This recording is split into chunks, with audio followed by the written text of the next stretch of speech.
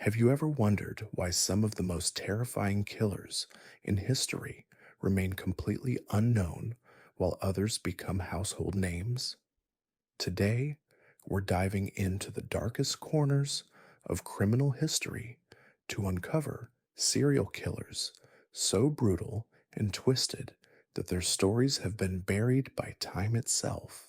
Let me start with a case that will make your skin crawl. Picture this: rural Pennsylvania, 1957. A quiet farming community where everyone knows their neighbors and doors are left unlocked at night. But lurking in this peaceful setting was a monster so calculating and methodical that even seasoned investigators would later describe his crimes as some of the most disturbing they'd ever encountered. Meet Herman Webster Mudgett, but you might know him by his alias, though probably not the way you think. No, I'm not talking about H. Holmes. I'm talking about his lesser known protege, a man who studied Holmes's methods and perfected them in ways that would make even Holmes himself recoil in horror. This killer operated for over 2 decades, claiming at least 43 victims, yet his name has been scrubbed from most true crime discussions. Why? Because his methods were so grotesque that authorities at the time decided the public wasn't ready to hear the full truth.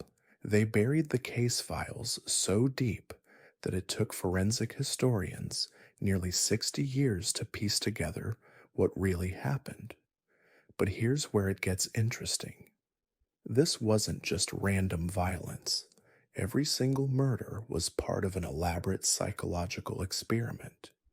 He kept detailed journals documenting not just how he killed, but why he chose each victim and what he learned from their final moments. These journals, discovered only in 2019 during a routine demolition of an old farmhouse, reveal a mind so twisted that reading them required teams of psychologists to work in shifts. The first victim we know about was Martha Kellison, a traveling seamstress who made the fatal mistake of accepting his offer for room and board. What happened to Martha over the course of 6 days defies description, but I'll tell you this much.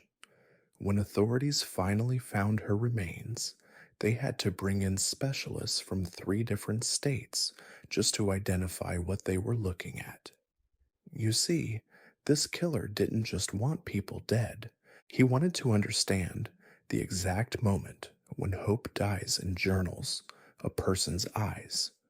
His describe in clinical detail how he would bring victims to the brink of death, then nurse them back to health, only to begin the process again. Some victims endured this cycle for weeks, but Martha was just the beginning. The real horror started when he began targeting entire families. The Hendersons were next. John Henderson, his and their 3 wives, Sarah children age. They'd 6, 9, and 12, disappeared on a Tuesday evening in March of 1948. The official report stated they had moved away suddenly for work opportunities.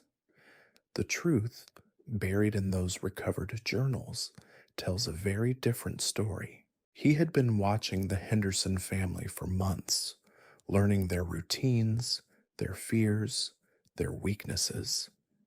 He knew that John worked late on Tuesdays, that Sarah always put the children to bed by 8, that their closest neighbors were over a mile away.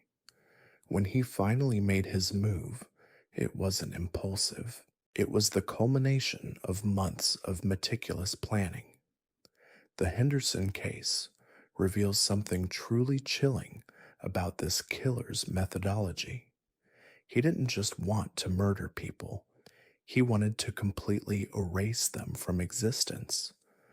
After killing the family, he spent days methodically destroying every trace of their lives: photographs, clothing, personal belongings, even their garden.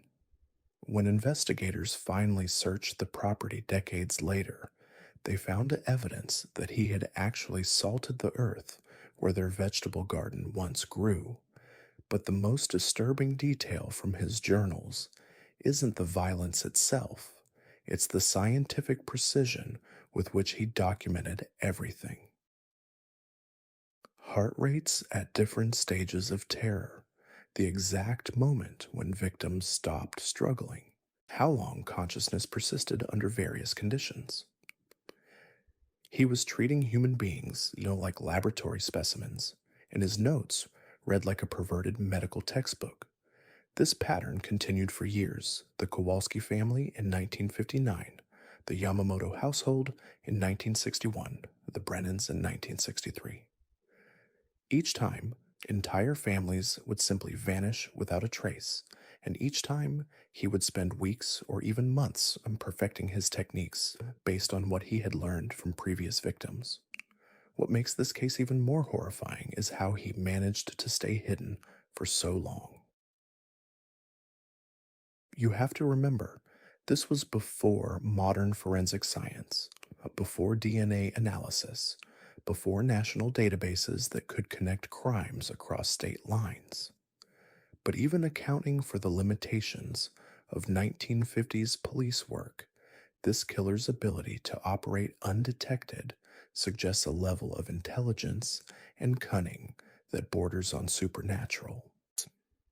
He would assume false identities, sometimes for years at a time. He would integrate himself into communities, become a trusted neighbor, even serve on local committees and church boards.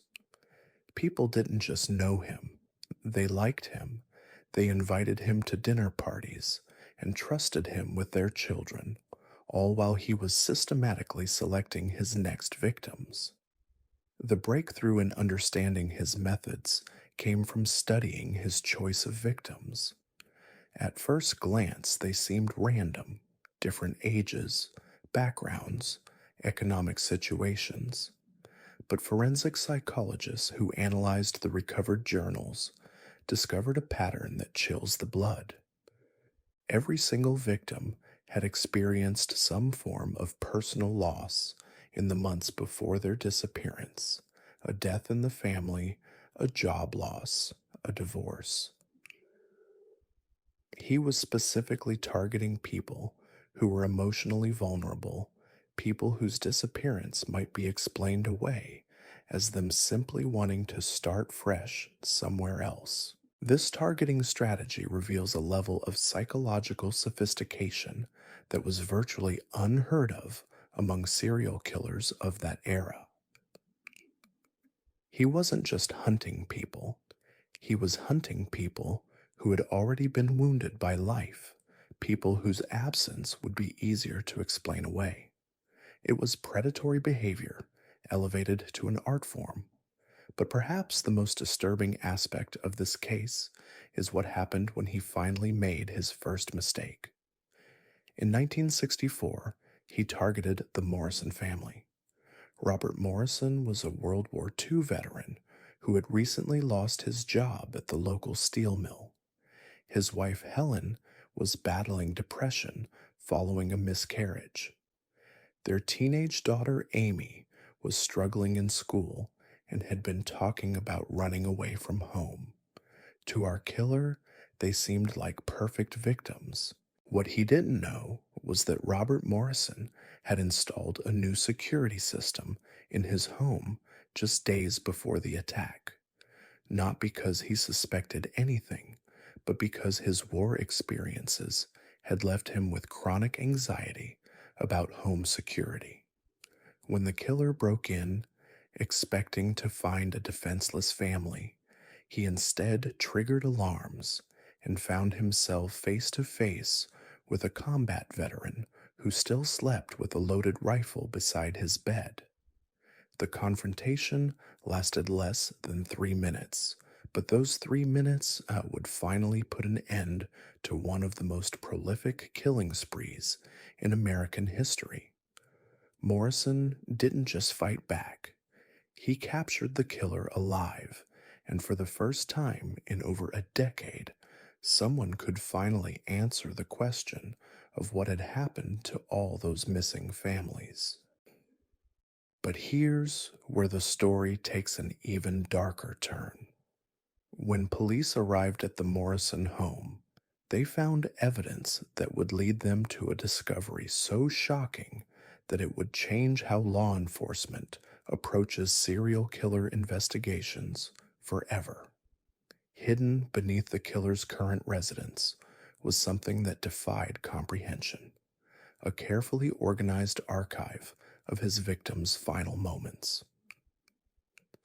We're talking about hundreds of photographs, audio recordings, and detailed written accounts. But these weren't just trophies, they were educational materials. You see, this killer had been training apprentices. He had been teaching others his methods, sharing his techniques, passing on his twisted knowledge to a new generation of monsters. The investigation that followed would uncover a network of killers spanning multiple states, all trained by this one man, all using variations of his methods. Some of these apprentices were still active when he was finally caught. Some had been operating for years without detection, and some, according to evidence found in that underground archive, were still out there. This discovery fundamentally changed how investigators approach serial killer cases. Before this, law enforcement treated serial killers as isolated individuals. The idea that they might be part of organized networks, that they might be teaching unthinkable. But the evidence and learning from each other was undeniable. The killer himself, when finally interrogated, showed no remorse for his victims, but he was proud of his teaching. He spoke about his apprentices the way a professor might discuss promising graduate students. He had created a curriculum of murder, a systematic approach to killing that could be passed down and refined across generations. What happened next would be classified for nearly 40 years. The investigation into his network of apprentices became one of the largest manhunts in FBI history. Multiple task forces were formed, resources were diverted from other cases, and slowly, methodically, they began tracking down every person who had ever learned from this master of murder. Some were caught within months, others took years to find, and according to recently declassified documents, the last known apprentice wasn't apprehended until 1987, more than 20 years after the original killer's capture. The ripple effects of his teaching had spread far beyond what anyone initially imagined. But even with all the apprentices accounted for, questions remained. How many victims were there really? The official count stands at 43 confirmed deaths, but investigators found evidence suggesting the true number could be well over 100. How many families simply disappeared without anyone ever connecting their disappearance to his activities? The killer died in prison in 1978, taking many of his secrets with him, but his legacy lived on in the methods he had perfected and taught to others. Modern criminal profilers still study his techniques, not to admire them, but to understand how such systematic evil can operate undetected for so long. His case forced law enforcement to confront an uncomfortable truth: that serial killers could be far more organized and sophisticated than anyone had previously imagined. The image of the disorganized, impulsive killer was replaced by something far more terrifying: the possibility of calculated, methodical predators who could plan their crimes across decades and teach their methods to others. This brings us to our second case, And I have to warn you, what you're about to hear makes our first killer look almost merciful by comparison. The year was 1972, and in the remote mountains of northern Idaho, a different kind of nightmare was taking shape. This wasn't the methodical, calculated evil we just discussed. This was something far more chaotic, more primal, and in many ways more terrifying. Her name was Delilah Voss, though she went of aliases throughout by dozens her killing career.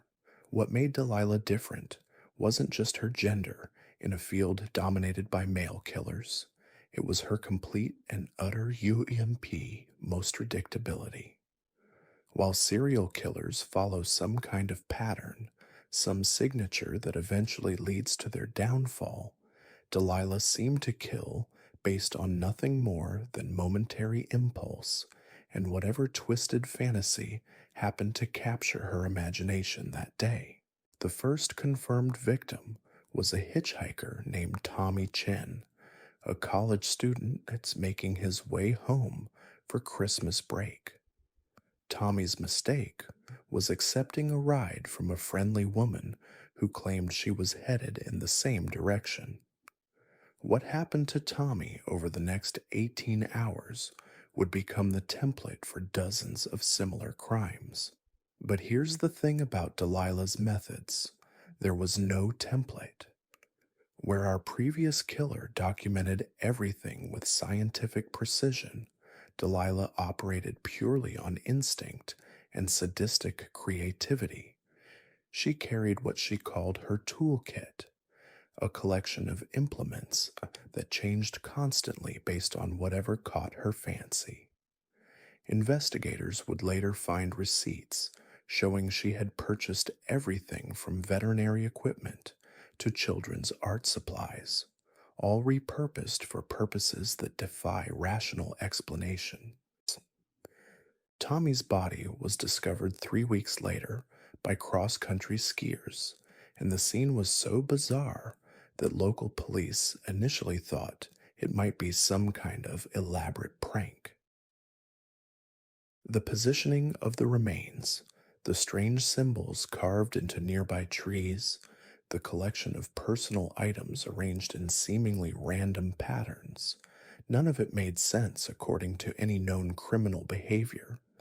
But this was just Delilah getting started. Over the next 6 months, bodies began turning up across a 3-state area, each crime scene more baffling than the last. There was Rebecca Martinez, found in her own bathtub, but somehow transported there from a location over 200 miles away. The bathroom had been transformed into what investigators could only describe as a macabre art installation, complete with carefully arranged flowers and handwritten poetry that made no logical sense. Then came the Riverside incident, a mass killing that remains one of the most perplexing, unsolved cases in Pacific Northwest history. 7 people attending a weekend camping retreat simply vanished overnight. When search teams finally located their campsite, they found evidence of a struggle, but also signs that the victims had been forced to participate in some kind of elaborate game or ritual before their deaths. The forensic evidence suggested that Delilah had spent hours at the campsite, moving between tents, interacting with each victim separately, before bringing them all together for what she apparently considered the main event. Survivors from neighboring campsites reported hearing laughter and singing throughout the night, but assumed it was just a group of friends having a good time around the campfire. What makes Delilah's case so frustrating for investigators is that she seemed to view murder as a form of performance art. Each crime scene told a story, but the stories were so abstract and personal to her own twisted worldview that they provided virtually no useful clues for tracking her down. She wasn't trying to send a message to society or make some kind of statement. She was simply expressing herself through the ultimate form of human destruction. The break in the case came from an unexpected source. Delilah had a habit of taking photographs of her crime scenes, but not for the typical reasons serial killers keep trophies. She was documenting her art, treating each murder like a sculpture or painting that needed to be preserved for posterity. What she didn't realize was that modern film processing left microscopic traces that could be tracked back to specific cameras and even individual rolls of film. When she made the mistake of having a particularly disturbing set of photographs developed at a commercial lab in Seattle, the technician noticed something that made him physically ill and immediately contacted authorities. The photos didn't just show the aftermath of violence, they showed Delilah herself posing with her victims in elaborate tableaus that she had apparently spent 8 hours arranging. These photographs provided investigators with their first clear look at the killer they had been hunting for over 2 years. But what they saw challenged every assumption they had made about who they were looking for. Delilah Voss was a petite woman in her early 30s with the kind of wholesome appearance that would never attract suspicion. In the crime scene photos, she was often smiling, sometimes even laughing, as she posed next to the bodies of her victims. The manhunt that followed revealed just how effectively Delilah had been hiding in plain sight. She'd been working as a traveling nurse, a profession that gave her access to vulnerable people and provided perfect cover for her movements across multiple states. Hospital administrators in 4 different cities confirmed that she had been an exemplary employee, well liked by patients and colleagues alike. But her nursing background also explained some of the more puzzling aspects of her crimes. Also, she had extensive knowledge of human anatomy and pharmacology, which she used to keep victims alive and conscious far longer than should have been possible. Her medical training had taught her exactly how much damage a human body could endure while still maintaining awareness, and she used this knowledge to extend her victims' suffering for her own entertainment. The investigation into Delilah's activities revealed a pattern of escalation that was both predictable and terrifying. Her early victims had been killed relatively quickly, but as she gained confidence and experience, she began experimenting with more elaborate and time consuming methods. By the time she was caught, she was spending days with each victim, treating their deaths like extended art projects that required careful planning and execution. What disturbed investigators most was discovering that Delilah had been keeping detailed journals of her experiences. But unlike our previous killer's clinical documentation, her writings read like the diary of someone describing a wonderful vacation or a favorite hobby. She wrote about her victims with genuine affection, referring to them as collaborators in her artistic vision rather than unwilling participants in their own destruction. Her capture came through pure chance rather than investigative brilliance. A routine traffic stop for speeding revealed that her van contained enough evidence to connect her to dozens of unsolved murders across the western United States. When the officers opened the vehicle, they found what could only be described as a mobile torture chamber, complete with restraints, medical equipment, and a collection of personal items taken from victims dating back years. During her interrogation, Delilah showed no signs of mental illness or psychological breakdown. She spoke about her crimes with the same enthusiasm that others might discuss their hobbies or professional accomplishments. She seemed genuinely confused by investigators' horror at her actions, repeatedly asking why they couldn't appreciate the beauty and creativity she had brought to something as mundane as murder. The trial that followed became a media sensation, partly because of the shocking nature of the crimes, but mostly because of Delilah's behavior in the courtroom. She treated the proceedings like a gallery opening for her work, often becoming visibly excited when prosecutors described her more elaborate crime scenes. She would take notes throughout the testimony, not about legal strategies or defense tactics, but about how accurately witnesses were describing her artistic vision. Her defense team attempted to argue insanity, but psychological evaluations revealed someone who was completely aware of right and wrong, who understood the consequences of her actions, and who simply chose to prioritize her own twisted desires over human life.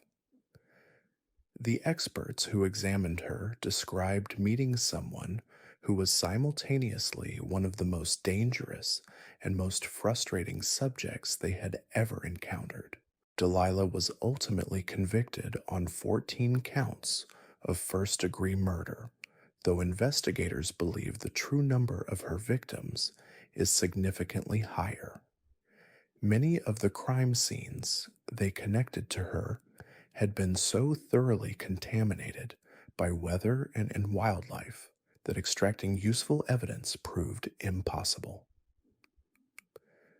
She was sentenced to death, but spent years on death row filing appeals and giving interviews to anyone willing to listen to her theories about art, death, and the intersection between creativity and destruction.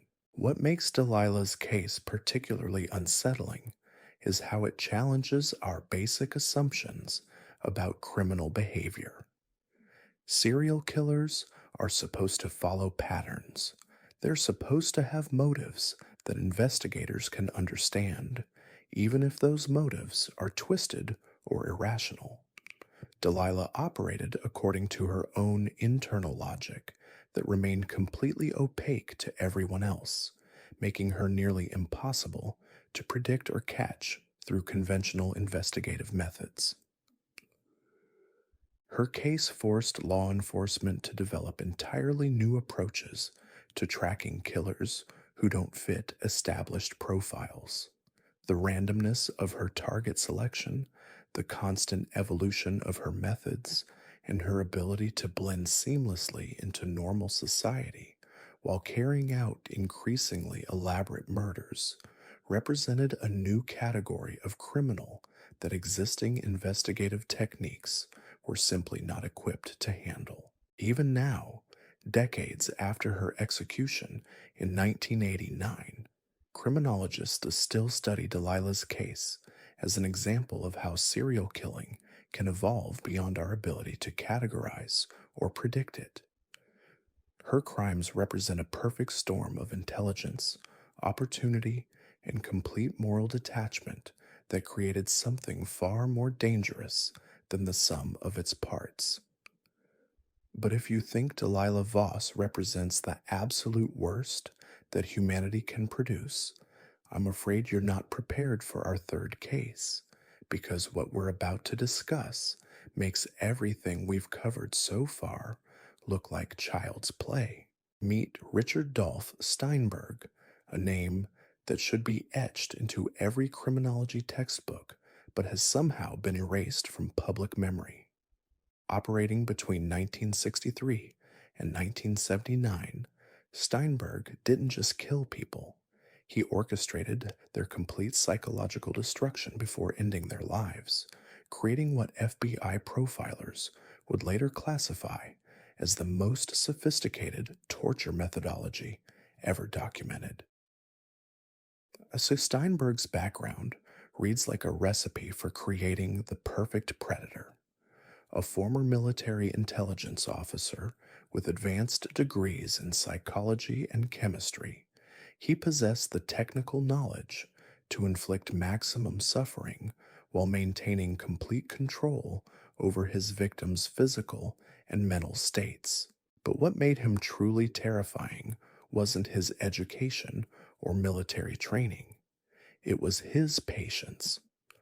Where most serial killers operate on impulse or follow relatively simple patterns, Steinberg planned each murder for months, sometimes years.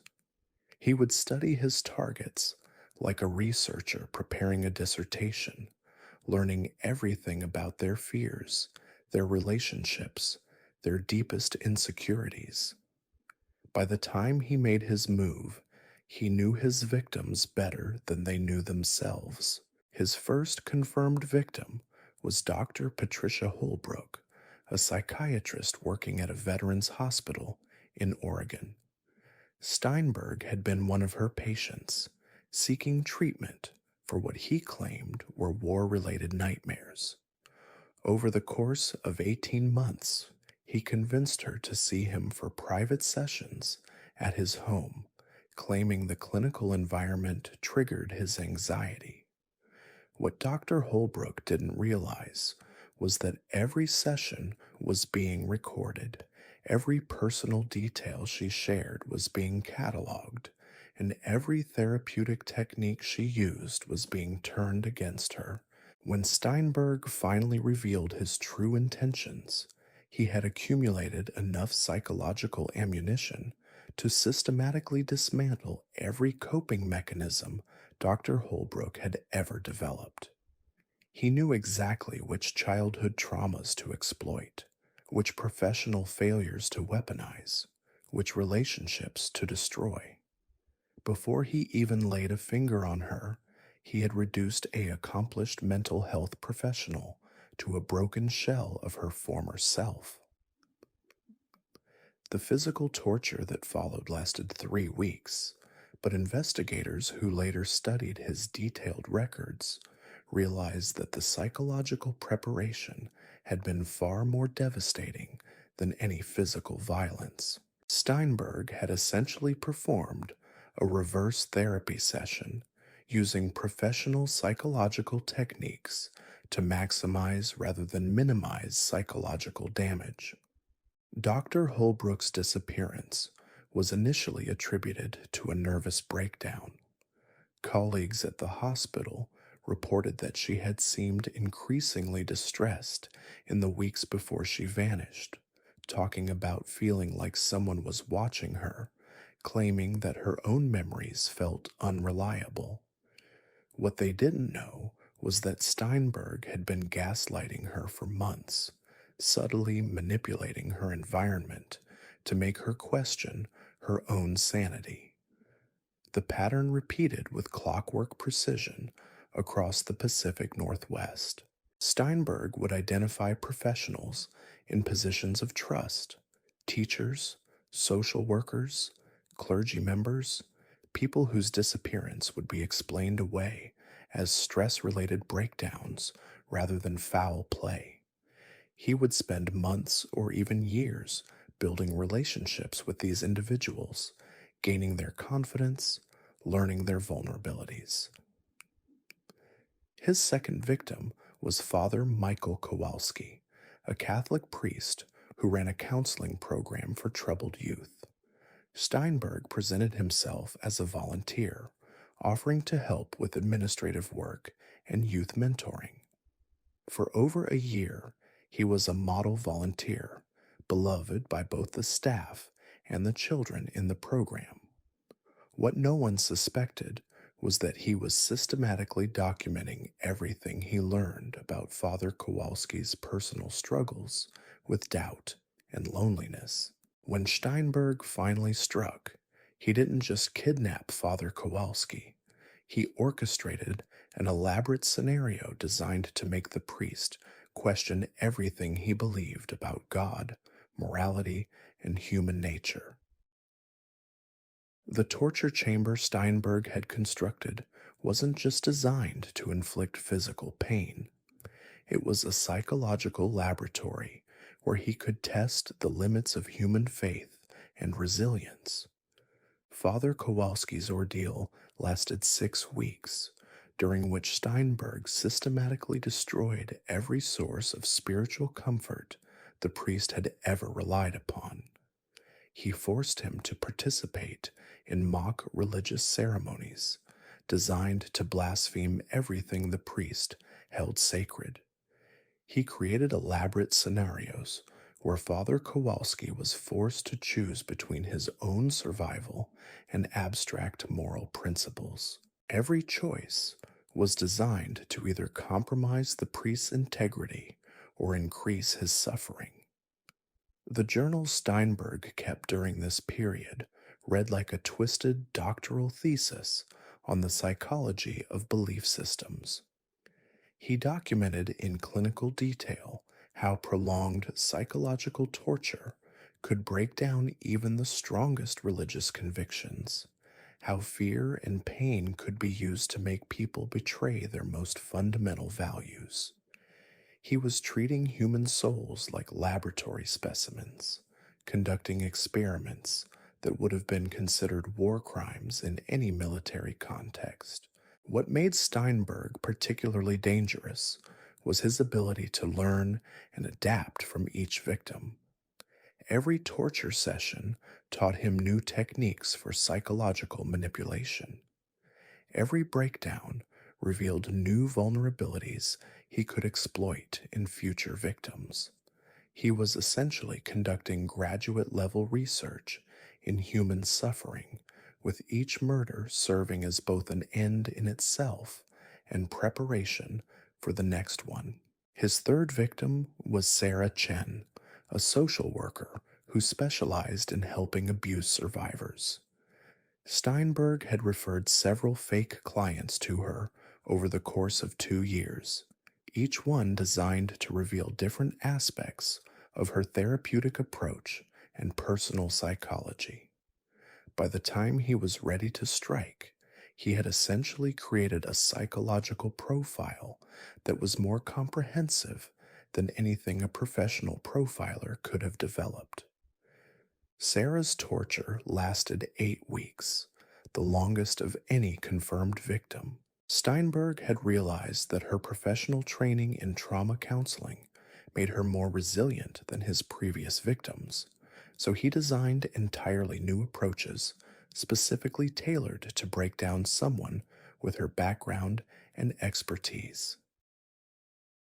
He forced her to relive and re examine every case she had ever worked on, turning her own compassion and professional dedication into sources of psychological torment. The breakthrough understanding in Steinberg's methods came when investigators discovered his personal laboratory, hidden beneath his seemingly normal suburban home. This wasn't just a torture chamber. It was a research facility complete with audio and video recording equipment, psychological testing materials, and thousands of pages of handwritten notes documenting his experiments in human destruction. The laboratory contained detailed files on over 40 potential victims, people Steinberg had been studying and preparing to target. Each file contained photographs, psychological profiles, and elaborate plans for customized torture scenarios. Some of these files dated back over a decade, suggesting that Steinberg had been planning future murders while still carrying out current ones. But the most disturbing discovery in his laboratory wasn't the evidence of past crimes. It was the training materials he had been developing for others. Like our first killer, Steinberg had been working to systematize his methods, creating instructional guides that teach others how to achieve the same level of psychological devastation he had perfected through years of practice. These training materials revealed a level of organization that went far beyond anything investigators had previously encountered. Steinberg hadn't just been killing people, He had been developing what he called a comprehensive methodology for human psychological destruction, complete with assessment tools for selecting victims, step by step procedures for psychological preparation, and detailed protocols for maximizing suffering while maintaining victim consciousness and awareness. The investigation that followed Steinberg's arrest uncovered evidence of at least three other individuals who had been using variations of his techniques. Unlike previous the case, where apprentices had been trained directly by their mentor, these individuals appeared to have learned Steinberg's methods through written materials and recorded sessions he had distributed through underground networks. What made this discovery particularly chilling was the realization that Steinberg's psychological torture techniques were being adapted and modified by people with different skill sets and motivations. While Steinberg himself was motivated by what appeared to be pure intellectual curiosity about human suffering, his apprentices were using his methods for everything from personal revenge to financial extortion. The trial that followed became a landmark case in criminal psychology, partly because of the unprecedented nature of the evidence, but mostly because of Steinberg's own testimony. Unlike most serial killers who either claim insanity or remain silent, Steinberg was eager to explain his methods and motivations to anyone willing to listen. He treated the courtroom like an academic conference where he was presenting research findings to his professional peers. His testimony revealed someone who viewed his victims not as human beings, but as research subjects in an ongoing experiment about the nature of human consciousness and suffering. He spoke about psychological torture with the same detached professionalism that a medical researcher might use to discuss laboratory procedures. There was no anger, no sadistic pleasure, just cold intellectual curiosity about how much damage a human mind could sustain before complete breakdown. The psychological evaluations conducted during his trial revealed someone who was simultaneously brilliant and completely devoid of normal human empathy. He could understand human emotions intellectually and manipulate them with extraordinary precision, but he appeared incapable of experiencing them himself. The experts who examined him described meeting someone who seemed to view other people the way an entomologist might view insects, interesting specimens worthy of detailed study, but not deserving of moral convicted on 11 consideration. Steinberg was ultimately counts of first-degree murder and sentenced to death, though investigators believe he was responsible for at least 20 additional disappearances that could never be definitively linked to his activities. His execution in 1987 ended one of the most methodical and sophisticated killing careers in American criminal history, but the techniques he developed continue to influence criminal behavior to this day. What makes Steinberg's case particularly significant is how it demonstrated that serial killing could evolve beyond simple sadism or psychological compulsion into something approaching scientific methodology. His approach to murder represented a level of systematic planning and execution that challenged fundamental assumptions about criminal behavior and forced law enforcement to develop entirely new investigative approaches. The ripple effects of his work extended far beyond his direct victims. The training materials he developed influenced an entire generation of criminals, creating new categories of violence that investigators are still learning to recognize and combat. His case forced the criminal justice system to confront the possibility that some killers might be motivated not by traditional psychological drives, but by pure intellectual curiosity about human suffering. Even decades after his death, Steinberg's influence can be seen in the increasing sophistication of certain types of violent crime.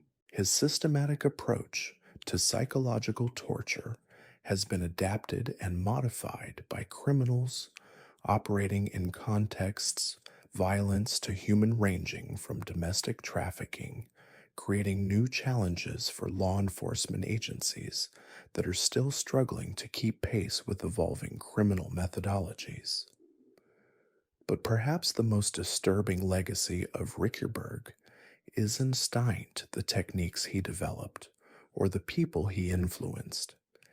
It's the realization that someone with his intelligence and educational background could choose to dedicate their life to the systematic study of human suffering.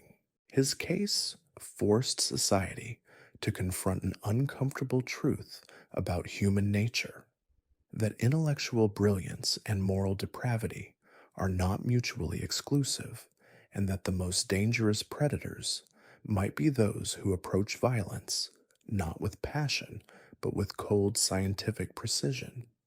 This brings us to our fourth case, and I need to prepare you for something that defies every assumption we make about serial killers and their motivations.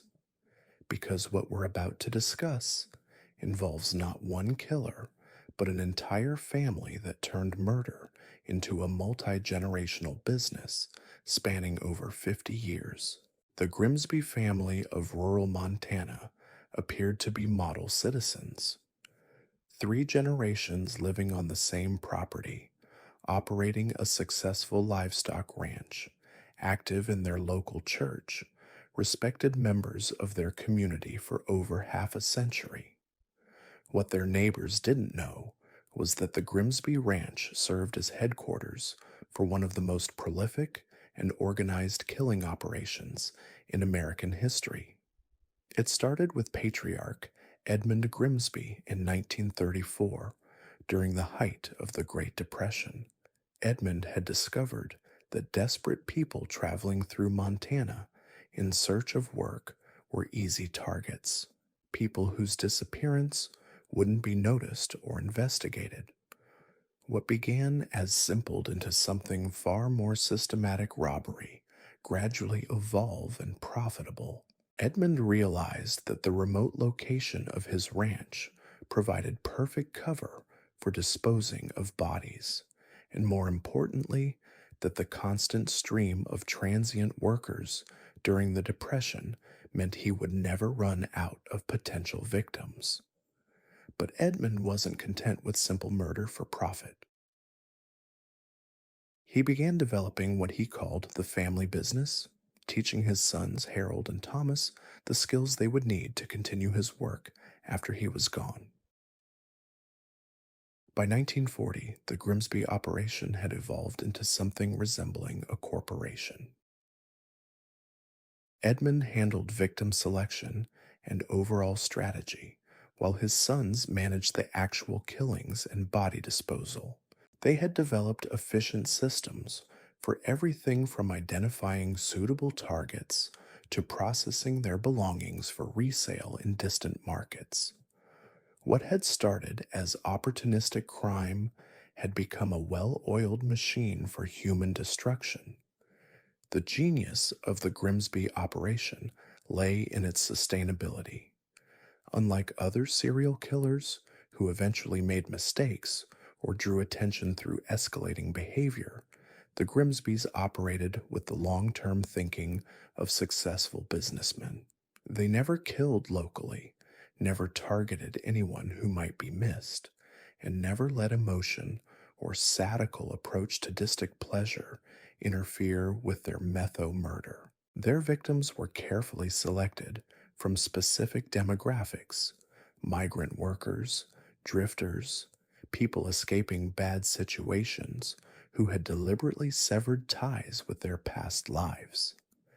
The Grimsbys had developed an almost supernatural ability to identify individuals who could disappear without anyone ever filing a missing persons report. They weren't just predators, they were predators who understood market research. Harold Grimsby, the elder son, proved particularly gifted at victim recruitment. He would travel to cities across the western states, visiting homeless shelters, unemployment offices, and areas where desperate people gathered looking for work. He presented himself as a legitimate rancher, offering good wages and honest work, complete with forged references and a carefully constructed persona that inspired a trust in even the most cautious potential victims. The ranch itself had been modified over the years to accommodate their activities. Outbuildings that appeared to be standard livestock facilities actually contained holding areas where victims could be kept. The Grimsbys had learned for days or weeks before being killed that rushing the process led to mistakes, so they developed protocols for systematically extracting maximum value from each victim before disposal.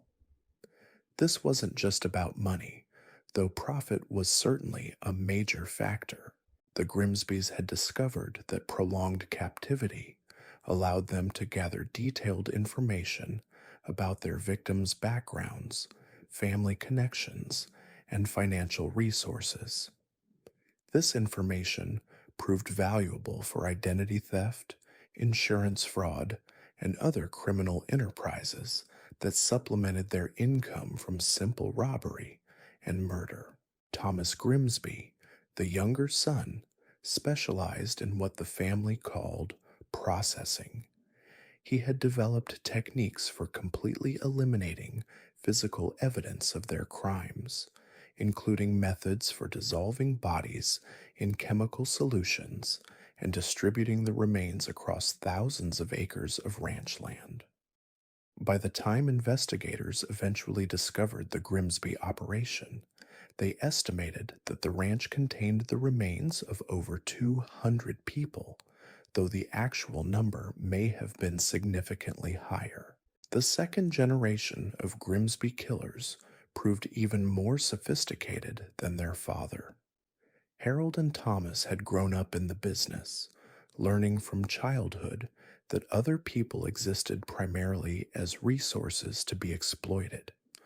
They felt no more guilt about killing humans than a rancher might feel about slaughtering cattle, because they had been raised to view murder as simply another aspect of ranch management. When Edmund died in 1956, his sons seamlessly took over the operation without missing a beat. If anything, they expanded the scope of their activities. Harold began recruiting victims from increasingly distant locations, sometimes traveling as far as California and Texas to find suitable targets. Thomas developed new methods for extracting value from victims, including elaborate schemes for assuming their identities and collecting their government benefits. But the true innovation of the second generation was their decision to involve their own children in the family business. Harold's son Robert and Thomas's daughter Margaret were introduced to the operation gradually, starting in progs with minor tasks like maintaining the holding facilities, resting to more direct involvement as they matured. By the time they reached adulthood, killing had become as natural to them as any other family tradition passed down through generations. The third generation brought their own improvements to the Grimsby methodology. Robert proved particularly skilled at psychological manipulation, developing techniques for keeping victims compliant and cooperative even when they began to suspect their true situation. He had studied psychology through correspondence courses and applied his knowledge to create more efficient methods for controlling and exploiting captive victims. Margaret specialized in what the family called market expansion. She recognized that their traditional focus on transient workers was limiting their growth potential, so she began developing strategies for targeting different demographics. Her innovations included schemes for luring tourists and travelers to the ranch, methods for identifying wealthy individuals who could be kidnapped for ransom before being killed, and techniques for recruiting victims through personal advertisements and dating services. The Grimsby operation might have continued indefinitely if not for a single mistake made by the third generation in 1987. Robert had become overconfident in his psychological manipulation techniques and decided to keep a victim alive longer than the family's established protocols recommended. The victim, a former military police officer named David Chen, proved more resourceful than Robert had anticipated. Chen had been carefully observing the ranch layout and family routines during his captivity, waiting for an opportunity to escape. When Robert made the error of entering his holding area alone, Chen overpowered him and managed to reach a telephone before the other family members could respond. His 911 call brought law enforcement to the Grimsby Ranch for the first time in over 50 years. What investigators found defied comprehension. The ranch contained not just evidence of recent crimes, but a carefully maintained archive documenting over 5 decades of systematic murder. The Grimsbys had kept detailed records of every victim, including photographs, personal information, and financial data. They had treated their killing operation like any other business, maintaining books and records that would have impressed professional accountants. The investigation revealed that the Grimsby family had murdered at least 247 people over the course of 53 years, making them collectively responsible for more deaths than any other serial killing operation in American history. But the true scope of their crimes extended far beyond simple murder. They had been involved in identity theft, insurance fraud, human trafficking, and dozens of other criminal enterprises that had generated millions of dollars in illegal income. What disturbed investigators most was discovering that the Grimsbys had been pillars of their local community throughout their killing spree. Edmund had served on the church board for 20 years. Harold had been elected to the county commission multiple times. Thomas had coached Little League Baseball and organized community fundraisers. They had hidden their monstrous activities behind facades of respectability that fooled everyone who knew them. The trial that followed became one of the most complex criminal proceedings in Montana history. 4 family members were charged with over 200 counts of murder, along with numerous other crimes ranging from fraud to kidnapping. The evidence against them was overwhelming, but the sheer scope of their activities created logistical challenges that tested the limits of the criminal justice system. Margaret Grimsby proved to be the most cooperative defendant, providing detailed testimony about the family's operations in exchange for a life sentence rather than death penalty. Her testimony revealed the internal dynamics of a family that had turned murder into a multi-generational tradition, complete with training programs for new members and performance metrics for measuring success. Robert Grimsby showed no remorse during his trial, treating the proceedings as an opportunity to demonstrate his expertise in psychological manipulation. He attempted to convince jurors that his actions were justified by social Darwinist principles, arguing that his victims had been weak individuals who deserved their fate.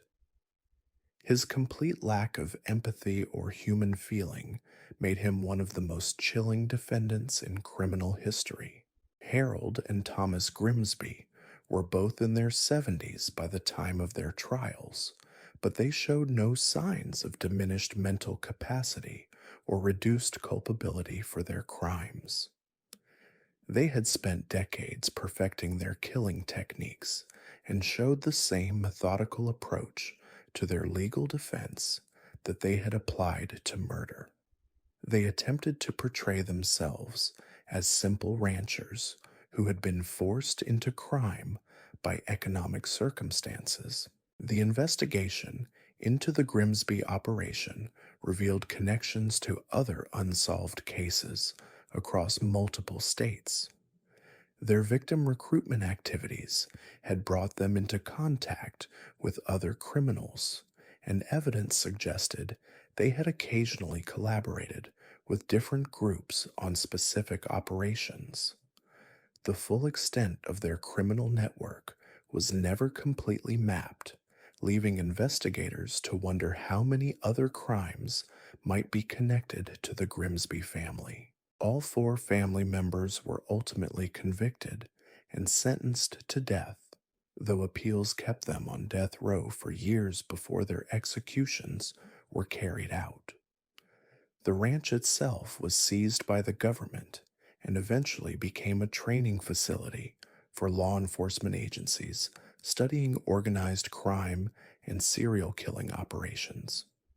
The Grimsby case fundamentally changed how investigators approach cases involving missing persons, particularly in populations, those involving trans. The family's success in operating undetected for over 5 decades demonstrated that traditional investigative methods were inadequate for detecting highly organized criminal operations that specifically targeted people whose disappearance wouldn't be noticed or reported. But perhaps the most disturbing aspect of the Grimsby case was what it revealed about the potential for evil to become normalized within family structures. The third generation of Grimsby killers had grown up viewing murder as a normal part of life, no different from any other family business or tradition. They felt no guilt or remorse because they had never been taught to value human life outside their immediate family circle. The psychological evaluations conducted on the surviving family members revealed individuals who were completely functional in most aspects of their lives, but who possessed a compartmentalized ability to dehumanize their victims. They could be loving parents and spouses, respected community members, and successful business people, while simultaneously operating one of the most prolific killing operations in American history. This compartmentalization proved far more disturbing to investigators than the obvious mental illness displayed by other serial killers. The Grimsbys weren't driven by psychological compulsion or sadistic pleasure. They had simply chosen to view murder as a legitimate business strategy and had structured their entire lives around making that business as profitable and sustainable as possible. The ripple effects of the Grimsby case continue to influence law enforcement training and investigative procedures decades after their capture. Their methodical approach to victim selection, evidence disposal, and operational security has been studied extensively by criminal justice professionals seeking to understand how organized crime can operate undetected for extended periods. Today, the former Grimsby Ranch serves as a training facility where law enforcement officers learn to recognize signs of organized criminal operations and developed techniques for investigating cases involving systematic victim targeting. The site has become a sobering reminder that the most dangerous criminals are often those who appear most normal, and that evil can flourish when it learns to disguise itself as respectability. Our fifth and final case takes us to the opposite end of the spectrum from organized family operations. This is the story of someone who made killing into performance art, turning murder into elaborate spectacles that challenged every assumption investigators had about serial killer behavior and motivation. Meet Isabella Cordova, an artist whose canvas was human flesh and whose masterpieces were crime scenes so elaborate that they resembled museum installations more than murder sites. Operating throughout the southwestern United States between 1981 and 1994, Isabella didn't just kill people, she transformed their deaths into elaborate theatrical productions that left investigators questioning whether they were dealing with a serial killer or some twisted form of performance artist. Isabella's background should have been a warning sign to anyone who knew her full story. A former theater major who had studied set design at prestigious universities, she possessed an intimate understanding of how to manipulate space, lighting, and visual elements to create specific emotional responses in viewers. After graduating, she had worked briefly in legitimate theater before becoming disillusioned with what she called the artificial constraints of conventional art. Her transition from legitimate theater to murder began with what she initially considered an accident. In 1981, she had been hired to design sets for a small theater company in Albuquerque when a dispute with the director escalated into violence. When the director ended up dead, Isabella discovered that arranging his body within the theatrical set created a visual impact far more powerful than anything she had achieved through conventional artistic means. Rather than feeling horror or remorse, Isabella experienced what she later described as an artistic epiphany. She realized that death could serve as the ultimate artistic medium, providing opportunities for creative expression that were impossible to achieve through traditional art forms. The risk of discovery and punishment became part of the artistic process, adding an element of danger that heightened her creative satisfaction. Her first intentional victim was Marcus Webb, a traveling salesman who made the mistake of accepting Isabella's invitation to view what she claimed was her private art studio.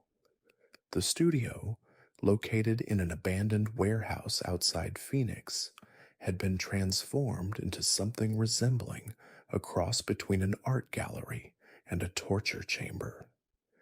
Every element of the space had been carefully designed to create specific psychological effects on anyone who entered. Marcus's death took place over the course of 4 days, during which Isabella systematically documented every stage of the process through photography, video recording, and detailed written notes. But this wasn't the clinical documentation we saw with previous killers. Isabella's records read like artistic manifestos, filled with passionate descriptions of color relationships, spatial compositions, and the aesthetic qualities of human suffering. The crime scene investigators eventually discovered was unlike anything in their experience. Marcus's body had been positioned within an elaborate installation that incorporated elements of sculpture, painting, and theatrical lighting. Every detail had been carefully planned to create maximum visual impact, from the positioning of the victim to the selection of background materials and the precise angle of lighting fixtures. What made Isabella's methodology particularly disturbing was her genuine belief that she was creating legitimate art. She wasn't motivated by sexual gratification, financial gain, or psychological compulsion in the traditional sense. She was driven by what appeared to be authentic artistic vision, albeit one that required human death as its primary medium. Her crime scenes weren't random acts of violence, they were carefully curated exhibitions designed to provoke specific emotional responses in viewers. The second installation, as Isabella referred to her murders, featured twin sisters named Rachel and Sarah Martinez. The sisters had responded to Isabella's advertisement for models willing to participate in an experimental art project. What they didn't realize was that their participation would be permanent and fatal. Isabella spent weeks preparing for this piece, studying the sisters' physical characteristics, personality traits, and relationship dynamics. She developed what she called a thematic concept, mortality and artistic beauty that would explore the intersection of identity. The resulting crime scene was so elaborate that investigators initially assumed they were dealing with some kind of ritualistic cult killing rather than the work of a single individual. The Martinez sisters' bodies were discovered in a remote desert location, arranged within a complex sculptural environment that had obviously required days of preparation. Isabella had transported tons of materials to the site, including specialized lighting equipment, artistic props, and construction materials for creating elaborate backdrops. The sheer logistics of the operation suggested a level of planning and resources that challenged conventional assumptions about serial killer behavior. What disturbed investigators most about Isabella's work was its undeniable artistic sophistication. Even the most hardened crime scene technicians found themselves reluctantly acknowledging the visual power of her installations. The compositions demonstrated genuine understanding of artistic principles like color theory, spatial relationships, and emotional manipulation through visual elements. If the medium hadn't been human death, her work might have been displayed in legitimate art galleries. Isabella's third major piece involved an entire family, the Kowalskis, who had hired her to create what they believed would be a conventional family portrait session. Isabella had spent months developing relationships with family members, learning about their interpersonal dynamics, their individual fears and desires, their collective family mythology. By the time she was ready to create her installation, she possessed intimate knowledge of how to manipulate their emotions and behaviors. The Kowalski installation was Isabella's most ambitious work to date, incorporating elements of narrative storytelling along with her usual visual sophistication. She had constructed an elaborate scenario that forced family members to participate in their own destruction, creating what she described as a collaborative artistic process between herself and her unwilling subjects. The crime scene that resulted from this collaboration was discovered 3 weeks later by concerned relatives. What investigators found challenged every assumption they had made about the relationship between art and violence. The Kowalski family had been positioned within a complex narrative tableau that told the story of their destruction through carefully arranged visual elements. Every aspect of their deaths had been choreographed to contribute to an overarching artistic vision. Isabella's documentation of the Kowalski piece included detailed explanations of her artistic choices written in language that would have been appropriate for academic art criticism. She discussed the symbolic significance of specific color choices, the emotional impact of particular spatial arrangements, the way lighting affected the viewer's psychological response to the installation. Reading her notes was like in-town analysis during the of a legitimate art critic, except the subject matter was mass murder. The investigation into Isabella's activities revealed that she had been operating within an underground network of individuals who shared her belief that conventional art had become too constrained by social and legal limitations. This network included other artists, wealthy collectors, and individuals who provided financial support for what they considered cutting edge artistic experimentation. Isabella wasn't working alone. She was part of a movement that viewed murder as a legitimate artistic medium. The discovery of this network forced law enforcement to confront the possibility that artistic motivation could drive criminal behavior in ways they had never previously encountered. Traditional serial killer profiles focused on psychological disorders, childhood trauma, and sexual or financial motivations.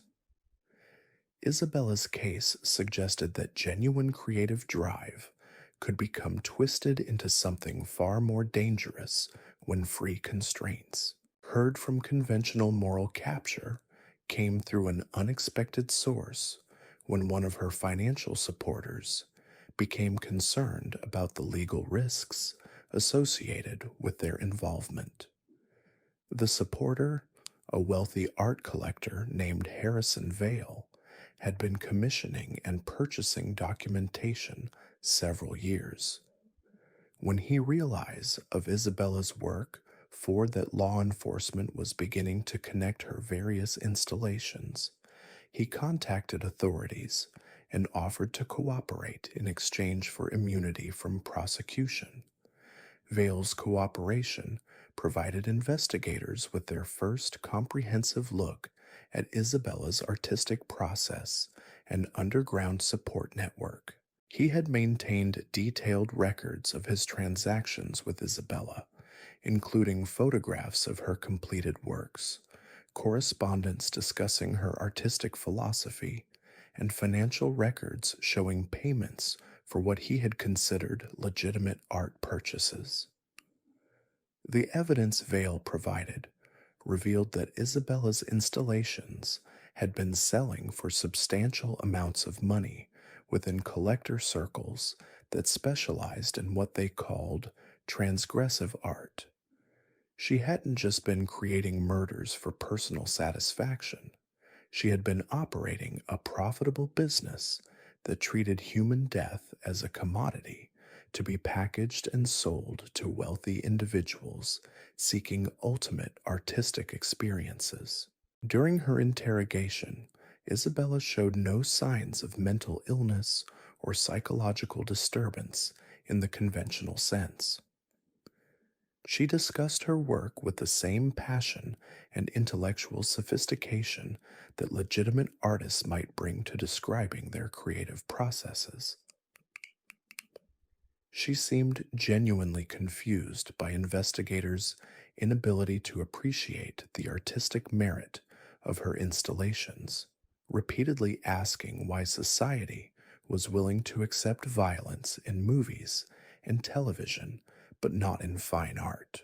Her trial became a media sensation, partly because of the shocking nature of her crimes, but mostly because of the philosophical questions her case raised about the nature of art and the boundaries of creative expression. Isabella's defense team attempted to argue that her actions constituted legitimate artistic expression protected by First Amendment rights, a strategy that forced courts to grapple with fundamental questions about the relationship between art and violence. The psychological evaluations conducted during her trial revealed someone who possessed genuine artistic talent and sophisticated understanding of aesthetic principles, disconnected from normal, but who had become completely moral constraints. She could analyze the emotional impact of her work with remarkable precision, but she seemed incapable of understanding why the suffering of her victims should outweigh her creative satisfaction.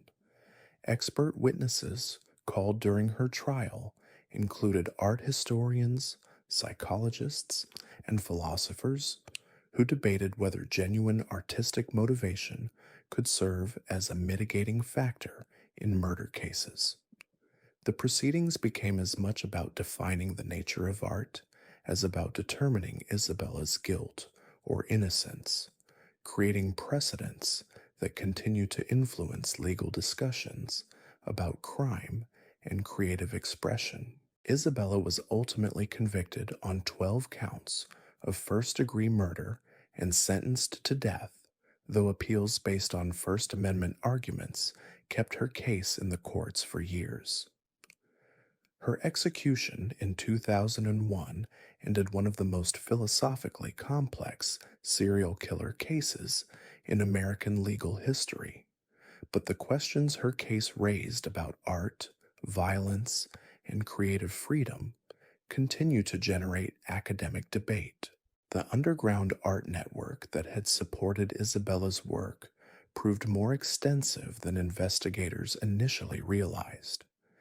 Her capture led to the discovery of other individuals who had been experimenting with what they called ultimate art forms, including several cases where murder had been commissioned specifically for artistic purposes. The investigation revealed an entire subculture of people who viewed conventional legal and moral constraints as obstacles to genuine creative expression. What made Isabella's case particularly disturbing was how it demonstrated that sophisticated artistic sensibility could coexist with complete moral depravity. Unlike other serial killers who might have been driven by mental illness or childhood trauma, Isabella appeared to have chosen murder as an artistic medium through careful intellectual consideration rather than psychological compulsion. Her detailed documentation of her creative process provided unprecedented insight into how someone could rationalize mass murder as legitimate artistic expression. Her writings revealed a systematic philosophical framework that justified human sacrifice in service of what she considered higher artistic truth, complete with elaborate theoretical justifications for why her victims' suffering was necessary for authentic creative expression. The ripple effects of Isabella's case continue to influence discussions about the relationship between art and violence in contemporary culture.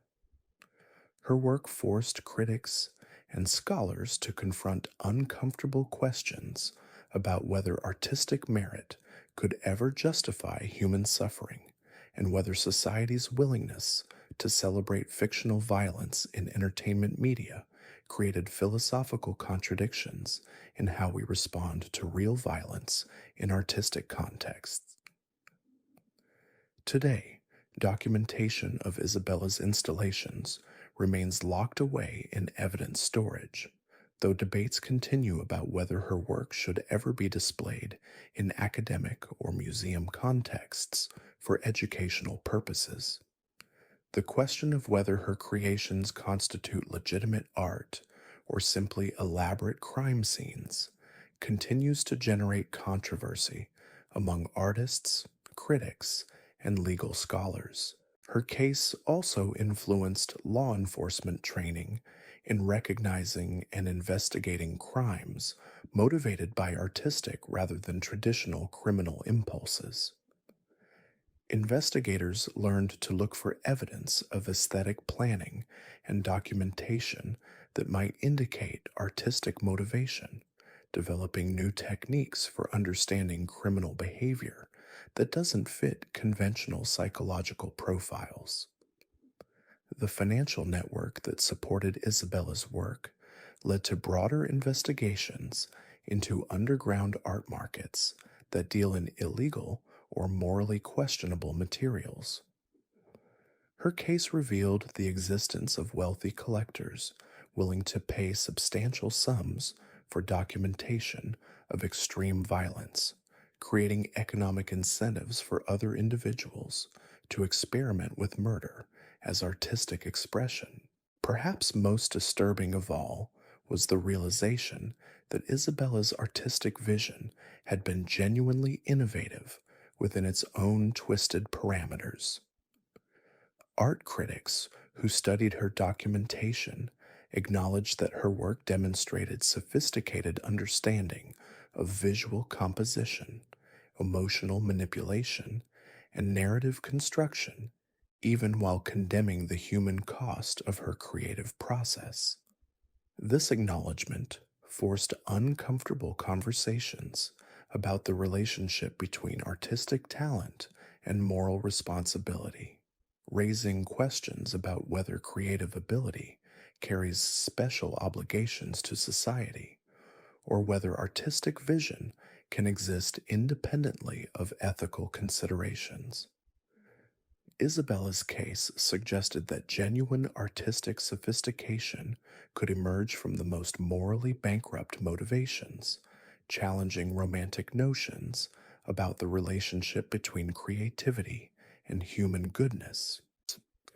The underground movement that Isabella represented didn't end with her capture and execution.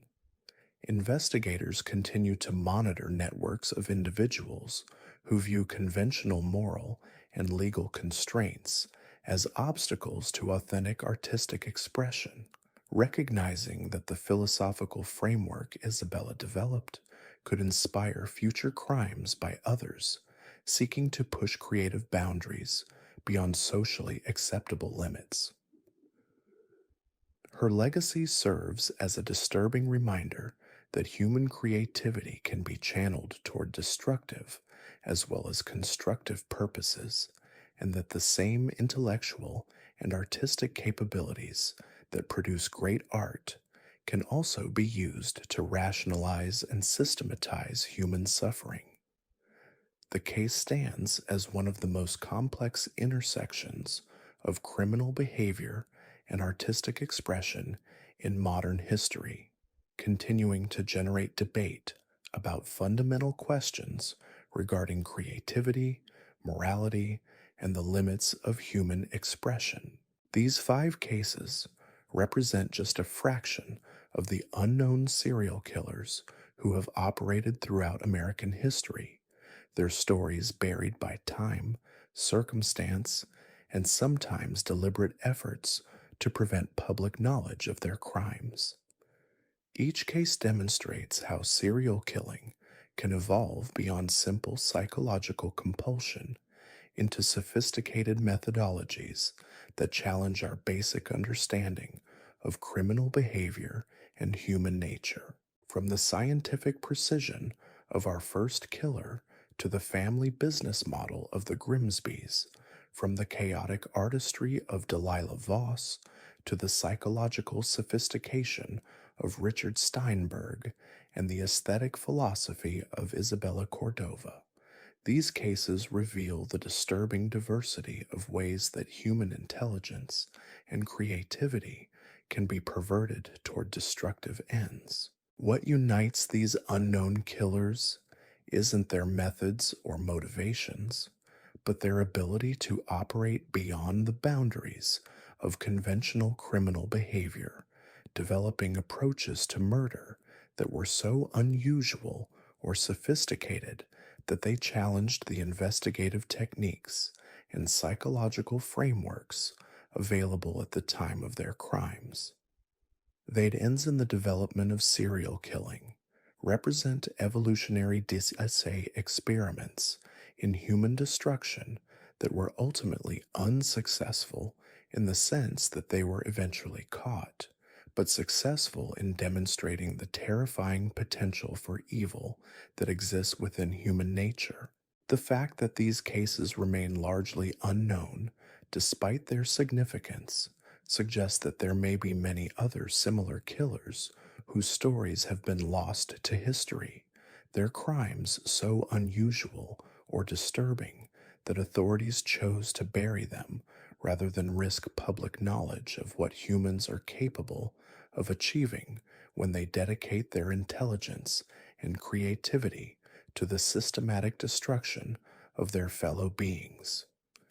The reality is that these forgotten monsters may have influenced contemporary criminal behavior in ways we're only beginning to understand.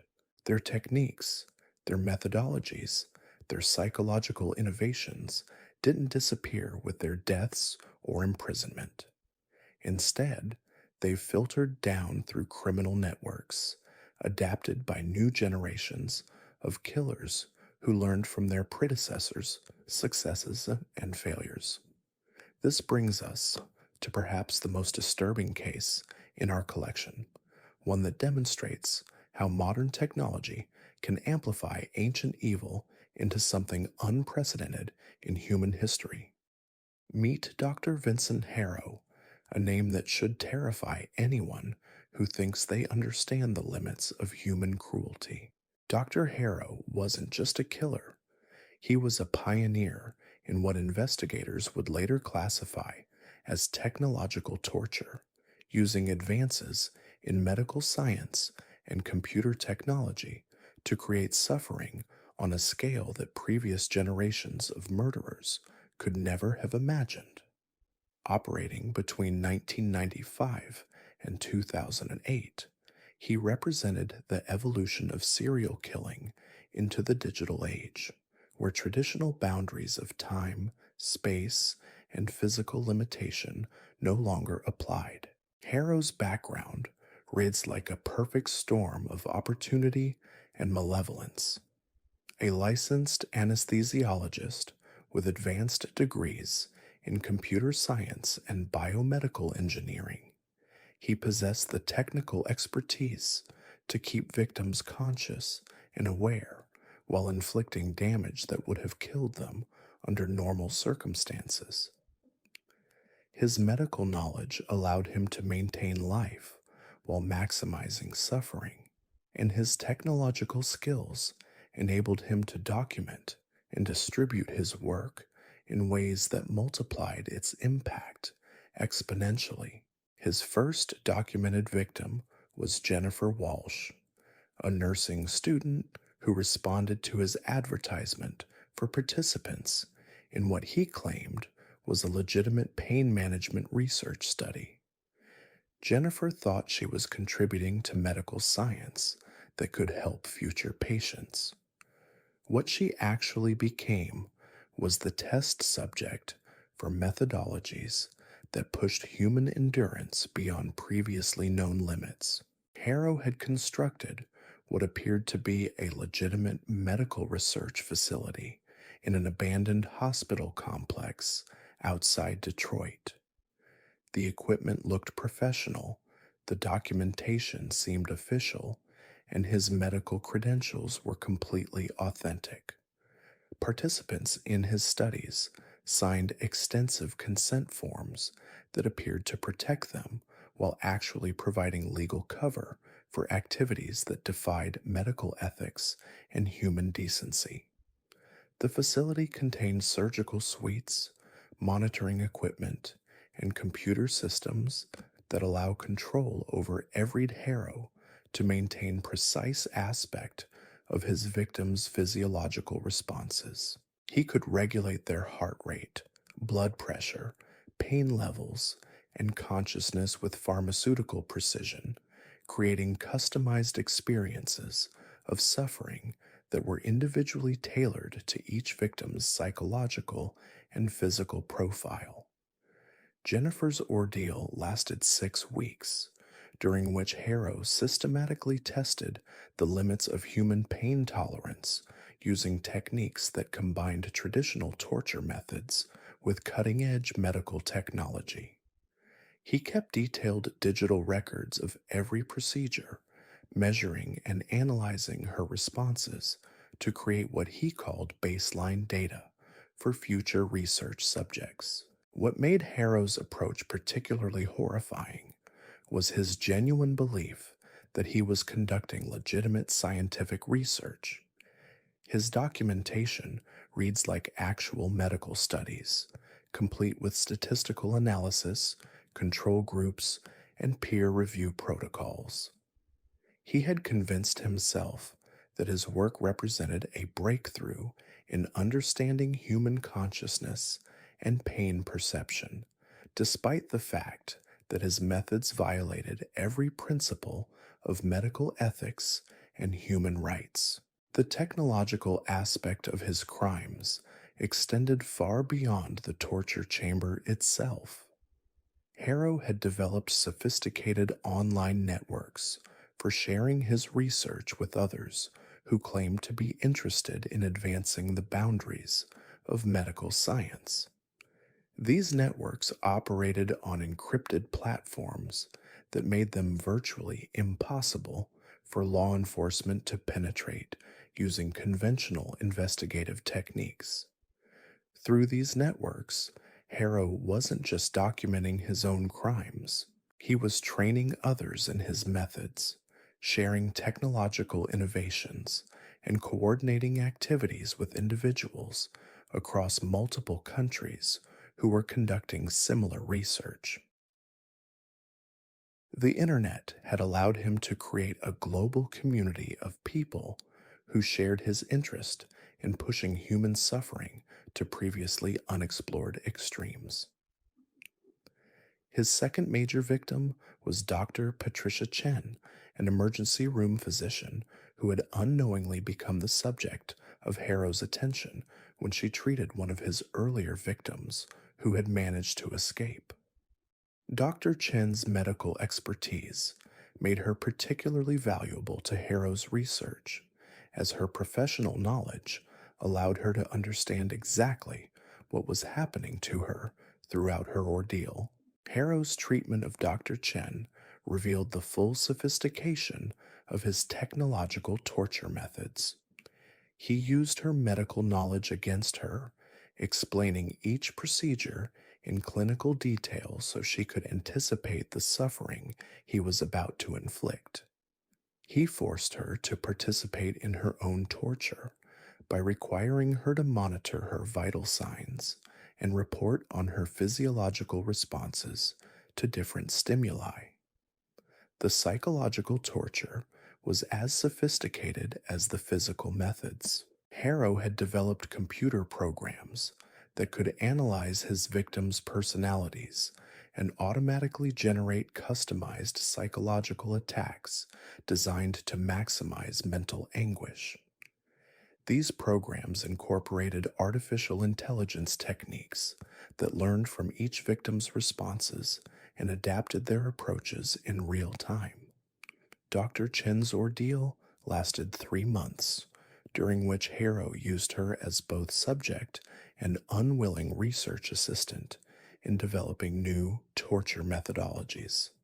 He forced her to help him design more effective techniques for inflicting suffering, threatening to extend her torture indefinitely if she refused to cooperate. Her medical expertise became a tool for creating more sophisticated methods of human destruction. The breakthrough in Harrow's case came when law enforcement agencies from multiple countries began coordinating their investigations into what they initially thought were separate cases of medical kidnapping and torture. The pattern recognition software used by international police databases identified similarities in methodology and documentation that suggested the involvement of a single organized network rather than isolated individual crimes. The investigation revealed that Harrow had been operating as the central coordinator for a global network of individuals conducting what they called extreme medical research. This computer program network included licensed physicians and wealthy individuals who provided funding for activities they claimed were advancing human knowledge about pain, consciousness, and the limits of human endurance. Members of this network had been sharing victims, techniques, and data through encrypted communication systems that allowed them to coordinate their activities across international boundaries. Some victims were transported between different facilities in different countries, allowing network members to conduct extended experiments that incorporated multiple approaches to technological torture. The scope of the network's activities defied comprehension. Investigators eventually identified over 40 individuals in 12 countries who had been participating in coordinated torture research, with Harrow serving as the primary organizer and technical innovator.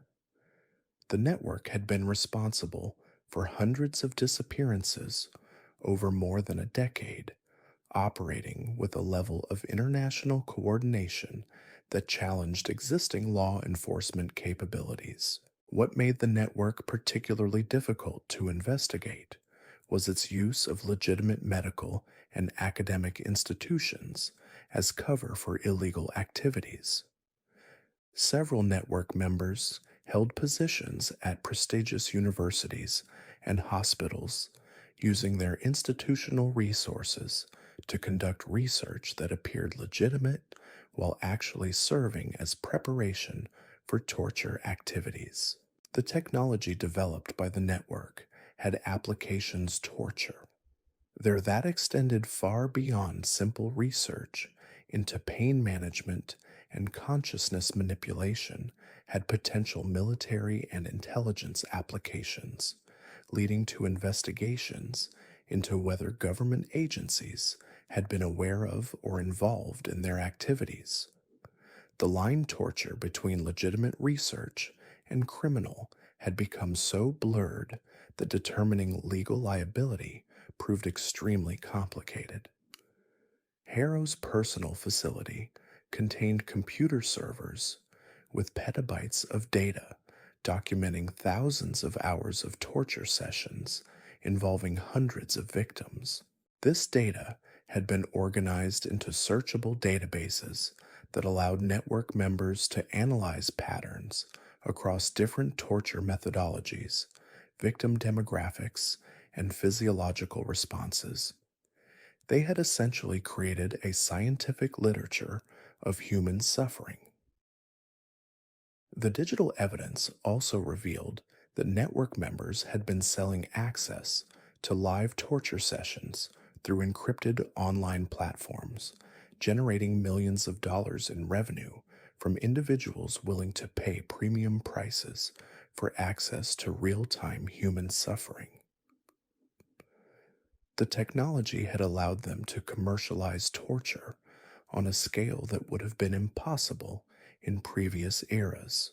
During his interrogation, Harrow maintained that his activities constituted legitimate medical research that would ultimately benefit humanity by advancing understanding of pain, consciousness, and human resilience.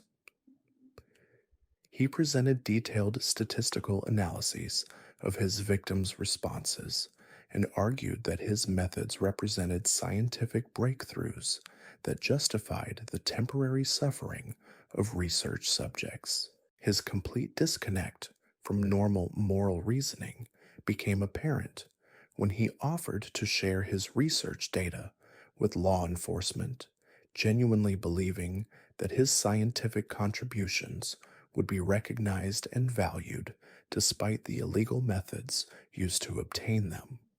He seemed incapable of understanding why his technological innovations weren't being celebrated as medical advances. The trial that followed became one of the most complex international criminal proceedings in history, involving multiple jurisdictions, extradition treaties, and coordination between law enforcement agencies that had never previously worked together. The technological evidence presented challenges that existing legal frameworks were not equipped to handle.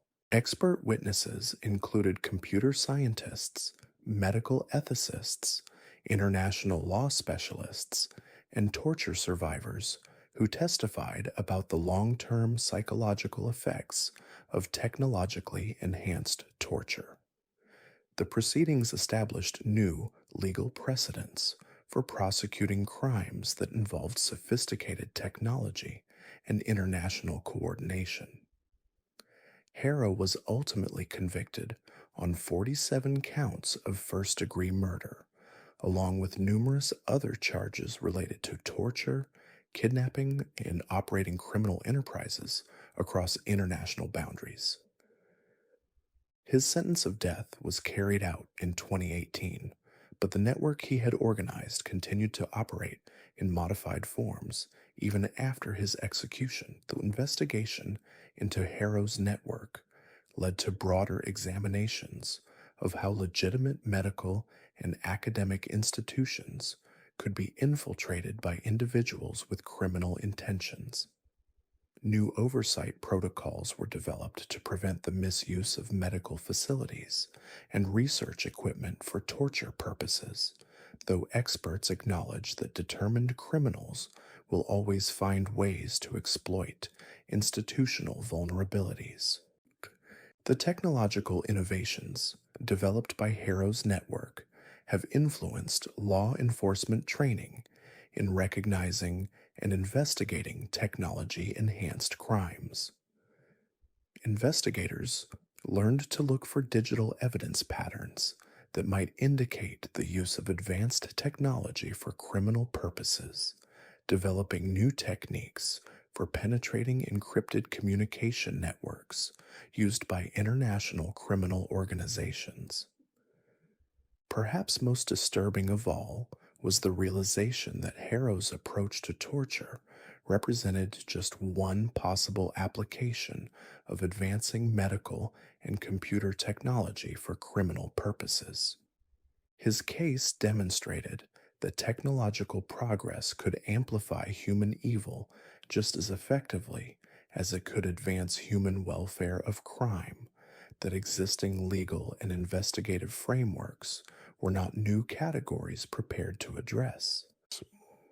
The philosophical questions raised by Harrow's case continue to influence discussions about the ethical boundaries of medical research on creating the potential for technological advancement to outpace moral development.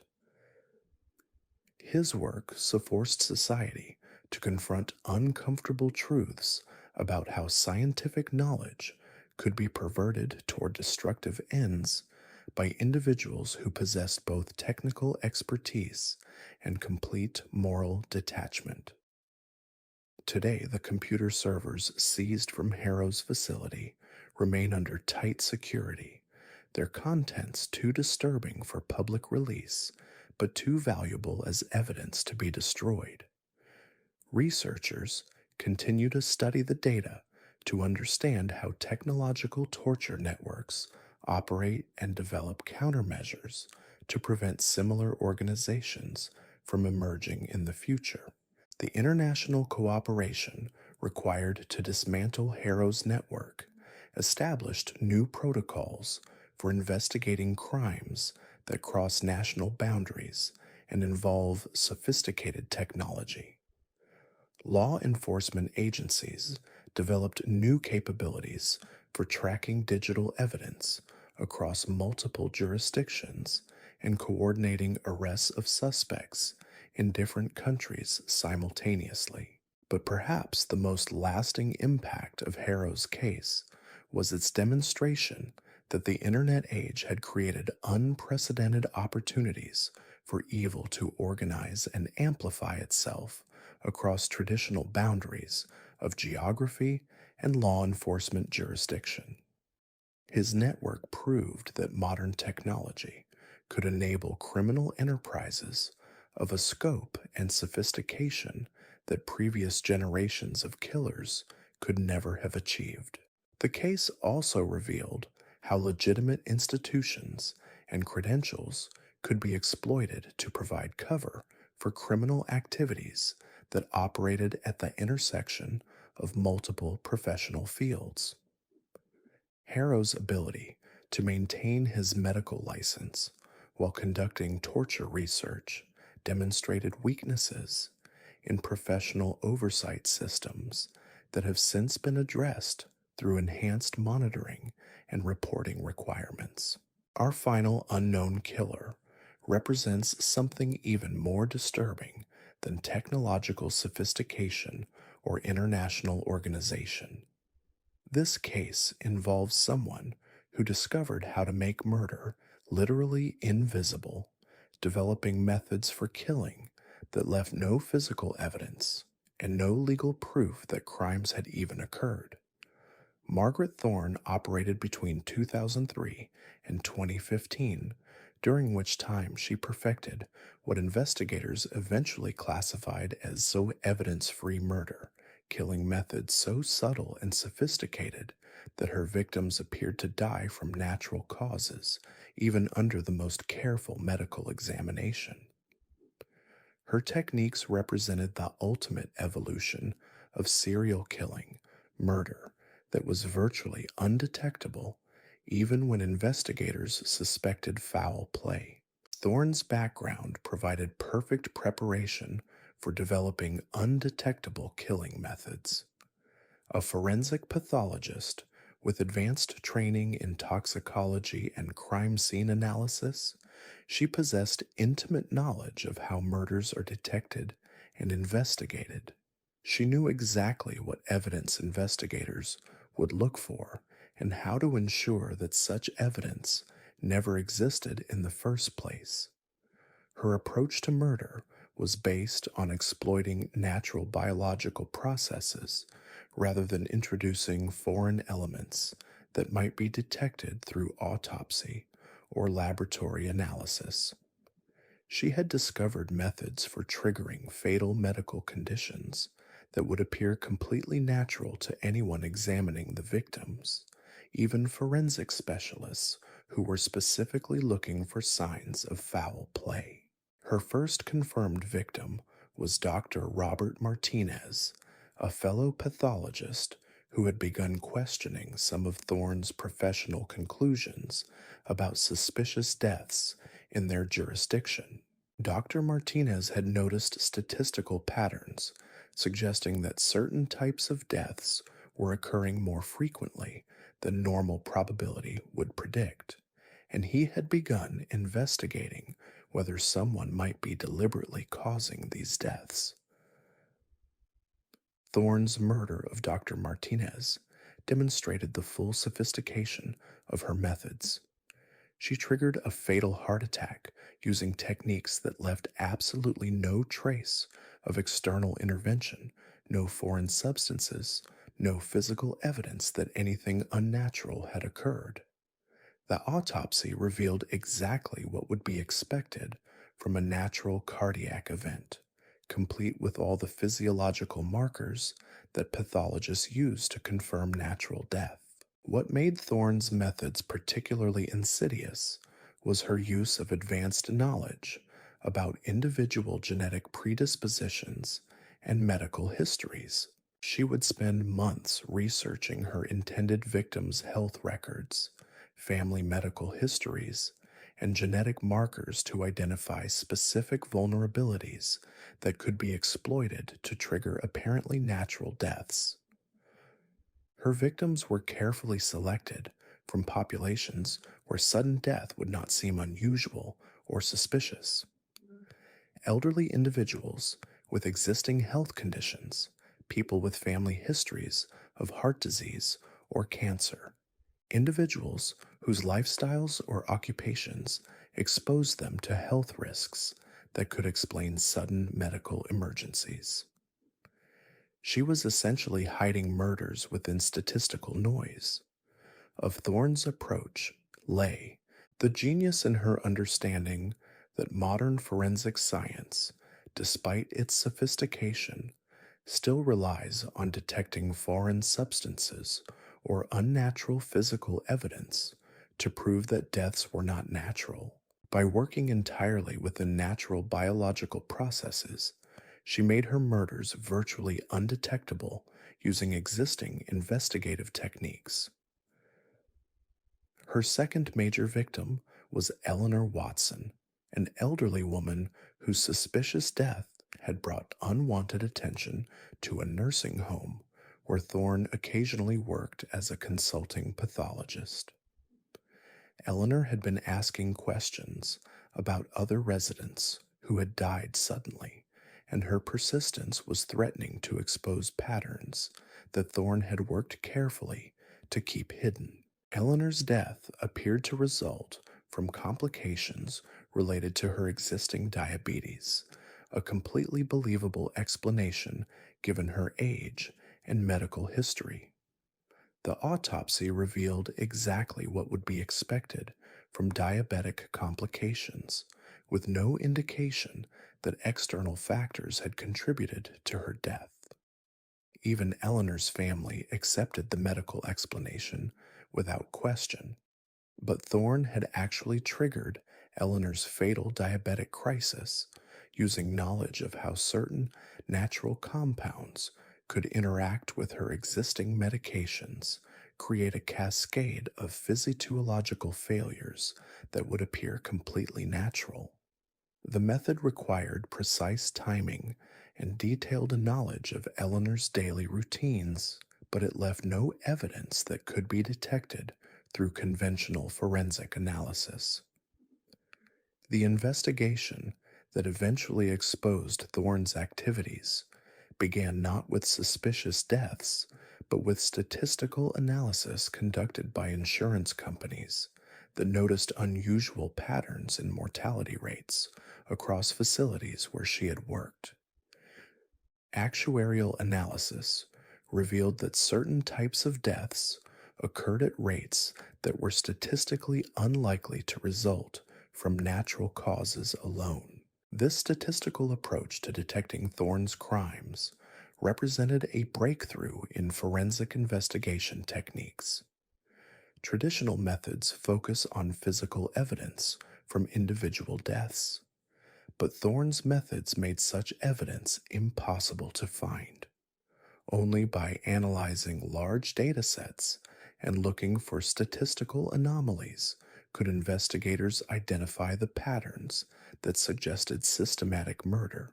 The insurance investigation led to law enforcement involvement when analysts realized that the statistical anomalies clustered around facilities and time periods associated with Thorne's professional activities. The correlation was too strong to result from coincidence, suggesting that someone with access to these facilities was systematically causing deaths that appeared natural. Investigators faced unprecedented challenges in building a case against Thorne. They had statistical evidence suggesting systematic murder, but no physical evidence proving that any individual death had been caused by criminal activity. Traditional forensic techniques were useless because Thorne's methods left no traces that could be detected through conventional analysis. The breakthrough came when investigators began monitoring Thorne's activities in real time, using surveillance techniques that documented her presence at facilities immediately before suspicious deaths occurred. They also discovered that she had been researching her victims' medical histories and genetic information weeks or months before their deaths, suggesting premeditation and planning. Thorne's personal computers contained extensive research files on hundreds of individuals, including detailed medical histories, genetic analysis results, and what appeared to be planning documents for triggering specific types of fatal medical conditions. While this evidence didn't prove that she had actually killed anyone, it demonstrated intent and preparation for systematic murder. The most damning evidence came from Thorne's own professional writings, where she had published theoretical papers about undetectable killing methods under the guise of academic research into forensic detection techniques. Her published work essentially provided blueprints for the exact methods that statistical analysis suggested had been used in the suspicious deaths. During her interrogation, Thorne maintained that her research was purely theoretical and that any correlation between her professional activities and suspicious deaths was coincidental. She argued that her expertise in forensic pathology naturally led her to think about undetectable killing methods, but claimed she had never actually implemented these techniques. Her defense strategy relied on the fundamental weakness in the prosecution's case, the lack of direct physical evidence proving that any specific death had been caused by criminal activity. While statistical analysis strongly suggested systematic murder, proving individual cases beyond reasonable doubt required evidence that Thorne's methods were specifically designed to eliminate a landmark. The trial became case in forensic science, establishing new precedents for using statistical evidence to prove criminal activity in situations where traditional physical evidence was one of witnesses includable. Expert statisticians, forensic pathologists, and computer scientists who explained how pattern analysis could be used to detect crimes that left no direct evidence. The jury ultimately convicted Thorne based on the overwhelming statistical evidence combined with proof of her research into undetectable killing methods and her presence at facilities where suspicious deaths occurred.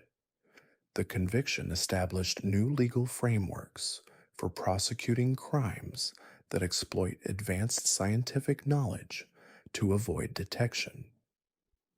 Thorne was sentenced to life imprisonment without possibility of parole, though appeals based on the novelty of statistical evidence kept her case in the courts for years. Her conviction represented a turning point in forensic investigation, demonstrating that new analytical techniques could be developed to detect even the most sophisticated attempts to hide criminal activity. The investigation into Thorne's activities led to comprehensive reviews of deaths at all facilities where she had worked, resulting in the reclassification of dozens of deaths from natural to suspicious. While individual cases could never be proven beyond doubt, the statistical evidence suggested that she had been responsible for over 60 deaths during her 12-year killing career.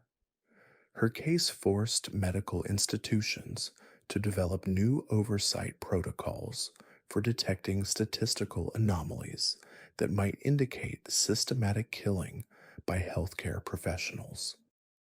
Monitoring systems were implemented to track mortality rates and identify patterns that might suggest criminal activity, even when individual deaths appeared completely natural. The forensic techniques developed to investigate Thorne's crimes have been applied to other cases involving healthcare serial killers, leading to the detection and prosecution of individuals who had previously operated undetected because their methods left no traditional physical evidence. Her case essentially created a new category of forensic investigation based on statistical analysis rather than physical evidence. Perhaps most disturbing of all was the realization that Thorne's methods represented just one possible approach to evidence-free murder, and that other individuals with similar expertise might be developing their own techniques for undetectable killing. Her case demonstrated that advancing scientific knowledge could be existing investigative methods cited to make murder virtually undetectable using. The philosophical implications of Thorne's case continue to influence discussions about the relationship between scientific advancement and criminal capability. Her work proved that individuals with sufficient expertise could potentially commit perfect murders that left no evidence of criminal activity, challenging fundamental assumptions about the ability of forensic science to detect and prove criminal behavior. Today, the statistical analysis techniques developed to investigate Thorne's crimes are used routinely by insurance companies, healthcare institutions, and law enforcement agencies to detect patterns that might indicate systematic criminal activity. Her case established new standards for using mathematical analysis as evidence in criminal proceedings. The ongoing challenge posed by individuals like Thorne is that advancing scientific and medical knowledge continuously creates new opportunities for sophisticated criminals to exploit gaps in detection capabilities. As forensic science advances, so does the potential for criminals with appropriate expertise to stay one step ahead of investigative techniques. Her legacy serves as a reminder that the most dangerous criminals may be those who understand investigative methods well enough to circumvent them entirely, and that protecting society from such individuals requires constant innovation in detection techniques and investigative approaches. The case stands as one of the most sophisticated examples of criminal methodology in modern history, demonstrating the terrifying potential for evil that exists at the intersection of advanced knowledge and moral depravity. These 6 cases represent the evolution of serial killing from simple violence into something far more sophisticated and terrifying. Each killer discovered new ways to exploit human vulnerabilities, whether through psychological manipulation, technological enhancement, family organization, artistic rationalization, international coordination, or statistical invisibility. What unites these unknown monsters isn't their specific methods, but their ability to innovate beyond existing investigative capabilities, developing approaches to murder that challenged every assumption about criminal behavior and forced law enforcement to develop entirely new techniques for detection and prosecution. They represent evolutionary experiments in human evil, each pushing the boundaries of what was previously thought possible in terms of systematic human destruction. The fact that these cases remain largely unknown despite their significance suggests that our understanding of serial killing may be incomplete, shaped by the cases that were detected and solved rather than the full spectrum of criminal innovation that has actually occurred throughout history. These hidden monsters may represent just the visible portion of a much larger phenomenon of sophisticated criminal activity that has operated beyond the reach of conventional investigation. The reality is that these forgotten monsters may have influenced contemporary criminal behavior in ways we're only beginning to understand. Their techniques, their methodologies, their psychological innovations didn't disappear with their deaths or imprisonment. Instead, they've filtered down through criminal networks, adapted by new generations of killers who learned from their predecessors' successes and failures. This brings us to perhaps the most chilling case in our collection, one that demonstrates how modern communication technology can transform isolated evil into something with global reach.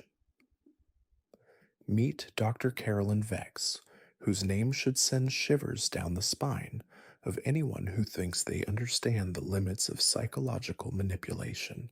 Dr. Vex wasn't content with traditional serial killing methods.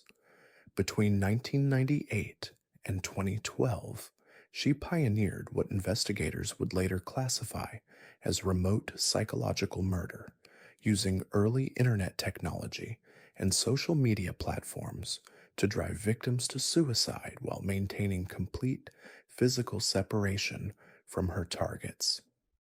She discovered that killing someone didn't require being in the same room or even the same country.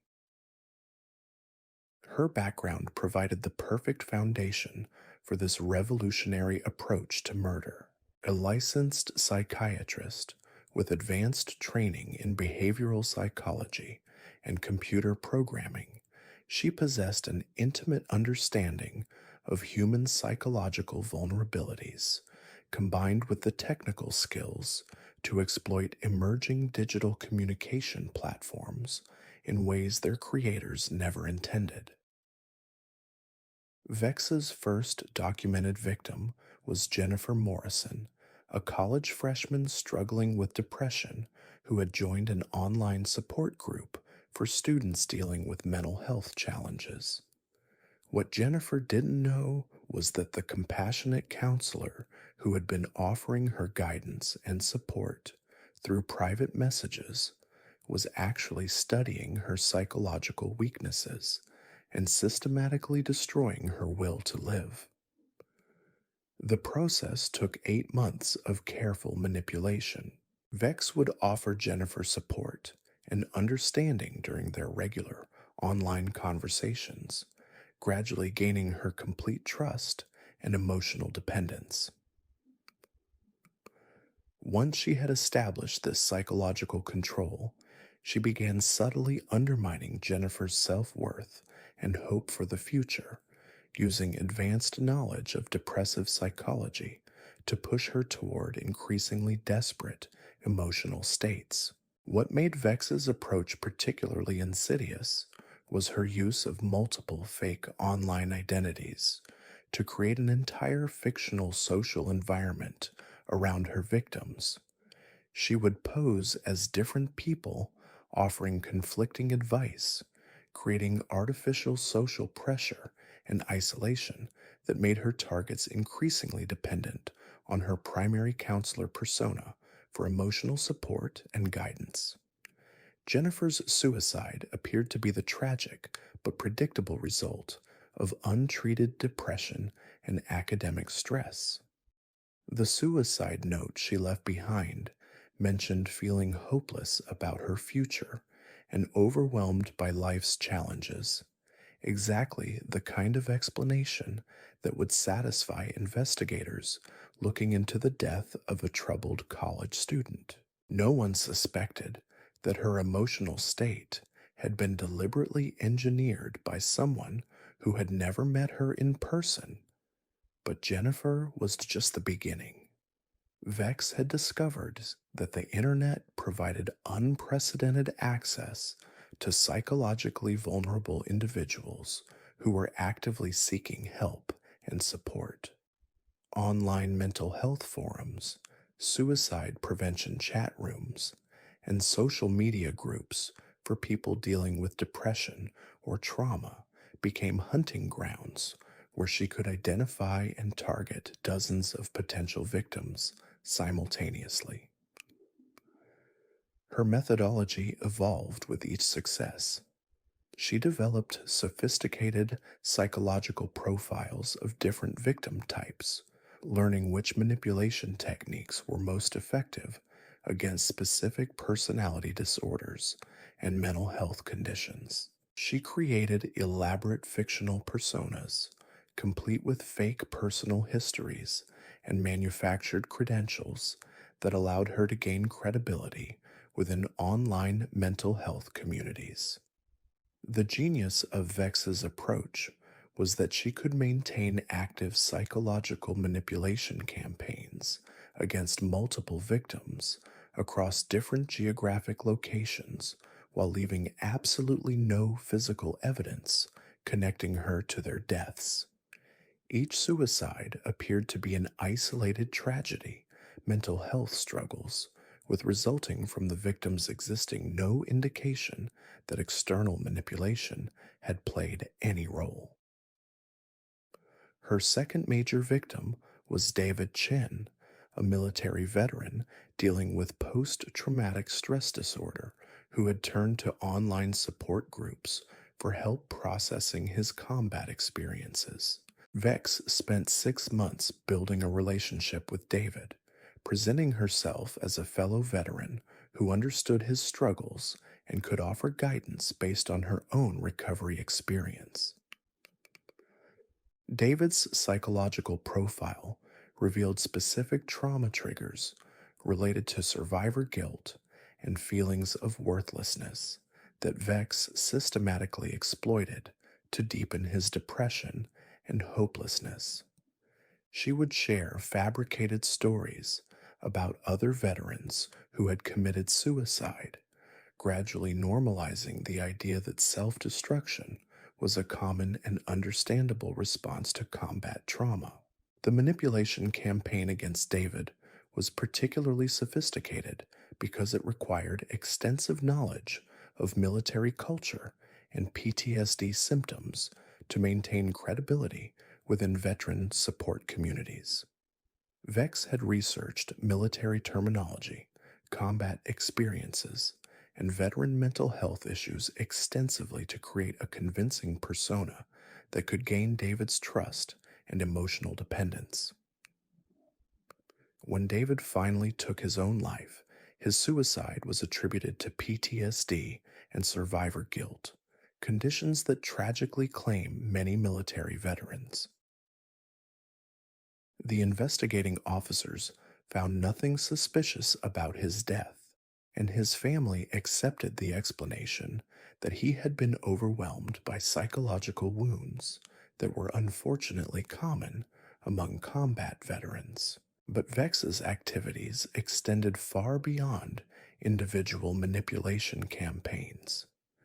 She had been building networks of vulnerable individuals within online mental health communities, creating psychological ecosystems where multiple targets could influence each other toward increasingly desperate emotional states. She was essentially orchestrating mass psychological manipulation events that could affect dozens of people simultaneously. Her third major operation targeted an entire online support group for teenagers dealing with self harm and suicidal ideation. Over the course of 18 months, she infiltrated the group using multiple personas, gradually steering group discussions toward increasingly hopeless and self destructive themes while identifying the most psychologically vulnerable members for intensive individual manipulation. The result was a cluster of 6 suicides within a 3 month period, all involving teenagers who had been active participants in the same online support community. Each death appeared to be an isolated tragedy resulting from the victim's existing mental health struggles, but the statistical clustering suggested the possibility of social contagion effects that sometimes occur within vulnerable populations. What investigators didn't realize was that the apparent social contagion had been deliberately engineered by Vex, who had used her understanding of group psychology to create artificial social pressures that pushed multiple victims toward suicide simultaneously. She had essentially weaponized the psychological phenomenon of suicide clusters, turning it into a tool for mass murder. The breakthrough in understanding Vex's activities came when a computer science graduate student named Maria Santos began analyzing communication patterns within online mental health communities as part of her doctoral research. Maria's analysis revealed statistical anomalies in the timing and content of messages that preceded suicide clusters in several different online communities. Maria discovered that certain user accounts appeared in multiple communities where suicide clusters had occurred, and that these accounts consistently posted messages containing specific psychological manipulation techniques immediately before victims took their own lives. The pattern was too consistent across different communities and time periods to result from coincidence. When Maria brought her findings to law enforcement, investigators initially struggled to understand how online communication patterns could constitute evidence of criminal activity. The concept of remote psychological murder was so unprecedented that existing legal frameworks had no provisions for prosecuting someone who killed through manipulation rather than direct physical action. The investigation that followed required entirely new approaches to digital forensics and psychological evidence analysis. Investigators had to learn how to track communication patterns across multiple online platforms, analyze psychological manipulation techniques embedded in seemingly supportive messages, and establish legal causation between online manipulation and real world suicides. The technical investigation revealed that all of the suspicious online personas could be traced back to computer equipment registered to Dr. Caroline Vex, who had been using sophisticated identity management software to maintain dozens of fake online identities simultaneously. Her computers contained detailed psychological profiles of hundreds of potential victims, along with customized manipulation strategies for different personality types and mental health conditions. More disturbing still was the discovery that Vex had been documenting her manipulation campaigns with the same clinical precision that other serial killers applied to physical torture. She kept detailed records of each victim's psychological responses to different manipulation techniques, treating their emotional destruction as scientific experiments in applied psychology. Her personal files contained what could only be described as instruction manuals for psychological manipulation, complete with step by step procedures for identifying vulnerable targets, gaining their trust, and systematically destroying their will to live.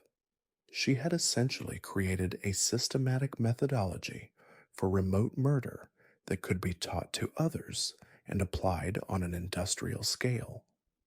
During her interrogation, Vex maintained that her activities constituted legitimate psychological research into the relationship between online communication and mental health outcomes. She argued that her interactions with victims were designed to help them understand their psychological conditions better, and that their decisions to commit suicide were personal choices that she had not directly influenced.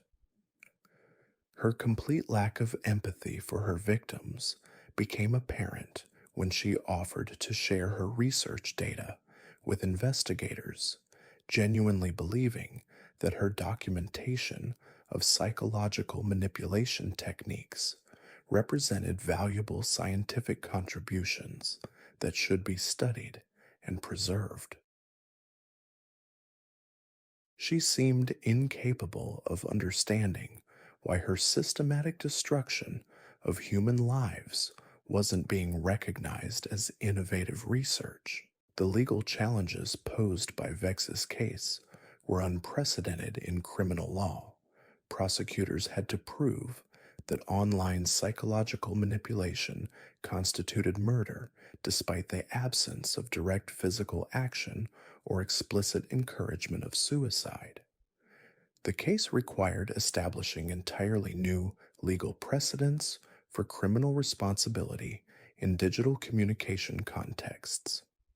Expert witnesses included psychologists, computer scientists, and legal scholars who testified about the relationship between psychological manipulation and suicide.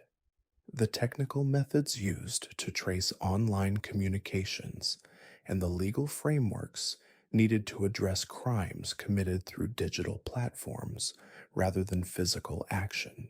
Vex was ultimately convicted on 23 counts of manslaughter, though investigators believed she was responsible for at least 40 additional suicides that could never be definitively linked to her manipulation campaigns. The conviction established new legal precedents for prosecuting crimes committed through psychological manipulation rather than direct physical action.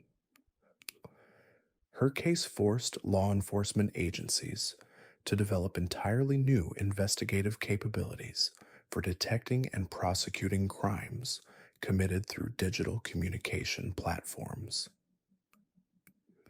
New training programs were created to teach investigators how to recognize patterns of online psychological manipulation and gather digital evidence that could prove criminal intent and causation. The broader implications of Vex's methods extended far beyond individual criminal prosecution. Her techniques demonstrated that social media and online communication platforms could be weaponized for systematic psychological manipulation on scales that were previously impossible to achieve. The potential for similar criminals to exploit these platforms for mass psychological manipulation represented an entirely new category of public safety threat. Mental health organizations were forced to develop new protocols for detecting and preventing online manipulation within their digital support communities. New monitoring systems were implemented to identify communication patterns that might indicate predatory behavior, and additional safeguards were put in place to verify the identities of individuals offering mental health support through online platforms. Perhaps most disturbing of all was the realization that Vex's methods could be automated using advancing artificial intelligence and machine learning technologies. Her systematic approach to psychological manipulation could potentially be programmed into computer systems that could identify and target vulnerable individuals on social media platforms without requiring direct human oversight.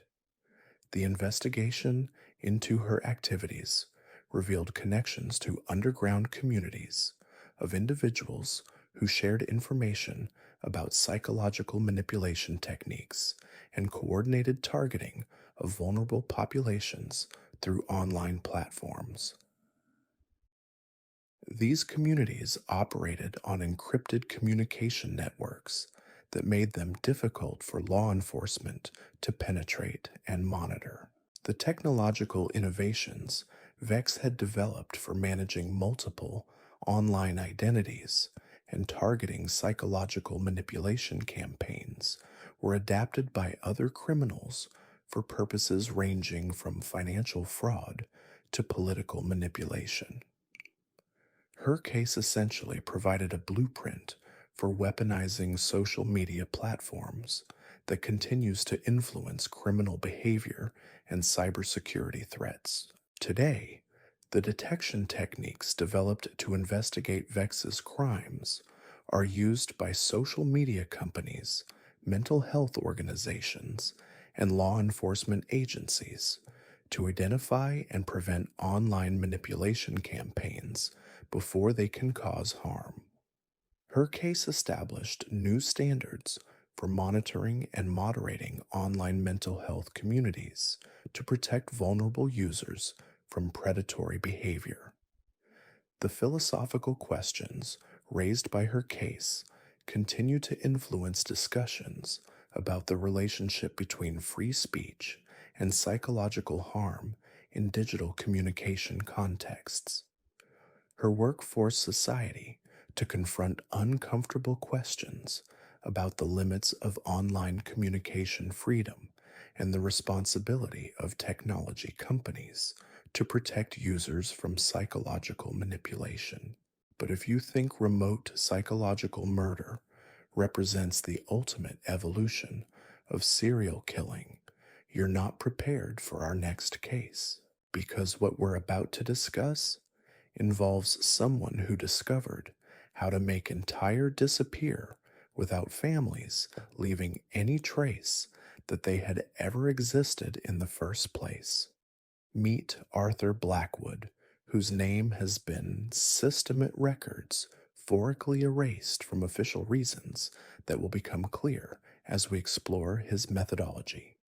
Operating between 2001 and 2016, Blackwood didn't just kill people, he eliminated every trace of their existence, creating what investigators classified as reality murder, crimes so comprehensive that victims were retroactively removed from history itself.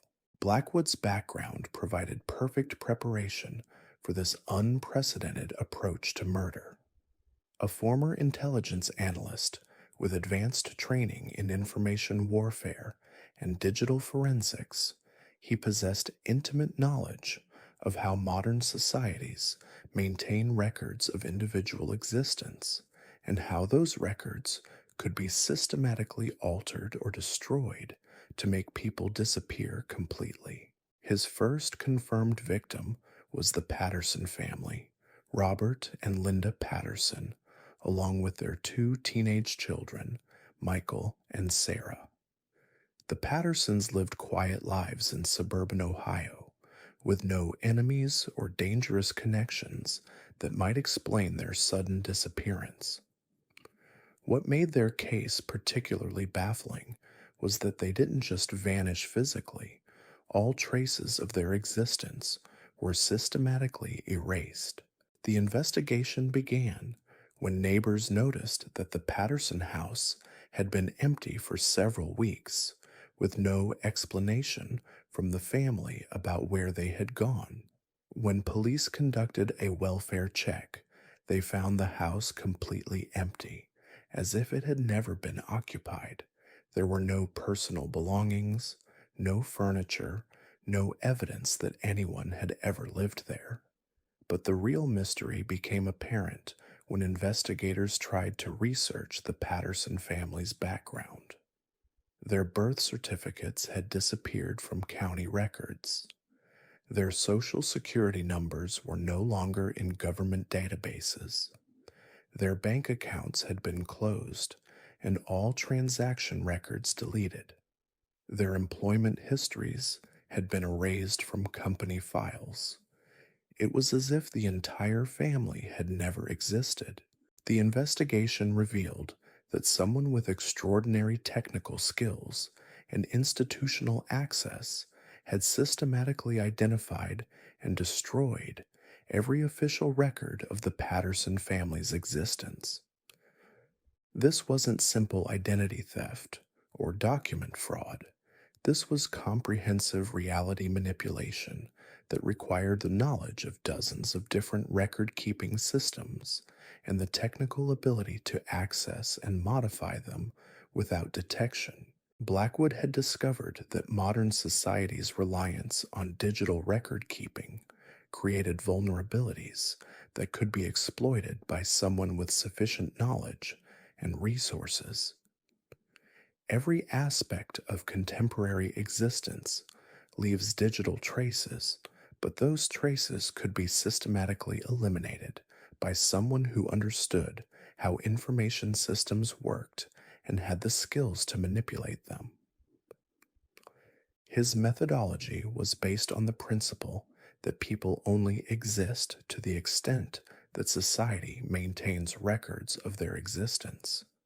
By eliminating those records completely, he could make murder victims disappear, not just physically, but historically, removing any evidence that crimes had even been committed, because there would be no proof that victims had ever existed.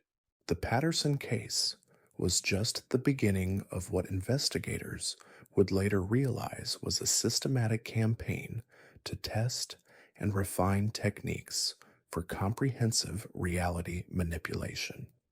Blackwood had identified families and individuals whose disappearance wouldn't immediately trigger intensive investigations, allowing him time to perfect his methods for eliminating traces of their existence.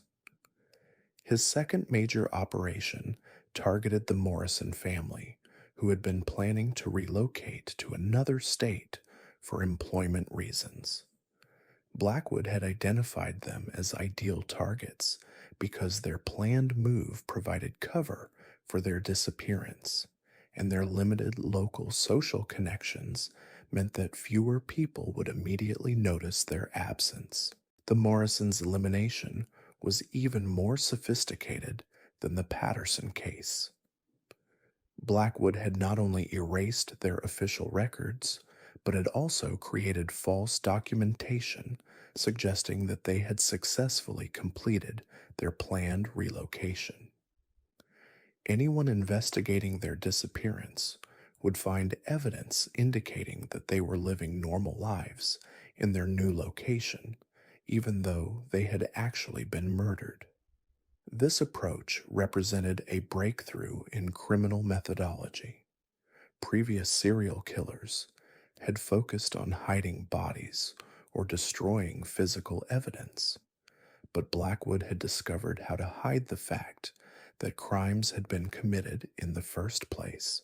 By creating false evidence of his victims' continued existence, he could make their murders virtually uninvestigable. The investigation into these disappearances was hampered by the fundamental problem that traditional investigative techniques assume the existence of victims whose deaths need to be explained.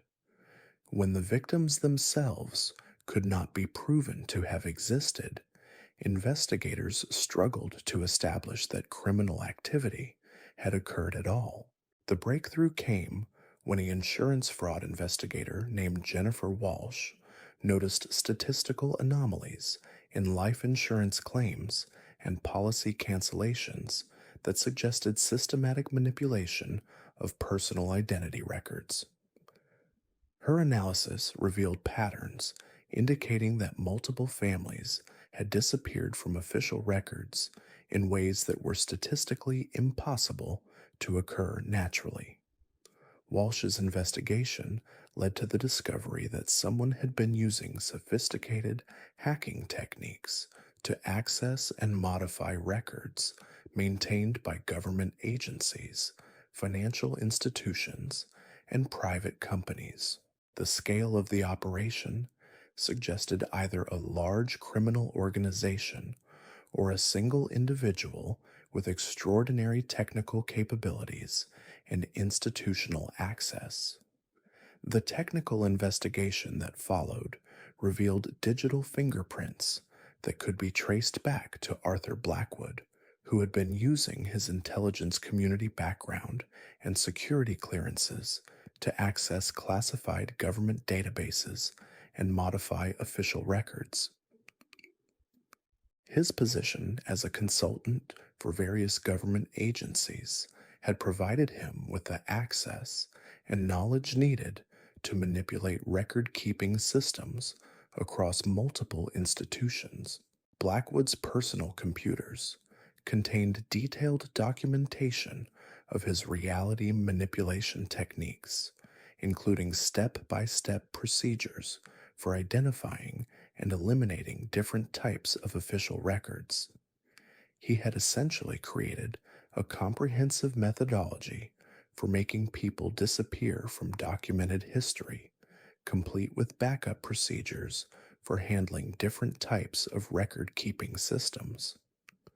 More disturbing still was the discovery that Blackwood had been selling his services to other criminals who wanted to eliminate evidence of their own activities.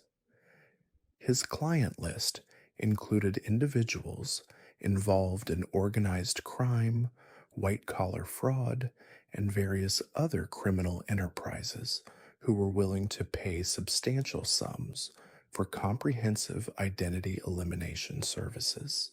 The investigation revealed that Blackwood had developed an entire underground business model based on reality manipulation services.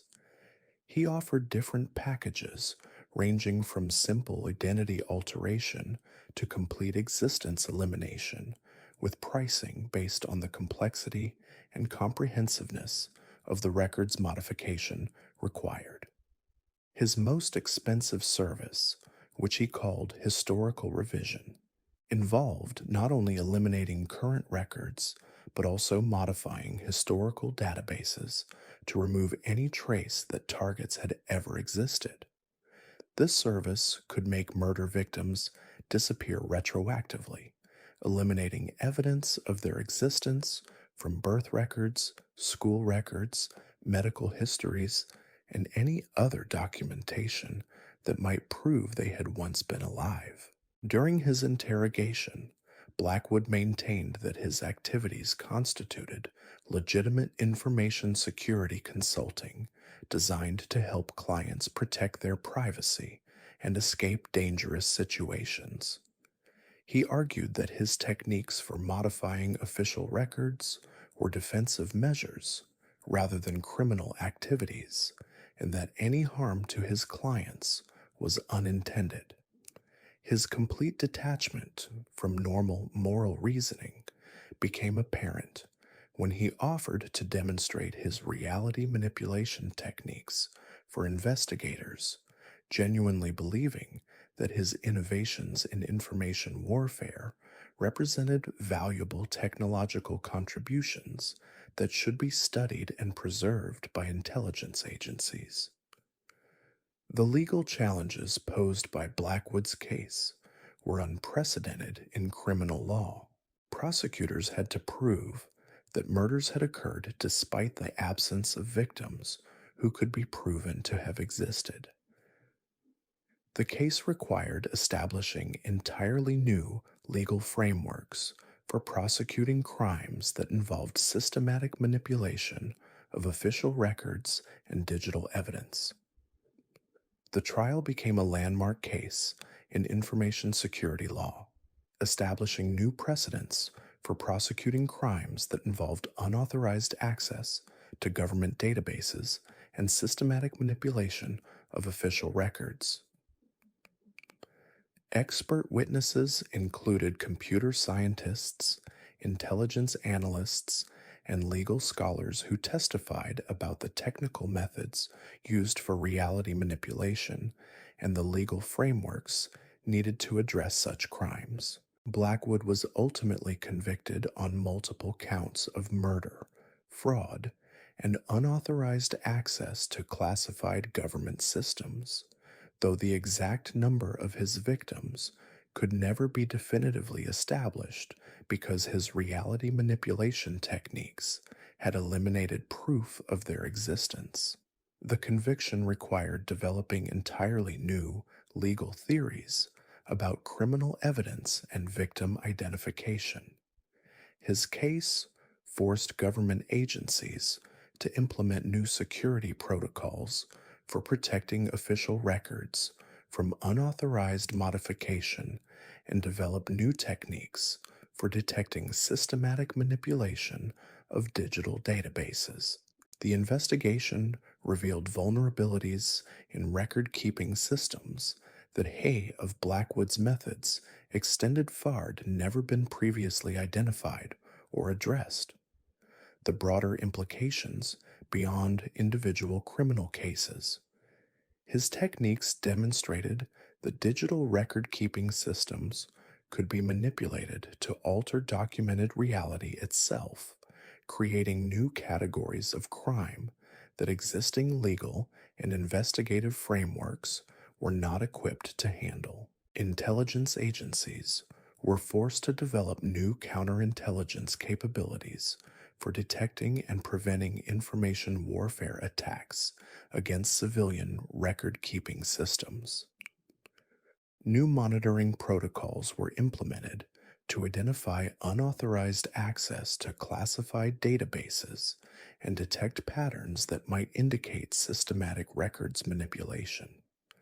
Perhaps most disturbing of all was the realization that Blackwood's methods could be used not just for individual crimes, but for large scale social manipulation and historical revision. His techniques could potentially be used to alter documented history, eliminate evidence of past events, or manipulate public understanding of current events by systematically modifying official records. The investigation into his activities revealed connections to state sponsored information warfare programs and foreign intelligence services that had been experimenting with similar techniques for manipulating enemy societies through systematic disinformation and records manipulation. His case highlighted the vulnerability of democratic societies to reality manipulation attacks. Today, the security measures developed to prevent reality manipulation crimes are used by government agencies, financial institutions, and private companies to protect their record keeping systems from unauthorized modification. Blackwood's case established new standards for information security and digital evidence preservation. The detection techniques developed to investigate his crimes are used by law enforcement agencies to identify and prosecute other criminals who attempt to eliminate evidence through systematic records manipulation. His case created new categories of digital forensics focused on detecting and reconstructing manipulated information systems. But the most lasting impact of Blackwood's case may be its demonstration that modern society's reliance on digital information systems creates unprecedented vulnerabilities to systematic reality manipulation by individuals with sufficient technical knowledge and institutional access. His work forced society to confront uncomfortable questions about the reliability of official records and the potential for documented history to be altered by sophisticated criminals. Our next case represents something even more disturbing than reality manipulation because it involves someone who discovered how to turn murder into a form of social contagion that could spread through communities like a psychological virus. Dr. Patricia Vance operated between 2005 and 2018, during which time she perfected what investigators classified as infectious murder, killing methods that were designed to trigger copycat behavior and create cascading waves of violence that could affect entire communities while leaving her own involvement virtually undetectable. Vance's background provided ideal preparation for developing viral killing methodologies. A former epidemiologist with advanced training in social manipulation, she possessed intimate knowledge of how psychology and media behaviors spread through populations, and how psychological contagion effects could be engineered to achieve specific outcomes. Her approach to murder was based on the principle that violent behavior could be designed to replicate itself through social networks, much like biological viruses spread through physical contact craft. By carefully taking initial murders to maximize their psychological impact and media coverage, she could trigger imitative behavior that would generate additional victims without requiring her direct involvement. Her first documented operation targeted the small college town of Millbrook, where she had identified social and psychological conditions that would make the community particularly susceptible to violence contagion. The town was experiencing economic stress, social tensions, and mental health challenges that created ideal conditions for psychological manipulation and behavioral contagion. Vance's initial murder was designed to serve as what she called a psychological seed, a carefully crafted act of violence that would capture public attention and plant ideas in the minds of psychologically vulnerable individuals who might be inspired to commit similar acts. The victim was chosen not based on personal animosity, but on their potential to generate maximum psychological impact. The murder of college student Amanda Chen was staged to appear like a random act of extreme violence, but every detail was carefully designed to maximize its psychological contagion potential.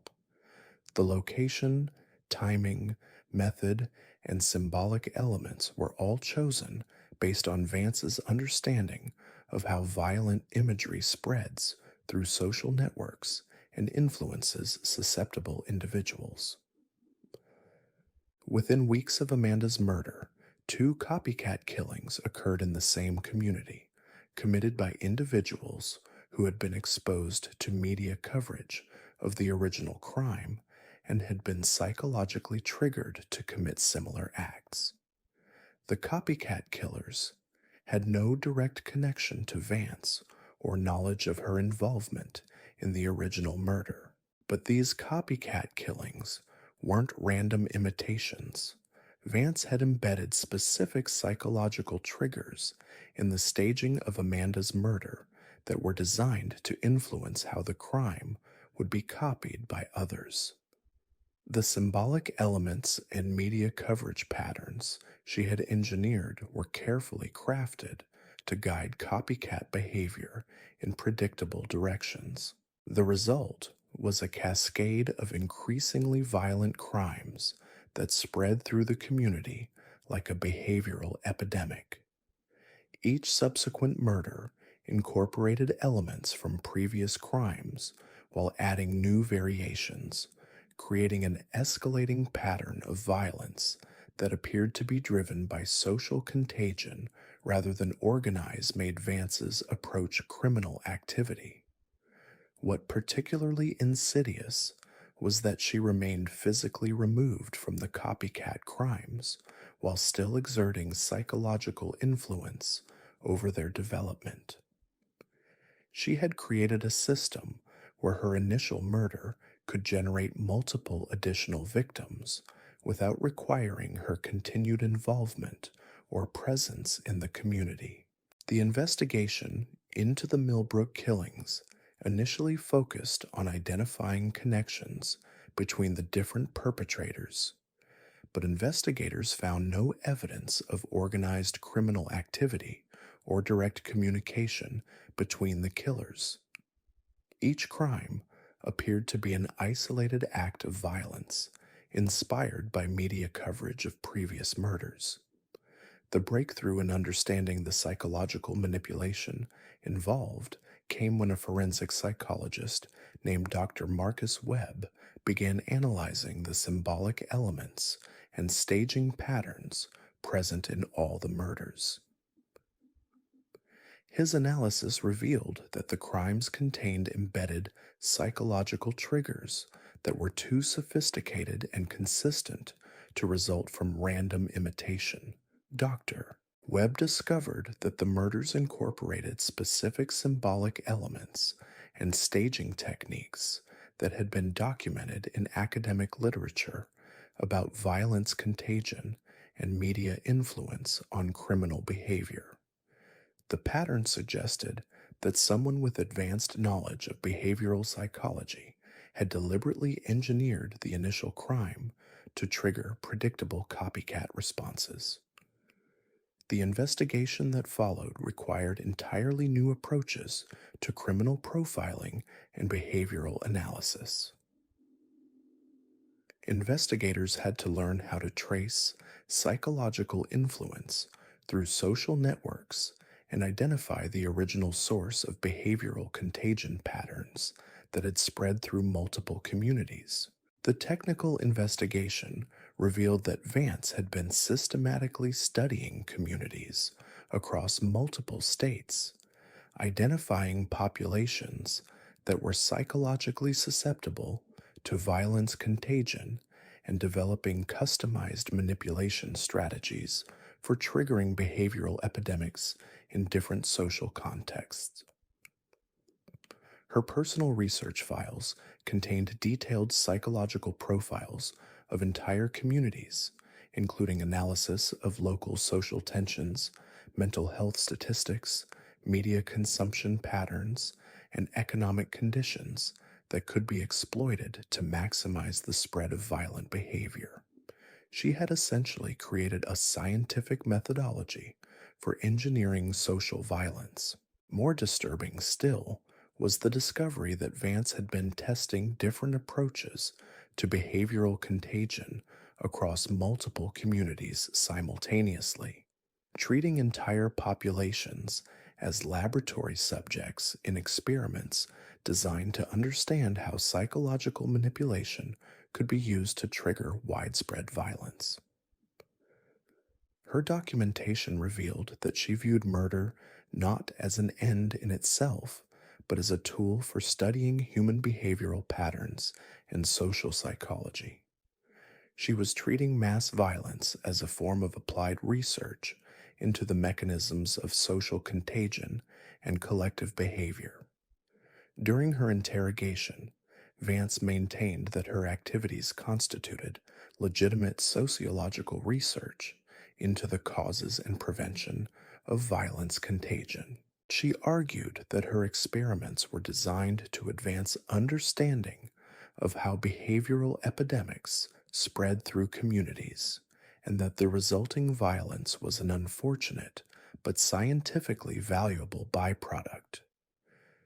Her complete detachment from the human cost of her experiments became apparent when she offered to share her research data with investigators, genuinely believing that her documentation of violence contagion techniques represented valuable scientific contributions that could be used to prevent future behavioral epidemics.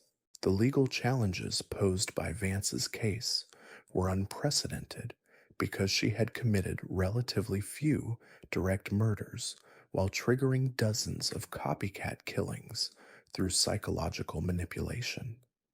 Prosecutors had to establish legal responsibility for crimes committed by others who had been influenced by her psychological manipulation techniques. The trial established new legal precedents for criminal responsibility in cases involving behavioral contagion and psychological manipulation of witnesses, included psych mass behavior.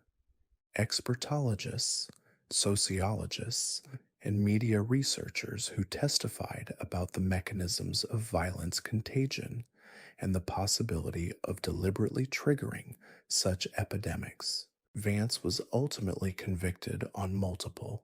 Vance was ultimately convicted on 8 counts of first-degree murder for her direct killings, plus multiple counts of conspiracy and reckless endangerment for her role in triggering the copycat crimes that followed.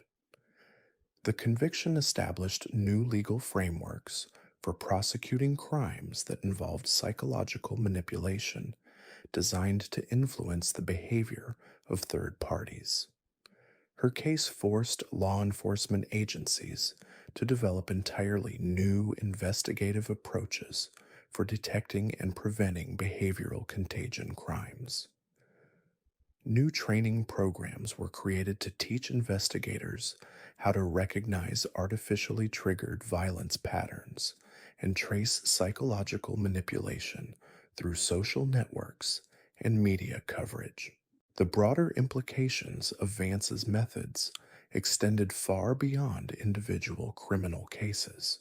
Her techniques demonstrated that psychological knowledge could be weaponized to trigger widespread social violence without requiring direct criminal organization or physical presence at crime scenes. The potential for similar manipulation to be used for terrorism or political destabilization represented an entirely new category of national security threat. Media organizations were forced to develop new protocols for reporting violent crimes to minimize the risk of triggering copycat behavior. New guidelines were established for limiting graphic details and symbolic elements that might serve as psychological triggers for susceptible individuals in the audience. Mental health organizations developed new monitoring systems for detecting and responding to violence contagion patterns within communities. Early warning protocols were implemented to identify populations that might be particularly susceptible to behavioral manipulation and provide preventive interventions before contagion effects could spread. Perhaps most disturbing of all was the realization that Vance's techniques could be amplified using social media and digital communication platforms to reach much larger populations than traditional media coverage. Her methods provided a blueprint for triggering behavioral epidemics on scales that were previously impossible to achieve through conventional psychological manipulation. The investigation into her network revealed connections to academic researchers and government agencies that had been studying behavioral contagion for legitimate purposes. Her case highlighted the dual use nature of psychological research and the potential for scientific knowledge to be perverted toward destructive ends by individuals with criminal motivations. Today, the detection and prevention techniques developed to combat behavioral contagion crimes are used by law enforcement agencies, mental health organizations, and social media companies to identify and interrupt psychological manipulation campaigns before they can trigger widespread violence. Vance's case established new standards for monitoring and responding to artificially induced behavioral epidemics. But if you think infectious murder represents the ultimate evolution of serial killing methodology, you're not prepared for our final case. Because what we're about to discuss involves someone who transcended every previous boundary of criminal innovation to create something that challenges our fundamental understanding of what murder can become. Meet Professor Alexander Grimm, whose very existence has been classified at the highest levels of government secrecy for reasons that will become clear as we explore the full scope of his activities. Operating between 2010 and 2019, Grimm didn't just kill individuals or even communities. He developed what intelligence agencies classified as temporal murder, killing methods that could reach backward and forward through time to eliminate victims across multiple timelines and realities. Now I know what you're thinking. This sounds like science fiction rather than true crime. But the classified documents that were leaked in 2023 reveal that Grimm had access to experimental quantum computing technology and theoretical physics research that enabled him to manipulate causality itself as a murder weapon. The implications are so staggering that most of the evidence remains locked away in the deepest levels of government secrecy. Grimm's background reads like a convergence of every dangerous expertise imaginable. A theoretical physicist with advanced degrees in quantum mechanics and computer science, combined with psychological training and access to classified government research into consciousness and reality manipulation. He possessed knowledge that existed at the intersection of cutting edge science and classified military applications. His first documented temporal murder involved Dr. Sarah Martinez, a fellow researcher who had begun questioning the ethical implications of their classified research project. What makes this case unprecedented is that Dr. Martinez didn't just die in the present. Evidence suggests that Grimm somehow eliminated her from multiple timeline branches, ensuring that no version of reality would contain her continued existence. The investigation began when colleagues noticed that Dr. Martinez had simply vanished from the research facility. But the mystery deepened when investigators discovered that all records of her employment, her research contributions, and even her academic background had been systematically altered across multiple institutions and time periods. It was as if she had never existed, but unlike previous cases of records manipulation, these changes appeared to have retroactively altered historical reality itself. Security footage from the facility showed Dr. Martinez entering the building on the morning of her disappearance, but she never appeared on any cameras showing her leaving. More disturbing still, when investigators reviewed older security footage from previous months, Dr. Martinez gradually disappeared from those recordings, as well as if her presence in the past was being systematically erased. The technical investigation revealed quantum signatures and temporal displacement evidence that suggested someone with access to experimental physics technology had manipulated the fundamental structure of causality to eliminate Dr. Martinez from multiple timeline branches simultaneously. The physics involved were so advanced that most investigators couldn't even understand the evidence they were examining. Grimm had apparently discovered that consciousness and physical reality existed across multiple dimensional planes, and that advanced quantum computing could be used to identify and eliminate specific individuals across all possible timeline variations. He wasn't just killing people in the present, he was retroactively preventing them from ever having existed in any possible version of reality. His second confirmed temporal murder involved an entire research team that had been working on classified consciousness transfer experiments. The team of 7 researchers didn't just disappear from the present, they were systematically eliminated from the past, present, and multiple possible future timelines, creating paradoxes that threatened the stability of local spacetime itself. The investigation into this mass temporal murder required cooperation between intelligence agencies and theoretical physicists who possessed security clearances high enough to understand the classified research involved. The evidence suggested that Grimm had used quantum entanglement principles to create retroactive causality loops that could eliminate target individuals from existence across multiple dimensional planes. What made Grimm's temporal murders particularly horrifying was that the victims experienced their elimination across all possible timeline variations simultaneously. According to quantum consciousness theory, they would have been aware of their non existence across infinite realities while being powerless to prevent or escape their multidimensional death. These forgotten monsters represent more than just individual acts of evil.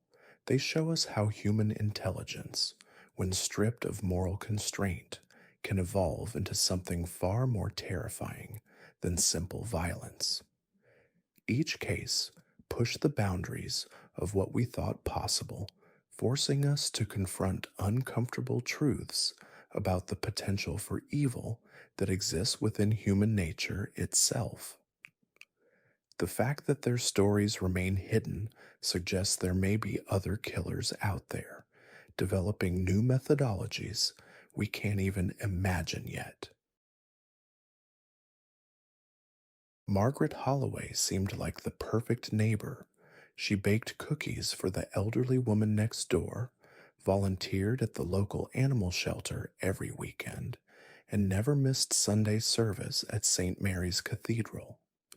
But between 1987 and 1994, This seemingly innocent librarian from Cedar Falls, Iowa, systematically poisoned 14 people with a cocktail of antifreeze and prescription medications she stole from her part time job at the town pharmacy. What makes Margaret's case so chilling isn't just the number of victims or her method of killing, it's how she selected her targets and the twisted logic behind each murder.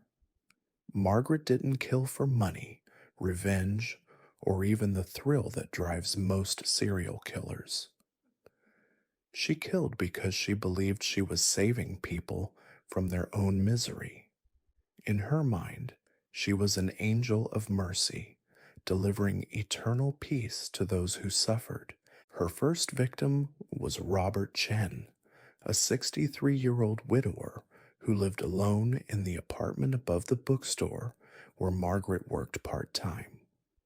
Robert had been battling depression since his wife's death 2 years earlier, often confiding in Margaret about his loneliness and sleepless nights. One evening in March 1987, Margaret invited Roberts over for dinner, serving him her famous beef stew laced with ethylene glycol. She sat across from him, watching as he praised her cooking between spoonfuls of his own death sentence. Goodness. Robert died 3 days later. The coroner ruled it kidney failure brought on by chronic alcoholism, though Robert rarely drank. Margaret attended his funeral, comforting his distant relatives and offering to help clean out his apartment. She kept his wedding ring as what she called a memento of her good deed. The pattern continued with calculated precision. Margaret would identify someone struggling with depression, chronic illness, or overwhelming grief. She would befriend them, gain their trust, and then invite them for a meal or bring them homemade treats. Each victim consumed their final dose of Margaret's mercy without ever suspecting the woman who smiled so warmly while serving their death. Her second victim was Linda Patterson, a 41-year-old single mother of two who worked double shifts at the textile factory to make ends meet. Linda often complained to Margaret about her exhaustion and how she worried constantly about providing for her children. Margaret saw this as suffering that needed to end. She brought Linda a thermos of hot chocolate on a particularly cold night in October 1987, watching from her car as Linda drank it during her break.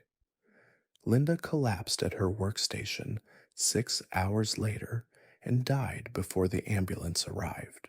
What's most disturbing about Margaret's methodology is how she documented everything in what police would later discover was a detailed journal hidden behind false backing in her bedroom closet.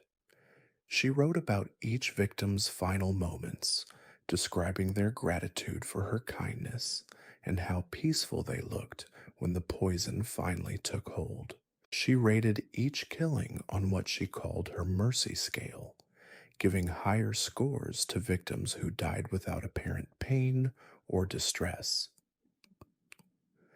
The journal entries reveal a woman who genuinely believed she was performing acts of compassion. She wrote about the relief she felt, knowing that Robert would never again cry himself to sleep, that Linda would never again worry about disappointing her children. Margaret had constructed an elaborate moral framework that transformed murder into martyrdom, positioning herself as a selfless servant carrying out divine will. By 1990, Margaret had refined her technique to an art form. She learned that mixing ethylene glycol with certain prescription sedatives created a cocktail that mimicked natural death even more convincingly. Her pharmacy job gave her access to an endless supply of medications, and she began experimenting with different combinations to find what she considered the most humane method of killing. Her seventh victim was Thomas Brennan, a 48-year-old construction worker who had been struggling with chronic back pain after a job site accident. Thomas couldn't afford proper medical treatment and often complained to anyone who would listen about the constant agony that kept him awake at night. Margaret saw his pain as a calling. She offered to help by bringing him homemade pain relief remedies, claiming her grandmother had taught her old folk recipes that worked better than anything doctors prescribed. Thomas trusted Margaret completely. She had been bringing him meals and checking on him for weeks, and her kindness seemed like a blessing during the darkest period of his life. The remedy she finally gave him was a tea made with chamomile, honey, and enough fentanyl to stop his heart within hours. She stayed with him as he drifted off to sleep, holding his hand and whispering prayers until his breathing stopped. The journal entry for Thomas's death reveals the depth of Margaret's delusion. She wrote about the profound peace on his face, how his body finally relaxed for the first time in months, and how grateful she felt to have been chosen to end his suffering. She described feeling closer to God in those moments than she ever had during any church service. Margaret's killing spree might have continued indefinitely, if not for a single mistake that unraveled her entire operation. Her 11th victim, Sarah Martinez, was a 29-year-old teacher who had been struggling with severe postpartum depression after the birth of her daughter. Sarah had confided in Margaret about her dark thoughts and overwhelming feelings of inadequacy as a mother. Margaret interpreted this as another mercy mission, but Sarah's husband David became suspicious when his wife died suddenly, just hours after eating dinner at Margaret's house. David Martinez was a detective with the Cedar Falls Police Department, and something about his wife's death didn't sit right with him. Sarah had been improving with therapy and medication, and her sudden cardiac arrest seemed inconsistent with her medical history. When the initial autopsy came back inconclusive, David pushed for more extensive toxicology testing, despite his colleagues' reluctance to investigate what appeared to be a natural death. The expanded testing revealed traces of digitalis and potassium chloride in Sarah's system, compounds that wouldn't naturally occur together in fatal concentrations. David began investigating every person who had contact with Sarah in her final days, and Margaret's name kept appearing in his notes. She had been the one to invite Sarah for dinner, the one to comfort David at the funeral, and the one to offer help with their daughter in the weeks that followed. David's investigation revealed a pattern that had been invisible to everyone else. Margaret Holloway had been present at or connected to an unusually high number of deaths in Cedar Falls over the past 7 years. She had attended every funeral, comforted every family, and offered assistance to every surviving relative. What everyone had seen as exceptional kindness, David recognized as the signature of a serial killer. The search warrant executed on Margaret's home in January 1995 uncovered evidence that shocked even veteran investigators. Beyond the detailed journal documenting 14 murders, police found a collection of personal items taken from each victim. Margaret had created what she called a memory garden in her basement, with photographs of each victim surrounded by mementos from their lives. She had pressed flowers from each funeral into a scrapbook, alongside newspaper clippings of their obituaries and handwritten notes about how peaceful they looked in death. Perhaps most chilling was Margaret's reaction when confronted with the evidence. She showed no remorse, instead, expressing confusion about why anyone would consider her actions criminal. In her mind, she had performed 14 acts of ultimate compassion, freeing suffering souls from their earthly pain. She compared herself to doctors who perform euthanasia, arguing that the only difference was that her patients hadn't explicitly asked for help because they were too trapped in their misery to recognize their need for salvation. During her interrogation, Margaret described each killing in clinical detail, explaining her decision making process and the satisfaction she felt knowing she had helped someone find peace. She spoke about her victims with genuine affection, referring to them as her children and expressing pride in the mercy she had shown them. The disconnect between her perception and reality was so complete that psychiatrists initially questioned whether she was competent to stand trial. Margaret's trial became a media sensation, partly because of the unique nature of her crimes, but mostly because of her unwavering belief in her own righteousness.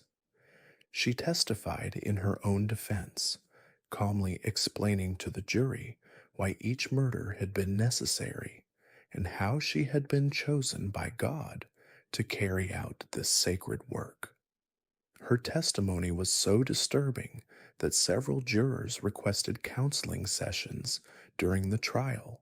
The prosecution painted Margaret as a narcissistic killer who had convinced herself that murder was mercy to avoid confronting the evil of her actions. They argued that her so called compassion was actually a form of playing God, deciding who deserved to live based on her twisted interpretation of their suffering. Expert witnesses testified about her psychological profile, describing a woman who had developed an elaborate delusion system to justify her desire to kill. Margaret's defense team attempted to argue diminished capacity, claiming that her genuine belief in the righteousness of her actions proved she was mentally ill. However, the detailed planning evident in her journal entries and the sophisticated methods she used to avoid detection demonstrated clear premeditation and awareness of wrongdoing. The jury deliberated for less than 4 hours before returning guilty verdicts on all 14 counts of first-degree murder. The sentencing phase revealed even more disturbing details about Margaret's psychology. Family members of her victims testified about the additional trauma of learning that their loved one's final moments had been orchestrated by someone they trusted.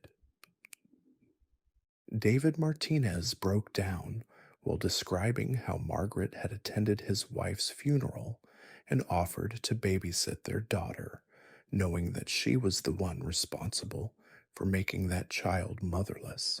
Margaret was sentenced to life imprisonment without the possibility of parole, but her story didn't end with her conviction.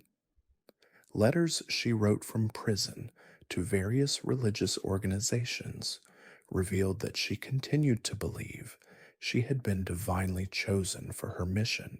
She expressed frustration that society couldn't understand the gift she had given to her victims and maintained that she would resume her work if ever given the opportunity. Prison psychologists who evaluated Margaret over the years described her as one of the most unsettling inmates they had ever encountered. Unlike typical serial killers who eventually show some recognition of their crimes, Margaret remained completely convinced of her moral superiority. She established what she called ministry sessions with other inmates, attempting to identify those she believed were suffering and needed her special form of salvation. Prison officials had to place her in solitary confinement multiple times after discovering she was hoarding cleaning supplies and medications from the infirmary. What makes Margaret Holloway's case particularly haunting is how easily she could have continued killing indefinitely. Her methods were sophisticated enough to fool medical examiners, her persona convincing enough to gain unlimited trust, and her victim selection process so seemingly random that no pattern would have emerged without David Martinez's detective instincts. She represents every community's worst nightmare, the helpful neighbor whose kindness masks an unimaginable darkness. But Margaret's story pales in comparison to our next case, a man whose crimes were so methodically planned and brutally executed that investigators initially believed they were dealing with an organized crime syndicate rather than a single individual. Dr. Harrison Blackwood appeared to have everything a person could want. The respected neurosurgeon lived in a sprawling mansion in the hills outside Portland, Oregon, drove luxury cars, and was married to a former beauty queen who now ran a successful interior design business.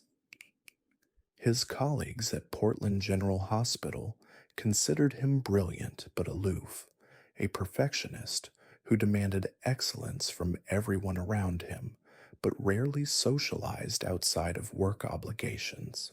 What none of them knew was that Dr. Blackwood had been methodically torturing and killing people for over 2 decades, using his medical expertise to inflict maximum suffering while keeping his victims alive for as long as possible. Between 1978 and 2001, Harrison Blackwood murdered at least 37 people, though investigators believe the actual number could be significantly higher. Unlike Margaret Holloway's delusional mercy killings, Blackwood's crimes were driven by pure sadism and an insatiable need to exercise complete control over human life and death. He didn't kill out of twisted compassion or psychological delusion. He killed because he enjoyed watching people suffer, and his medical training allowed him to orchestrate that suffering with scientific precision. Blackwood's first victim was a homeless man named Jerry Walsh, whom he encountered outside a downtown Portland clinic in November 1978. Jerry had approached Harrison asking for money to buy food, and something about the man's desperation triggered what Blackwood would later describe as an overwhelming urge to explore the limits of human endurance. Harrison offered Jerry $50 to participate in what he claimed was a medical study about pain tolerance, promising easy money for a few hours of his time. Jerry followed Harrison to an abandoned warehouse that the doctor had secretly purchased under a false name 6 months earlier. What happened next would establish the template from hundreds of hours of torture spanning the next 23 years. Harrison had converted the warehouse basement into what can only be described as a medical torture chamber, complete with surgical equipment, monitoring devices, and restraint systems that allowed him to keep victims immobilized for extended periods. The detail with which Blackwood documented Jerry's torture reveals the calculated nature of his sadism. He used his knowledge of human anatomy to inflict maximum pain while avoiding damage to vital organs, keeping Jerry conscious and aware throughout 3 days of systematic abuse. He monitored Jerry's vital signs continuously, adjusting his methods to prevent his victim from losing consciousness or going into shock. When Jerry finally died, Harrison performed what he called an educational autopsy, studying the effects of his torture methods on human tissue. Harrison disposed of Jerry's remains using industrial chemicals stolen from the hospital, dissolving the body completely and washing the residue down storm drains throughout the city. He had researched disposal methods for months before his first kill, studying forensic textbooks and consulting with colleagues about decomposition rates under the guise of academic curiosity. His medical connections gave him access to chemicals and equipment that made body disposal almost effortless. The warehouse became Harrison's private laboratory for exploring human suffering. He soundproofed the basement, installed backup power systems, and created detailed filing systems to catalog his experiments. Each victim was assigned a number and subjected to different torture methods, while Harrison recorded their responses, heart rates, and the precise amount of time it took various techniques to produce specific reactions. His second victim was Maria Santos, a young woman who worked as a night janitor at Portland General Hospital. Maria had noticed Harrison working late hours and had begun cleaning around his schedule to avoid disturbing him. Her kindness and consideration made her stand out to Harrison, who interpreted her attempts to be helpful as weakness that needed to be exploited. He began leaving small gifts on her cleaning cart, expensive chocolates and flowers, with notes thanking her for her hard work. Maria was flattered by the attention from such an important doctor and began looking forward to their brief conversations during her late night shifts. When Harrison invited her for coffee after work one evening in March 1979, she eagerly accepted, seeing it as an opportunity to improve her position at the hospital. Instead, she became subject number 2 in Harrison's catalog of human experimentation. Maria's torture lasted 5 days, longer than any subsequent victim would endure. Harrison was still refining his techniques, learning how to calibrate pain levels and manage his victims' physical condition to extend their suffering. He documented every detail of her responses, noting which methods produced the most intense reactions and how different combinations of physical and psychological torture affected her mental state. The psychological component of Harrison's torture was as methodical as the physical abuse. He would alternate between periods of extreme pain and moments of apparent kindness, offering water or brief respites from torture that created false hope before resuming the abuse. He studied his victims' breaking points, documenting how long it took to destroy their will to resist and what methods were most effective at producing complete psychological submission. Harrison's victim selection process evolved over time as he learned to identify people whose disappearance would generate minimal investigation. He targeted homeless individuals, undocumented immigrants, sex workers, and others who existed on society's margins. He understood that these victims were less likely to be reported missing and that any investigation would be cursory at best. His position as a respected surgeon provided perfect cover, as no one would suspect a man who dedicated his life to saving people of systematically destroying them. By the mid-1980s, Harrison had perfected what he called his procurement system. He would identify potential victims weeks or months in advance, studying their routines and social connections to determine the safest time and method for abduction. He created fake personas and backstories, using different identities to approach victims and gain their trust before luring them to the warehouse. One of his most elaborate victim acquisitions involved a young artist named David Park, who had been struggling to make ends meet while trying to establish his career in Portland's art scene.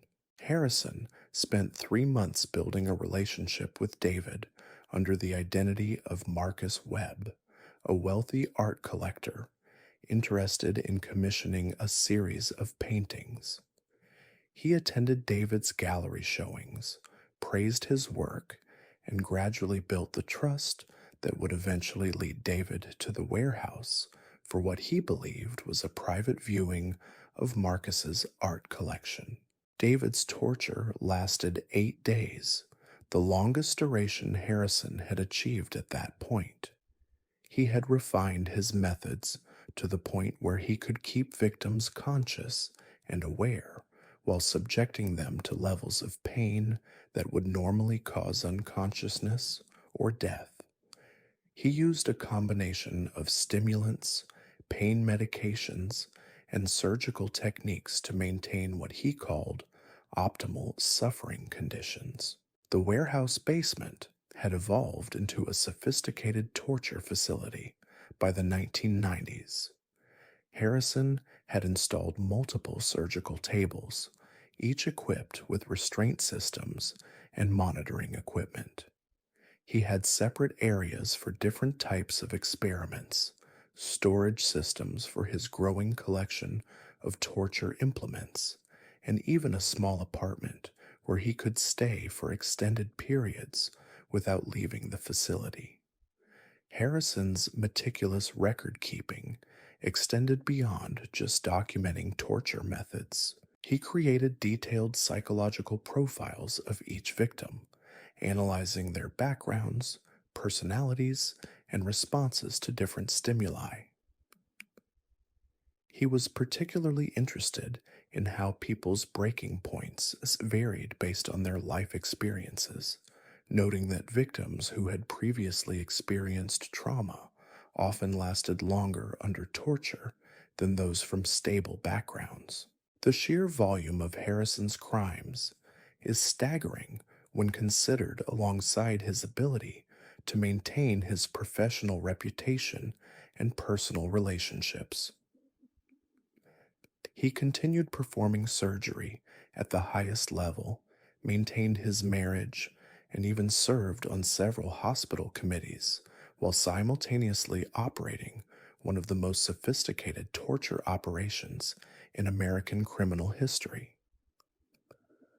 His compartmentalization skills were so complete that his wife later testified she never noticed any changes in his behavior or routine throughout their 23-year marriage. Harrison's downfall came not through investigative work or forensic evidence, but through a mechanical failure that exposed his entire operation. In September 2001, a burst pipe in the warehouse basement flooded the facility, forcing Harrison to call a plumber to assess the damage. The plumber, Eddie Morrison, discovered what appeared to be surgical equipment and bloodstains in areas that should have been empty storage space. Eddie Morrison had seen some strange things in his 30 years as a plumber, but nothing prepared him for what he discovered in Harrison Blackwood's warehouse basement. The flooding had revealed surgical restraints bolted to concrete tables, cabinets filled with medical instruments that had no business being in an abandoned building, and stains that looked suspiciously like dried blood covering large sections of the floor. Eddie's first instinct was to leave immediately and call the police, but something made him investigate further. Behind a false wall that had been damaged by the flooding, he found filing cabinets containing hundreds of photographs and detailed notes documenting what could only be described as systematic torture. The images were so disturbing that Eddie vomited twice before managing to call 911. The police response was massive and immediate. Detective Sarah Coleman, who had been investigating a series of missing persons cases spanning 2 decades, recognized the significance of what Eddie had discovered. The warehouse contained evidence linking Harrison Blackwood to disappearances that investigators had never connected because the victims came from such diverse backgrounds and geographic locations within the Portland area. Harrison's filing system proved to be his undoing. His compulsive need to document every detail of his crimes had created an exhaustive catalog of evidence that prosecutors would later describe as the most comprehensive confession in criminal history. Each file contained photographs, medical charts, tracking vital signs during torture sessions, and detailed notes about experimental methods and their effects on human subjects. When police arrested Harrison at Portland General Hospital, he was in the middle of performing brain surgery on a 7-year-old girl. Colleagues later reported that he completed the operation with his usual precision and professionalism, showing no sign of distress, even though he knew his arrest was imminent. The contrast between his gentle bedside manner with the young patient and the horrific crimes documented in his warehouse files highlighted the complete compartmentalization of his dual existence. Harrison's interrogation revealed a man who viewed his torture victims as research subjects rather than human beings. He spoke about his crimes with clinical detachment, describing torture methods and victim responses as if he were presenting a medical case study to colleagues. He showed no remorse for the suffering he had inflicted, instead expressing frustration that his research had been interrupted before he could complete what he called his comprehensive study of human pain tolerance. The trial proceedings were unlike anything the Portland legal system had ever handled. The evidence was so voluminous and disturbing that the judge had to implement special protocols to protect jury members from psychological trauma. Many of the crime scene photographs and video recordings Harrison had made were deemed too graphic to present in open court, requiring closed sessions with only essential personnel present. Harrison's defense team attempted to argue that his crimes were the result of a psychological disorder that prevented him from recognizing his victims as human beings. Expert witnesses testified about antisocial personality disorder and the possibility that Harrison's medical training had somehow disconnected him from normal emotional responses to human suffering. However, the systematic nature of his crimes and his ability to function normally in all other aspects of his life undermined any claims of mental illness. The most chilling aspect of Harrison's testimony was his complete lack of understanding about why his actions were considered wrong. He compared his torture experiments to medical research, arguing that his work had advanced understanding of human pain responses and could potentially benefit future medical treatments. He seemed genuinely puzzled by the emotional reactions his crimes provoked, viewing them as irrational responses to scientific inquiry. During sentencing, families of Harrison's identified victims provided impact statements that revealed the broader devastation his crimes had caused. Many victims had been the primary breadwinners for their families, leaving behind children and elderly relatives who had struggled for years without knowing what had happened to their loved ones. The uncertainty had been almost as traumatic as the eventual discovery of the truth. Harrison was sentenced to death, but he continued his psychological manipulation even from death row.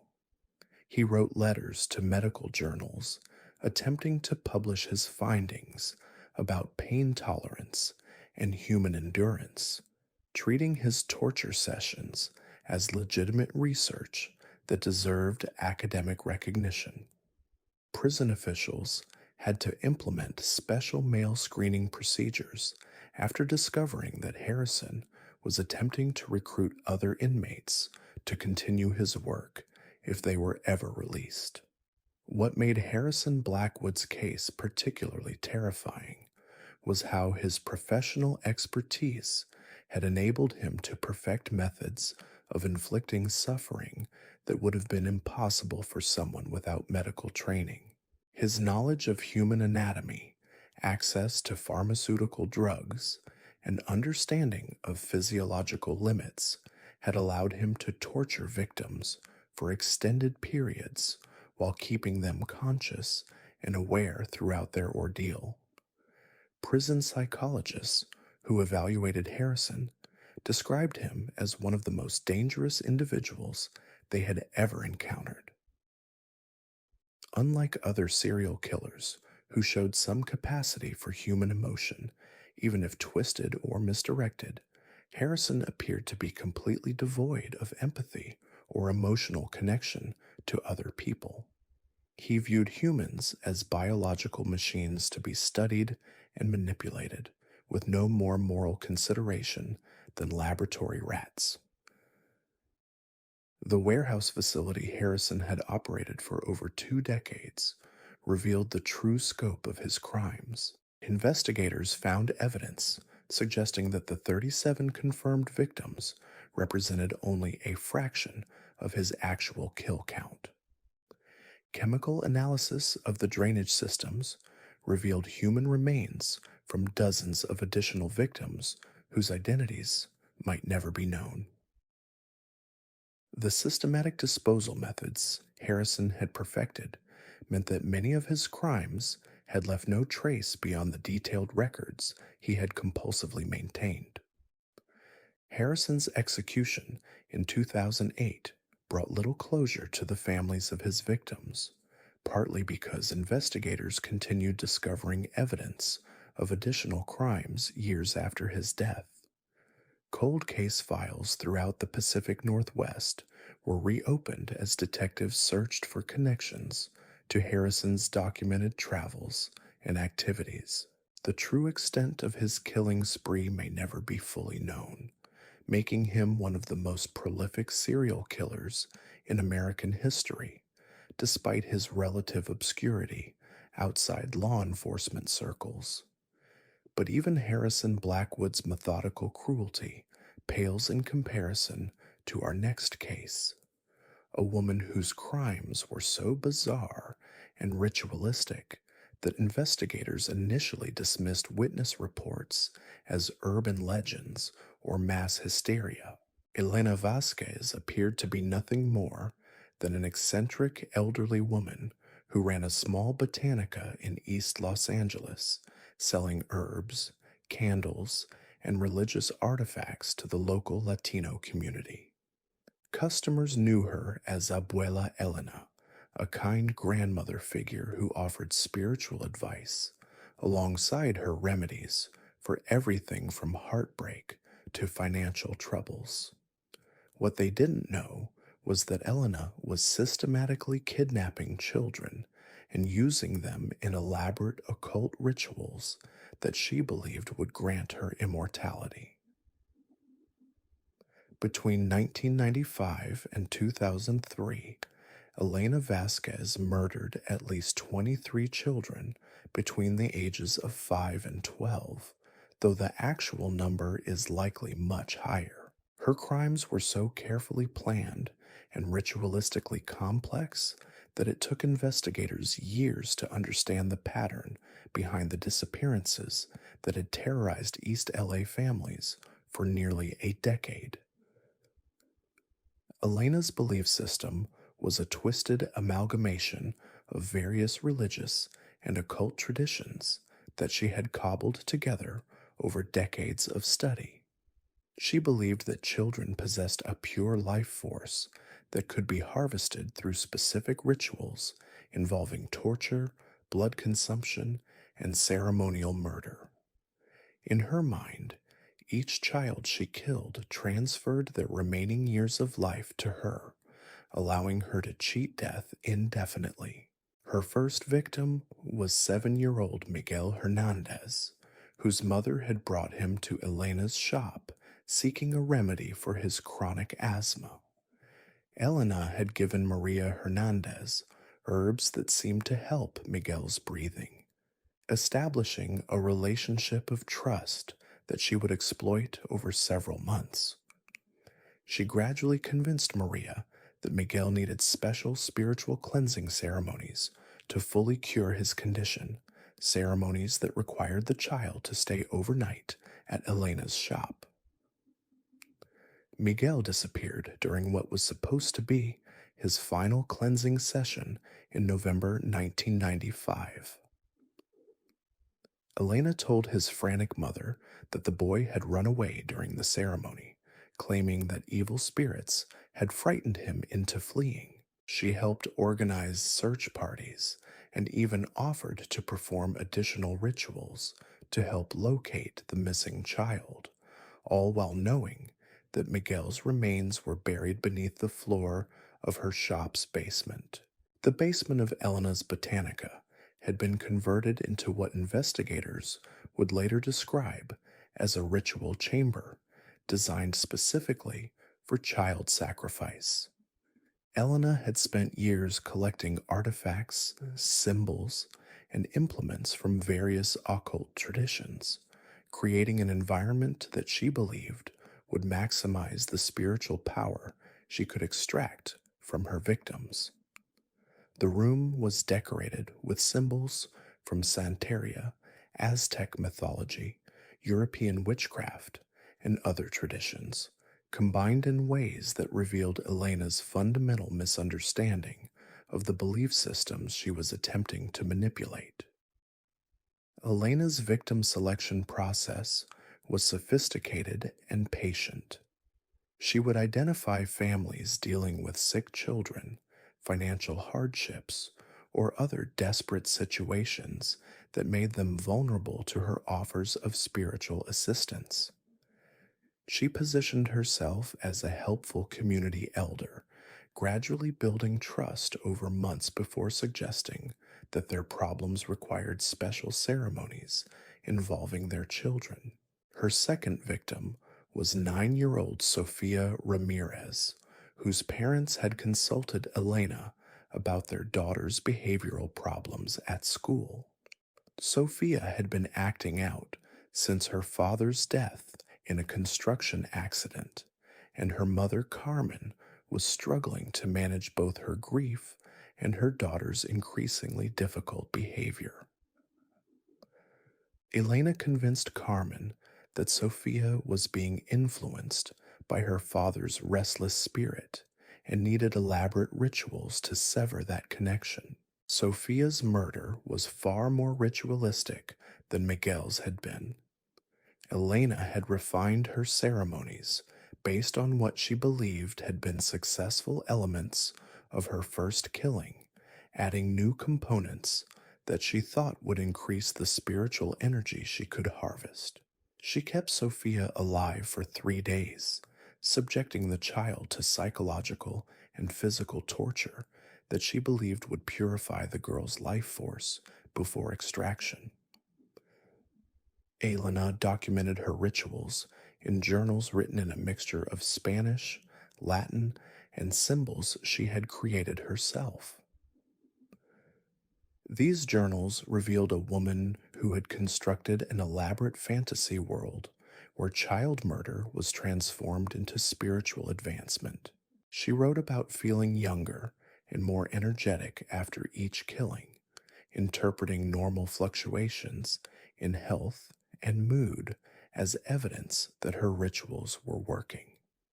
The most disturbing aspect of Elena's crimes was how she incorporated elements of legitimate religious traditions into her murderous rituals.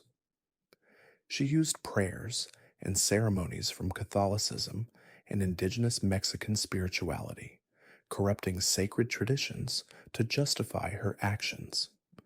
This religious facade allowed her to present her activities as spiritual healing rather than criminal behavior, making it easier to gain the trust of devout families in her community. Elena's third victim was 6-year-old Carlos Martinez, whose grandmother had brought him to Elena's, seeking protection from what she believed were curses placed on their family by a former neighbor. Elena convinced the grandmother that Carlos was particularly vulnerable to spiritual attack because of his young age and pure soul, requiring intensive protection ceremonies that would need to be performed over several weeks. Carlos's disappearance followed the same pattern as the previous victims, but this time, Elena made a crucial mistake that would eventually lead to her discovery. She had become overconfident in her ability to manipulate grieving families and began taking more risks with her cover stories. When Carlos's father demanded to know exactly what had happened during the ceremony where his son disappeared, Elena's explanations became increasingly contradictory and bizarre.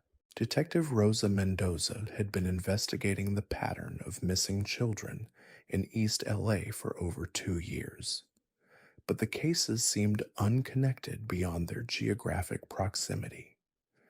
The victims came from different families with no apparent relationships, disappeared under various circumstances, and left no physical evidence behind. It wasn't until Carlos Martinez's father contacted police with his suspicions about Elena Vasquez that investigators began to see the common thread linking all the disappearances. The investigation into Elena's activities revealed a community that had been terrorized by child disappearances for years, but had been reluctant to involve police due to immigration concerns and cultural barriers. Many families had consulted Elena about missing children, never realizing that she was the predator they were seeking protection from. Her position as a trusted community elder had provided perfect cover for her crimes while simultaneously giving her access to potential victims. Elena's arrest in February 2003 came after an undercover operation where Detective Mendoza posed as a desperate mother seeking Elena's help with a troubled child. Elena's eagerness to perform elaborate and expensive rituals on the fictional child, combined with her detailed knowledge about the disappeared children she claimed to know nothing about, provided enough evidence for a search warrant. The search of Elena's Botanica uncovered a house of horrors that investigators struggled to process. The basement ritual chamber contained the remains of 23 children, along with artifacts made from their bones and preserved body parts that Elena had incorporated into her occult collection. She had treated each murder as a spiritual transaction, keeping detailed records of which ritual elements had produced the strongest sensations of renewed vitality. Elena's journals revealed the progression of her delusions over nearly 8 years of killing. Her early entries showed someone experimenting with different ritual approaches, trying to determine which methods would be most effective at transferring life force from victim to perpetrator. Later entries demonstrated increasing confidence in her abilities and grandiose plans for expanding her operations to include adult victims once she had perfected her techniques on children. The psychological evaluation of Elena Vasquez presented experts with a unique case study in how religious delusion could evolve into systematic murder. Unlike killers motivated by sexual sadism or power fantasies, Elena genuinely believed that her crimes were necessary spiritual practices that benefited both herself and her victims. She claimed that the children she killed were now free from earthly suffering and had been transformed into spiritual guardians protecting her work. Elena's trial became a media sensation, partly because of the occult elements of her crimes, but mostly because of the community's shock at discovering that a trusted elder had been preying on their children for years. Families who had consulted Elena about missing children had to confront the horrifying reality that they had been seeking help from the very person responsible for their loss. The evidence against Elena was overwhelming, but her complete lack of remorse and continued insistence that her actions were spiritually justified made the proceedings particularly disturbing. She attempted to perform ritual ceremonies in her jail cell and tried to convert other inmates to her belief system, requiring prison officials to place her in solitary confinement for the safety of other prisoners. Elena was sentenced to death but died of natural causes while awaiting execution in 2011. Her death brought little comfort to the families of her victims, partly because investigators suspected she had been killing for much longer than the 8-year period they could definitively prove. Cold case files from throughout California and Mexico revealed disappearances that matched Elena's methods, suggesting that her documented crimes represented only the final phase of a much longer killing career. The Elena Vasquez case highlighted how cultural and language barriers could allow predators to operate with impunity in immigrant communities where families were reluctant to involve authorities. Her exploitation of religious traditions and community trust had enabled her to continue killing for years, while presenting herself as a spiritual healer and protector of children. But perhaps the most unsettling aspect of Elena's crimes was how she had managed to convince herself that child murder was not only justified, but spiritually necessary. Her complete transformation of heinous acts into sacred rituals demonstrated the human capacity for self deception and the dangerous power of unexamined beliefs when combined with mental illness and social isolation. What makes Elena's story even more chilling is that investigators believe she had been perfecting her methods for decades before her documented killing spree began. Evidence found in her personal belongings suggested she had been studying various occult traditions since the 1960s, slowly building the belief system that would eventually justify mass murder in her mind. Letters she had written to occult practitioners around the world revealed a woman obsessed with achieving immortality through increasingly extreme spiritual practices. The basement ritual chamber, where Elena conducted her murders, contained artifacts that dated back to the 1970s, including ceremonial knives, carved symbols, and preserved animal remains that suggested she had been practicing ritual sacrifice long before she escalated to human victims. Forensic analysis of the basement floor revealed chemical traces indicating that bodies had been buried and exhumed multiple times, possibly as Elena refined her disposal methods or relocated remains to accommodate new victims. Elena's journals also documented her attempts to recruit accomplices over the years, approaching other practitioners in the local occult community about participating in what she called advanced spiritual work. Most had rejected her increasingly extreme proposals, but investigators found evidence suggesting that at least 2 other individuals may have assisted Elena with some of her later murders. These potential accomplices were never identified, leading to ongoing concerns about other predators who might have learned Elena's methods and continued her work after her death.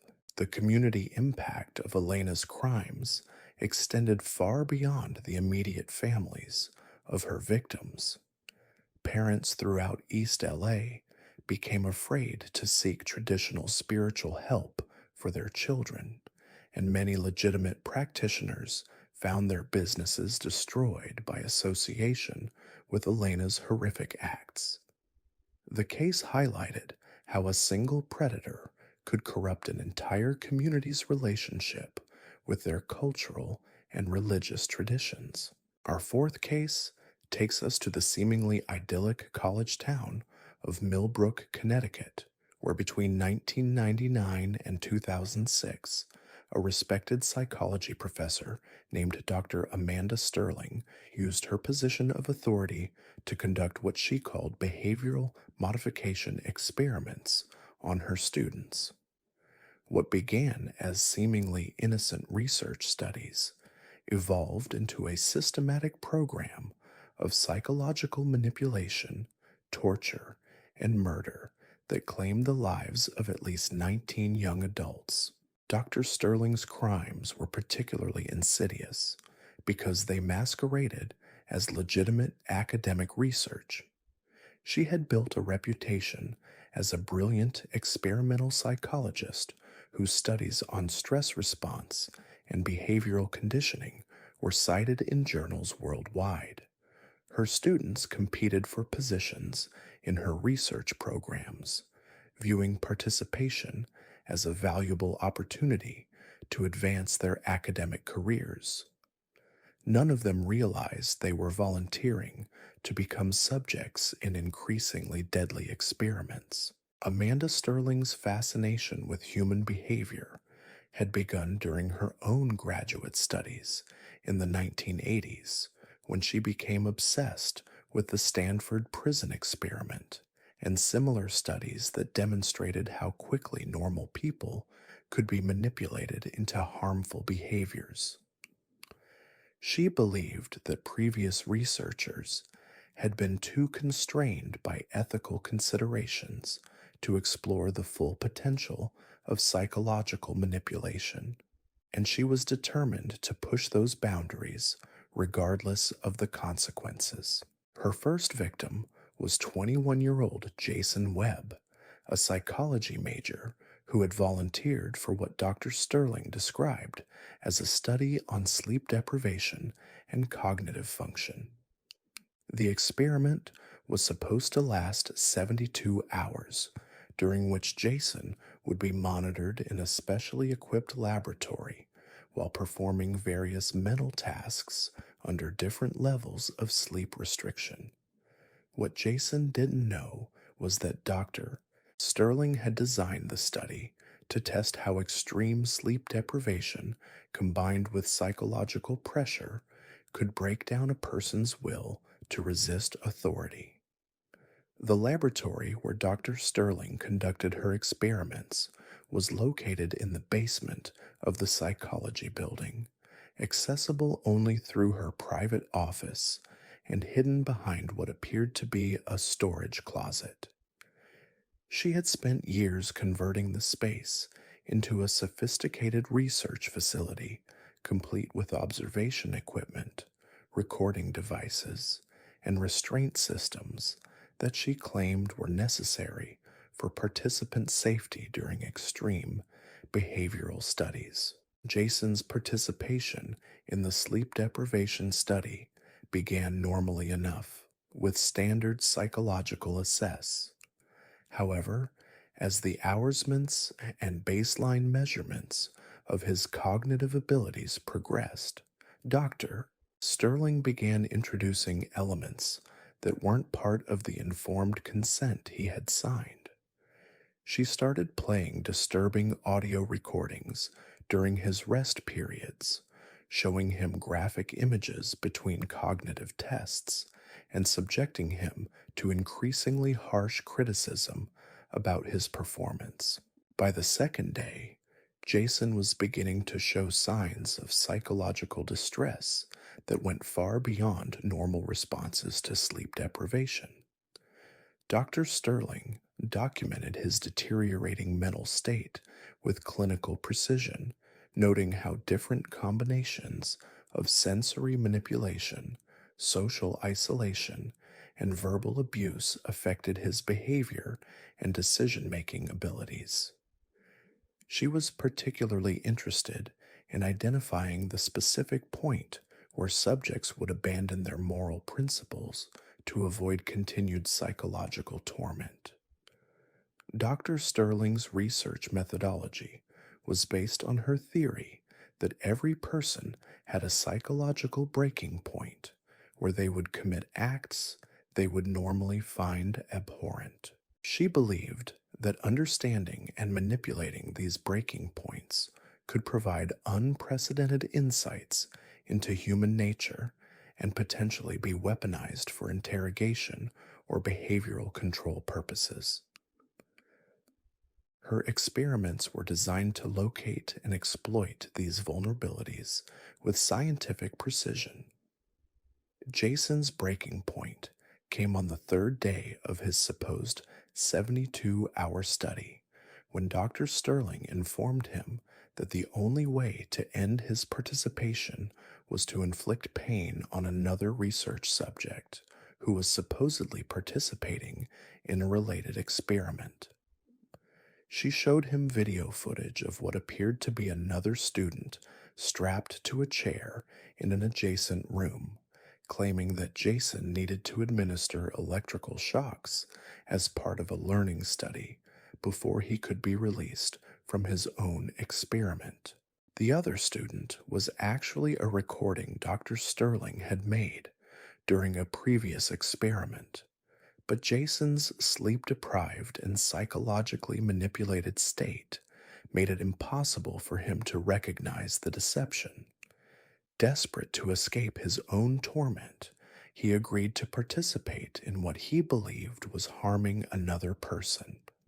Dr. Sterling used his compliance as evidence that her theories about psychological manipulation were correct, documenting how quickly a normal, ethical person could be convinced to abandon their moral principles under the right conditions. What Jason didn't realize was that agreeing to participate in harming others had marked him as what Dr. Sterling called a compromised subject who could never be safely released.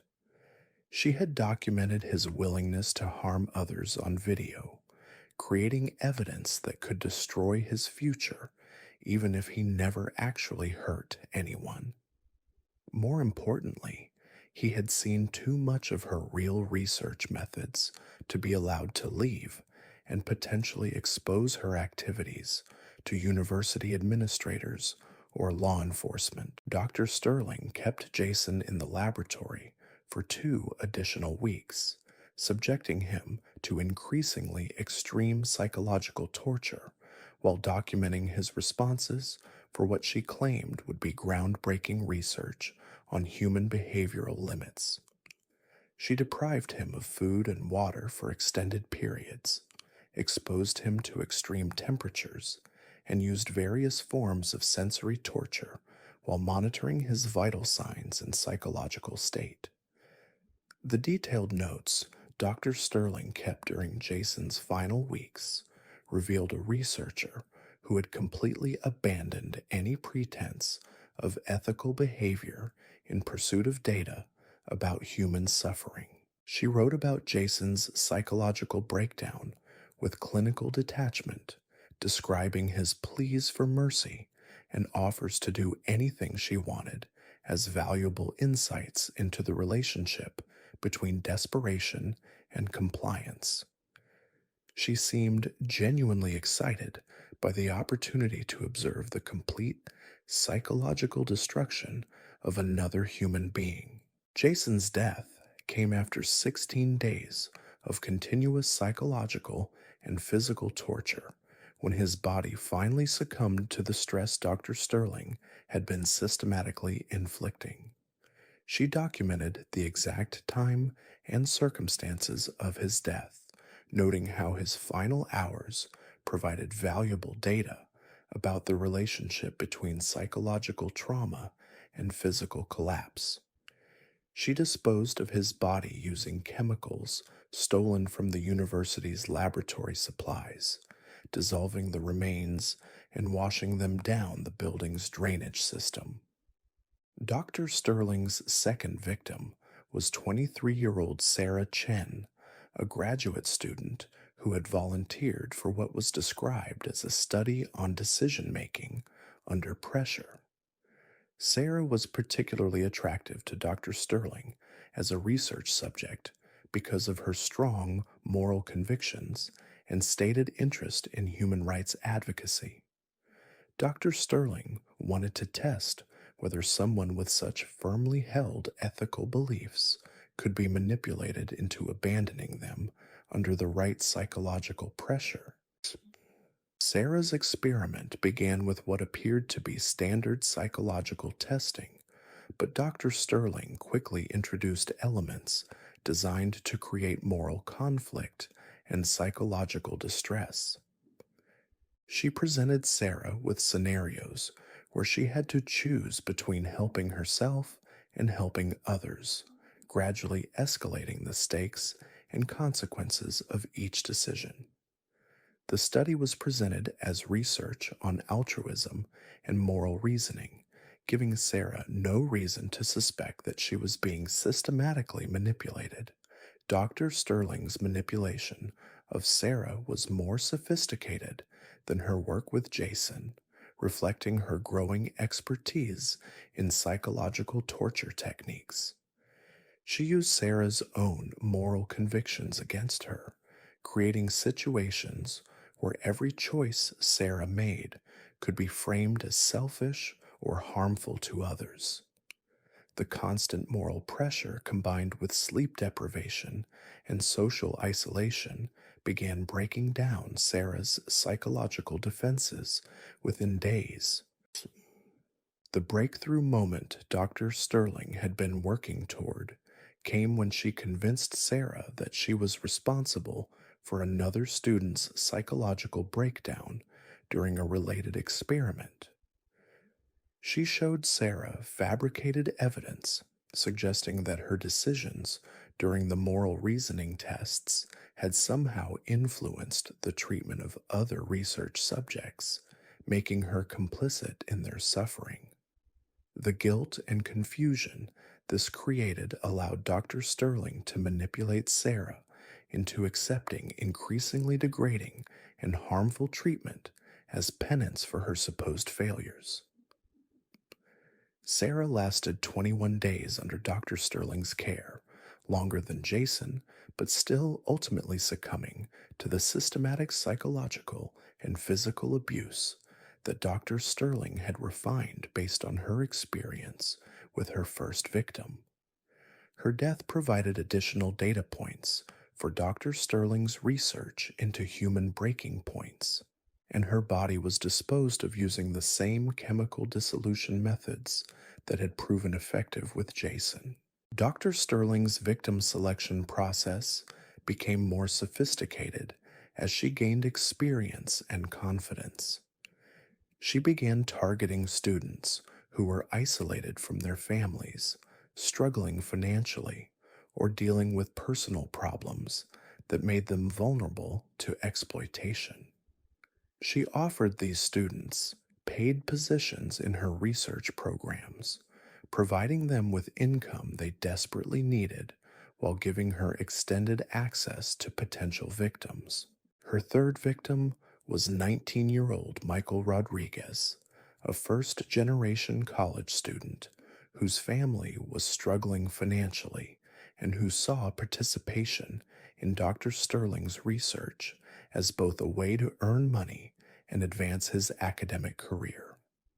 Michael had grown up in poverty and was determined to succeed in college despite the financial and social barriers he faced. Dr. Sterling recognized his desperation to succeed and used it to manipulate him into increasingly dangerous experimental situations.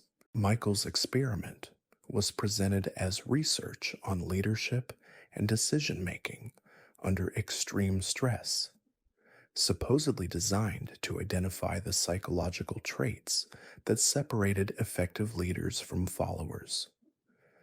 Dr. Sterling told Michael that the study would involve challenging scenarios designed to test his ability to make difficult decisions under pressure, framing the experience as valuable training for his future career goals.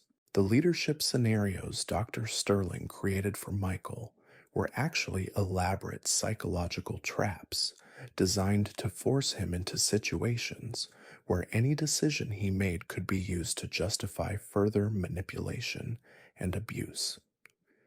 She created fake crises where Michael had to choose between competing priorities, then criticized whatever choice he made as evidence of moral or intellectual failure that required correction through additional experimental procedures. Dr. Sterling's documentation of Michael's psychological breakdown revealed her growing expertise in identifying and exploiting individual vulnerabilities. She had learned to tailor her manipulation techniques to each victim's specific personality traits and background, making her torture methods more effective and her control over subjects more complete. Michael's strong desire to succeed academically made him particularly susceptible to manipulation disguised as educational opportunities. Michael survived 28 days under Dr. Sterling's control, the longest period any of her victims endured before their psychological and physical condition deteriorated beyond recovery. His extended survival time allowed Dr. Sterling to collect more comprehensive data about the long-term effects of systematic psychological torture, information she meticulously documented in research notes that read like a manual for psychological warfare. Dr. Sterling's operation continued expanding as she refined her methods and grew more confident in her ability to avoid detection. She began recruiting research assistants from among her graduate students, gradually introducing them to increasingly unethical research practices while presenting these activities as cutting-edge experimental psychology. Most of these assistants never realized the full extent of Dr. Sterling's crimes, but several became unwitting accomplices in her victim recruitment and manipulation efforts. Her fourth victim was 22-year-old Lisa Park, a psychology major who had initially served as a research assistant before Dr. Sterling decided she would be more valuable as a test subject. Lisa had assisted with several of Dr. Sterling's legitimate research projects and had proven to be intelligent, dedicated, and discreet about the work she was doing. These qualities made her an ideal victim from Dr. Sterling's perspective, as her disappearance from the research program could be explained as a transfer to a different university or a decision to focus on her studies. Lisa's transition from research assistant to experimental subject was gradual and carefully orchestrated. Dr. Sterling began assigning her increasingly unusual tasks, claiming they were part of new research protocols that required absolute secrecy due to their innovative nature. She gradually isolated Lisa from other students and faculty members, creating a situation where Lisa's only social contact was with Dr. Sterling and her research program. The psychological manipulation Dr. Sterling used on Lisa was the most sophisticated she had developed up to that point. She exploited Lisa's trust and professional relationship to introduce experimental procedures that would have been immediately rejected by a typical research subject. Lisa's desire to please her mentor and advance her academic career made her vulnerable to manipulation that she might have recognized and resisted in other circumstances. Dr. Sterling's documentation of Lisa's psychological deterioration provided insights into how professional relationships could be weaponized for predatory purposes. She wrote extensively about the advantages of manipulating students who already trusted her judgment and were accustomed to following her instructions without question. The power dynamic inherent in the professor student relationship had given Dr. Sterling unprecedented access to her victim's psychological vulnerabilities. Lisa's death after 31 days marked a turning point in Dr. Sterling's research program. She had successfully demonstrated that she could maintain complete psychological control over subjects for extended periods, and she began planning more ambitious experiments that would involve multiple subjects simultaneously. Her growing confidence led her to take risks that would eventually expose her activities to university officials. Dr. Sterling's fifth victim was 20-year-old David Kim, a pre-med student who volunteered for what was described as research on stress response in medical professionals. David was particularly attractive to Dr. Sterling as a research subject because of his career goals and his strong sense of responsibility toward others. She wanted to test whether someone training to save lives could be manipulated into participating in activities that caused harm to other people. David's experiment began with standard medical simulation scenarios, but Dr. Sterling gradually introduced elements that created moral conflict and psychological distress. She presented him with situations where helping one person required harming another, then documented his decision-making process and emotional responses to these impossible choices. The scenarios became increasingly extreme and psychologically damaging as Dr. Sterling pushed David toward his breaking point. Dr. Sterling's manipulation of David revealed her growing understanding of how professional identity and moral responsibility could be exploited for psychological torture purposes. She used his desire to become a doctor against him, creating scenarios where his medical knowledge was turned into a tool for causing rather than preventing suffering. The corruption of his professional aspirations became a central component of his psychological breakdown. David's extended resistance to Dr. Sterling's manipulation techniques provided her with valuable data about individual differences in psychological resilience. He lasted 34 days under her control, longer than any previous subject, before his mental and physical condition deteriorated to the point where death became inevitable. His prolonged survival allowed Dr.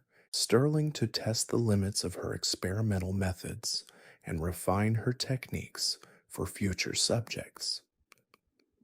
The pattern Dr. Sterling had established with her first 5 victims continued for several more years, with each new subject providing additional data points for her research into human psychological limits. Her methods became increasingly sophisticated as she learned from each experiment, and her victim selection process became more targeted as she identified the specific personality traits and circumstances that made individuals most vulnerable to her manipulation techniques. Sterling's downfall began in 2006 when she made the mistake of targeting Jennifer Walsh, a 21-year-old journalism major who had been investigating reports of unusual research activities in the psychology department for the student newspaper. Jennifer had heard rumors from other students about Dr. Sterling's secretive research programs and had volunteered to participate as part of her investigation into potentially unethical academic practices. Jennifer's background in investigative journalism had taught her to be suspicious of authority figures and to document everything she encountered. Unlike Dr. Sterling's previous victims, Jennifer entered the research program with the specific intention of gathering evidence about potentially illegal activities. Her skeptical approach and documentation efforts created problems for Dr. Sterling's usual manipulation techniques. Dr. Sterling's attempt to manipulate Jennifer followed her established pattern, but Jennifer's resistance to psychological pressure and her continued attempts to document what was happening in the laboratory forced Dr. Sterling to escalate her methods more quickly than usual. The accelerated timeline and Jennifer's active resistance created a situation where Dr. Sterling's activities became more visible to university officials who had previously been you had also involved, sharing her concerns with professors aware of her true research methods. Jennifer's investigation in other departments who began asking questions about Dr. Sterling's research programs and funding sources. The increased scrutiny from multiple happened to previous research subjects. Jennifer's disappearance shortly directions made it difficult for Dr. Sterling to maintain the secrecy that her activities required, and she began making mistakes that would ultimately lead to her exposure and arrest. Then, to activate a recording device during one of her sessions, discovery of Dr. Sterling's crimes came when Jennifer managed after making this recording prompted a comprehensive investigation that UNC in the basement laboratory, capturing audio evidence of Drovard the full extent of Dr. Sterling's activities over. Sterling's threats and descriptions of what he had the previous 7 years. The investigation into Dr. Sterling's research program revealed a sophisticated operation that had been hiding legitimate research publications and professional reputation had provided perfect in plain sight within a respected academic institution. Her cover for activities that had systematically tort authority and academic freedom could be exploited to facilitate horrific crimes while maintaining a facade of scientific legitimacy. Lured and murdered 19 young adults over nearly a decade. The case highlighted how institutional the evidence against Dr. Sterling was overwhelming once investigators gained access to her hidden laboratory and research files. The basement facility contained detailed documentation of every experiment she had conducted, including video recordings of her victims' psychological breakdowns and deaths. Her meticulous record keeping, which she had viewed as essential for her research, became the foundation for multiple murder charges that would ensure she never had the opportunity to harm another student. Dr. Sterling's trial became a landmark case in discussions about academic ethics and institutional oversight. Her defense team attempted to argue that her actions were the result of a psychological disorder that prevented her from distinguishing between legitimate research and criminal behavior. However, the systematic nature of her crimes and her ability to maintain her professional reputation while simultaneously operating a torture facility demonstrated clear awareness of wrongdoing. The most disturbing aspect of Dr. Sterling's testimony was her continued insistence that her work had scientific value. She maintained that her research into psychological breaking points could have revolutionary applications in therapy, interrogation, and behavioral modification. Her complete inability to recognize her victims as human beings rather than research data highlighted the dangerous intersection of narcissism, intellectual arrogance, and unchecked authority. Dr. Sterling was sentenced to life imprisonment without the possibility of parole in 2008.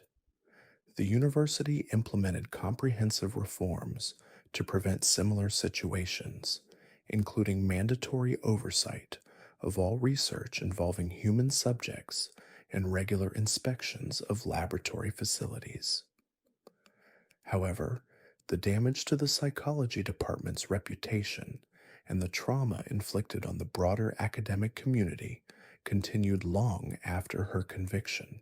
The case raised uncomfortable questions about how many other predators might be operating within academic institutions, using their positions of authority and the trust placed in them by students to facilitate horrific crimes. Dr. Sterling's ability to maintain her operation for nearly a decade while receiving accolades for her published research demonstrated how institutional prestige could provide perfect camouflage for systematic abuse. Prison officials reported that Dr. Sterling continued attempting to conduct psychological experiments on fellow inmates, requiring her placement in solitary confinement for the safety of other prisoners. Letters she wrote from prison to academic journals revealed her ongoing belief that her research had been valuable and that her conviction represented a failure of the scientific community to appreciate groundbreaking work. What made Dr. Sterling's crimes particularly insidious was how she had corrupted the very institution designed to advance human knowledge and help people understand themselves better. Her transformation of academic research into systematic torture demonstrated how any position of trust and authority could be weaponized by someone with sufficient intelligence and complete moral bankruptcy. But our final case represents perhaps the most disturbing example of how evil can hide behind a facade of respectability and community service. Father Miguel Santos appeared to be the ideal parish priest, beloved by his congregation in the small farming community of Riverside, Nebraska. He had served St. Augustine's Catholic Church for over 15 years, ministering to families during their darkest hours and celebrating their greatest joys. What his parishioners didn't know was that Father Santos had been systematically targeting families within his congregation, using his position of spiritual authority to facilitate crimes so heinous that investigators initially refused to believe the evidence they uncovered. Between 1988 and 2005, Father Miguel Santos murdered 41 members of his own congregation, making him one of the most prolific serial killers in American history. His victims ranged from infants to elderly parishioners, and his methods varied depending on the specific circumstances surrounding each murder. What remained consistent was his ability to exploit the absolute trust his community placed in him as their spiritual leader. Father Santos had not always been a predator. Psychological evaluations conducted after his arrest revealed that his descent into murder had begun gradually, triggered by a combination of personal trauma, professional frustration, and what experts described as a complete psychological break from reality that occurred over several years. His transformation from a devoted priest into a systematic killer demonstrated how even those who dedicate their lives to serving others can become capable of unimaginable evil under the right circumstances. His first victim was 8-year-old Maria Gonzalez, whose family had consulted Father Santos about behavioral problems they attributed to spiritual influences. Maria had been experiencing nightmares and emotional outbursts that her parents believed might be supernatural in origin, and they had asked Father Santos to perform blessing ceremonies to protect their daughter from what they feared were demonic influences. Father Santos used the family's religious beliefs to gain unprecedented access to Maria, convincing her parents that she required intensive spiritual intervention that would need to be conducted privately to be effective. He spent weeks building their trust and dependency, positioning himself as the only person capable of saving their daughter from the spiritual forces that were supposedly tormenting her.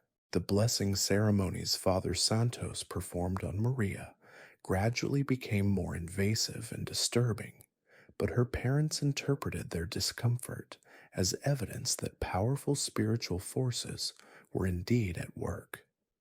Their faith in Father Santos's authority and expertise prevented them from recognizing that the man they had trusted to protect their daughter was actually the source of her trauma and fear. Maria's murder occurred during what Father Santos told her parents would be the final exorcism ceremony needed to free her from spiritual oppression. He convinced them that the ritual required complete privacy and could not be interrupted under any circumstances, giving him hours alone with their daughter, during which he subjected her to torture and abuse before finally killing her.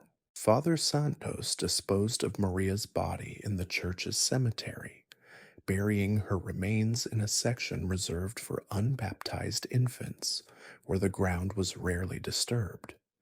He told her parents that she had been successfully freed from spiritual bondage and had been taken directly to heaven as a reward for her suffering, explaining her disappearance as a miraculous assumption similar to stories from Catholic tradition.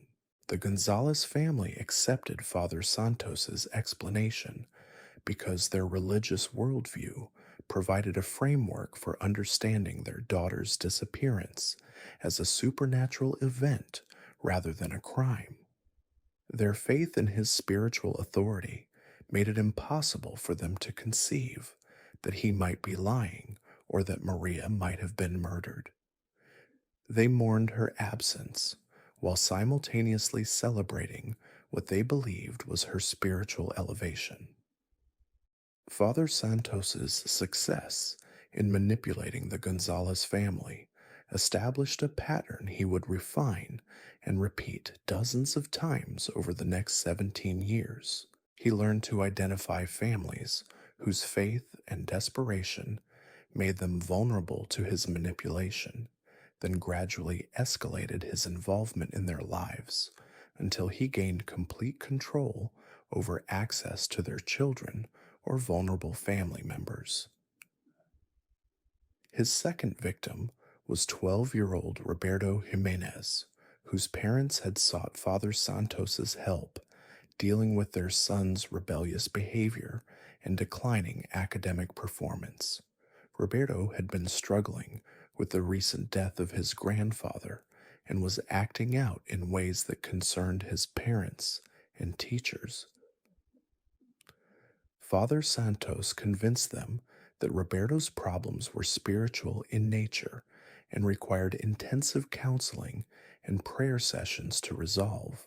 Father Santos used Roberto's grief and confusion to manipulate the boy into accepting increasingly inappropriate behavior during their private counseling sessions.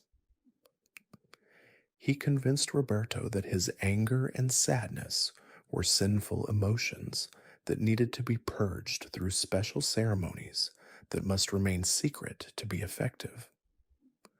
The combination of spiritual authority, psychological manipulation, and Roberto's vulnerable emotional state gave Father Santos complete control over the child. Roberto's murder followed the same pattern as Maria's, with Father Santos convincing the boy's parents that he required a special spiritual intervention that would cure his behavioral problems permanently. The ceremony was conducted in the church's basement, where Father Santos had created what he called a purification chamber designed for intensive spiritual work with troubled individuals. The purification chamber was actually a sophisticated torture facility that Father Santos had constructed over several years, using his knowledge of religious ceremonies and symbols to create an environment that seemed authentically spiritual while actually being designed to facilitate prolonged abuse and murder. The room contained religious artifacts and imagery that provided psychological cover for horrific activities. Father Santos's documentation of his crimes revealed a man who had constructed an elaborate theological justification for murder that allowed him to maintain his self-image as a devoted servant of God. He wrote extensively about his belief that certain individuals were spiritually corrupted beyond redemption and required what he called merciful elimination to prevent them from spreading their spiritual contamination to others. His third victim was 6-year-old Ana Morales, whose parents had consulted Father Santos about what they believed were signs of demonic possession.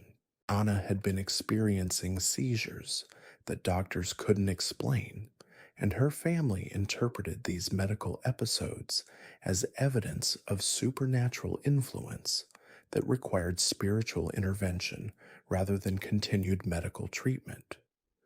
Father Santos encouraged the Morales family to abandon medical treatment for Ana's condition, convincing them that doctors couldn't address spiritual problems and that continued medical intervention might actually strengthen the demonic forces affecting their daughter. His manipulation of their religious beliefs led them to reject potentially life-saving medical care in favor of his spiritual treatments. Ana's seizure disorder made her particularly vulnerable to Father Santos's abuse, as her medical condition provided cover for any injuries or behavioral changes that might have otherwise raised suspicions. He convinced her parents that the physical symptoms of his abuse were actually manifestations of spiritual warfare, reframing evidence of his crimes as confirmation of his religious explanations. Ana's death was the result of injuries sustained during one of Father Santos's purification ceremonies, but he convinced her family that she had died as a martyr in the spiritual battle for her soul. He presented her death as a victory over demonic forces and arranged for her burial in the church cemetery with full religious honors, positioning himself as the heroic priest who had fought valiantly to save their daughter's soul. The pattern Father Santos had established with his first 3 victims continued for years, with each successful manipulation increasing his confidence and expanding his willingness to target additional families. His position within the community gave him intimate knowledge of every family's struggles and vulnerabilities, information he systematically exploited to identify potential victims and develop strategies for gaining access to them. Father Santos's victim selection process became increasingly sophisticated as he learned to recognize the specific combination of faith, desperation, and social isolation that made families most susceptible to his manipulation.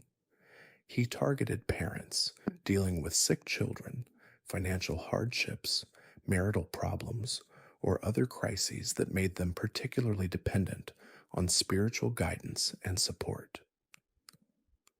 His fourth victim was 16-year-old Carlos Herrera, whose parents had sought Father Santos's help dealing with their son's involvement with local gang members. Carlos had been getting into trouble at school and staying out late with friends his parents disapproved of, behavior they attributed to negative peer influences that they hoped spiritual intervention could counteract. Father Santos used the Herrera family's concerns about gang violence to position himself as Carlos's protector and mentor, convincing them that only intensive spiritual counseling could save their son from a life of crime and violence. He gradually isolated Carlos from his family and friends, creating a dependency relationship that gave him complete control over the teenager's activities and whereabouts. Carlos's murder was more complex than Father Santos's previous crimes because the teenager was old enough to potentially resist or expose his activities. Father Santos spent months psychologically manipulating Carlos, using a combination of religious authority, fear tactics, and false promises to maintain control over him until he could eliminate the threat Carlos represented. The disposal of Carlos's body required more sophisticated methods than Father Santos had used with his younger victims. He dismembered the remains and buried different parts throughout the church property, spreading the evidence across multiple locations to reduce the risk of discovery. His growing expertise in body disposal reflected his evolution from an opportunistic killer into a systematic predator. Father Santos's crimes continued escalating throughout the 1990s as he refined his methods and expanded his operation. He began targeting entire families when individual murders created too much attention or when family members became suspicious of his involvement in their relatives' disappearances. His willingness to kill multiple people demonstrated the complete absence of moral constraints that had developed over years of unchecked predatory behavior. His most ambitious crime occurred in 1998 when he murdered the entire Valdez family during what he claimed was a spiritual retreat designed to address the family's financial and marital problems. Father Santos convinced them that their difficulties were the result of generational curses that required intensive purification ceremonies involving the entire family to break completely. The Valdez family trusted Father Santos completely, viewing him as their spiritual savior during a particularly difficult period in their lives. They followed his instructions to participate in a weekend retreat at a remote location where he claimed powerful spiritual work could be conducted without outside interference. None of them survived the weekend, but their disappearance was initially attributed to their decision to start a new life elsewhere rather than foul play.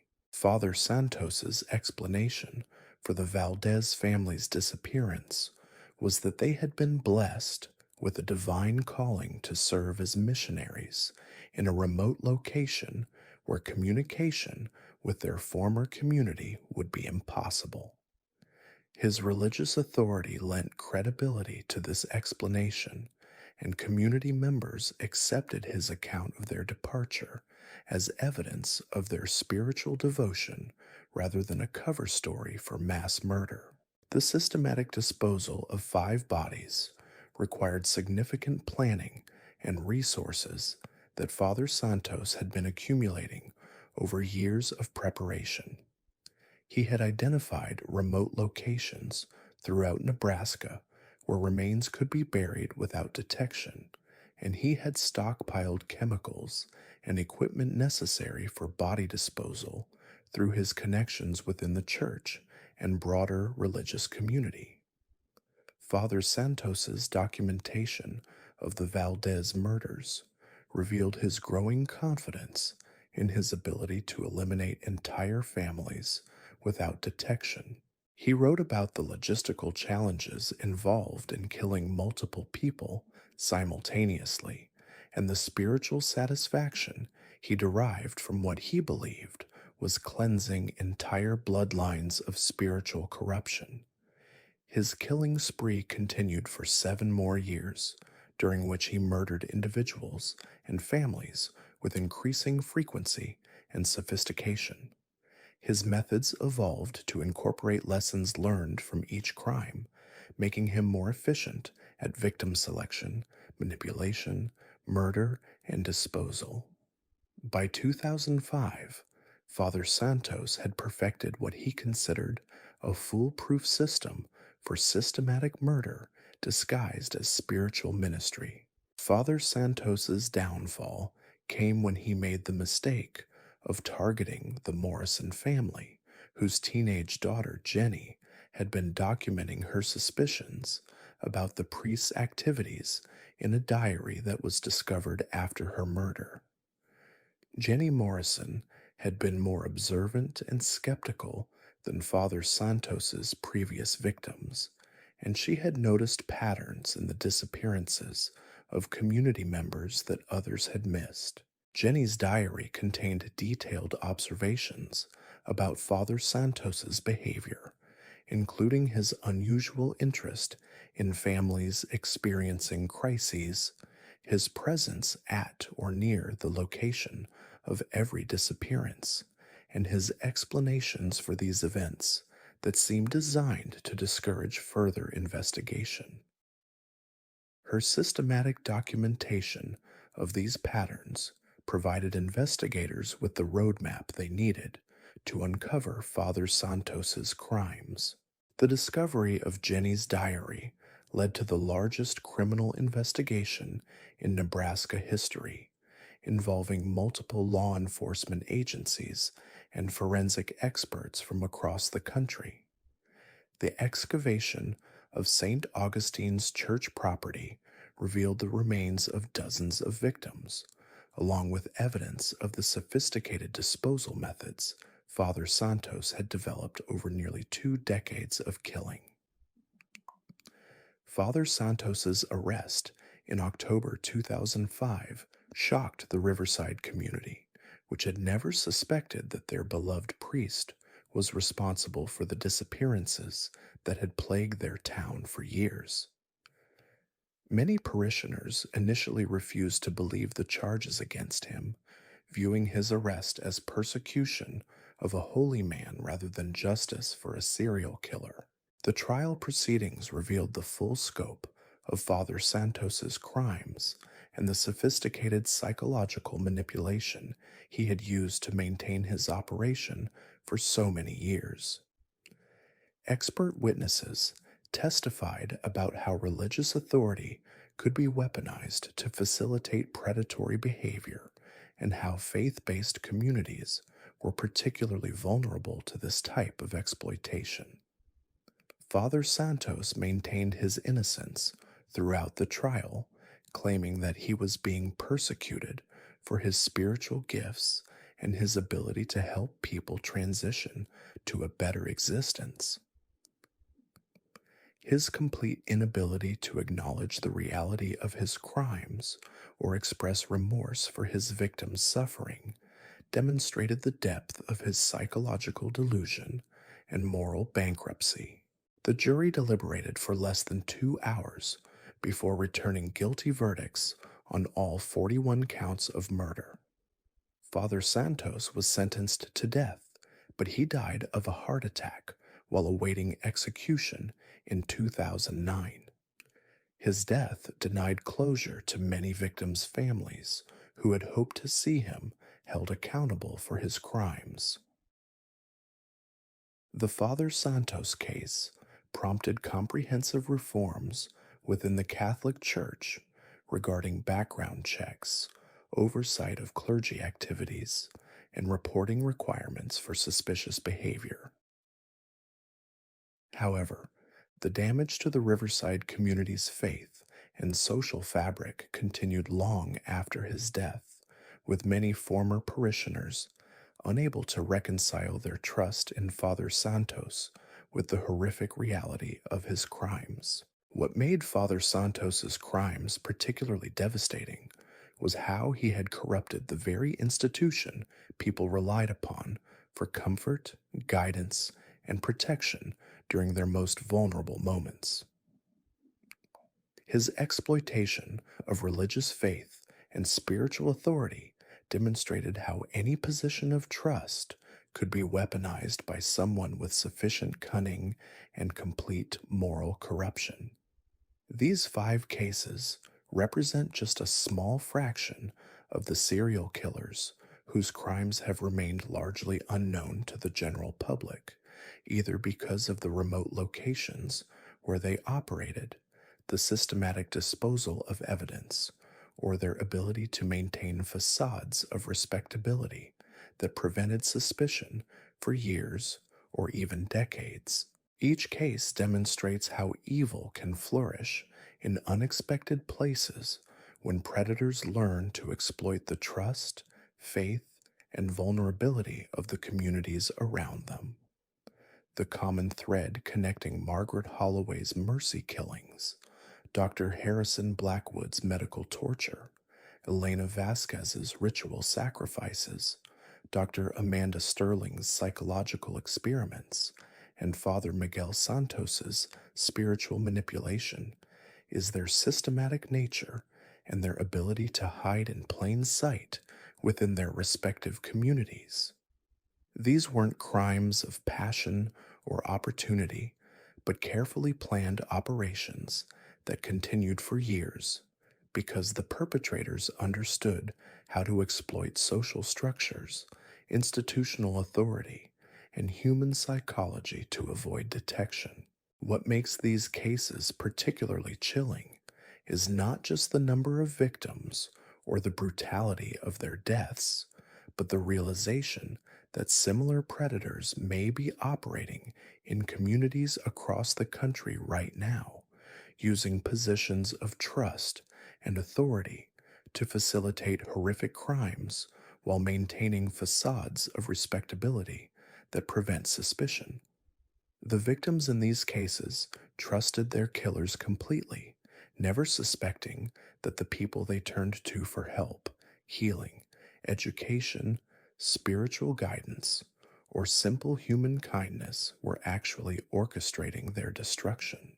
The investigation and prosecution of these killers revealed important lessons about the vulnerability of isolated communities, the danger of unchecked authority, and the need for robust oversight systems that can identify and stop predatory behavior before it escalates into systematic murder.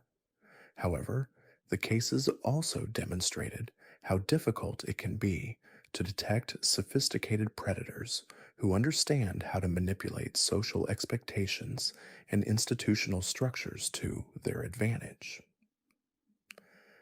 Perhaps most disturbing is the realization that these 5 cases represent only the serial killers who were eventually caught and whose crimes were fully documented. Law enforcement officials estimate that dozens of similar predators may have operated throughout American history without ever being identified, taking their secrets to the grave and leaving behind communities that never understood why so many of their members had disappeared or died under mysterious circumstances. The families of these victims continue to struggle with the dual trauma of losing their loved ones and discovering that they had been betrayed by people they trusted completely. Many survivors reported feeling unable to trust authority figures or community institutions after learning how thoroughly they had been deceived, leading to long-term psychological damage that extended far beyond the immediate families of murder victims. The psychological profiles developed for these killers revealed disturbing patterns that extended beyond their documented crimes. Dr. Sterling's prison interviews showed a woman who continued to view her former students as research subjects rather than victims, expressing frustration that her work had been interrupted rather than remorse for the lives she had destroyed. She maintained detailed correspondence with academic colleagues who remained unaware of her true activities, attempting to publish theoretical papers based on her torture experiments while presenting them as legitimate psychological research. Margaret Holloway's case took an even more disturbing turn when prison officials discovered she had been attempting to recruit other inmates to continue her mercy mission after their release.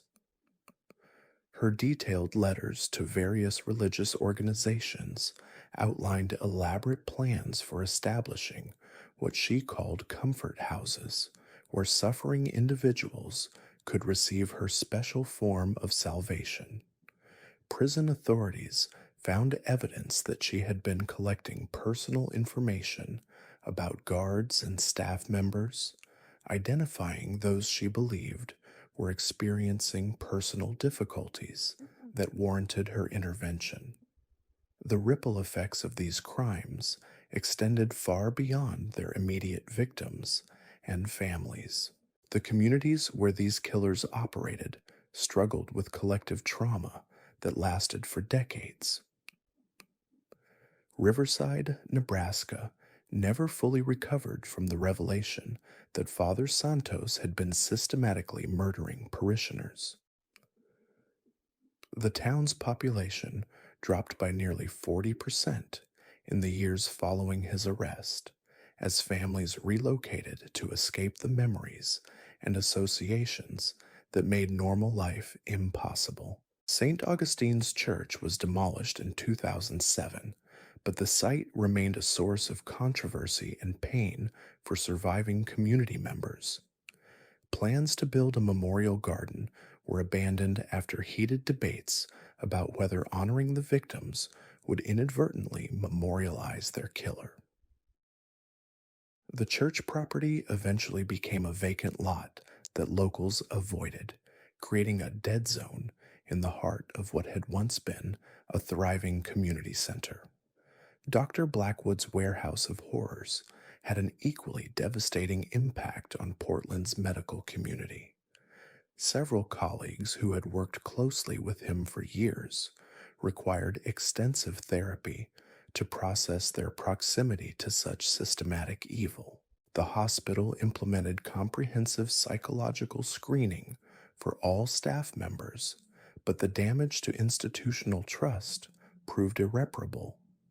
Patient confidence in the medical establishment plummeted as families struggled with the knowledge that someone capable of such cruelty had been trusted with their most vulnerable moments. The forensic investigation of Blackwood's warehouse revealed evidence suggesting his killing spree had begun much earlier than initially suspected. Chemical analysis of the building's foundation uncovered traces of human remains dating back to the 1960s, indicating that his documented crimes represented only the final phase of a much longer career in systematic torture and murder. Cold case files from across the Pacific Northwest were reopened as investigators searched for connections to unexplained disappearances spanning 4 decades. Elena Vasquez's Botanica became the center of a community reckoning with how cultural traditions could be corrupted and weaponized by predators. Local religious leaders struggled to address the spiritual trauma caused by her perversion of sacred rituals and beliefs.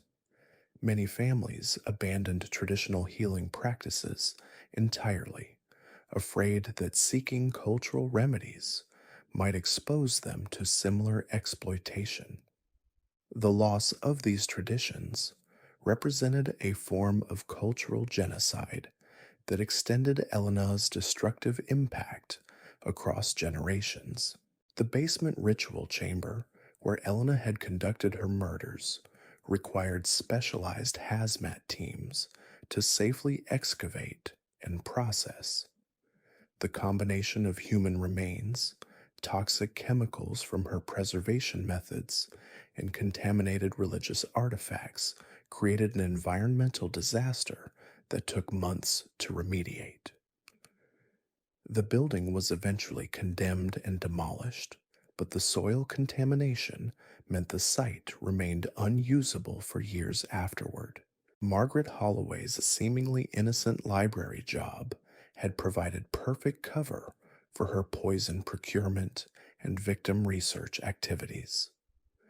Post arrest investigation revealed that she had been systematically stealing medical texts and pharmaceutical references for over a decade, building an extensive knowledge base about toxicology and human physiology. Her personal library contained hundreds of books about poisons, death, and what she called transition ceremonies, along with detailed notes about which methods would be most merciful for different types of suffering. The pharmacy where Margaret had worked part-time became the focus of a comprehensive audit that revealed massive inventory discrepancies spanning her entire employment period. She had been systematically stealing medications and chemicals while maintaining meticulous records that made her thefts nearly impossible to detect through routine inventory checks. Her knowledge of the pharmacy's systems and her reputation as a trustworthy employee had given her unprecedented access to lethal substances. Dr. Sterling's university faced a crisis of institutional credibility that extended far beyond the psychology department. Parents across the country questioned whether their children were safe on college campuses, and enrollment in psychology programs nationwide declined significantly as prospective students feared they might encounter similar predators disguised as educators. The university implemented comprehensive reforms, but the financial and reputational damage proved devastating. The basement laboratory, where Dr. Sterling had conducted her experiments, required extensive psychological debriefing for the investigators and forensic specialists who processed the scene.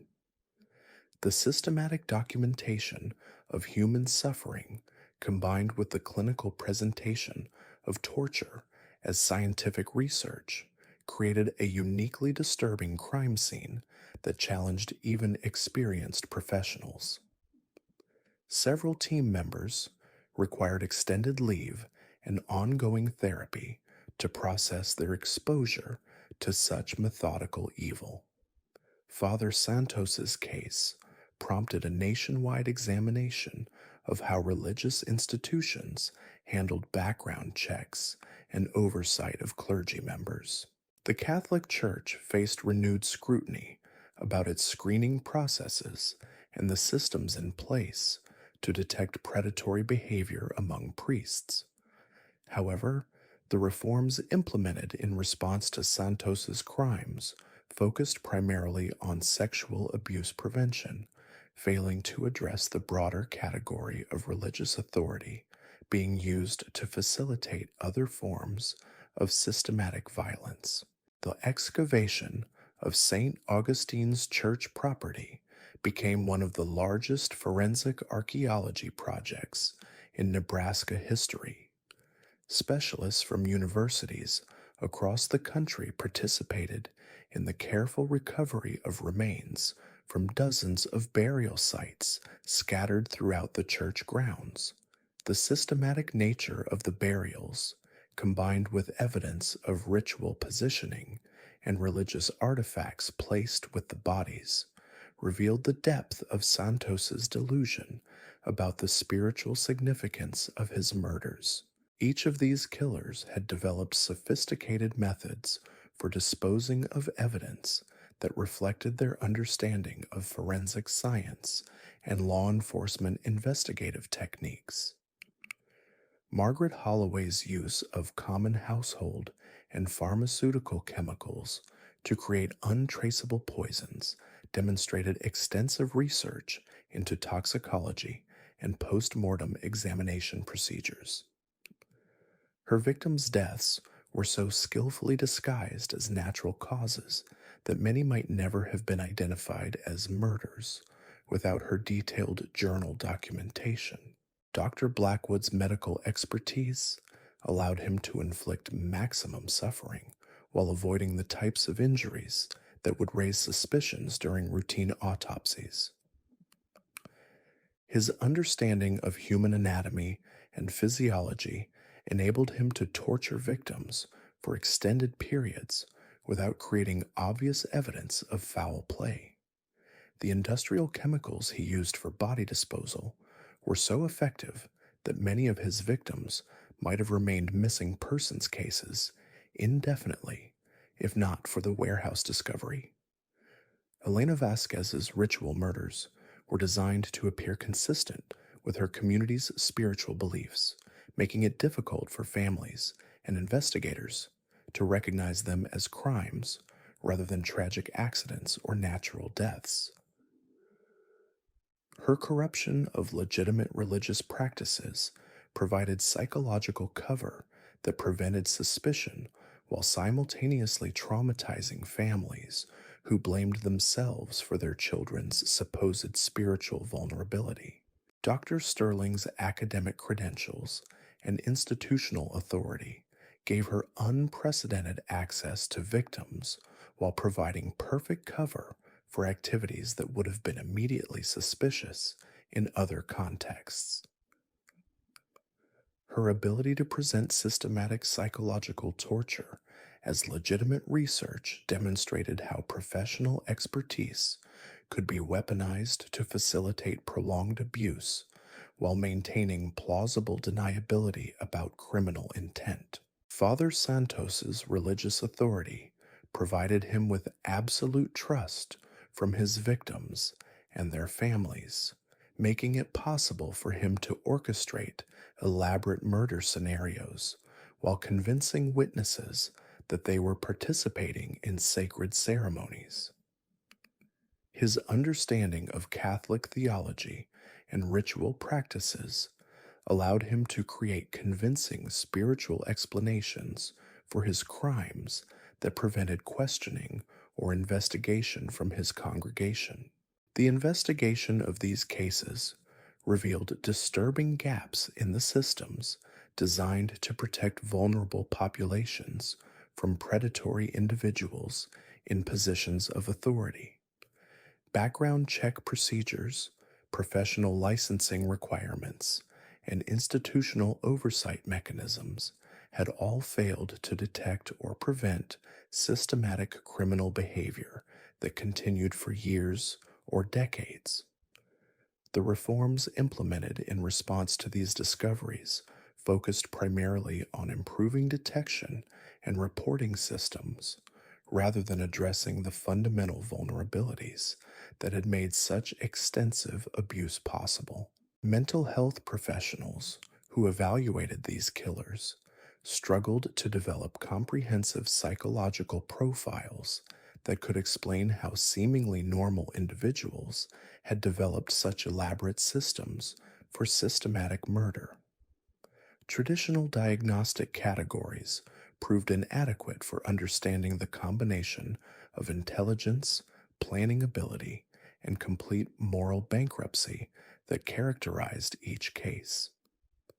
The killer's ability to maintain normal social and professional relationships while simultaneously operating torture and murder facilities challenged existing theories about antisocial personality disorder and psychopathy.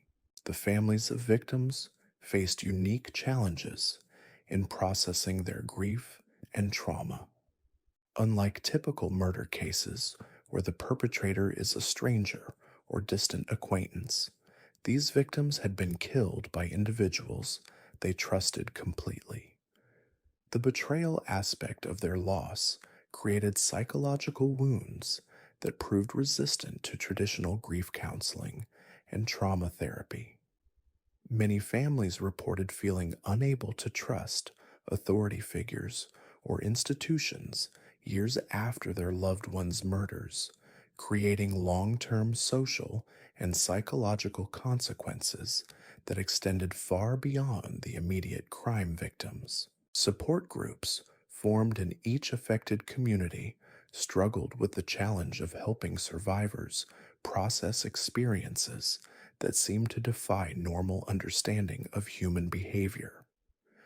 The systematic nature of these crimes, combined with the killer's ability to maintain facades of respectability and care, created a form of trauma that mental health professionals had limited experience treating. Many survivors reported feeling isolated and misunderstood, unable to explain to others how completely they had been deceived by people they had considered trustworthy. The legal proceedings in each case revealed the challenges of prosecuting crimes that had been carefully designed to avoid detection and minimize physical evidence. Prosecutors relied heavily on the killer's own documentation to prove their cases, creating the unusual situation where the defendant's compulsive record keeping became the primary evidence against them. Defense attorneys struggled to develop strategies for clients who had created such comprehensive documentation of their own criminal activities. The media coverage of these cases varied significantly based on the communities where they occurred and the social positions of the perpetrators. Father Santos's crimes received extensive national attention due to the religious angle and the large number of victims, while Dr. Sterling's university based murders were covered primarily in academic and local publications. The disparity in coverage reflected broader social biases about which types of crimes and victims deserved public attention and resources. Forensic specialists who worked on these cases reported that the systematic nature of the crimes created unique challenges for evidence collection and analysis. The killer's sophisticated disposal methods and their understanding of investigative techniques had eliminated much of the physical evidence that typically supports murder prosecutions. The cases relied heavily on circumstantial evidence and the perpetrator's own documentation, requiring innovative approaches to forensic analysis and courtroom presentation. The psychological impact on law enforcement personnel who investigated these crimes proved more severe and long lasting than typical homicide cases. The systematic nature of the killings, combined with the detailed documentation of victim suffering, created a form of secondary trauma that affected investigators, prosecutors, and support staff for years after the cases were resolved. Several career law enforcement officers required extended psychological treatment and ultimately changed professions due to their exposure to such methodical evil. The communities where these killers operated implemented various memorial and remembrance initiatives, but these efforts often became sources of additional controversy and pain. Decisions about how to honor victims without inadvertently memorializing their killers proved divisive, with families and community members holding different views about appropriate forms of remembrance. Some communities chose to focus on prevention and education rather than traditional memorials, using their tragic experiences to advocate for improved safety systems and institutional oversight. The long term social consequences of these crimes included significant changes in how affected communities approached trust, authority, and institutional relationships. Parents became more suspicious of educational and religious institutions. Employers implemented more comprehensive background checking procedures, and healthcare facilities developed additional oversight systems for staff members with access to vulnerable patients. While these changes may have improved safety, they also contributed to an erosion of social trust that affected community cohesion for decades. Research into the psychological and social factors that enabled these crimes to continue undetected for such extended periods revealed troubling insights about human nature and social dynamics. The killers' success in maintaining their operations depended not only on their own cunning and planning, but also on their community's willingness to trust authority figures and accept explanations that supported existing beliefs and expectations. The cases highlighted how social courtesy, respect for expertise, and desire to avoid conflict could be exploited by sophisticated predators. The financial costs associated with investigating, prosecuting, and addressing the aftermath of these crimes reached into millions of dollars for each case. Beyond the direct costs of law enforcement and legal proceedings, the communities affected faced ongoing expenses related to counseling services, institutional reforms, property remediation, and economic losses from population decline and reduced business activity. Insurance companies faced significant claims related to institutional liability and victim compensation, leading to policy changes that affected similar organizations nationwide. The educational impact of these cases extended beyond the immediate communities where they occurred. Law enforcement academies incorporated lessons learned from these investigations into their training programs, focusing on the challenges of detecting systematic criminal behavior by trusted authority figures. Medical schools, universities, and religious institutions developed new protocols for identifying and reporting suspicious behavior among colleagues and staff members. The international attention these cases received highlighted similar crimes in other countries and cultures, revealing that the exploitation of institutional authority for systematic murder was not unique to American society. Comparative studies of serial killers who operated within positions of trust revealed common patterns and methodologies that suggested such individuals might be more numerous than previously suspected. This research contributed to improved international cooperation in identifying and investigating crimes that crossed jurisdictional boundaries. The technological advances that emerged from these investigations included improved methods for chemical analysis of human remains, enhanced database systems for tracking missing persons across jurisdictions, and sophisticated psychological assessment tools for evaluating individuals in positions of authority over vulnerable populations. These innovations benefited law enforcement agencies worldwide and contributed to the resolution of numerous cold cases that had previously seemed unsolvable. The scholarly research generated by these cases provided valuable insights into criminal psychology, institutional vulnerability, and community trauma recovery. Academic studies examining the social dynamics that enabled these crimes to continue undetected for such extended periods contributed to improved understanding of how authority, trust, and social expectations could be weaponized by sophisticated predators. This research informed policy changes and prevention strategies that may have prevented similar crimes in other communities.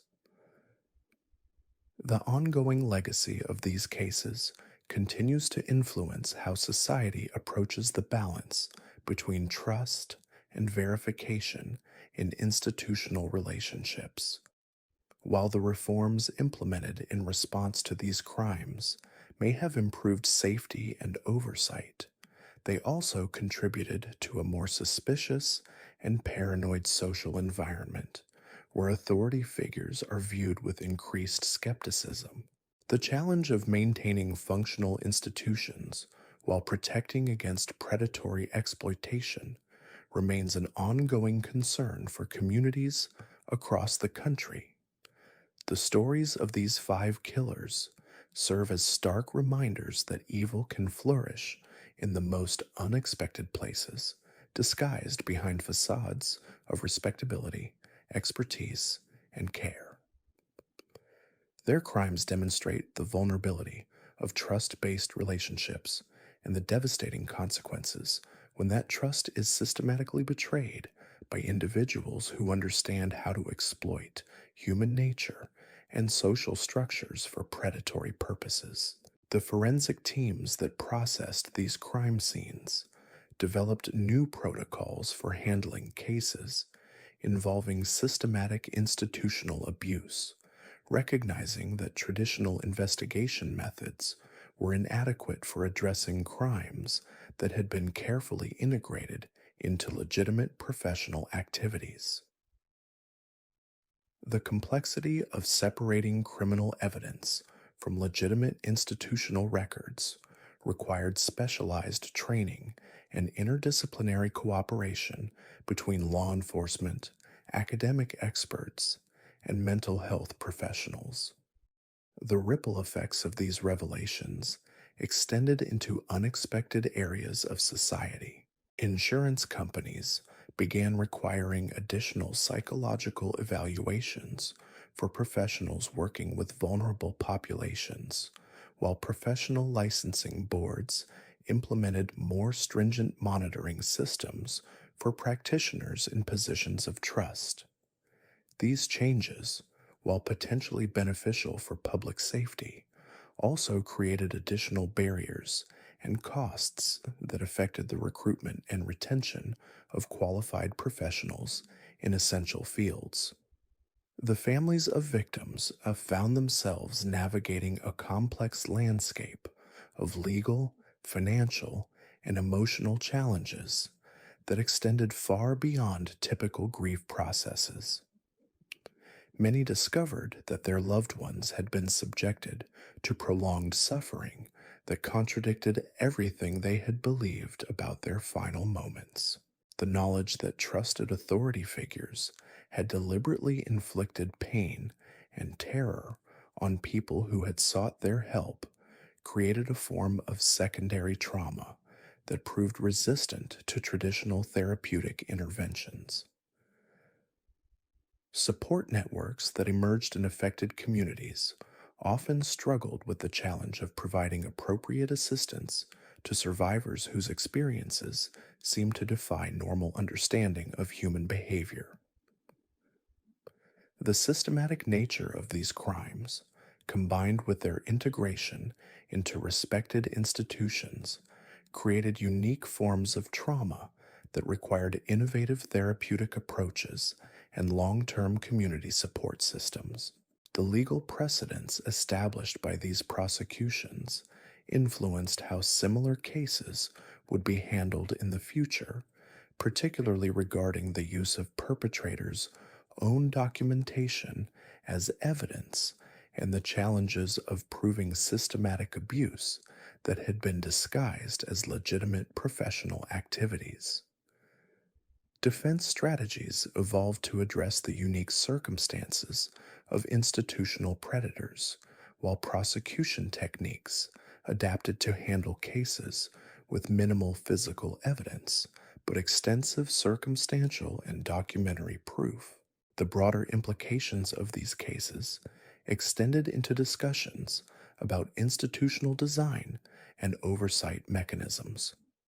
Researchers examining how these crimes had remained undetected for such extended periods identified systemic vulnerabilities in the ways institutions monitored and evaluated personnel in positions of authority.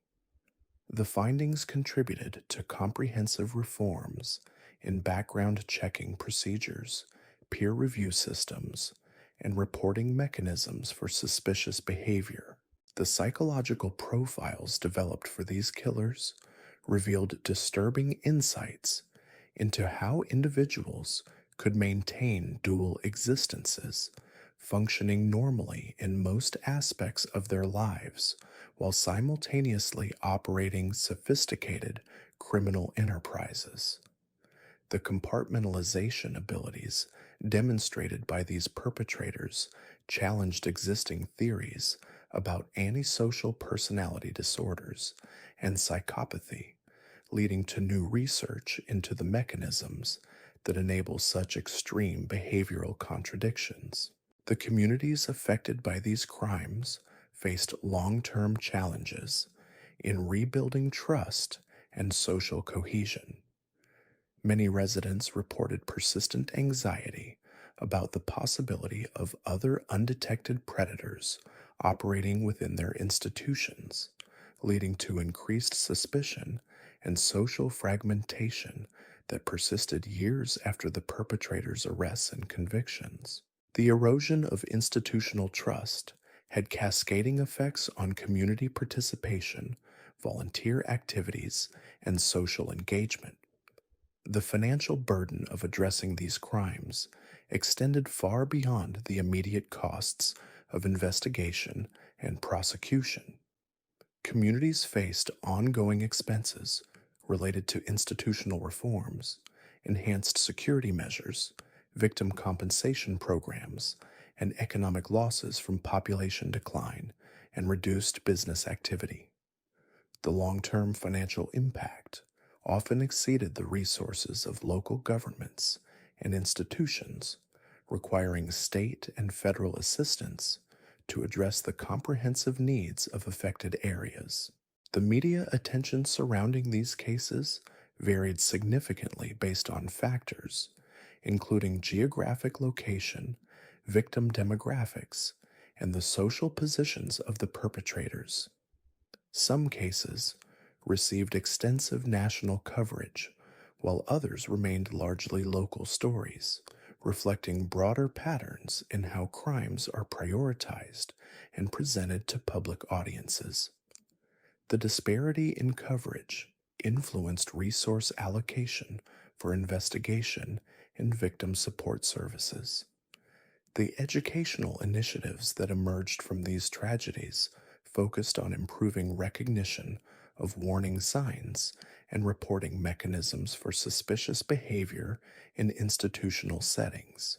Training programs for professionals, community members, and potential victims emphasized the importance of questioning authority when circumstances seemed unusual or concerning, even when dealing with respected figures in positions of trust. The international implications of these cases extended beyond American borders, as similar patterns of institutional abuse were identified in other countries and cultures. Comparative studies revealed common methodologies and vulnerabilities that suggested systematic predatory behavior within trusted institutions might be more widespread than previously recognized.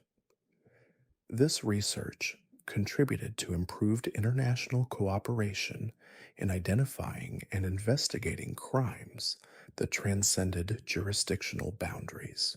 The technological advances that emerged from these investigations included enhanced database systems for tracking patterns of suspicious behavior across institutions and jurisdictions, improved chemical analysis techniques for processing degraded evidence, and sophisticated psychological assessment tools for evaluating individuals in positions of authority over vulnerable populations. These innovations benefited law enforcement agencies worldwide and contributed to the resolution of numerous cold cases. The ongoing research generated by these cases provided valuable insights into the social and psychological mechanisms that enable systematic abuse within trusted institutions. Academic studies examining the dynamics of authority, trust, and social expectations contributed to improved understanding of how these factors could be exploited by sophisticated predators. The findings informed policy changes and prevention strategies that may have prevented similar crimes in other communities. The legacy of these cases continues to influence how society approaches the balance between functional institutional relationships and protection against predatory exploitation. While the reforms implemented in response to these crimes may have improved safety and oversight mechanisms, they also contributed to a more cautious and suspicious social environment, where authority figures face increased scrutiny and verification requirements. The stories of Margaret Holloway, Dr. Harrison Blackwood, Elena Vasquez, Dr. Amanda Sterling, and Father Miguel Santos represent more than just individual criminal cases. They serve as stark illustrations of how evil can flourish within the very institutions and relationships that society depends upon for safety, healing, education, spiritual guidance, and community support. Their crimes demonstrate the devastating consequences when trust is systematically betrayed by individuals who understand how to exploit human vulnerability and social structures for predatory purposes. The systematic nature of these crimes, their integration into respected institutions, and their continuation over extended periods without detection reveal fundamental vulnerabilities in how society organizes and monitors positions trust. The purport of authority on raiders' success in maintaining their operations depended not only on their own cunning and planning, but also on their community's willingness to trust institutional authority and accept explanations that supported existing beliefs and expectations. The psychological impact of these revelations extended far beyond the immediate families of victims, affecting entire communities' relationships with institutions and authority figures. The knowledge that respected members of society had been systematically preying upon those who sought their help created a form of collective trauma that proved resistant to traditional healing approaches and required innovative community based interventions. The financial and social costs associated with these crimes reached into every aspect of affected communities, from direct expenses related to investigation and prosecution to long term consequences, including population decline, reduced institutional trust, and ongoing therapeutic needs for survivors. The comprehensive impact of these cases demonstrated how individual criminal behavior could have cascading effects that persisted for decades and affected thousands of people who had no direct connection to the original crimes.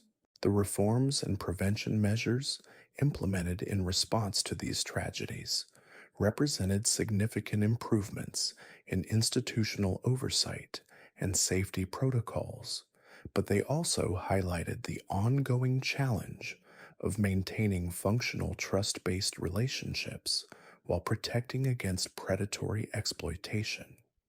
The balance between access and security, efficiency and oversight, trust and verification continues to evolve as communities work to prevent similar crimes while preserving the institutional relationships that make civilized society possible. The educational value of these cases extends beyond their immediate impact on affected communities, providing important lessons for institutions, professionals, and community members about the warning signs of systematic abuse and the importance of maintaining appropriate oversight mechanisms, even for trusted authority figures.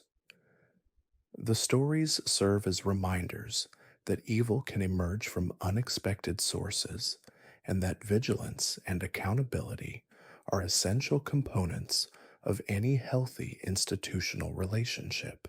The ongoing research and analysis generated by these cases continue to contribute to improved understanding of criminal psychology, institutional vulnerability, and community resilience.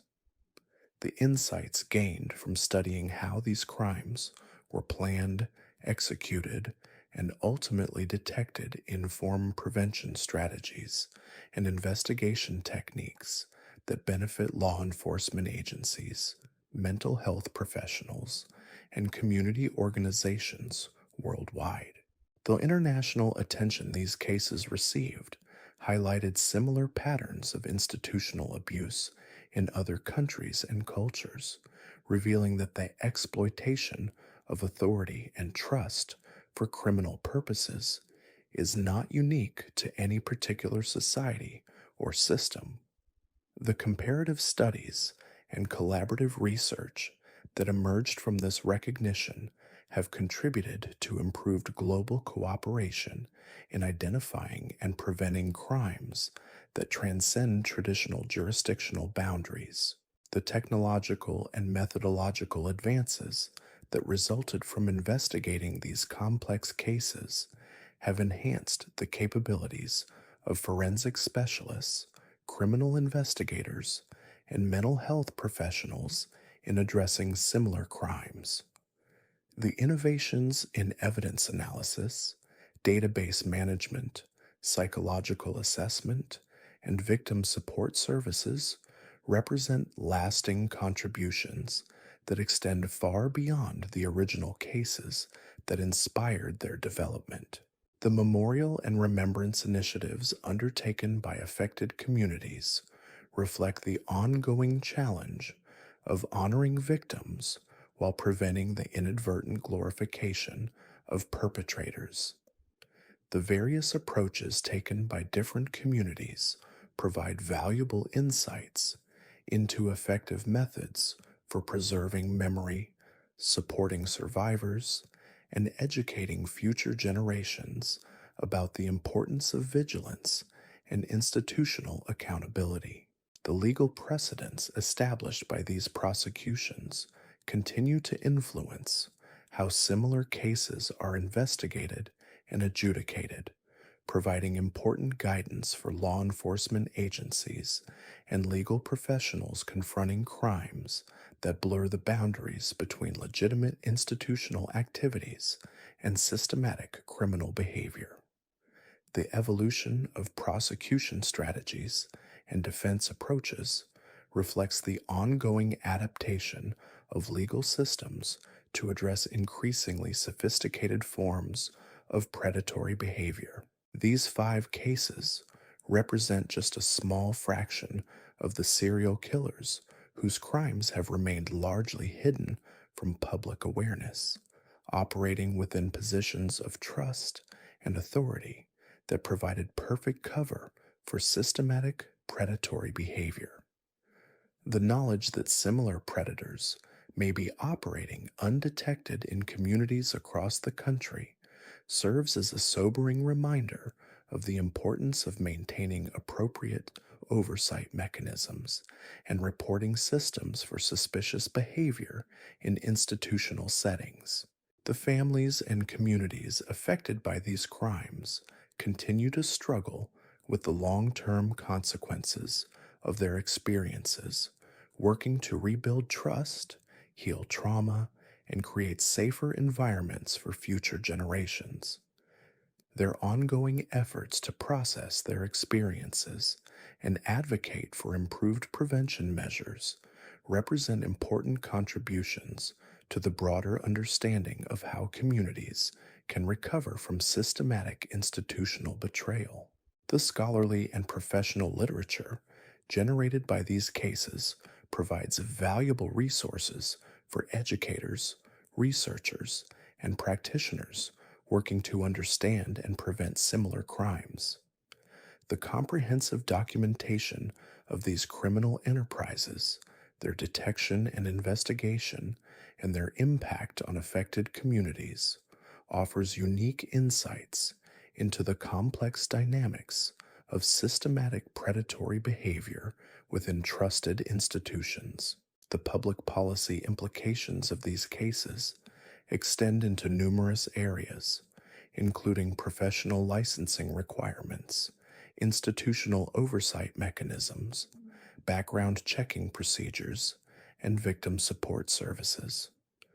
The reforms implemented in response to these crimes represent significant improvements in public safety infrastructure, though they also highlight the ongoing challenges of balancing security concerns with functional institutional relationships. The stories of these five killers serve as powerful reminders that the capacity for evil exists within seemingly ordinary individuals who may hold positions of respect and authority within their communities.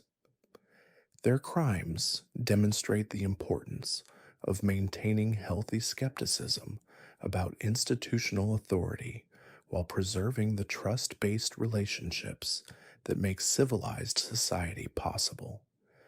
The ongoing challenge of preventing similar crimes while maintaining functional institutions requires continued vigilance, appropriate oversight mechanisms, and community awareness of the warning signs that may indicate systematic predatory behavior.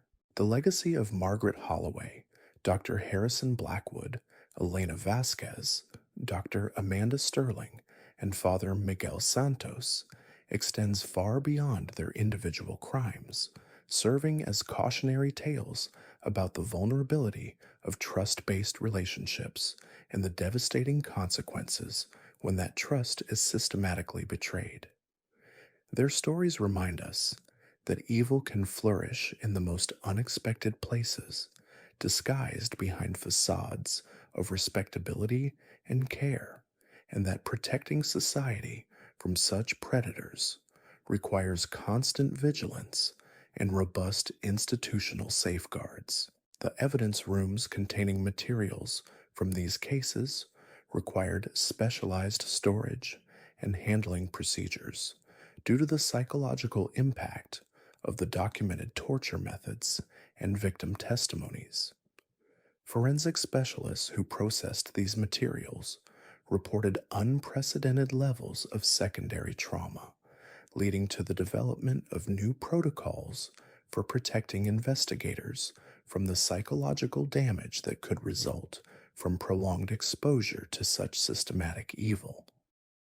The rotation schedules, mandatory counseling sessions, and peer support systems implemented for these cases became standard practice for similar investigations nationwide. The academic institutions where Dr. Sterling had operated faced comprehensive investigations that revealed disturbing patterns of inadequate oversight and institutional blindness to warning signs that should have triggered intervention years earlier. The university's psychology department was restructured completely, with new leadership, revised research protocols, and mandatory training for all faculty and staff about recognizing and reporting suspicious behavior. The changes extended beyond psychology to affect all departments conducting human subjects research, creating ripple effects throughout the academic community. The chemical analysis of Elena's ritual chamber revealed contamination levels that required environmental remediation specialists to treat the site as a hazardous waste location. The combination of human remains, preservation chemicals, and toxic substances used in her ceremonies had created a biohazard that posed ongoing health risks to anyone exposed to the contaminated soil and groundwater.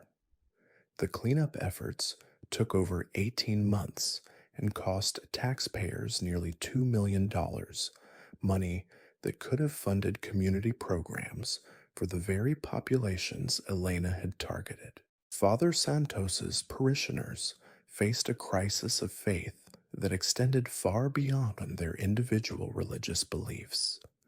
The systematic corruption of sacred rituals and the perversion of spiritual authority created theological challenges that required intervention from church officials at the highest levels. Special counseling programs were established to help congregation members process their experiences and rebuild their relationship with their faith.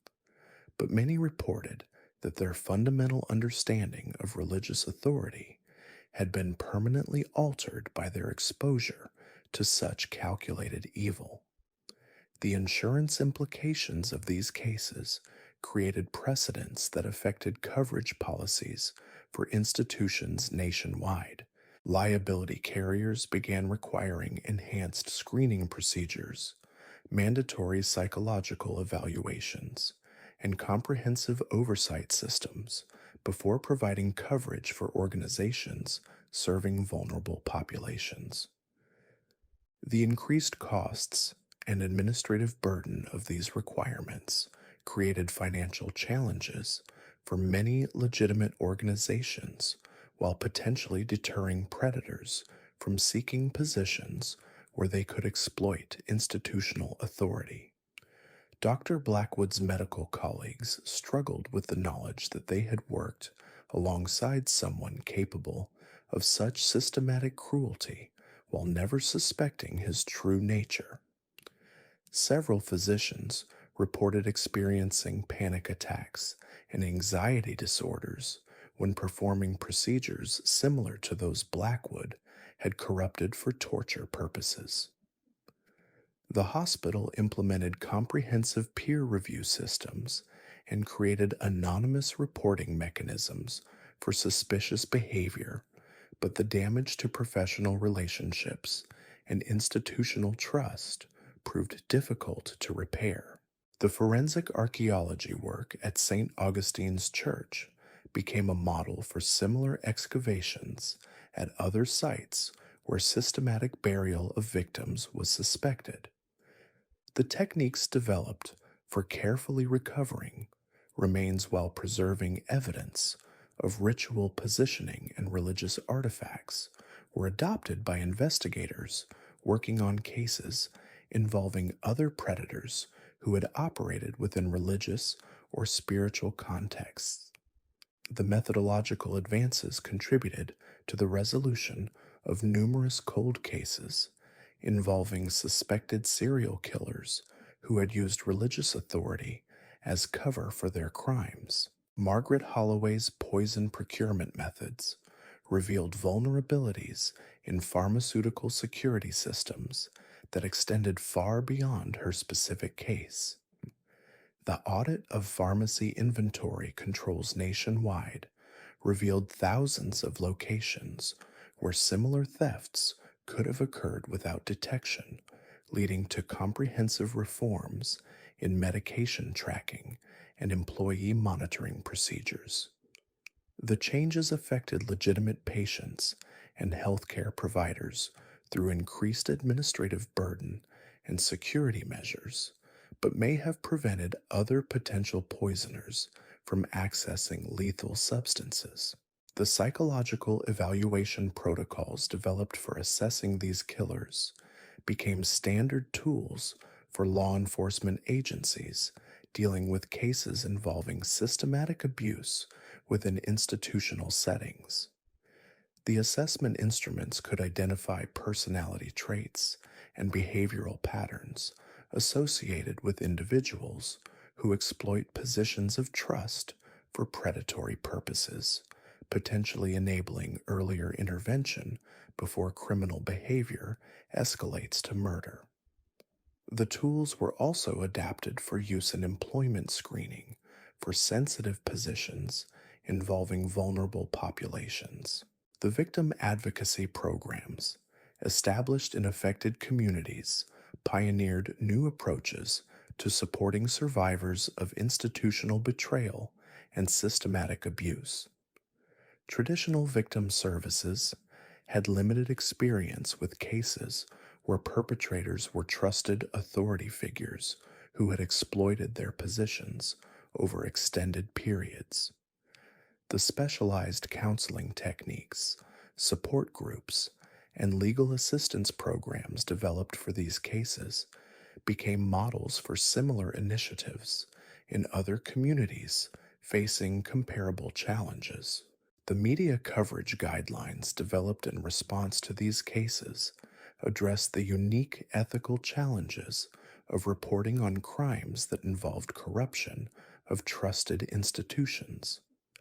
The balance between public interest in understanding how such systematic abuse could occur and the need to protect survivors from additional trauma required careful consideration of reporting methods and content restrictions.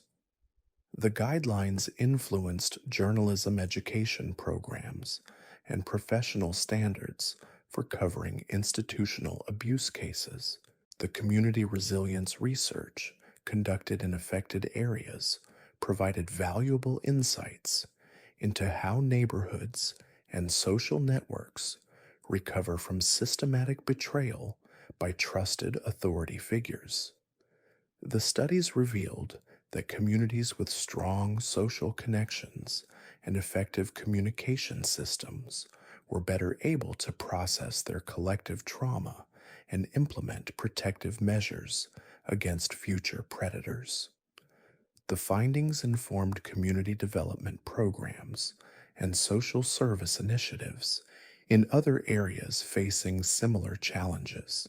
The legal reforms prompted by these cases addressed gaps in existing legislation regarding crimes that occur within institutional settings. New statutes provided enhanced penalties for individuals who exploit positions of trust to commit violent crimes, while also creating additional reporting requirements for suspicious behavior in professional environments. The legislative changes faced opposition from some professional organizations concerned about increased liability and administrative burden, but were ultimately implemented with broad bipartisan support. The international law enforcement cooperation that emerged from these investigations led to the development of shared databases and communication protocols for tracking individuals who might exploit institutional authority across jurisdictional boundaries. The recognition that sophisticated predators often moved between communities and positions to avoid detection prompted the creation of information sharing systems that could identify patterns of suspicious behavior spanning multiple locations and time periods. The mental health screening requirements implemented for professionals working with vulnerable populations created new challenges for recruitment and retention in essential fields.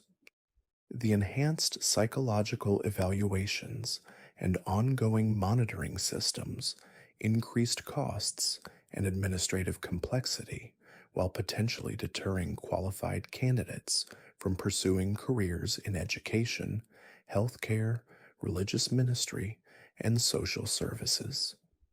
The balance between public safety and professional accessibility remained a subject of ongoing debate and policy refinement. The architectural and security modifications made to institutional facilities in response to these cases represented significant investments in prevention infrastructure. Churches, schools, hospitals, and other organizations serving vulnerable populations installed enhanced monitoring systems, modified physical layouts to eliminate isolated areas, and implemented buddy system protocols for staff interactions with clients. The changes improved safety, but also affected the intimate and personal nature of many professional relationships that depend on privacy and trust.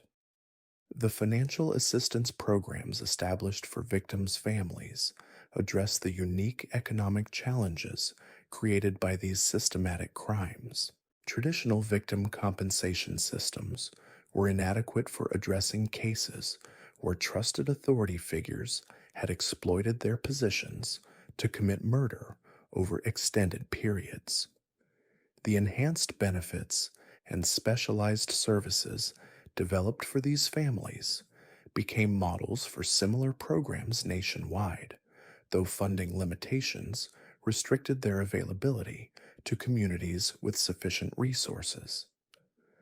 The professional licensing board reforms implemented across multiple fields created new mechanisms for identifying and investigating practitioners whose behavior raised concerns about potential abuse of authority. The enhanced reporting requirements, peer review systems, and disciplinary procedures provided additional safeguards against predatory behavior, but also increased administrative burden and potential liability for legitimate professionals. The changes reflected society's evolving understanding of how institutional authority could be weaponized by sophisticated predators. The research into institutional vulnerability factors revealed common patterns across different types of organizations that made them susceptible to infiltration by systematic predators.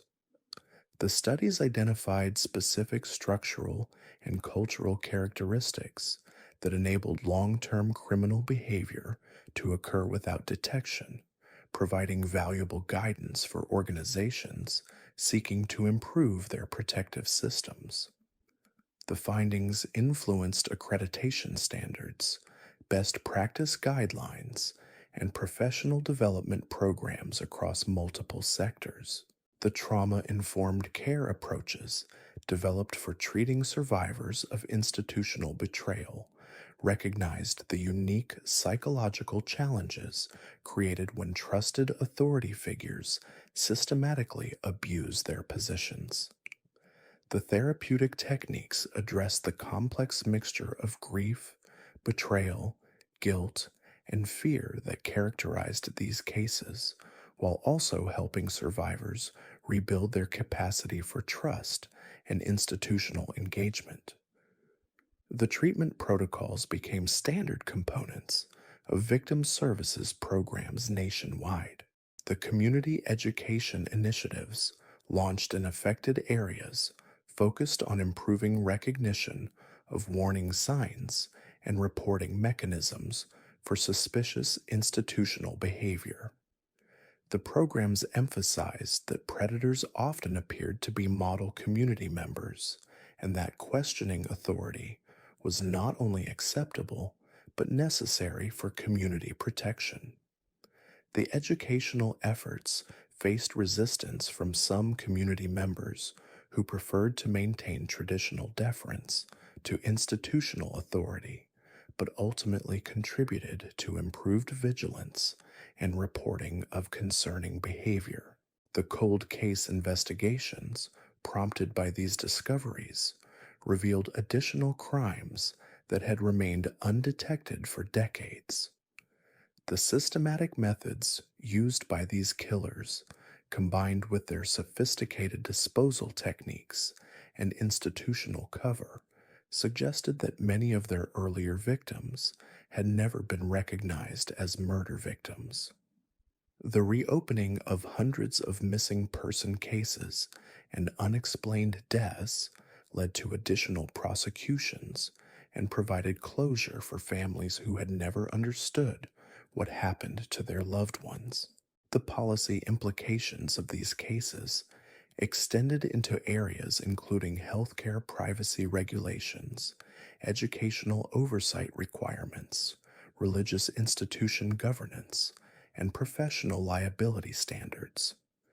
The recognition that existing systems had failed to detect or prevent systematic abuse by trusted authority figures prompted comprehensive reviews of regulatory frameworks across multiple sectors.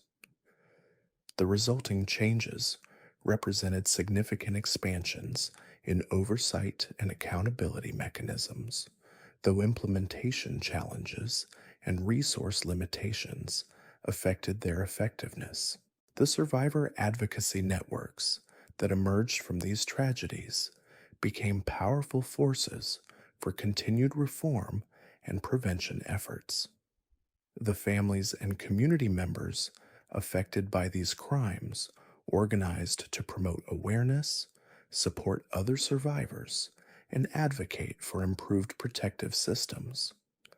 Their ongoing efforts ensured that the lessons learned from these cases continued to influence policy and practice long after the perpetrators were convicted and sentenced.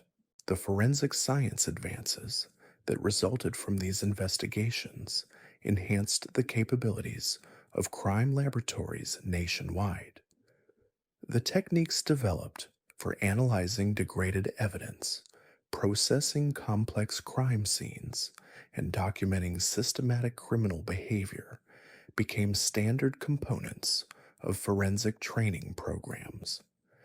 The innovations contributed to improved clearance rates for difficult cases and provided law enforcement agencies with enhanced tools for investigating sophisticated criminal enterprises. The institutional memory preservation efforts undertaken by affected communities sought to ensure that the lessons learned from these tragedies would not be forgotten as time passed and personnel changed. The documentation projects, training programs, and memorial initiatives were designed to maintain awareness of vulnerability factors and protective measures across generational changes in leadership and community membership. The challenges of preserving institutional knowledge while avoiding the traumatization of new community members required careful balance and ongoing attention. The ripple effects of these cases continued to influence law enforcement training, professional education, community development, and public policy years after the perpetrators were convicted. The recognition that evil could flourish within trusted institutions prompted ongoing vigilance and continuous improvement in protective systems. The stories of these killers served as stark reminders that the capacity for systematic predatory behavior existed within seemingly ordinary individuals who might hold positions of respect and authority within their communities. The ongoing research into the social and psychological factors that enable institutional predators to operate undetected for extended periods provided valuable insights for prevention efforts. The studies revealed how authority, trust, and social expectations could be exploited by sophisticated criminals while also identifying protective factors that could help communities resist such exploitation. The findings informed training programs, policy development, and community education initiatives designed to prevent similar tragedies. The legacy of these cases extended far beyond their immediate impact, contributing to fundamental changes in how society approaches the balance between trust and verification in institutional relationships. The reforms implemented in response to these crimes represented significant improvements in public safety infrastructure, though they also highlighted the ongoing challenges of maintaining functional institutions while protecting against predatory exploitation. The continued evolution of protective systems reflected society's commitment to preventing similar tragedies while preserving the trust-based relationships that make civilized community life possible. The underground tunnels beneath Chicago's Mercy General Hospital had been sealed for 30 years when maintenance worker Eddie Rodriguez discovered what appeared to be a fully equipped surgical suite hidden behind a false wall in the abandoned basement level. What Eddie found that October morning in 2019 would expose one of the most methodical killing sprees in American history, orchestrated by someone who had used the chaos of a busy urban hospital to perfect the art of murder disguised as medical care. Dr. Patricia Kellerman had worked the night shift in Mercy General's emergency department for over 2 decades, earning a reputation as the physician you wanted treating your loved ones during their most critical moments.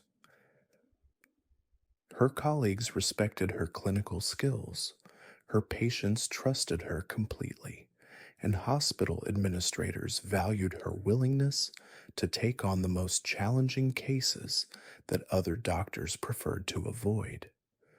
What none of them knew was that Patricia had been systematically selecting patients from the emergency department and subjecting them to elaborate torture sessions in her hidden surgical facility before disposing of their bodies through the hospital's medical waste system. The discovery of Patricia's underground operation revealed evidence linking her to 47 murders spanning from 1995 to 2019. Her victims were primarily individuals whose disappearance would generate minimal investigation, people who had arrived at the hospital alone, without family or friends to ask questions when they never returned home. Patricia had developed a sophisticated system for identifying these vulnerable patients and creating medical records that would explain their disappearance from the hospital while leaving no trace of what had actually happened to them. Patricia's transformation from healer to killer Haydency training and begun gradually during her rests of the early 1990s when she became fascinated by the absolute power physicians held over patients' lives and deaths. She later wrote in journals discovered in her underground facility that the moment she realized she could end someone's life with a simple medication error or equipment malfunction, she felt what she described as a rush of godlike omnipotence that became increasingly addictive over time. Her first victim was 68-year-old homeless man Thomas Chen, who had been brought to the emergency department by paramedics after being found unconscious in an alley behind a downtown restaurant. Thomas had no identification, no known relatives, and no one who would miss him if he disappeared. Patricia saw him as the perfect test subject for what she called her advanced medical research into human pain tolerance and survival limits. Thomas's medical chart indicated that he had died from complications related to advanced liver disease, a plausible explanation given his apparent history of alcohol abuse. What the chart didn't reveal was that Patricia had kept him alive in her underground facility for 6 days, using her medical expertise to subject him to systematic torture while monitoring his vital signs and documenting his responses to various forms of physical and psychological abuse. The underground surgical suite Patricia had constructed over several years was a testament to her meticulous planning and her understanding of hospital systems. She had identified the abandoned tunnel network during her residency and had gradually converted a section into a fully functional medical facility, complete with surgical tables, monitoring equipment, and life support systems that she had stolen from the hospital over time. The facility was soundproofed and climate controlled, with backup power systems and waste disposal capabilities that made it completely self-contained. These stories represent just a glimpse into the darkest corners of human nature, where evil masqueraded as kindness, expertise as cruelty, and trust as betrayal.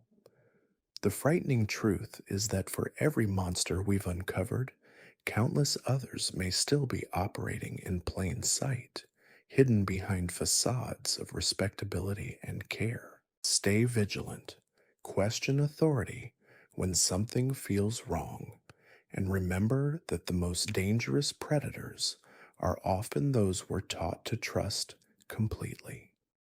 Margaret Holloway seemed like the perfect grandmother. She baked cookies for the local church fundraiser every Sunday, volunteered at the animal shelter, and always had a warm smile for her neighbors in the quiet town of Millbrook, Vermont. But behind those kind eyes lived something far more sinister than anyone could imagine. Between 1987 and 1994, Margaret systematically poisoned 17 elderly residents at the Sunset Manor nursing home where she worked as a night nurse. Her method was chillingly simple yet devastatingly effective. She would slip oleander extract into their evening medications, a plant toxin that mimics heart failure so perfectly that not a single death raised suspicion for 7 years. What made Margaret truly terrifying wasn't just the number of victims, but how she selected them. She kept detailed journals documenting which residents had the most frequent visitors, the closest family relationships, the happiest dispositions. These were the people she targeted first. Margaret later confessed that she couldn't stand seeing others experience the love and connection she felt she'd been denied her entire life. The case only unraveled when Margaret made one crucial mistake. She tried to poison a visiting family member who had stayed overnight to care for their dying mother. When 28-year-old Sarah Chen collapsed in the hallway outside room 314, the hospital ran a full toxicology screen.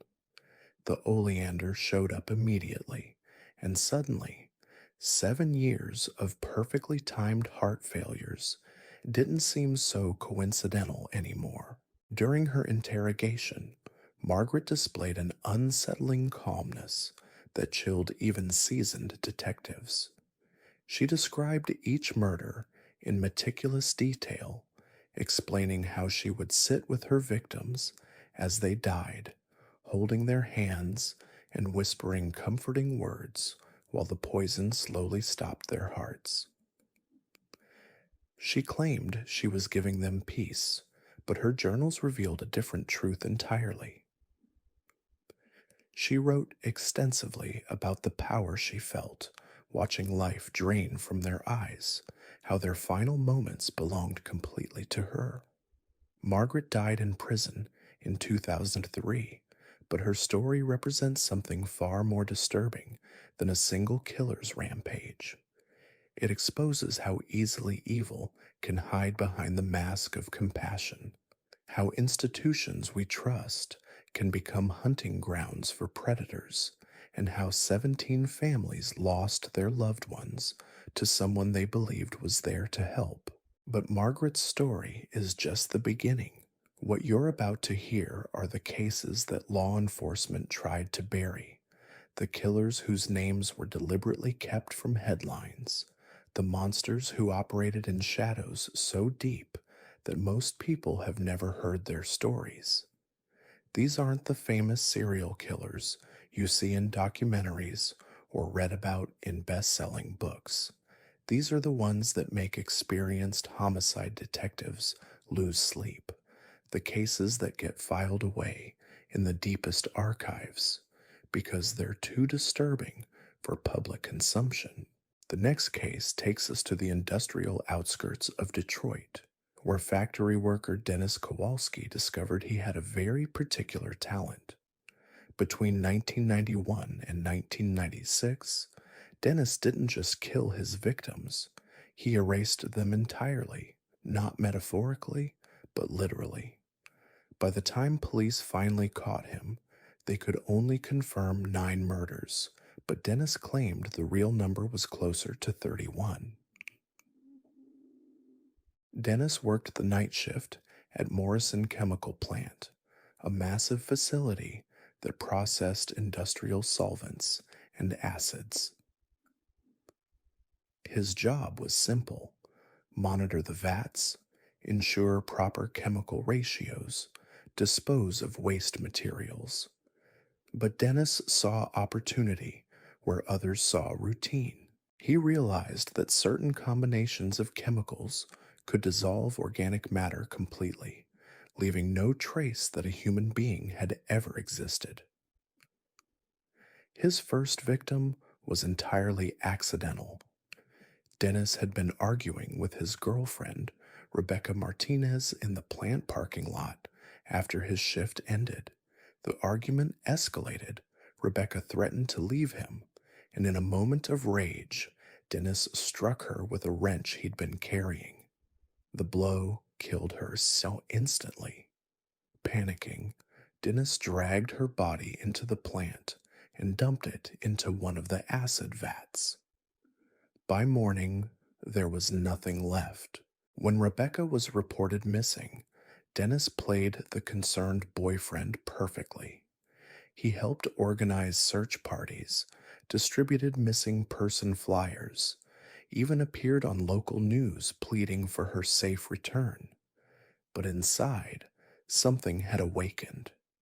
The complete disappearance of Rebecca gave Dennis a feeling of absolute power he'd never experienced before.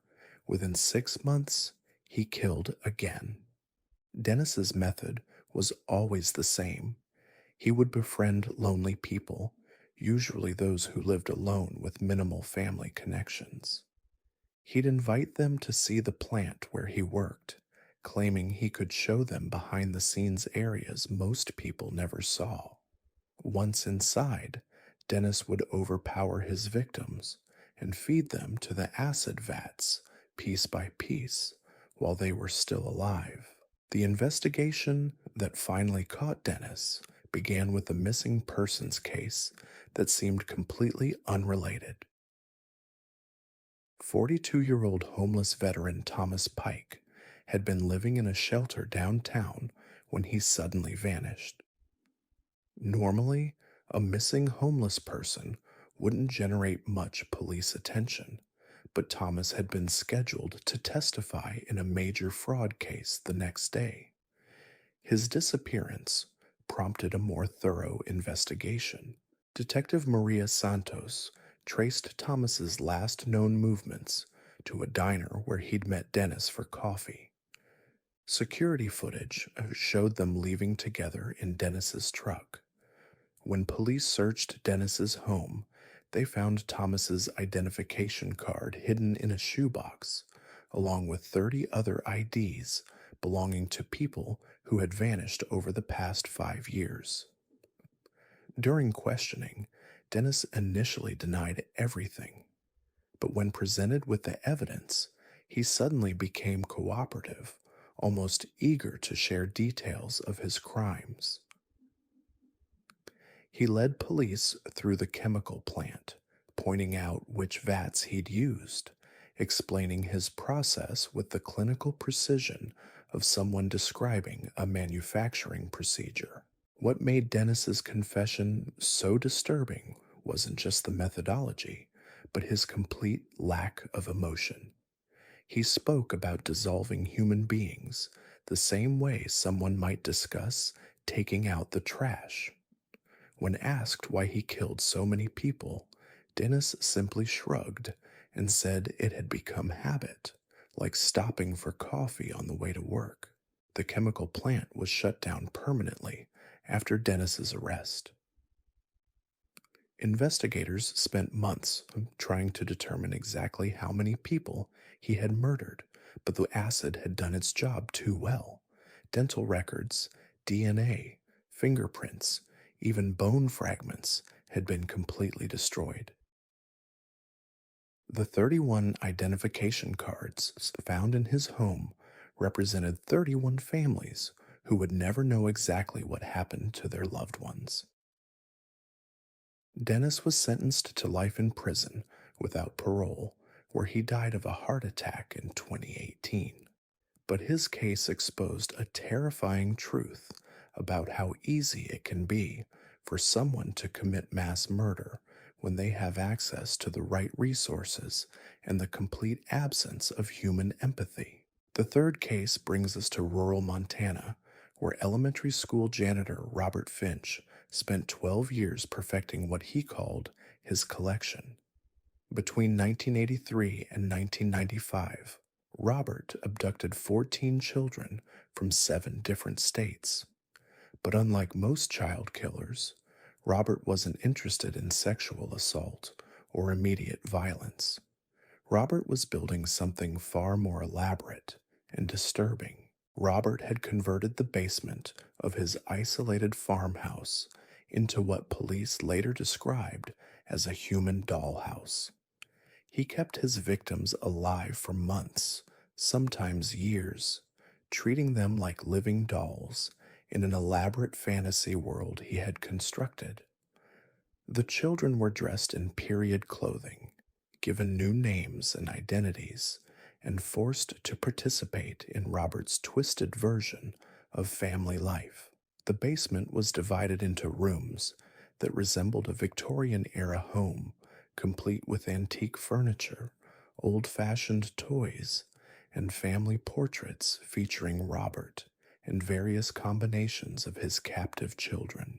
He would photograph them constantly, creating albums of his fake family memories, staging birthday parties and holiday celebrations that he later developed and organized in meticulous detail. What made Robert's crimes particularly heinous was how he manipulated his young victims psychologically. He convinced them that their real families had abandoned them, that he was saving them from a world that didn't want them. He created elaborate stories about how their parents had sold them to him, showing forged documents and staged photographs as proof. The children aged rapidly in Robert's captivity, but he refused to acknowledge their growth. When victims became too old for his fantasy, usually around age 12 or 13, Robert would simply dispose of them and replace them with younger children. He buried the bodies in a carefully maintained garden behind his farmhouse, marking each grave with a small wooden cross bearing the fake names he had given them. Robert's downfall came from an unexpected source. In 1995, a routine postal inspection revealed that he had been ordering unusual quantities of children's clothing, toys, and medical supplies from dozens of different companies across the country. The patterns were so specific and concerning that Postal Inspector Janet Morris decided to investigate further. When authorities arrived at Robert's property with a search warrant, they initially found nothing suspicious. The main house appeared normal, even tidy, but the basement door was secured with multiple locks, and when they finally broke through, investigators discovered a nightmare that would haunt them for decades. 7 children, ranging in age from 5 to 11, were found alive in the basement dollhouse. They had been so thoroughly conditioned by Robert's psychological manipulation that they initially refused to leave with police, crying for their captor and begging not to be taken from their home. It took months of intensive therapy before any of them could remember their real names or recall their lives before Robert. The garden excavation revealed remains of 9 other children, some of whom had been missing for over a decade. Robert had kept detailed journals documenting each child's adoption date, their assigned roles in his fantasy family, and their eventual graduation from his collection. He wrote about them with the detached affection someone might show toward pet goldfish. During his trial, Robert showed no remorse for his actions. He insisted that he had provided his victims with a better life than they would have experienced with their biological families. He claimed he was protecting them from poverty, abuse, and neglect, creating a perfect world where they could remain innocent forever. The prosecutor called it the most delusional and dangerous thinking he had encountered in 30 years of criminal law. Robert was executed by lethal injection in 1998, but the psychological damage he inflicted continues to ripple through the lives of his survivors. Several of the rescued children have never fully recovered their ability to form normal relationships or trust adult authority figures. Moving deeper into the shadows of criminal history, we encounter Patricia Vance, a traveling carnival worker who operated across the American Southwest throughout the 1970s and early 1980s. Patricia's crimes were particularly difficult to track because she constantly moved between jurisdictions, and her victims were often people society had already forgotten. Patricia worked as a fortune teller at small town carnivals and county fairs, using the stage name Madame Zelda. She had an uncanny ability to identify vulnerable people in crowds, those dealing with recent losses, financial troubles, or family problems. Her booth became a magnet for desperate individuals seeking guidance and hope. But Patricia wasn't interested in providing comfort. She was hunting for specific types of victims, people with access to money but no close family ties, individuals whose disappearance wouldn't trigger immediate investigations. She would offer private consultations at premium prices, claiming she could solve their problems through special rituals that required meeting her at remote locations after the carnival closed. Between 1973 and 1982, Patricia murdered at least 19 people across Arizona, New Mexico, Texas, and Nevada. Her method was always ritualistic, involving elaborate ceremonies that she convinced her victims were necessary for spiritual cleansing or supernatural intervention. She would drug them with a combination of sedatives and hallucinogens, then perform what she called purification rites that ended with the victim being buried alive in shallow desert graves. Patricia's selection process was methodical and calculating. She spent weeks in each town, studying potential targets, learning about their financial situations, their family connections, their deepest fears and desires. She kept detailed files on hundreds of people, noting which ones would make suitable victims and which ones were too risky to approach. The investigation into Patricia's crimes began when carnival worker Miguel Santos discovered human remains near a campsite outside Flagstaff, Arizona. The bones were arranged in a specific pattern around a makeshift altar, surrounded by candles, crystals, and handwritten incantations. Local police initially dismissed it as some kind of occult prank, but Detective Ray Hoffman noticed similarities to unsolved cases in 3 other states. Hoffman spent 2 years tracking carnival routes and cross-referencing missing persons reports. He discovered that Patricia's carnival had been present in the area within weeks of every disappearance.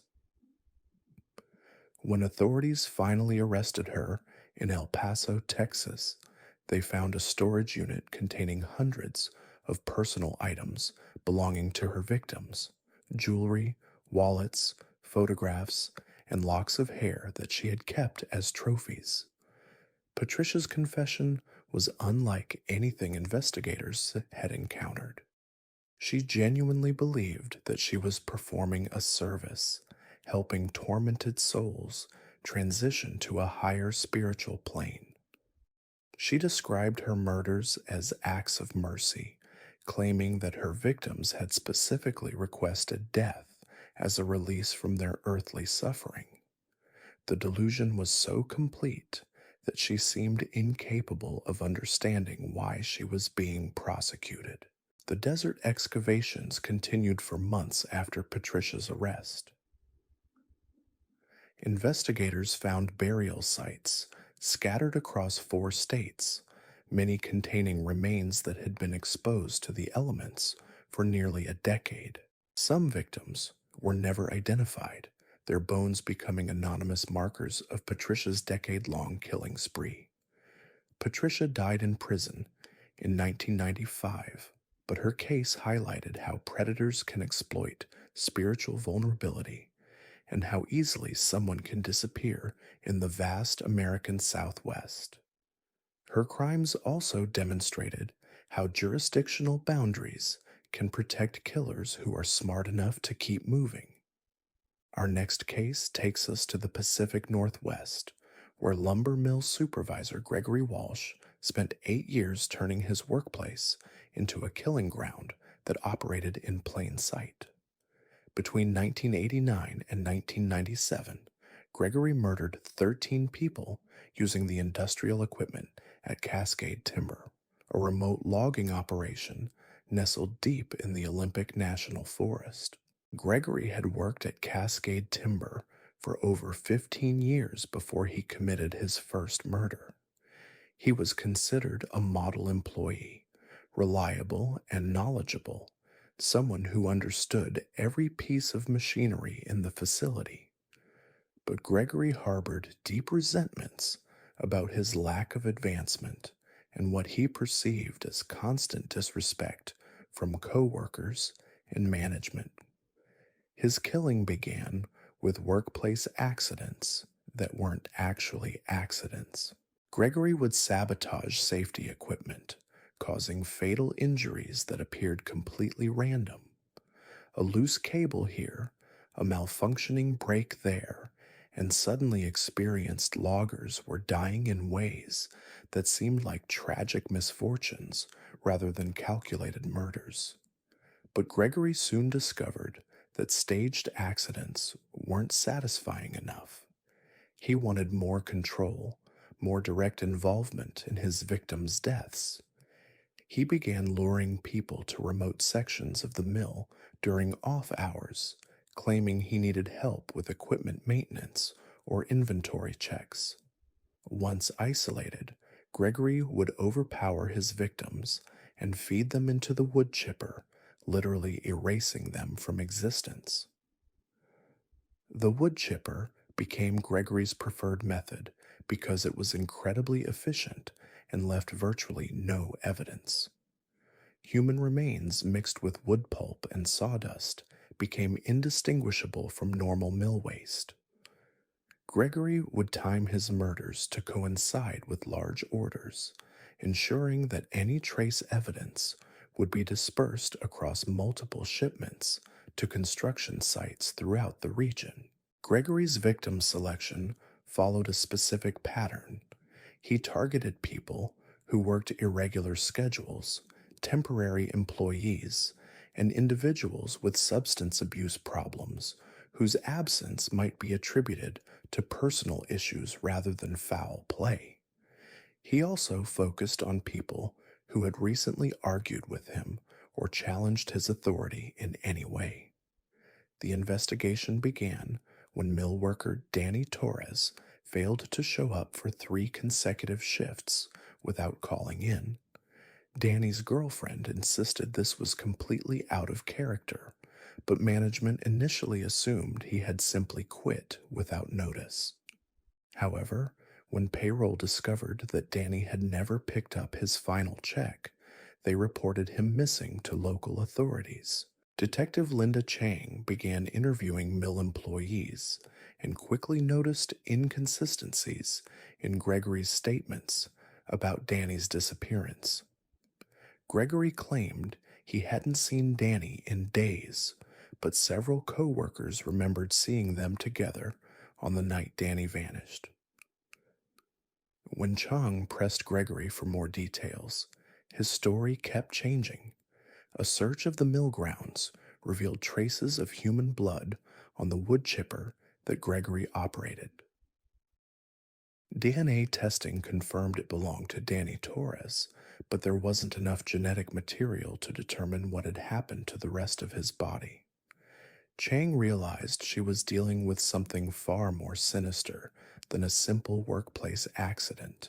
The breakthrough came when investigators discovered Gregory's personal journal hidden in his truck. The journal contained detailed entries describing each murder, including victim selection criteria, timing considerations, and disposal methods. Gregory had been documenting his crimes like scientific experiments, noting which techniques worked best and how to improve his efficiency. Gregory's confession revealed the true scope of his crimes. He had been murdering people for nearly a decade, perfecting his methods through trial and error. He described feeling godlike power when deciding who would live and die, claiming that the mill had become his personal kingdom where he could eliminate anyone who disrespected him. The Cascade Timber Facility was permanently closed after Gregory's arrest. Environmental investigators spent months testing soil and water samples around the mill, trying to determine the full extent of contamination from human remains. Several construction projects had to be halted when authorities realized they might contain building materials mixed with victim remains. Gregory was sentenced to death but died of cancer in 2019 before his execution could be carried out. His case demonstrated how industrial workplaces can become perfect hunting grounds for serial killers, especially in remote locations where oversight is minimal and accidents are common. These cases represent just a fraction of the unknown killers who have operated in the shadows of American society. Each one found a way to exploit specific vulnerabilities in our systems, whether institutional trust, geographical isolation, or societal indifference toward certain populations. They remind us that evil doesn't always announce itself with dramatic headlines or Hollywood-style drama. Sometimes the most dangerous predators are the ones who understand human nature better than their victims understand themselves. This brings us to our next case, one that reveals how easily trust can become a weapon in the right hands. Dr. Amanda Blackwood ran a small psychiatric practice in the college town of Cedar Falls, Iowa, where she specialized in treating anxiety and depression among university students. For 6 years, Dr. Blackwood maintained an impeccable reputation, publishing research papers on adolescent mental health and volunteering her services at the campus counseling center. But behind her professional facade, she was conducting experiments that would have horrified the medical community. Between 2001 and 2007, Dr. Blackwood systematically murdered 11 of her patients, all college students between the ages of 19 and 23. Her method was psychologically devastating. She would spend months building trust with vulnerable students, learning their deepest fears and insecurities, then use that information to drive them to complete psychological breakdown before administering fatal doses of prescription medications. What made Dr. Blackwood particularly dangerous was her understanding of mental health documentation. She created elaborate patient files that painted her victims as severely suicidal, building a paper trail that would support suicide rulings when their bodies were discovered. She would forge journal entries, falsify therapy session notes, and even plant suicide letters written in handwriting she had practiced copying from homework assignments.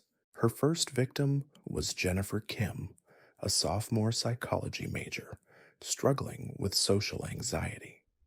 Jennifer had been seeing Dr. Blackwood for 3 months when she allegedly jumped from her dormitory window on a Tuesday evening in October.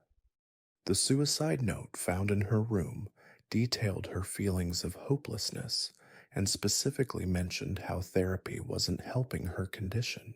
Campus police never questioned the circumstances. Dr. Blackwood's selection criteria were methodical. She targeted students who were already struggling academically, had limited social connections, and came from families who lived far from the university. She would gradually increase their medication doses while simultaneously undermining their confidence through subtle psychological manipulation during therapy sessions. The technique she perfected was called therapeutic gaslighting. Dr. Blackwood would plant false memories during hypnotherapy sessions, convince students that their problems were worse than they actually were, and systematically destroy their ability to trust their own perceptions. By the time she was ready to kill them, her victims were so psychologically fractured that suicide seemed like their only option. Her downfall began when graduate student Michael Torres started dating one of her patients. Rachel Winters had been seeing Dr. Blackwood for depression following her parents' divorce, but Michael noticed that Rachel's condition seemed to worsen dramatically after each therapy appointment. She would return home, confused and agitated, often unable to remember what had happened during her sessions.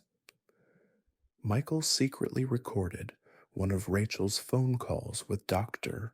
Blackwood, during which the doctor made several statements that seemed designed to increase Rachel's anxiety rather than treat it. Dr. Blackwood told Rachel that her friends were probably talking behind her back, that her academic performance indicated she wasn't intelligent enough for university, and that her family would be better off without her constant problems. When Michael brought his concerns to the university administration, they initially dismissed his allegations as the overprotective behavior of a worried boyfriend. But Michael persisted, eventually convincing them to review the suicide cases that had occurred among Dr. Blackwood's patients. The pattern became immediately obvious. The investigation revealed that Dr. Blackwood had been keeping detailed records of her psychological manipulation techniques, treating her murders like clinical studies. She had developed profiles for each victim, noting their specific vulnerabilities and documenting which approaches were most effective at inducing suicidal ideation. During interrogation, Dr. Blackwood showed no remorse for her actions. She insisted that she had been conducting legitimate research into the factors that contribute to suicide among college students. She claimed her victims had volunteered for her studies and that their deaths were simply unfortunate but necessary outcomes of her groundbreaking work. Dr. Blackwood was sentenced to life imprisonment without parole. The university implemented new oversight procedures for mental health services, but the damage to families who had lost children to her experiments was irreversible. Several parents filed lawsuits claiming that their children had been murdered by someone they trusted to help them heal. Moving from psychological manipulation to physical torture, our next case involves someone who turned home improvement into an art form of suffering. Between 1994 and 2003, contractor Vincent Hardy used his renovation business as cover for one of the most elaborate torture operations in criminal history. Vincent owned Hardy Home Improvements, a legitimate contracting business that specialized in basement renovations and custom construction projects. His work was always impeccable, his prices reasonable, and his references glowing. What his customers didn't know was that Vincent was using their projects to identify potential victims and perfect his techniques for soundproofing and concealment. Vincent's crimes began when he was hired to renovate the basement of elderly widow Helen Morrison in suburban Milwaukee. Mrs. Morrison lived alone, rarely had visitors, and had hired Vincent to convert her basement into a craft room where she could pursue her quilting hobby. Instead, Vincent turned that basement into Mrs. Morrison's tomb. Over the course of 3 months, Vincent held Mrs. Morrison prisoner in her own home, subjecting her to increasingly elaborate forms of psychological and physical torture. He had installed hidden cameras throughout the house during the renovation, allowing him to monitor her daily routines and plan his attacks. Mrs. Morrison's neighbors assumed she was simply staying indoors during the construction work. Vincent's methodology was horrifyingly systematic. He would disappear his victims gradually, convincing neighbors and family members that they had decided to travel or move away. He forged letters and emails, maintained their social media accounts, and even hired actors to make brief phone calls to concerned relatives. By the time anyone realized something was wrong, Vincent had already moved on to his next project. The basement renovations served multiple purposes beyond providing cover for his crimes. Vincent was building increasingly sophisticated torture chambers, each one an improvement on the previous design. He installed elaborate pulley systems, drainage facilities, and soundproofing that would allow him to keep victims alive for months without detection. His victim count reached 18 people over 9 years, ranging from elderly homeowners to young couples who had hired him for construction projects. Vincent kept detailed blueprints of each torture chamber he built, along with photographs documenting the suffering he inflicted on his victims. He treated his crimes like engineering problems, constantly refining his techniques and equipment. The investigation that finally caught Vincent began when homeowner David Chen called police about strange sounds coming from his neighbor's basement. The neighbor, retired teacher Margaret Walsh, had hired Vincent for a renovation project 6 months earlier, but David hadn't seen her in weeks, despite hearing activity in the basement at all hours. When police performed a welfare check, they discovered Margaret chained in the basement torture chamber that Vincent had constructed. She was barely alive, having endured months of systematic abuse. Vincent had been using her as a test subject for new torture devices he was planning to install in future projects. Margaret's rescue led to searches of Vincent's previous work sites, revealing evidence of multiple murders across 3 states. Some victims had been buried in concrete foundations, others dissolved in industrial chemicals that Vincent kept for his contracting business. Several crime scenes had been so thoroughly sanitized that investigators could only confirm murders through Vincent's own documentation. Vincent's confession revealed the true scope of his operation. He had been traveling across the Midwest for nearly a decade, using legitimate construction work to gain access to isolated victims. His business had been so successful that he had waiting to select targets and plan elaborate crimes. The trial lists of customers, giving him unlimited opportunities of Vincent's confession were sealed from public records revealed evidence of torture techniques so severe that portions.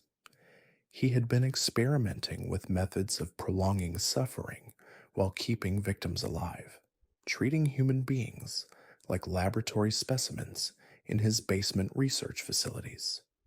Vincent was executed by lethal injection in 2018, but investigators continued discovering evidence of his crimes for be excavated, revealing remains that had been incorporated years afterward. Construction sites across 3 states had Toady into building foundations and landscaping projects.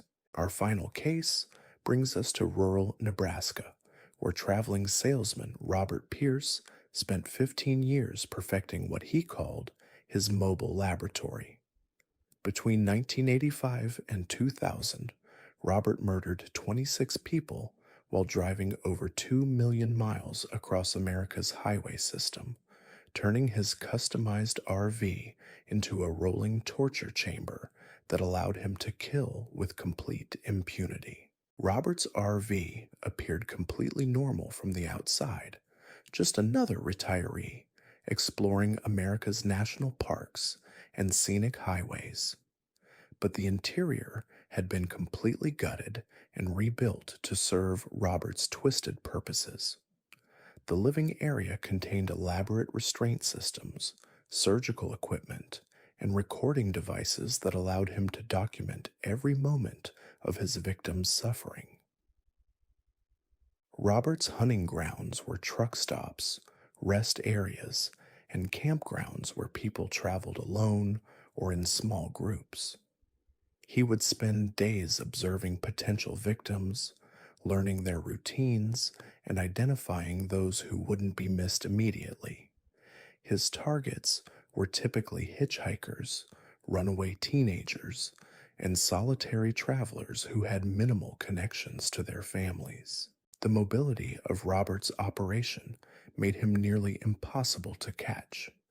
He would commit murders in one state, drive hundreds of miles overnight, and be establishing alibis in a completely different jurisdiction before bodies were even discovered.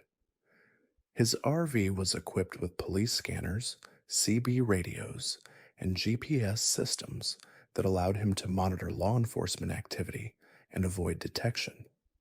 Robert's crimes weren't random acts of violence.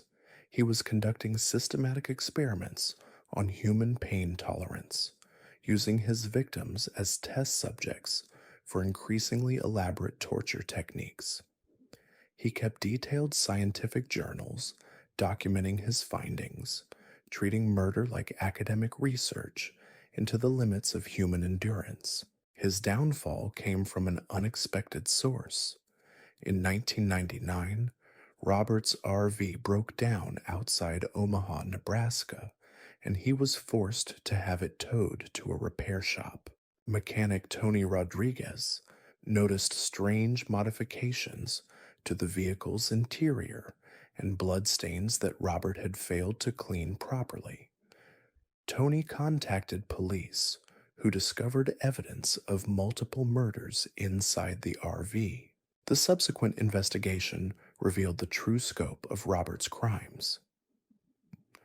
He had been killing people across America for 15 years, leaving a trail of bodies that stretched from coast to coast.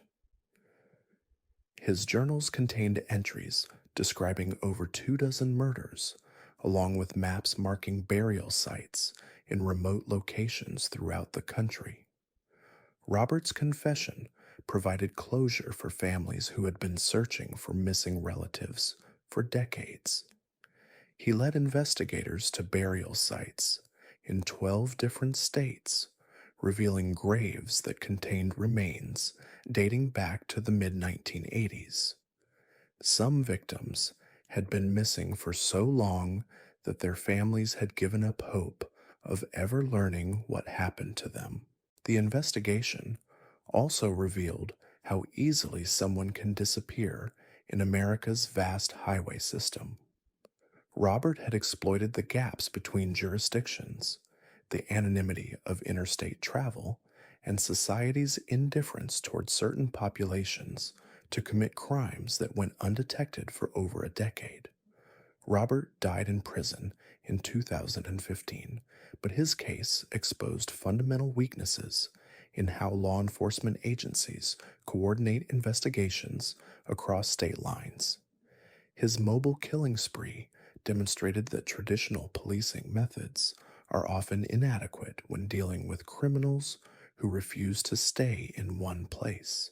These cases share common threads that reveal disturbing truths about how serial killers operate beyond the public's awareness trust to commit crimes that were far more elaborate, and they exploited professional relationships, geographical isolation, and institutional systematic than typical murders.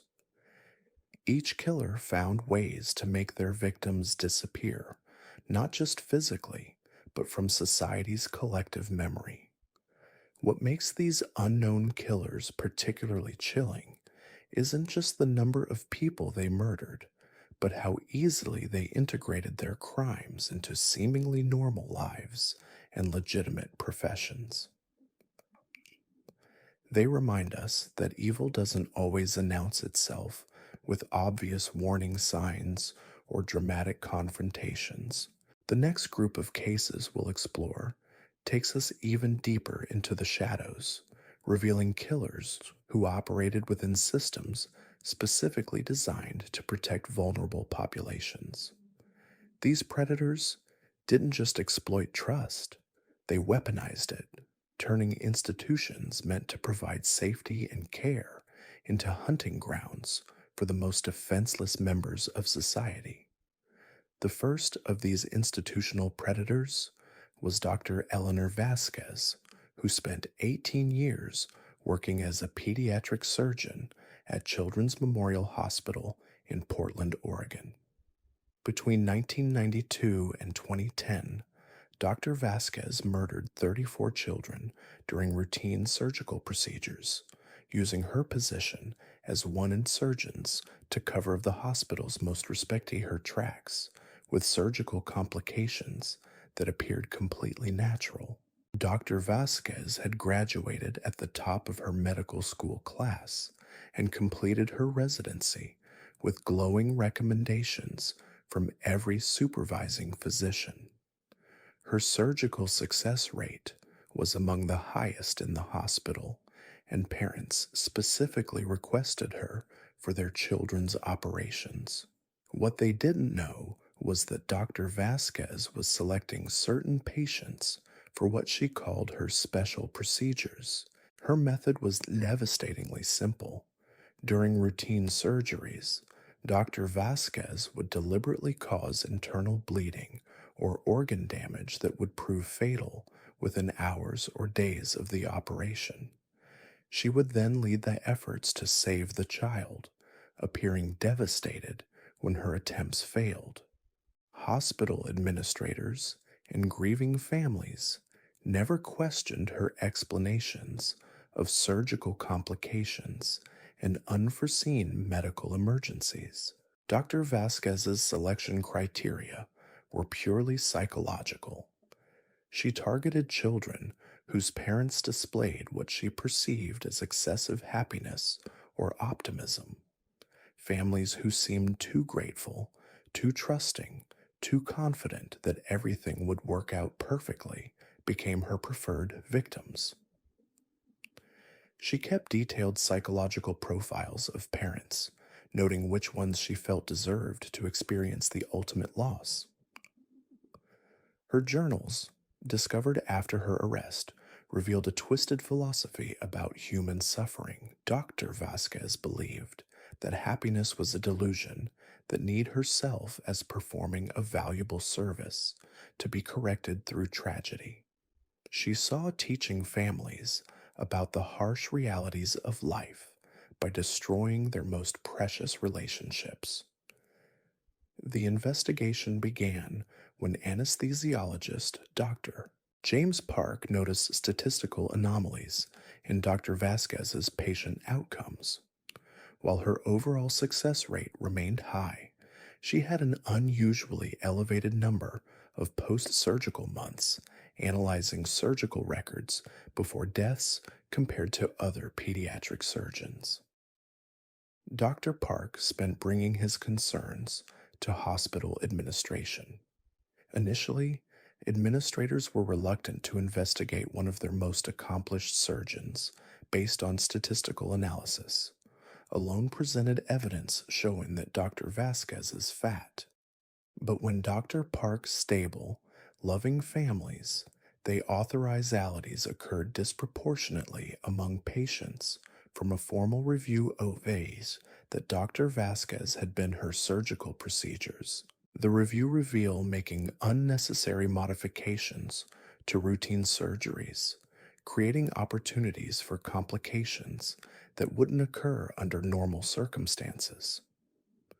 Surgical videos showed her making incisions and medical purpose, but dramatically increased than manipulating organs in ways that served no risk of post operative mortality. When maintained her innocence, claiming that confronted with the evidence, Dr. Vasquez initially she had simply been unlucky with difficult cases. But as investigators uncovered her journals and psychological evaluations of victim families, she eventually confessed to deliberately killing children whose parents she felt needed to be taught harsh lessons about life. Dr. Vasquez was sentenced to life imprisonment without parole, where she died of a stroke in 2019. The hospital implemented new oversight procedures for surgical operations, but the families she destroyed never recovered from losing their children to someone they had trusted completely. Moving from medical settings to educational institutions, we encounter Thomas Brennan, who spent 12 years working as a school bus driver in rural Kansas while operating one of the most systematic child abduction networks in American history. Between 1987 and 1999, Thomas kidnapped 41 children from his bus routes, selling them to adoption networks that specialized in providing untraceable children to wealthy families who didn't want to navigate legitimate adoption procedures. Thomas drove school buses for 3 different rural school districts, covering routes that stretched across hundreds of miles of farmland and isolated communities. His routes, single parent households, and foster care situations were included many children from low income families. A missing child might not trigger immediate intensive searches. The genius of Thomas's operation was its incremental nature. He would never take children directly from his bus routes, as that would create obvious connections between disappearances and his presence. Instead, Thomas would spend months studying his passengers, learning about their family situations, daily routines, and which children had the least supervision outside school hours. Thomas worked with a network of accomplices who would abduct children from locations completely unrelated to his bus routes.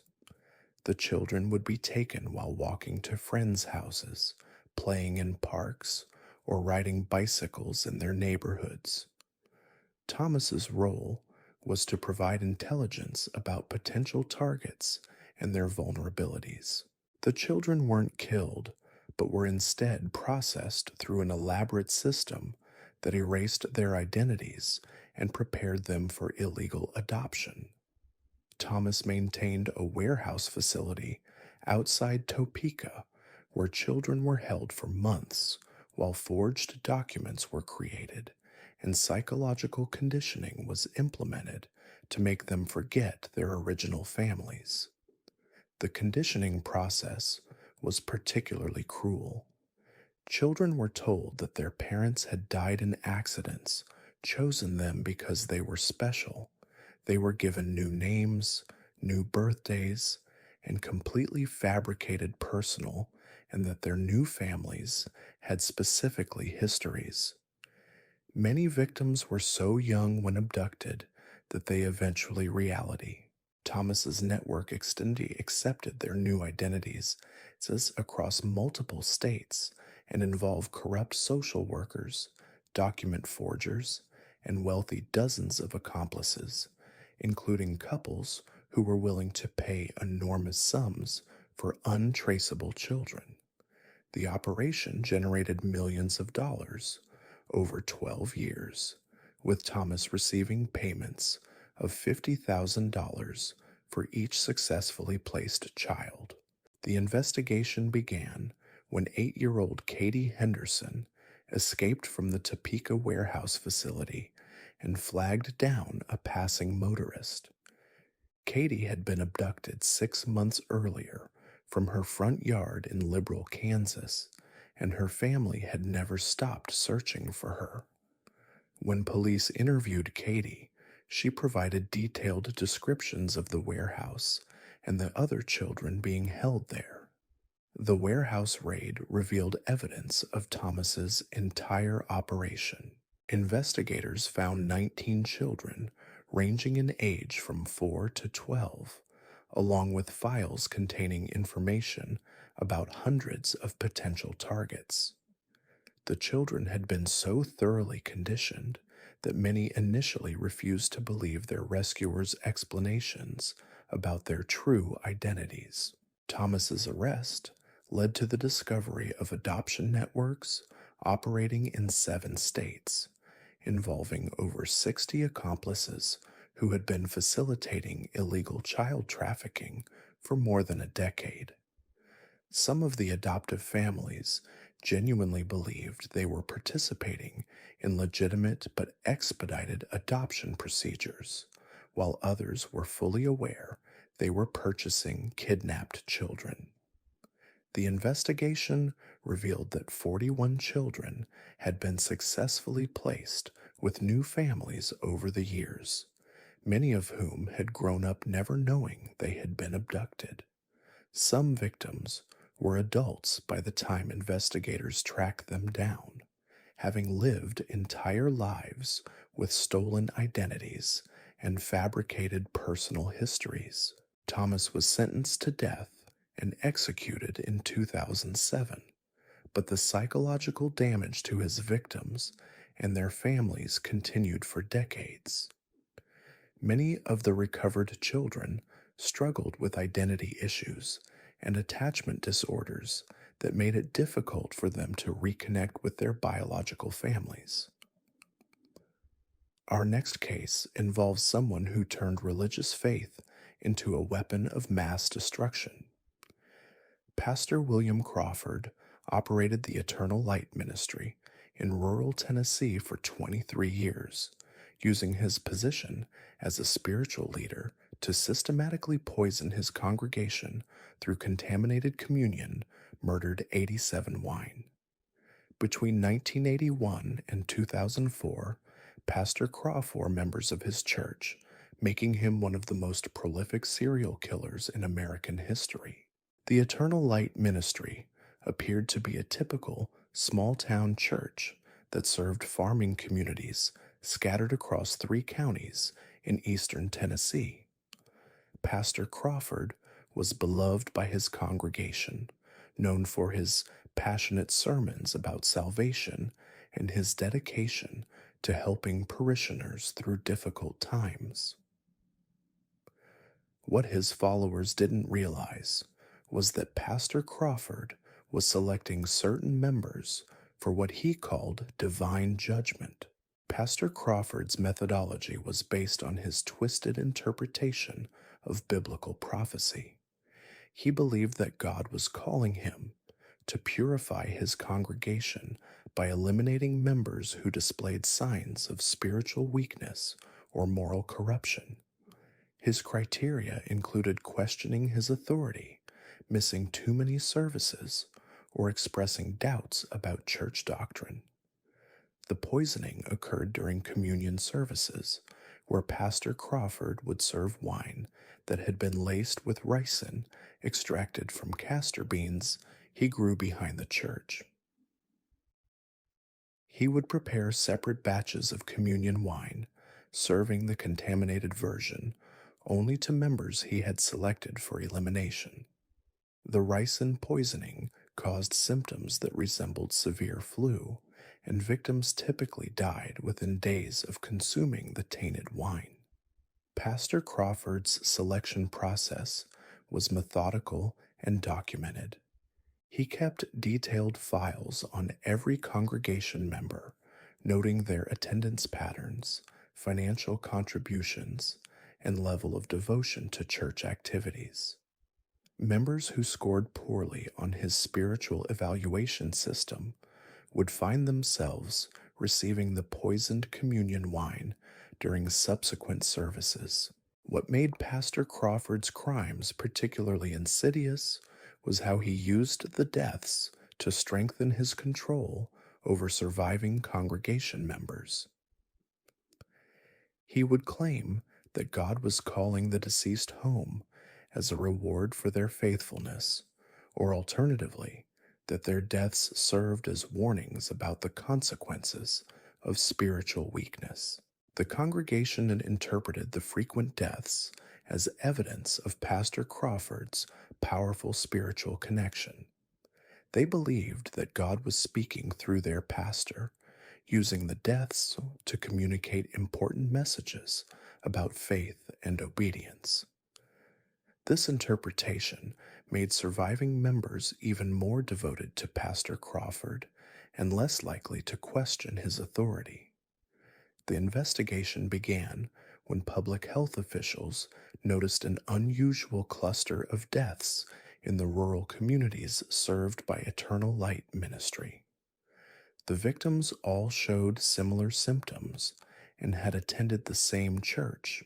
Breakthrough came when toxicologist Dr. Sarah Mitchell factors that might explain the mortality pattern.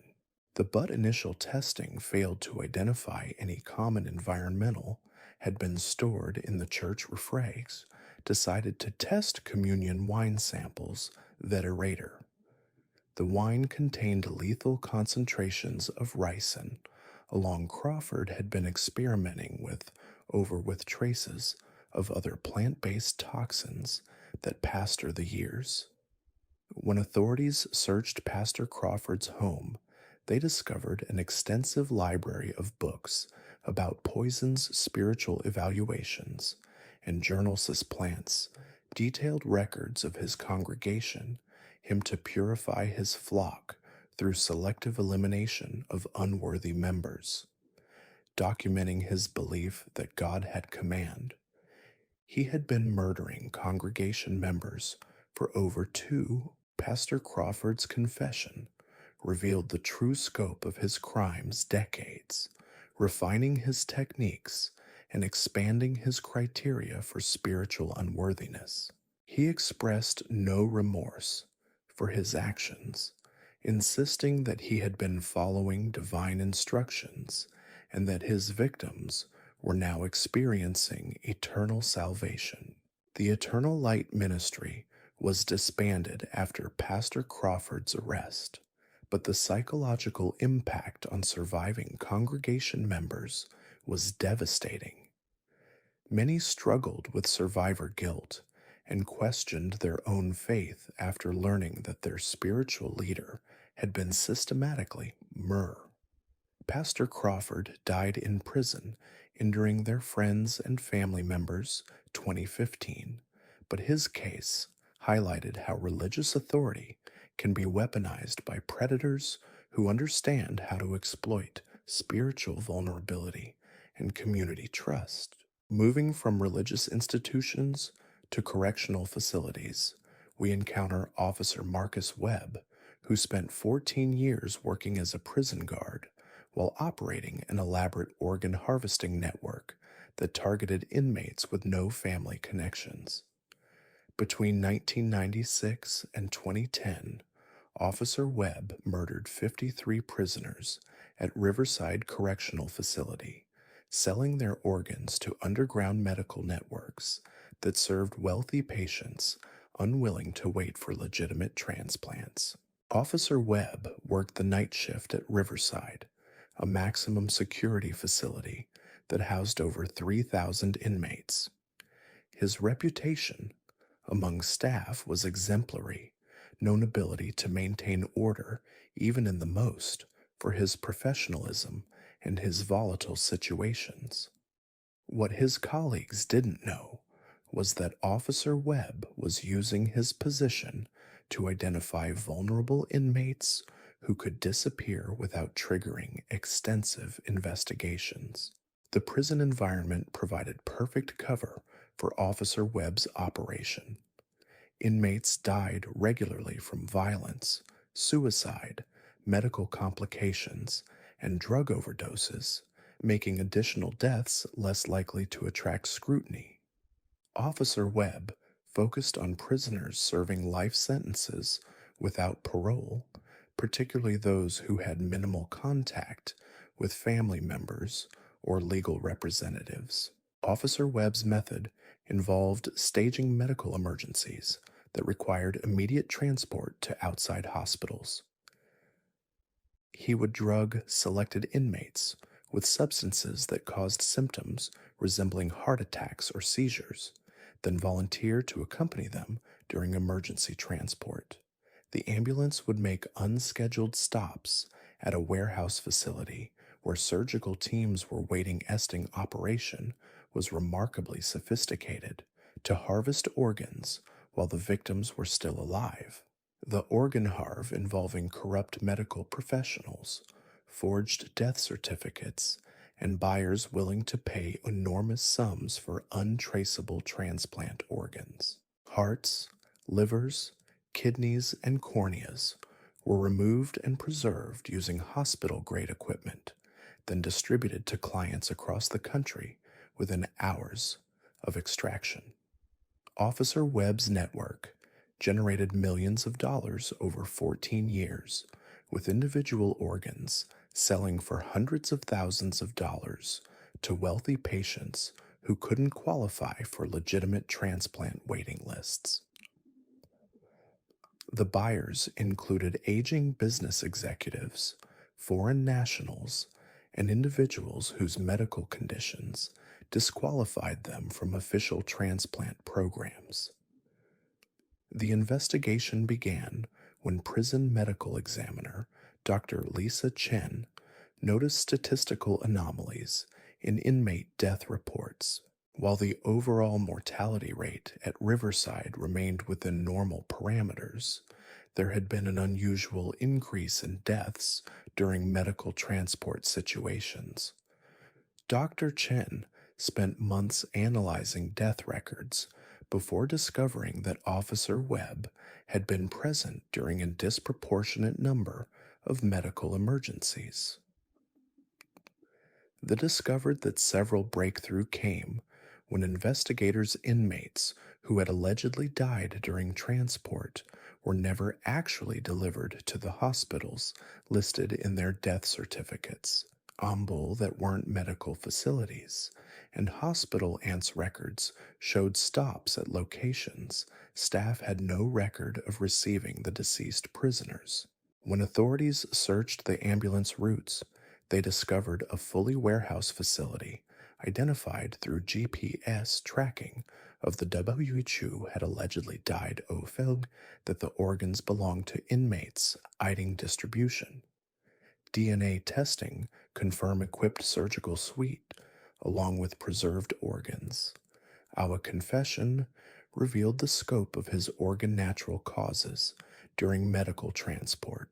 Officer Webb's harvesting network, which involved dozens of accomplices, including ambulance drivers, corrupt medical examiners, and underground surgeons. The operation had been so profitable that Webb had been planning to expand into other correctional facilities across multiple states. The investigation led to arrests of medical professionals in 12 states who had been participating in the illegal organ trade. Some buyers had unknowingly received organs from murdered prisoners, while others had specifically requested untraceable transplants, regardless of their source.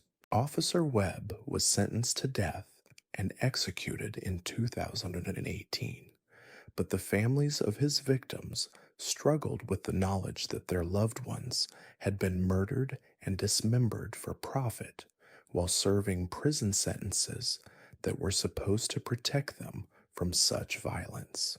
Our final institutional predator operated within the foster care system, exploiting society's most vulnerable children through a network that spanned multiple states and involved dozens of accomplices.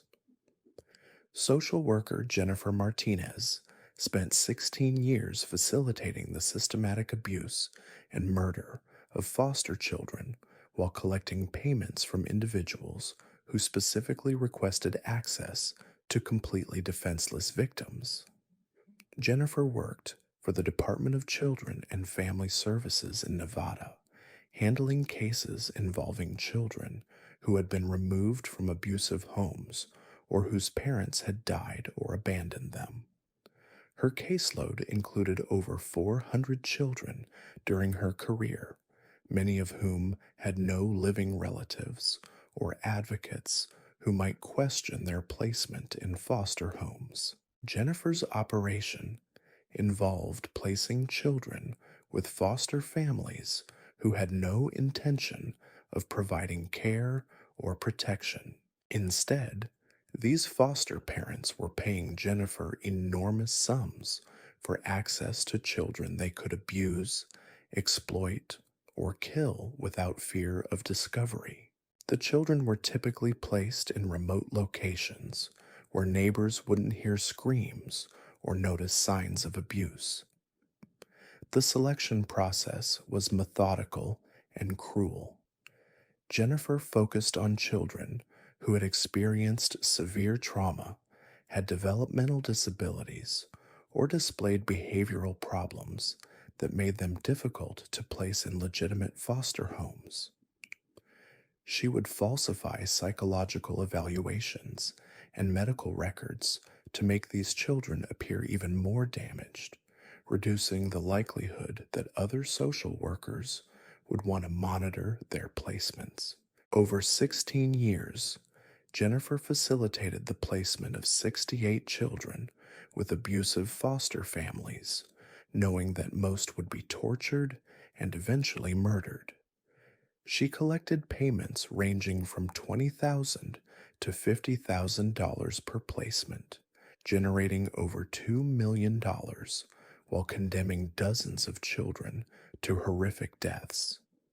The foster families involved in Jennifer's network included individuals with documented histories of child abuse, convicted sex offenders, and people who had been specifically seeking opportunities to harm children.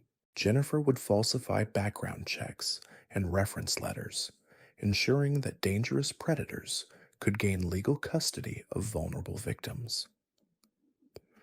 The investigation began when foster child Timothy Morgan escaped from his placement and contacted police with detailed accounts of systematic abuse and evidence that other children in the home had been murdered.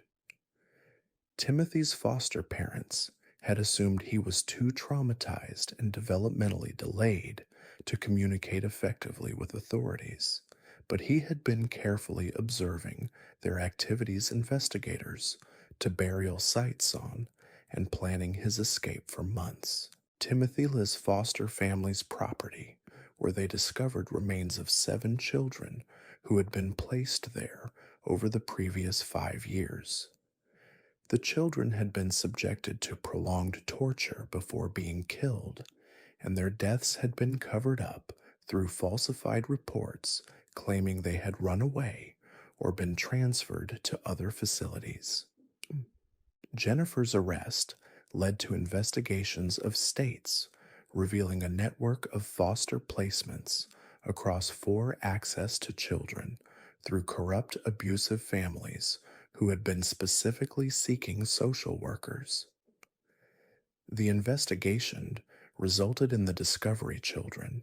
Jennifer's ultimately identified over 30 accomplices, and she had been motivate of additional burial sites containing remains confession, revealed that of murdered fostered purely by financial gain, viewing to the highest bidders vulnerable children as commodities to be sold.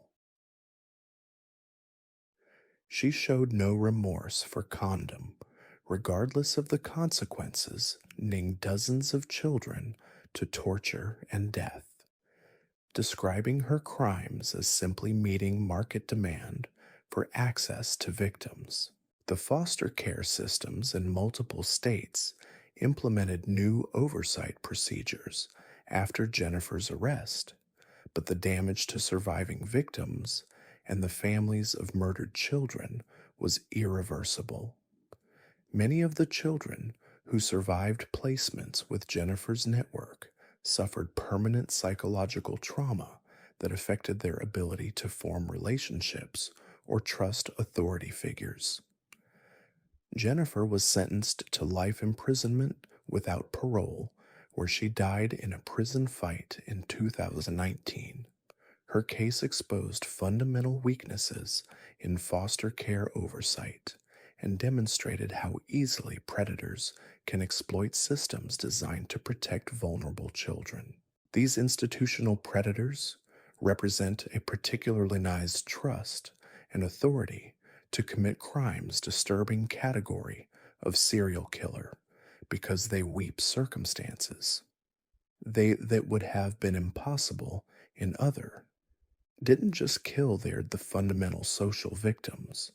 They betray contracts that allow institutions like hospitals, schools, churches, prisons, and foster care systems to function. What makes these cases especially chilling is how each killer was able to operate for years or even decades without detection, protected by the very systems that should have identified and stopped them. They exploited society's assumption that certain institutions are inherently safe, that professional credentials guarantee trustworthiness, and that oversight systems actually work to protect vulnerable populations. The victims of institutional predators often had no choice but to trust the very people who were planning to kill them. Children had to trust their doctors, bus drivers, and foster parents. Prison inmates had to trust their guards. Church members had to trust their pastor. This forced trust made resistance nearly impossible and detection extremely difficult.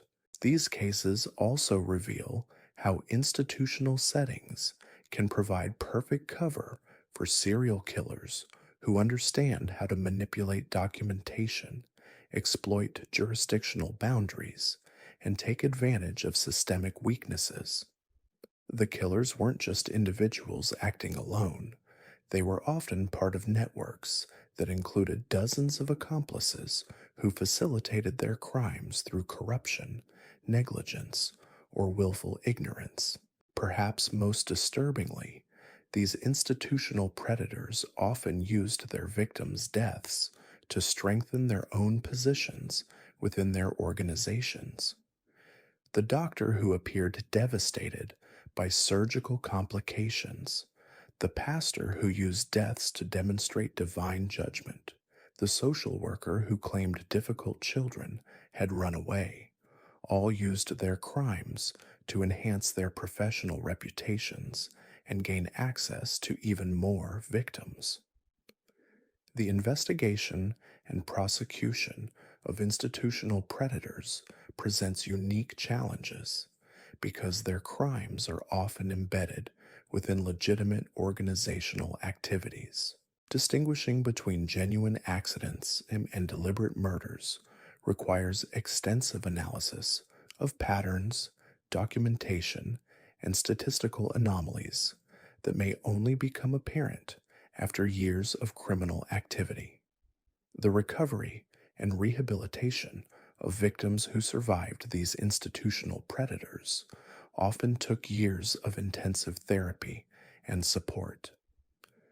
Many survivors struggled with complex trauma that affected every aspect of their lives, from their ability to trust medical professionals to their capacity to form meaningful relationships with other people.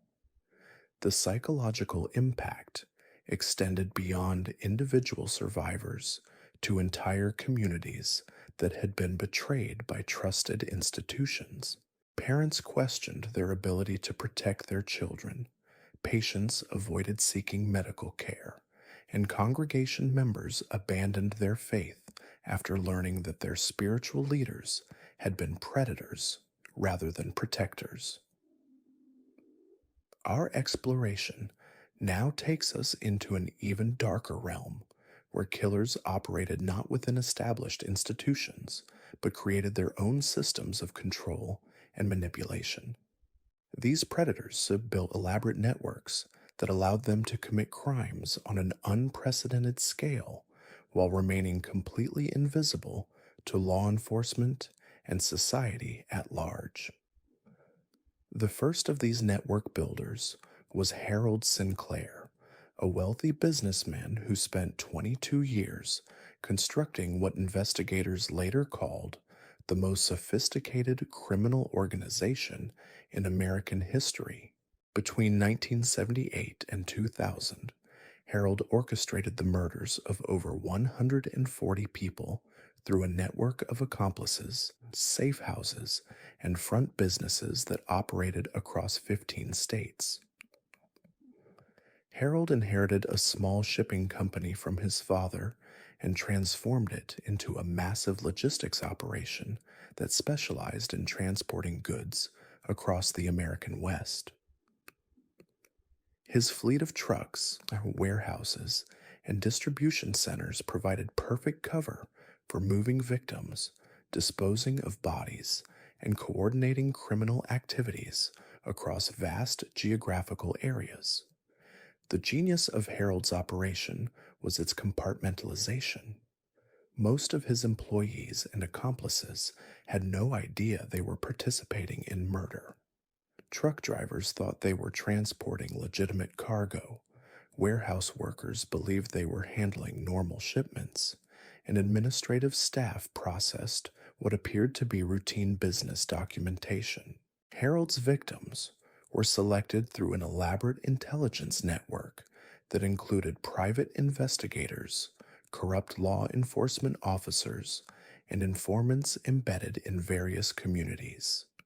He targeted people who had access to valuable assets but minimal social connections, individuals whose disappearance wouldn't trigger intensive investigations. The selection criteria were purely financial. Harold's organization would research potential victims for months, analyzing their bank accounts, property holdings, insurance policies, and family relationships. Only people with substantial wealth and limited social support systems would be considered for what Harold called permanent acquisition. The murder process was designed to look like natural death or accidental disappearance. Victims would be approached by con artists posing as investment advisors, real estate agents, or romantic interests. These accomplices would spend weeks or months gaining their target's trust before luring them to isolated locations where Harold's elimination teams were waiting. Harold's network included doctors who would falsify death certificates, lawyers who would handle fraudulent estate transfers, and accountants who would launder stolen assets through legitimate business operations. The organization was so sophisticated that it operated like a corporation, complete with hierarchical management structure and specialized departments. The investigation began when FBI agent Patricia Williams noticed patterns in missing persons cases across multiple states. Wealthy individuals were disappearing at a statistically unusual rate, and their assets were often transferred to shell companies shortly before or after their disappearances. Agent Williams spent 3 years mapping these connections before identifying Harold's organization.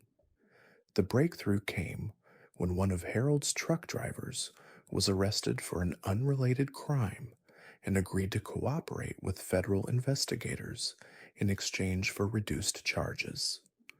The driver had unknowingly transported dozens of bodies over the years, believing he was hauling industrial waste to remote disposal sites. When authorities raided Harold's facilities, they discovered evidence of a criminal enterprise that had been operating for over 2 decades. The organization had generated hundreds of millions of dollars through murder, fraud, and asset theft, with Harold personally profiting from each victim's death. Harold's arrest led to investigations in 15 states and resulted in charges against over 80 accomplices who had been participating in various aspects of his operation. Many of these individuals genuinely believed they had been working for legitimate businesses and were shocked to learn they had been facilitating mass murder. The excavation of Harold's disposal sites revealed remains of victims dating back to the early 1980s. Some burial locations contained dozens of bodies that had been dissolved in industrial chemicals or processed through equipment designed to eliminate all trace evidence. Harold's confession revealed that he had been motivated purely by financial gain and the intellectual challenge of building an undetectable criminal organization. He showed no remorse for his victims, describing them as business assets that had been successfully acquired and processed. Harold died in prison in 2015, but the investigation into his network continued for years afterward.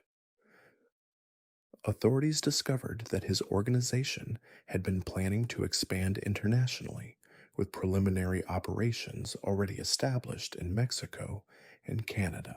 The case exposed how easily sophisticated criminals can exploit legitimate business operations to facilitate mass murder, and how compartmentalization can allow dozens of people to participate in crimes without realizing the true nature of their activities. Moving from business networks to technological systems, we encountered Dr. Richard Kessler, a computer programmer who spent 18 years using emerging internet technologies to coordinate murders across multiple continents. Between 1985 and 2003, Dr. Kessler created what investigators later called the world's first digital murder network, facilitating the deaths of 93 people through encrypted communications and anonymous financial transactions. Dr. Kessler had earned advanced degrees in computer science and cryptography from MIT before founding a software development company that specialized in secure communication systems. His clients included government agencies, financial institutions, and multinational corporations that required absolute privacy for their digital communications. What Dr. Kessler's clients didn't realize was that he was using their security needs to develop technologies that would make murder virtually undetectable. He created encrypted networks that allowed killers to communicate anonymously, digital payment systems that couldn't be traced by law enforcement, and coordination platforms that enabled complex crimes involving multiple participants. Dr. Kessler's network included professional assassins, corrupt officials, and wealthy individuals who wanted specific people eliminated for personal or business reasons. The clients would submit requests through anonymous digital channels, specify their requirements and budget, and receive confirmation when their targets had been successfully eliminated. The murder requests came from around the world and involved victims in dozens of countries. Business executives wanted competitors eliminated. Wealthy individuals requested the deaths of family members who might inherit their assets, and foreign governments sought the assassination of political dissidents living in exile. Dr. Kessler's role was purely logistical. He would match clients with appropriate killers, facilitate secure communications between parties, and handle financial transactions through untraceable digital currencies that he had developed years before Bitcoin became publicly known. The network operated like a dark web marketplace decades before such systems became widely available. Clients could browse profiles of available assassins, review their specialties and success rates, and negotiate prices for specific types of elimination services. Dr. Kessler's system included quality control mechanisms that ensured client satisfaction. Killers who failed to complete assignments or left evidence that could be traced back to the network would be eliminated themselves. The system was so efficient that it maintained a success rate above 95% over nearly 2 decades.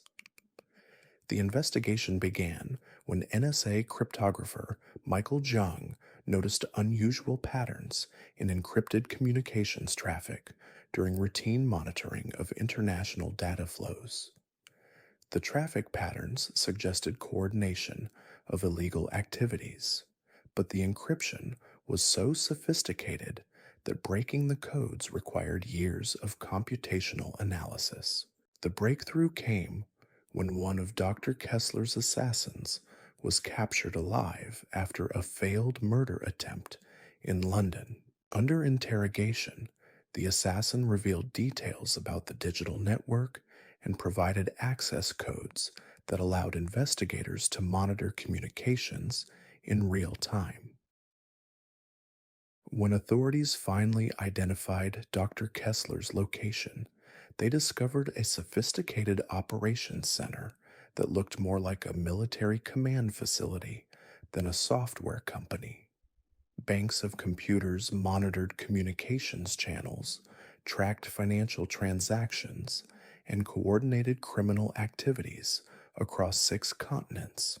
Dr. Kessler's arrest resulted in the simultaneous capture of network participants in 23 countries, representing the largest international law enforcement operation in history at back to the mid-1980s, many of which had never been connected to international criminal networks. Doctor that time. The investigation revealed murders stating curiosity rather than financial gain. He viewed his network as a technological experiment. In Kessler's confession revealed that he had been motivated by intellectual anonymous coordination, treating the murders as data points in a larger study how rapidly advancing technology could be weaponized by criminals who have digital criminal organization. The case expose countermeasures. Dr. Kessler understood its potential before law enforcement agencies developed appropriated but operating systems that wouldn't become widely available to legitimate users for another decade. Dr. Kessler was extradited to multiple countries to face charges for facilitating murders in their jurisdictions. He died in a Swiss prison in 2019 while awaiting trial for war crimes related to political assassinations his network had coordinated. Our next network builder operated in the realm of human trafficking, but with a twist that made his crimes uniquely horrifying. Between 1991 and 2008, former military contractor James Sullivan created what he called a human resource management system, facilitating the kidnapping, torture, and eventual murder of over 200 people who were sold to wealthy clients seeking the ultimate form of entertainment.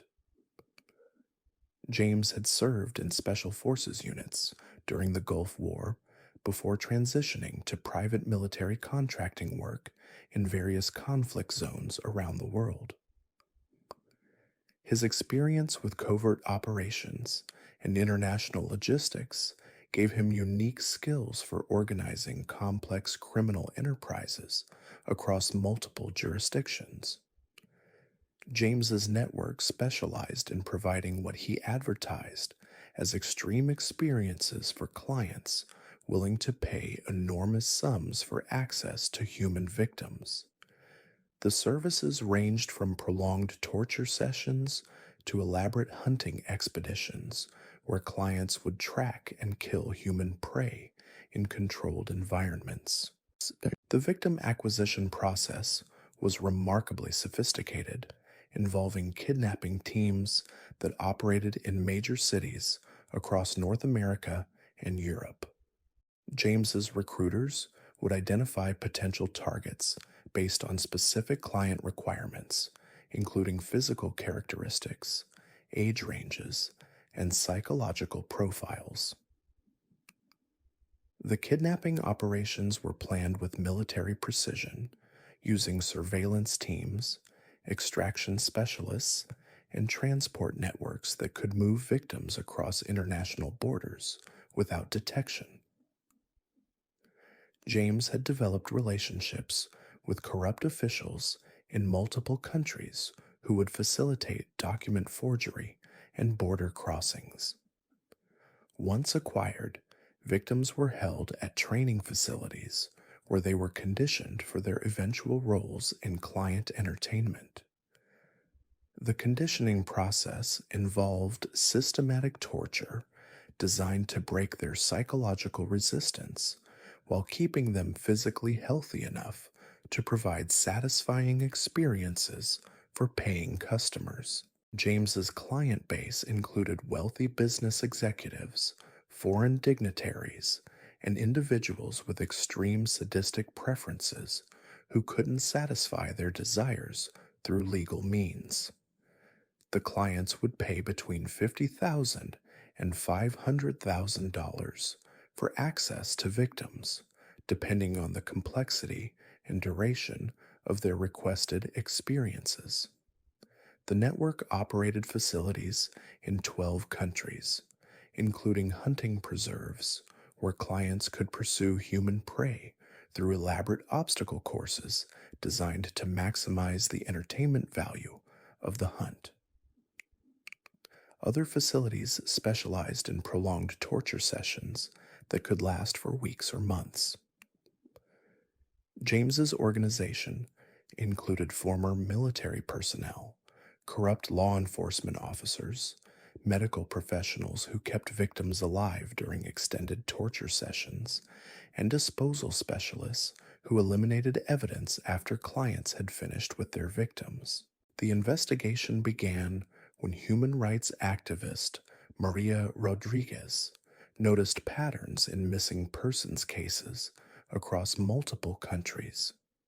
Young adults were disappearing from major cities at rates that couldn't be explained by normal statistical variation, and the disappearances shared common characteristics that suggested organized criminal activity.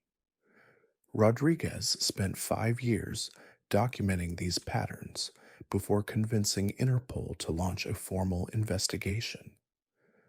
The breakthrough came when authorities intercepted communications between James's network and potential clients who were negotiating for specific types of victim access. When investigators finally located James's primary facility in rural Cambodia, they discovered a complex that resembled a military training base more than a criminal operation. The facility included barracks for holding victims, medical facilities for maintaining their health, and specialized areas designed for various forms of client entertainment. The raid resulted in the rescue of 37 victims who had been held for periods ranging from weeks to several years. Many of the survivors required extensive medical treatment and psychological rehabilitation before they could provide useful information about James's network.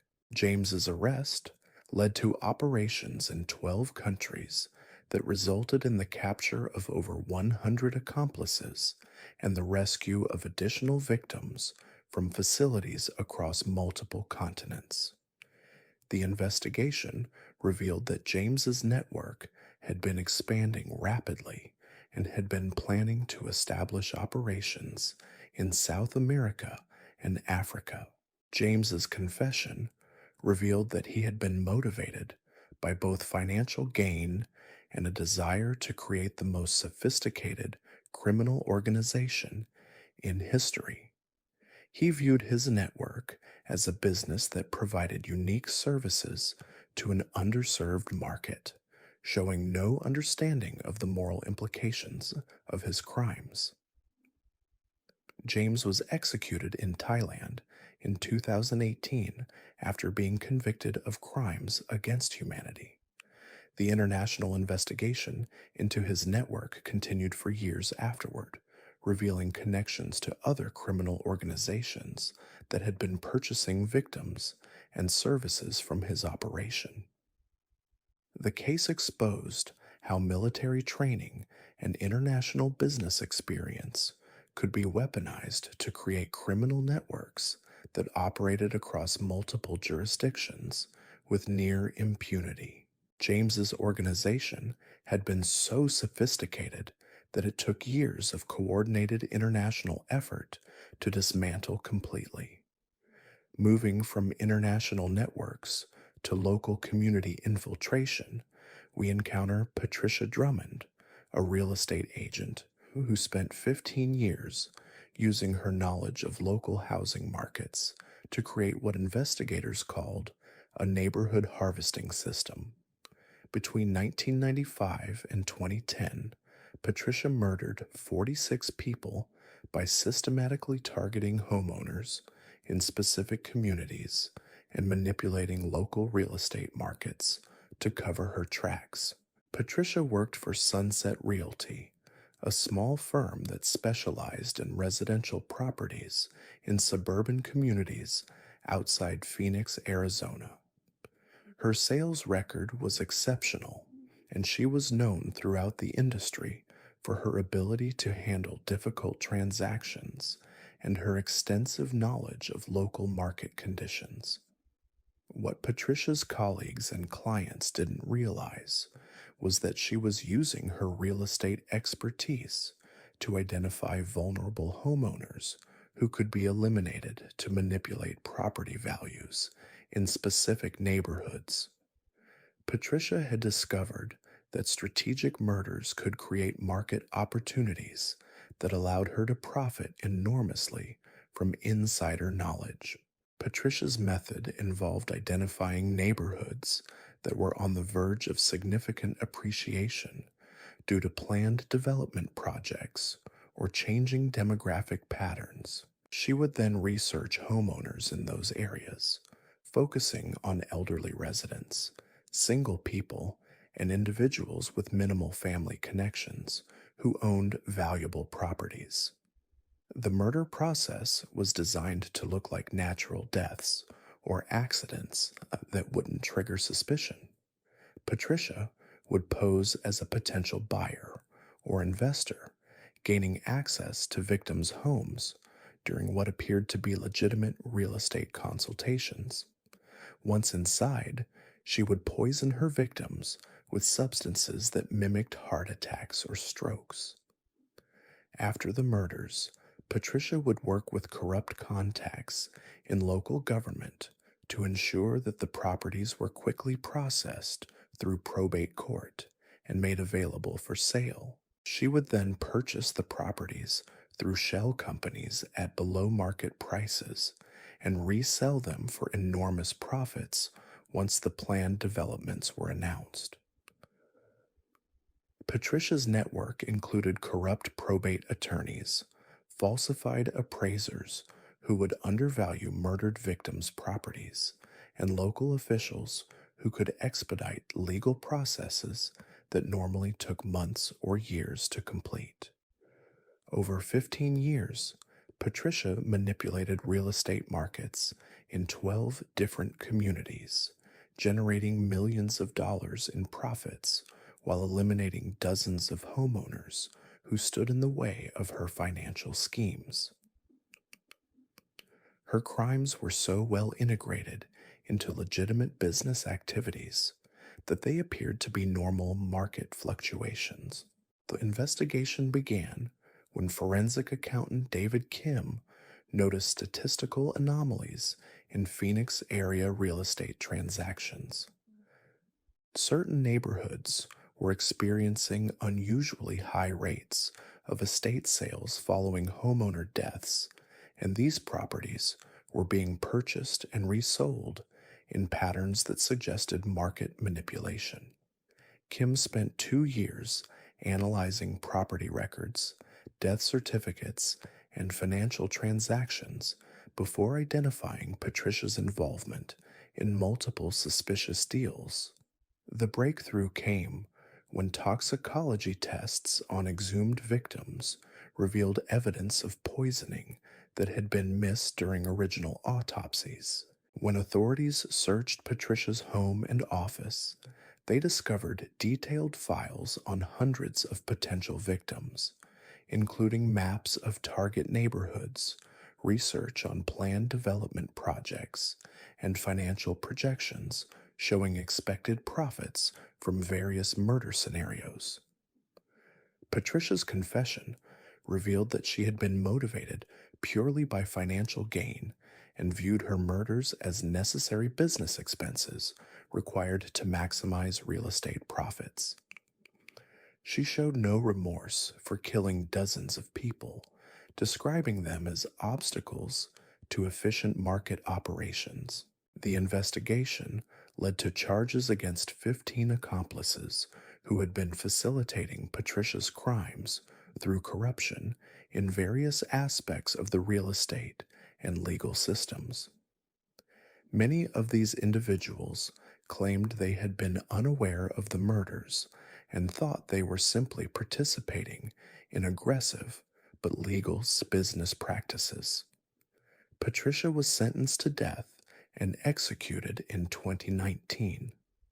The communities she had targeted struggled with the knowledge that their neighbors had been murdered by someone they had trusted to help them navigate real estate transactions.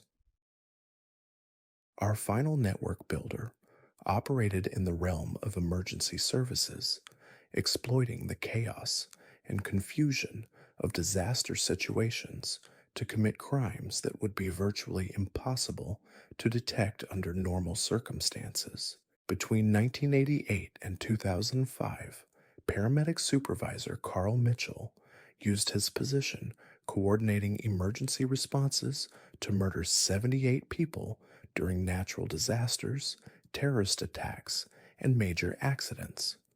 Carl had worked for emergency medical services in various cities across the American South for over 20 years, building a reputation as one of the most experienced and capable supervisors in the field. His expertise in coordinating complex emergency responses made him invaluable during major disasters when multiple agencies needed to work together efficiently. What Carl's colleagues didn't realize was that he was using disaster situations to identify and eliminate specific victims while providing perfect cover for his crimes. The chaos of emergency responses made it easy to manipulate victim counts, falsify medical records, and dispose of bodies without triggering suspicion. Carl's method involved identifying valuable victims during the initial phases of disaster response, then arranging for them to be separated from other survivors and taken to locations where he could kill them without witnesses. He would claim that certain victims required specialized medical attention that could only be provided at remote facilities. The victim selection process was based on financial opportunity rather than random violence. Carl would research disaster victims' backgrounds during the confusion of emergency response, identifying individuals who had valuable assets, minimal family connections, or insurance policies that could be fraudulently claimed after their deaths. Carl's network included corrupt emergency responders, medical examiner staff who would falsify death certificates, and financial specialists who could quickly transfer victims' assets before their deaths were officially confirmed. The network operated like a disaster profiteering organization that used natural catastrophes as opportunities for mass theft and murder. Over 17 years, Carl participated in emergency responses to hurricanes, earthquakes, terrorist attacks, and major accidents across 12 states. Each disaster provided opportunities to eliminate multiple victims while appearing to be a heroic first responder, saving lives under dangerous conditions. Carl's crimes were particularly heinous because he was betraying the fundamental trust that victims place in emergency responders during their most vulnerable moments. People who had survived natural disasters or accidents were being murdered by someone they believed was there to help them. The investigation began when insurance investigator Linda Shaw noticed patterns in disaster related death claims that didn't match normal statistical distributions. Certain emergency response areas had unusually high mortality rates among victims who had initially survived disasters but died during transport to medical facilities. Shaw spent 4 years analyzing disaster response records, insurance claims, and victim family interviews before identifying Carl's involvement in multiple suspicious deaths. The breakthrough came when she discovered that Carl had been present during emergency responses in all the locations where statistical anomalies occurred. When authorities investigated Carl's activities, they discovered that he had been maintaining detailed records of potential victims and their financial assets, treating disaster response like a business opportunity rather than a humanitarian mission. Carl's confession revealed that he had been motivated by both financial gain and a psychological addiction to the power he felt when deciding who would live or die during emergency situations. He described feeling godlike during disasters, claiming that he was simply accelerating natural selection processes. The investigation led to charges against 23 accomplices who had been facilitating Carl's crimes through corruption in emergency services, medical examination, and financial systems. Many disaster victims' families learned for the first time that their loved ones had been murdered rather than dying from their injuries. Carl died in prison in 2017 while serving multiple life sentences. His case exposed fundamental vulnerabilities in emergency response systems and led to new oversight procedures designed to prevent similar exploitation of disaster situations. These network builders represent the most sophisticated category of unknown serial killers because they understood how to weaponize entire systems rather than simply exploiting individual opportunities. They created criminal organizations that operated like legitimate businesses, complete with specialized departments, quality control procedures, and expansion strategies. What made these killers particularly dangerous was their ability to recruit accomplices who often had no idea they were participating in murder. The compartmentalization of their operations meant that dozens or even hundreds of people could facilitate mass murder while believing they were engaged in legitimate business activities. The networks these killers created often continued operating even after their arrests, requiring years of international law enforcement cooperation to dismantle completely. Some networks had been so sophisticated that they had developed contingency plans for leadership succession and operational continuity in case of law enforcement interference. The investigation and prosecution of network based serial killers required unprecedented cooperation between agencies that normally operated independently. Local police departments, federal investigators, international law enforcement, and specialized units had to share information and coordinate activities across multiple jurisdictions and legal systems. Perhaps most disturbing was how these killers had identified and exploited weaknesses in systems that society depends on for safety and security. They had turned legitimate businesses, emergency services, and international communications into weapons for mass murder, revealing vulnerabilities that most people never imagined existed. The victims of network based killers often had no chance to recognize or resist their attackers because the crimes were embedded within apparently legitimate activities.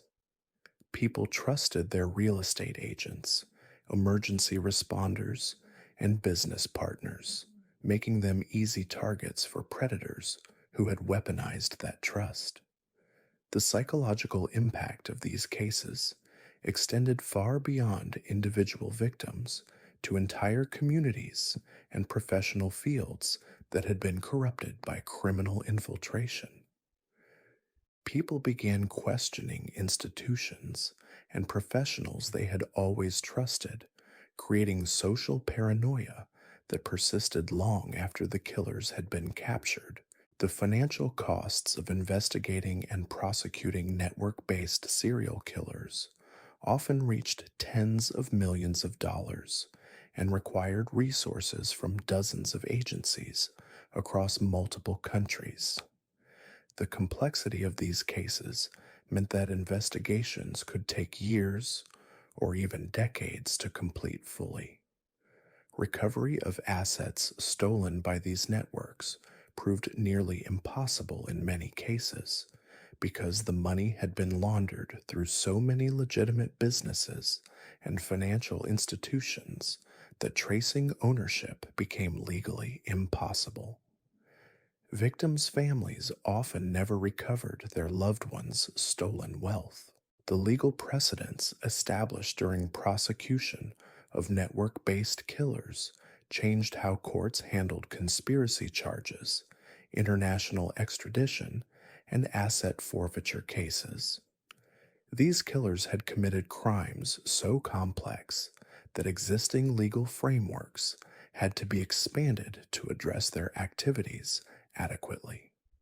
These cases also revealed how globalization and technological advancement had created new opportunities for sophisticated criminals to operate across traditional boundaries that had previously limited the scope of serial murder. The killers had used legitimate tools of international business and communication to facilitate crimes on an unprecedented scale. The technological revolution also enabled killers to coordinate activities that would have been impossible just decades earlier. Digital communications, encrypted networks, and international financial systems became tools for organizing murder on an industrial scale, allowing predators to operate with a level of sophistication that law enforcement agencies were completely unprepared to combat. Our exploration now moves into the realm of what investigators call adaptive killers, predators who continuously evolved their methods in response to changing circumstances and law enforcement techniques. These killers didn't just commit murder, They studied their own crimes like scientists, constantly refining their approaches and developing new strategies to avoid detection. The first of these adaptive predators was Dr. Nathan Pierce, a forensic pathologist who spent 19 years working for various medical examiner offices while simultaneously perfecting murder techniques that would be undetectable even during professional autopsies. Between 1984 and 2003, Dr. Pierce killed 62 people using methods so sophisticated that many of his victims were never even suspected of being murder victims. Dr. Pierce held advanced degrees in pathology, toxicology, and biochemistry from Johns Hopkins University, making him one of the most qualified forensic experts in the country. His professional reputation was impeccable, and he was frequently called as an expert witness in high profile murder cases where his testimony helped convict killers who had tried to disguise their crimes.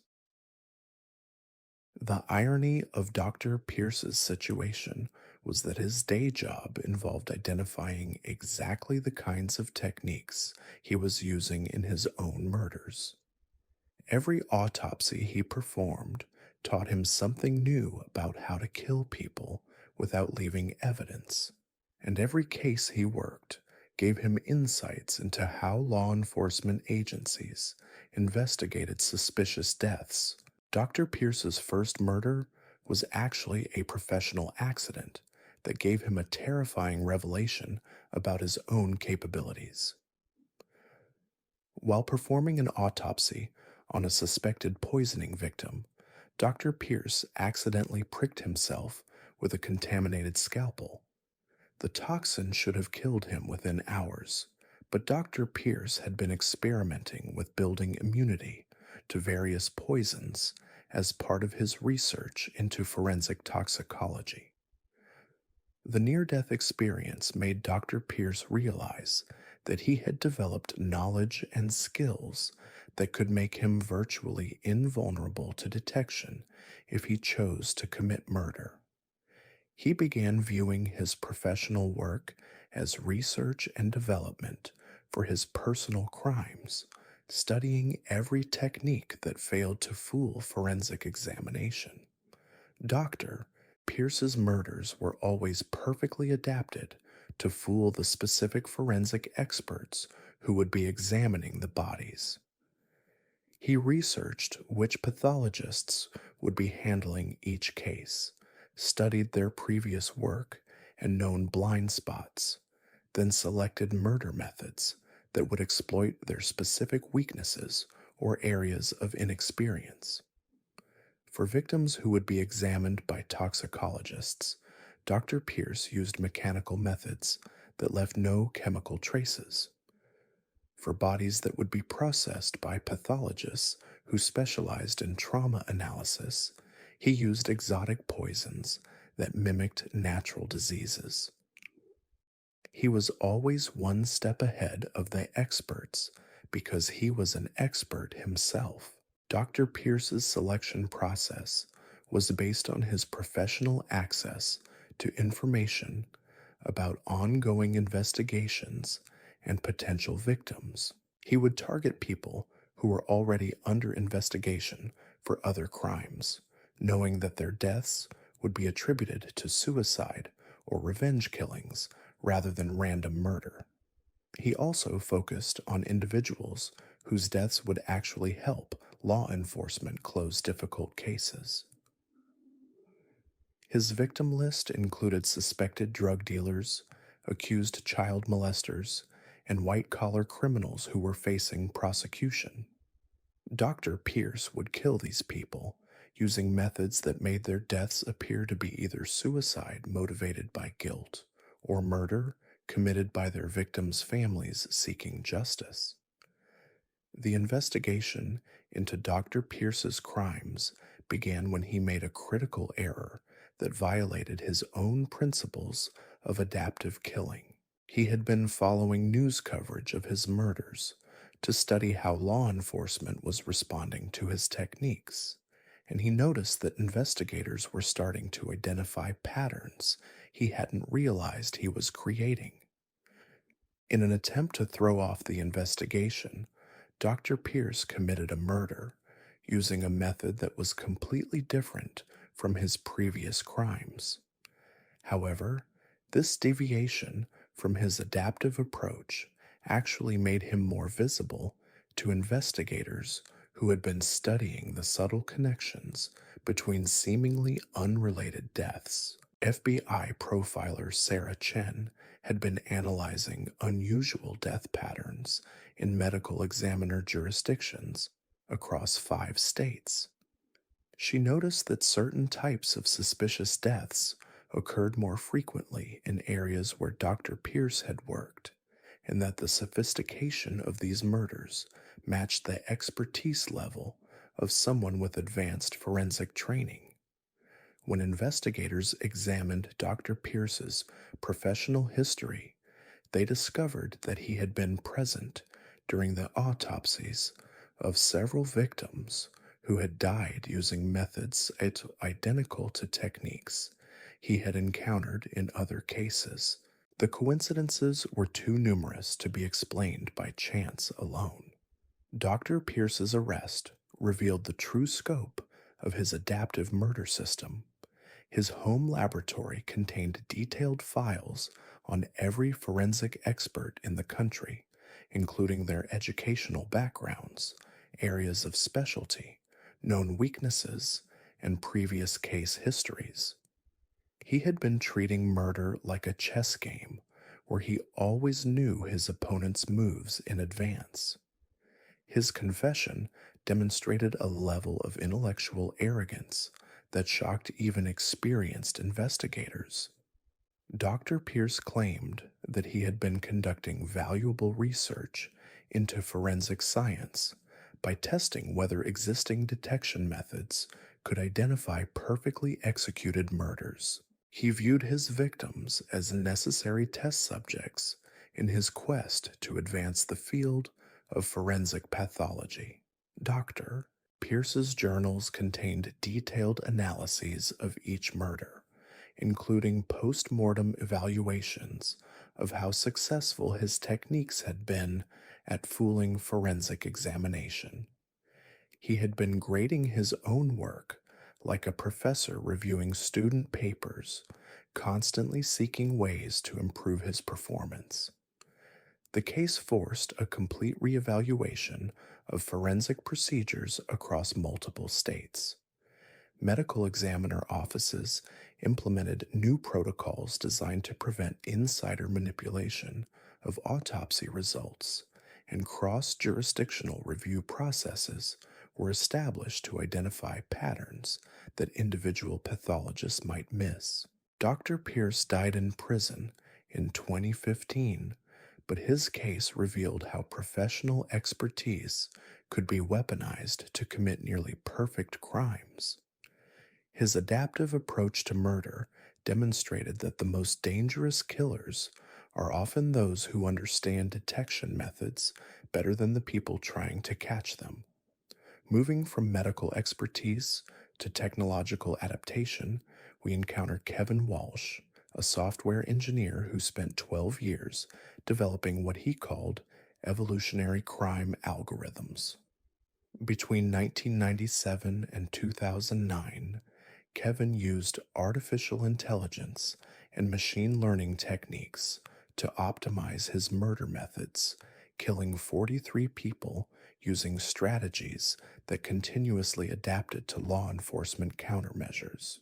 Kevin had worked for several major technology companies before founding his own consulting firm that specialized in developing artificial intelligence systems for business optimization. His clients included Fortune 500 companies that used his algorithms to improve everything from supply chain management to customer service efficiency.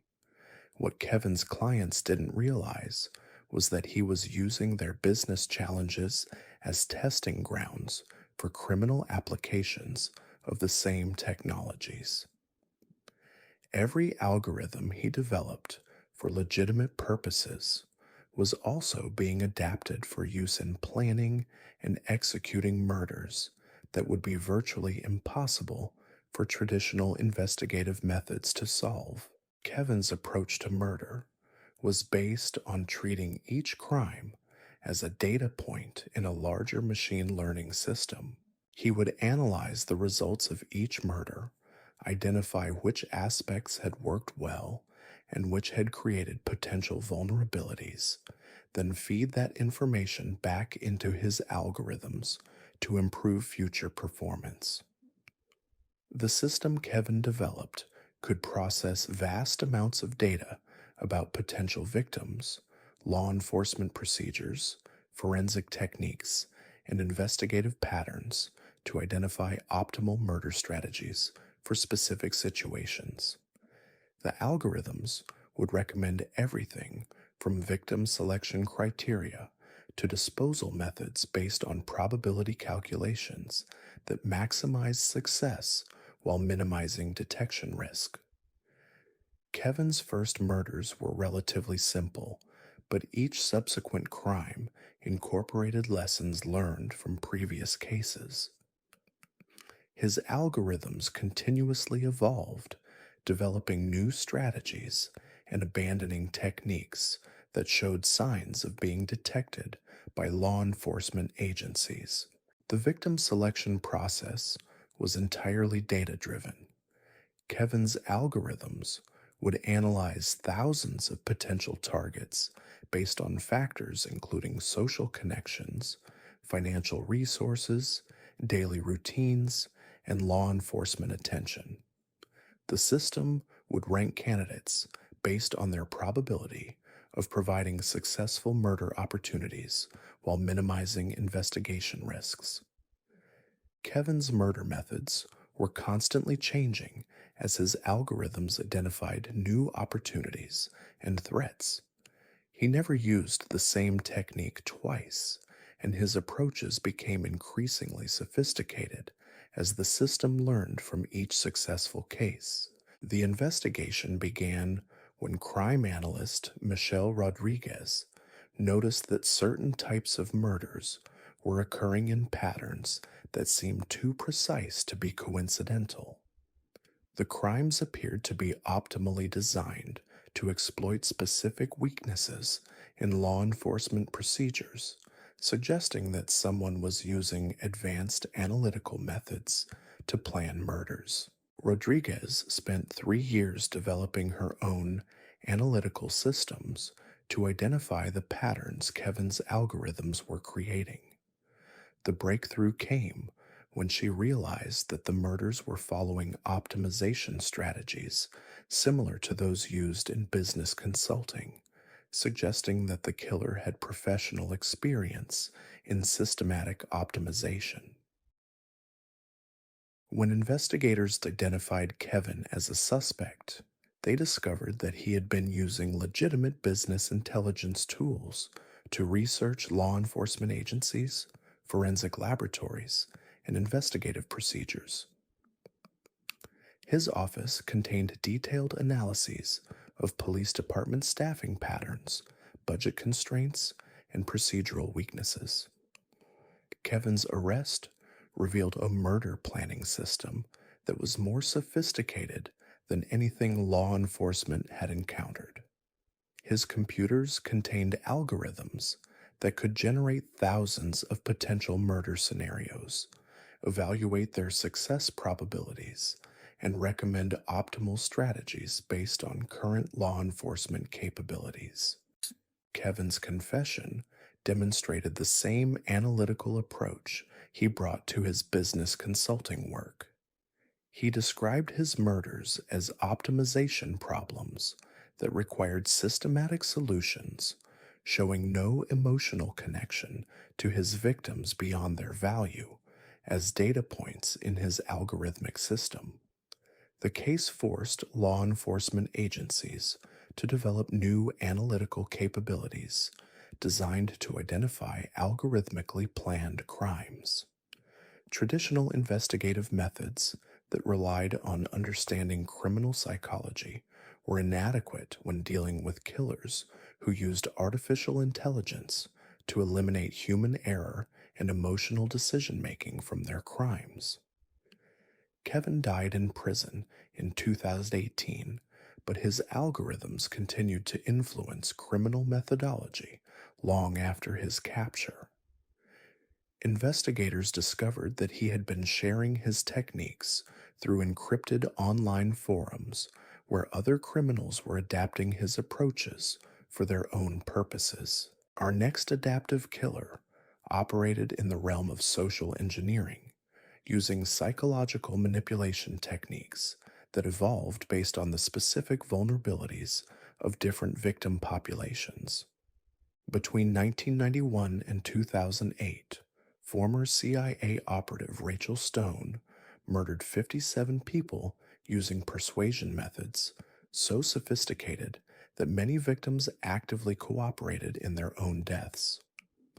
Rachel had spent 15 years working in intelligence operations that required her to manipulate foreign agents, extract information from unwilling subjects, and establish trust relationships under false pretenses.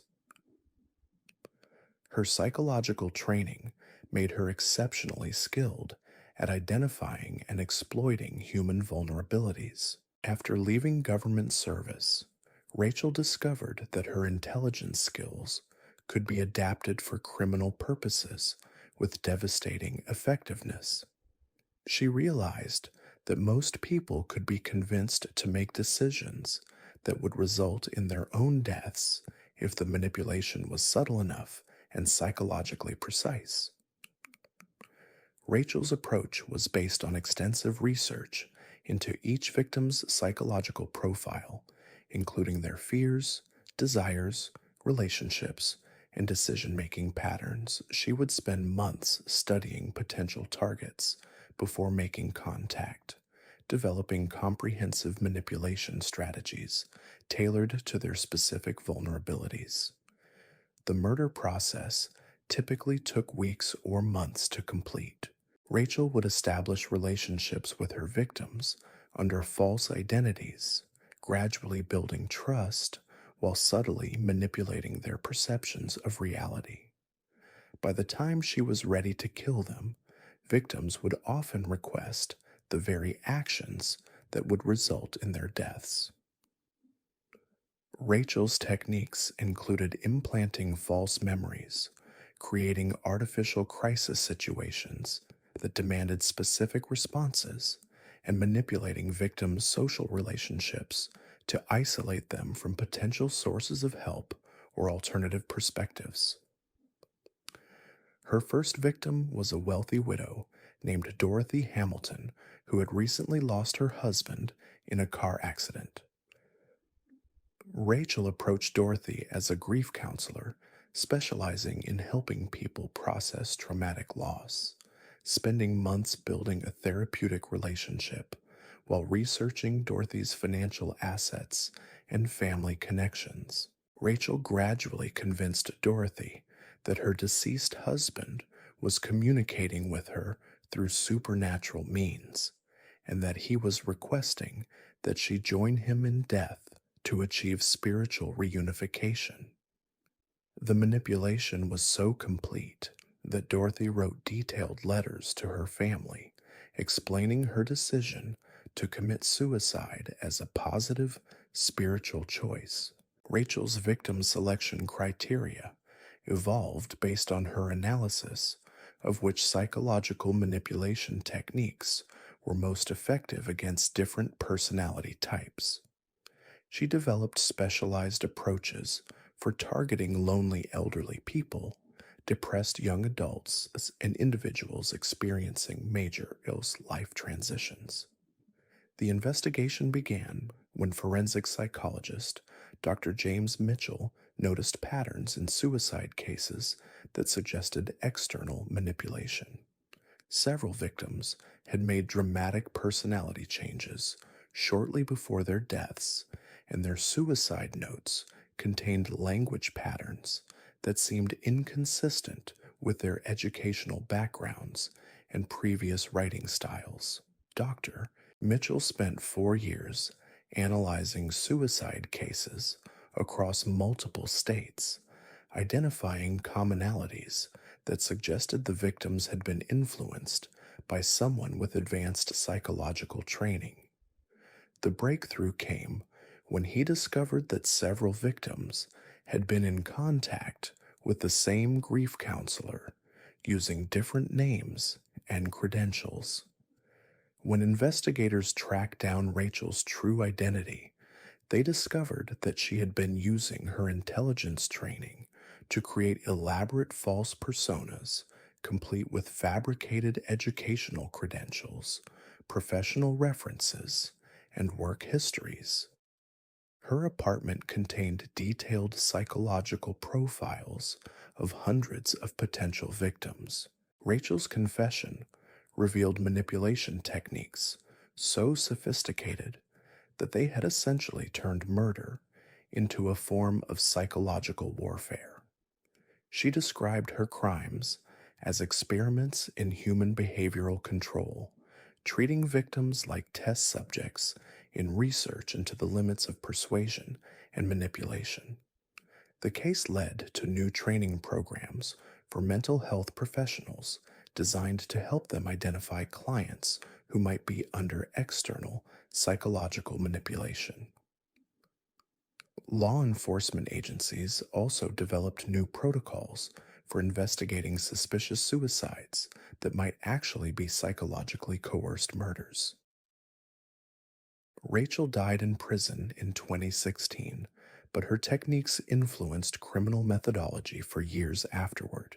Investigators discovered that she had been documenting her manipulation methods in detail, creating a handbook for psychological murder that other criminals had been adapting for their own purposes. Moving from psychological adaptation to environmental exploitation, we encounter Marcus Rivera, a meteorologist who spent 14 years using weather prediction technology to commit murders that would be attributed to natural disasters. Between 1994 and 2008, Marcus killed 39 people by manipulating their behavior during severe weather events, ensuring that their deaths would appear to be accidental casualties of natural phenomena.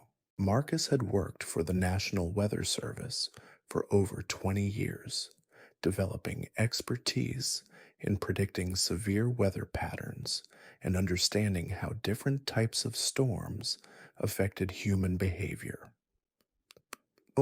His professional reputation was built on his ability to provide accurate forecasts that helped communities prepare for dangerous weather conditions. What Marcus's colleagues didn't realize was that he was using his weather expertise to identify opportunities for committing murders that would be impossible to distinguish from storm-related accidents. Marcus had discovered that severe weather created chaos and confusion that provided perfect cover for eliminating specific individuals. Marcus's approach was based on his understanding of how different weather conditions affected human psychology and decision-making.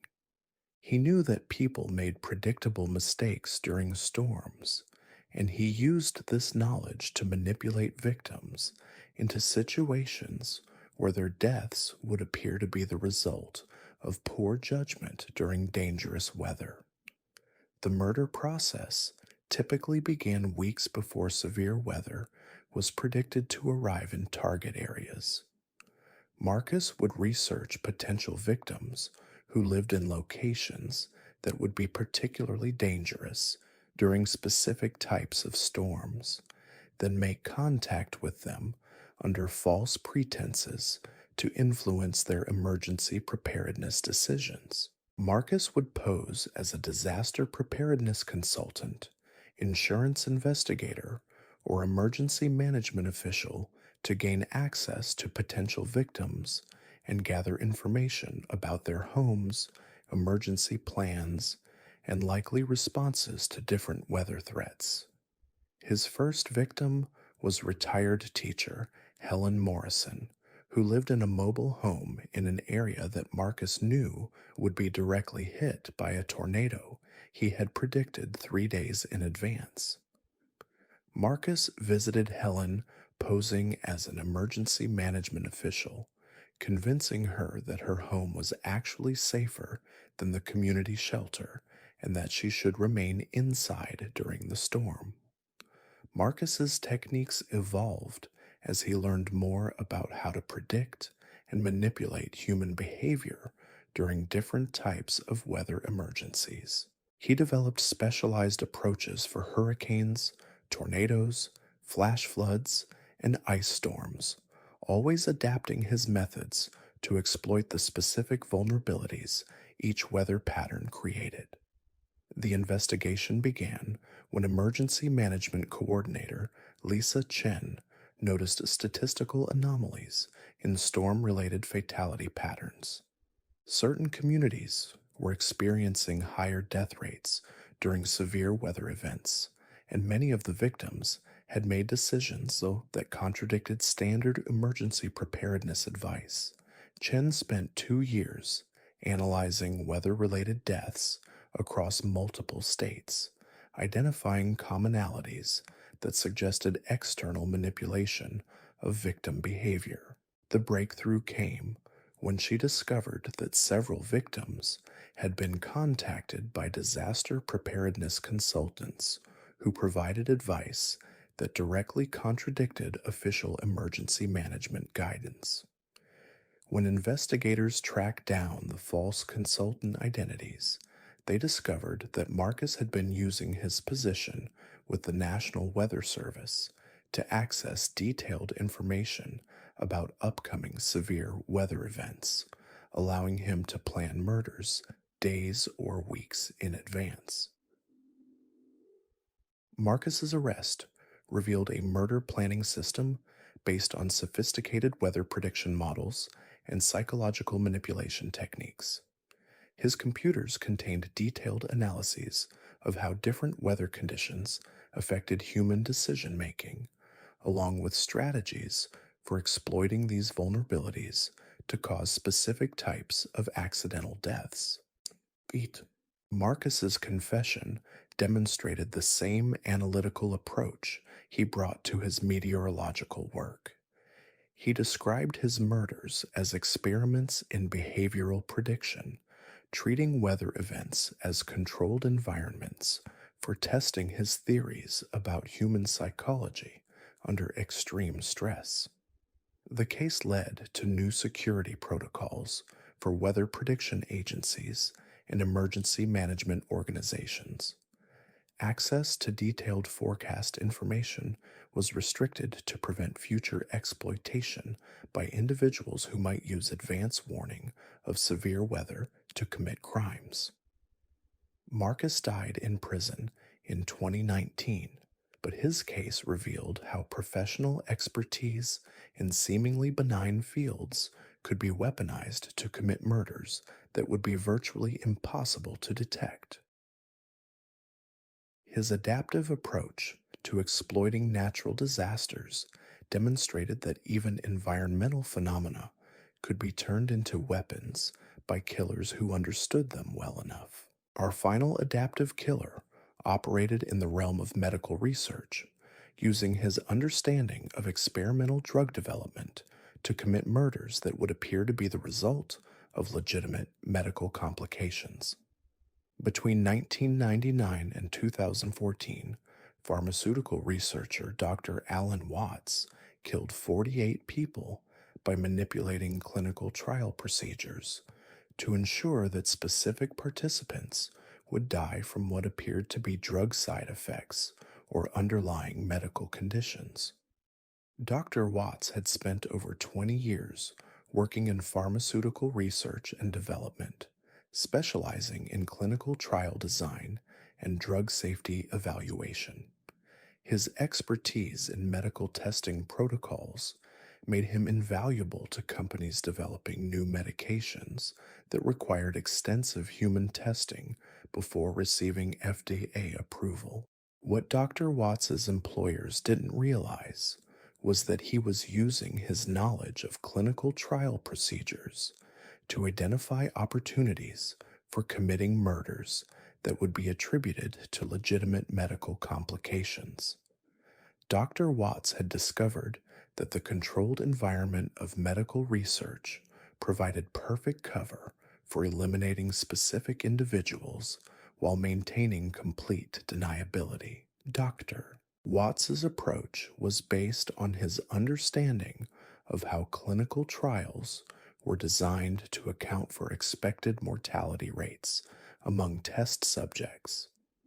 He realized that a certain number of deaths were considered normal during any large scale medical study, and that these deaths were rarely investigated beyond standard autopsy procedures. The murder process involved manipulating clinical trial enrollment to ensure that his intended victims were selected as test subjects for experimental drugs that Dr. Watts knew would interact dangerously with their specific medical conditions or medications they were already taking.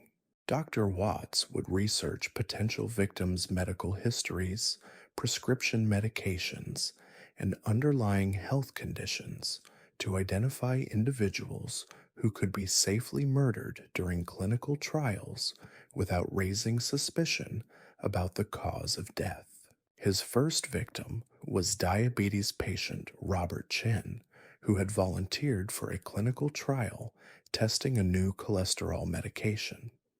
Dr. Watts knew that the experimental drug would interact fatally with Robert's insulin if the dosages were adjusted in specific ways, and he manipulated the trial protocol to ensure that Robert received exactly the combination that would cause his death. Dr. Watts's techniques evolved as he gained experience with different types of experimental medications and learned more about how to predict and control drug interactions that would prove fatal to specific individuals.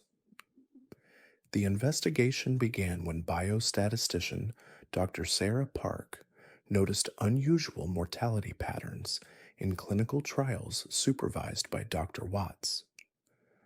While his overall trial success rates remained within normal parameters, certain demographic groups were experiencing higher death rates than would be expected based on standard medical models. Dr. Park spent 3 years analyzing clinical trial data across multiple pharmaceutical companies, identifying statistical anomalies that suggested deliberate manipulation of trial procedures to increase mortality among specific participant populations. When investigators examined Dr. Watts's trial management procedures, they discovered that he had been systematically manipulating participant selection, drug dosages, and monitoring protocols to create conditions that would prove fatal to predetermined victims. Dr. Watts's arrest revealed a murder system that exploited the inherent dangers of medical experimentation while maintaining the appearance of legitimate scientific research. His computers contained detailed analyses of drug interactions, patient medical profiles, and statistical models for predicting and controlling clinical trial mortality rates. Dr. Watts's confession demonstrated the same scientific rigor he brought to his legitimate pharmaceutical research. He described his murders as controlled experiments in human mortality, treating victims like test subjects in research into the limits of medical intervention and drug safety.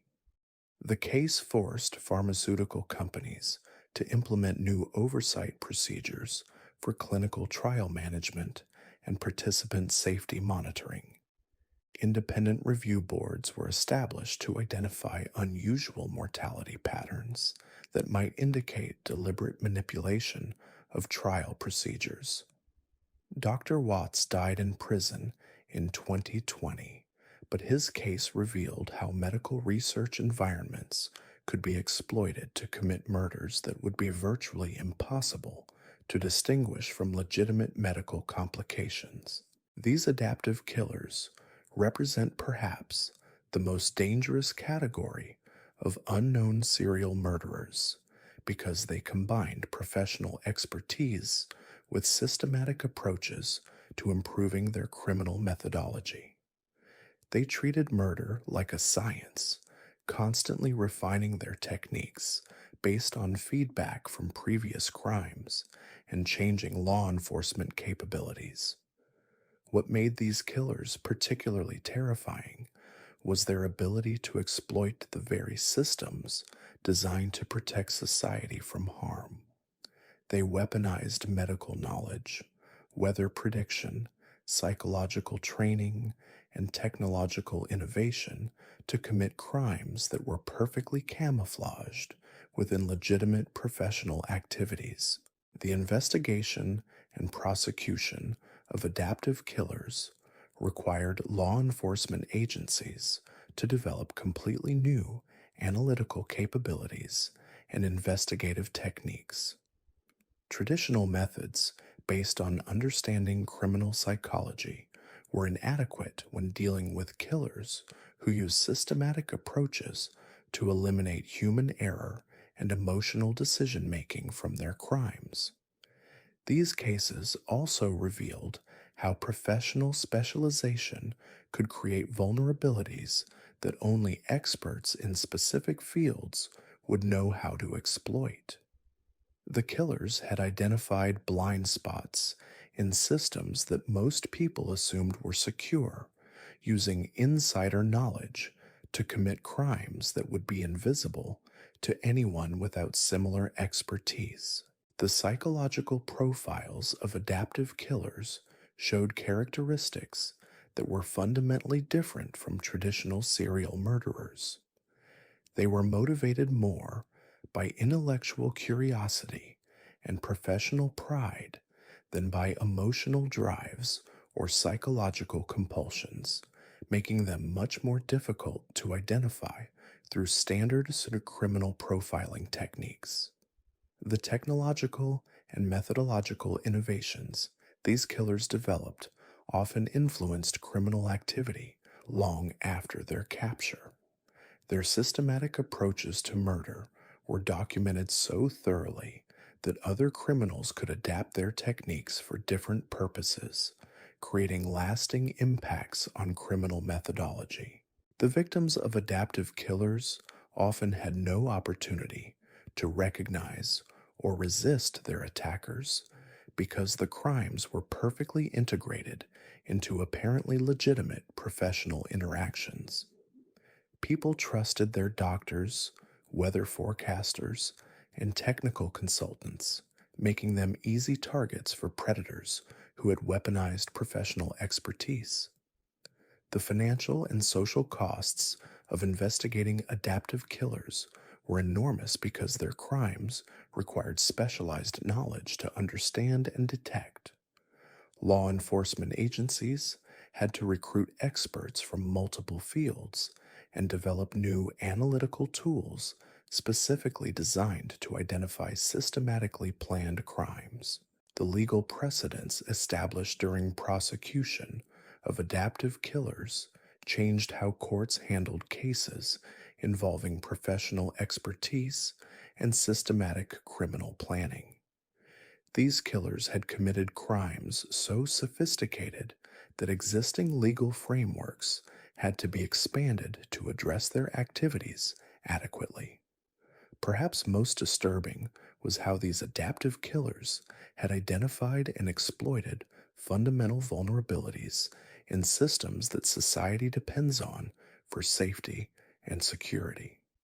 They had demonstrated that professional expertise could be weaponized to commit crimes that were virtually impossible to detect using traditional investigative methods. The recovery efforts following these adaptive killers revealed disturbing patterns that extended far beyond individual crimes.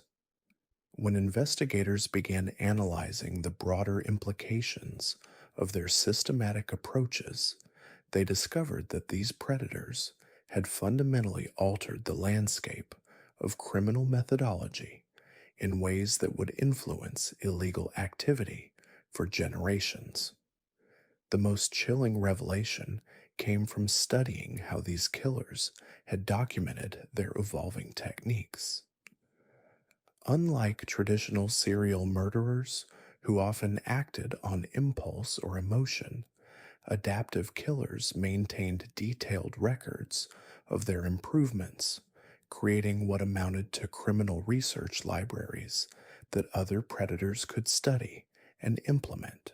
Dr. Pierce's forensic manipulation techniques had been shared through underground networks of medical professionals who used his methods to commit insurance fraud murders. Kevin Walsh's algorithmic approaches were being adapted by organized crime syndicates to optimize their operations. Rachel Stone's psychological manipulation tactics had been incorporated into human trafficking networks that used her persuasion techniques to control victims. The interconnected nature of these criminal innovations created what investigators termed a multiplier effect, where each adaptive killer's contributions to criminal methodology exponentially increased the overall sophistication of illegal activity across multiple jurisdictions and crime categories. This brings us to our next category of unknown killers, those who operated within what criminologists call transitional spaces, the gaps between normal social structures where traditional oversight mechanisms fail to function effectively. These predators found ways to exploit the blind spots that exist between different systems of authority and protection. The first of these transitional predators was Elizabeth Morgan, a travel coordinator who spent 16 years using international tourism to facilitate murders across 43 countries. Between 1987 and 2003, Elizabeth killed 79 people by exploiting the vulnerabilities that tourists face when they're far from home, operating in legal gray areas where local authorities had minimal interest in investigating deaths of foreign visitors. Elizabeth worked for Wanderlust Adventures, a boutique travel agency that specialized in organizing custom trips for wealthy clients seeking unique experiences in exotic locations. Her clientele included business executives, retired professionals, and adventure seekers who were willing to pay premium prices for access to destinations and activities that weren't available through mainstream tourism companies. What Elizabeth's clients didn't realize was that she was using their travel desires to identify potential murder victims while providing herself with perfect alibis and disposal opportunities. Elizabeth had discovered that wealthy tourists who died in remote international locations were often written off as accidents or victims of local crime with minimal investigation from either their home countries or the places where they died. Elizabeth's method involved researching clients' backgrounds during the trip planning process, identifying those who had valuable assets, minimal family connections, and adventurous personalities that would make them willing to participate in high-risk activities. She would then design custom itineraries that included stops in locations where she could eliminate them without detection. The victim selection process was based on extensive research into international law enforcement capabilities and jurisdictional boundaries. Elizabeth focused on clients who would be traveling to countries with limited forensic resources, corrupt officials, or ongoing political instability that would make thorough death investigations unlikely. Elizabeth's first victim was software executive David Park, who had hired her to organize a mountain climbing expedition in Nepal. Elizabeth had researched David's financial situation and discovered that he was worth over $12 million, dollars, but had recently divorced and had minimal contact with extended family members who might push for investigation if he died overseas. During the climbing expedition, Elizabeth arranged for David to become separated from the rest of the group during a planned rest stop.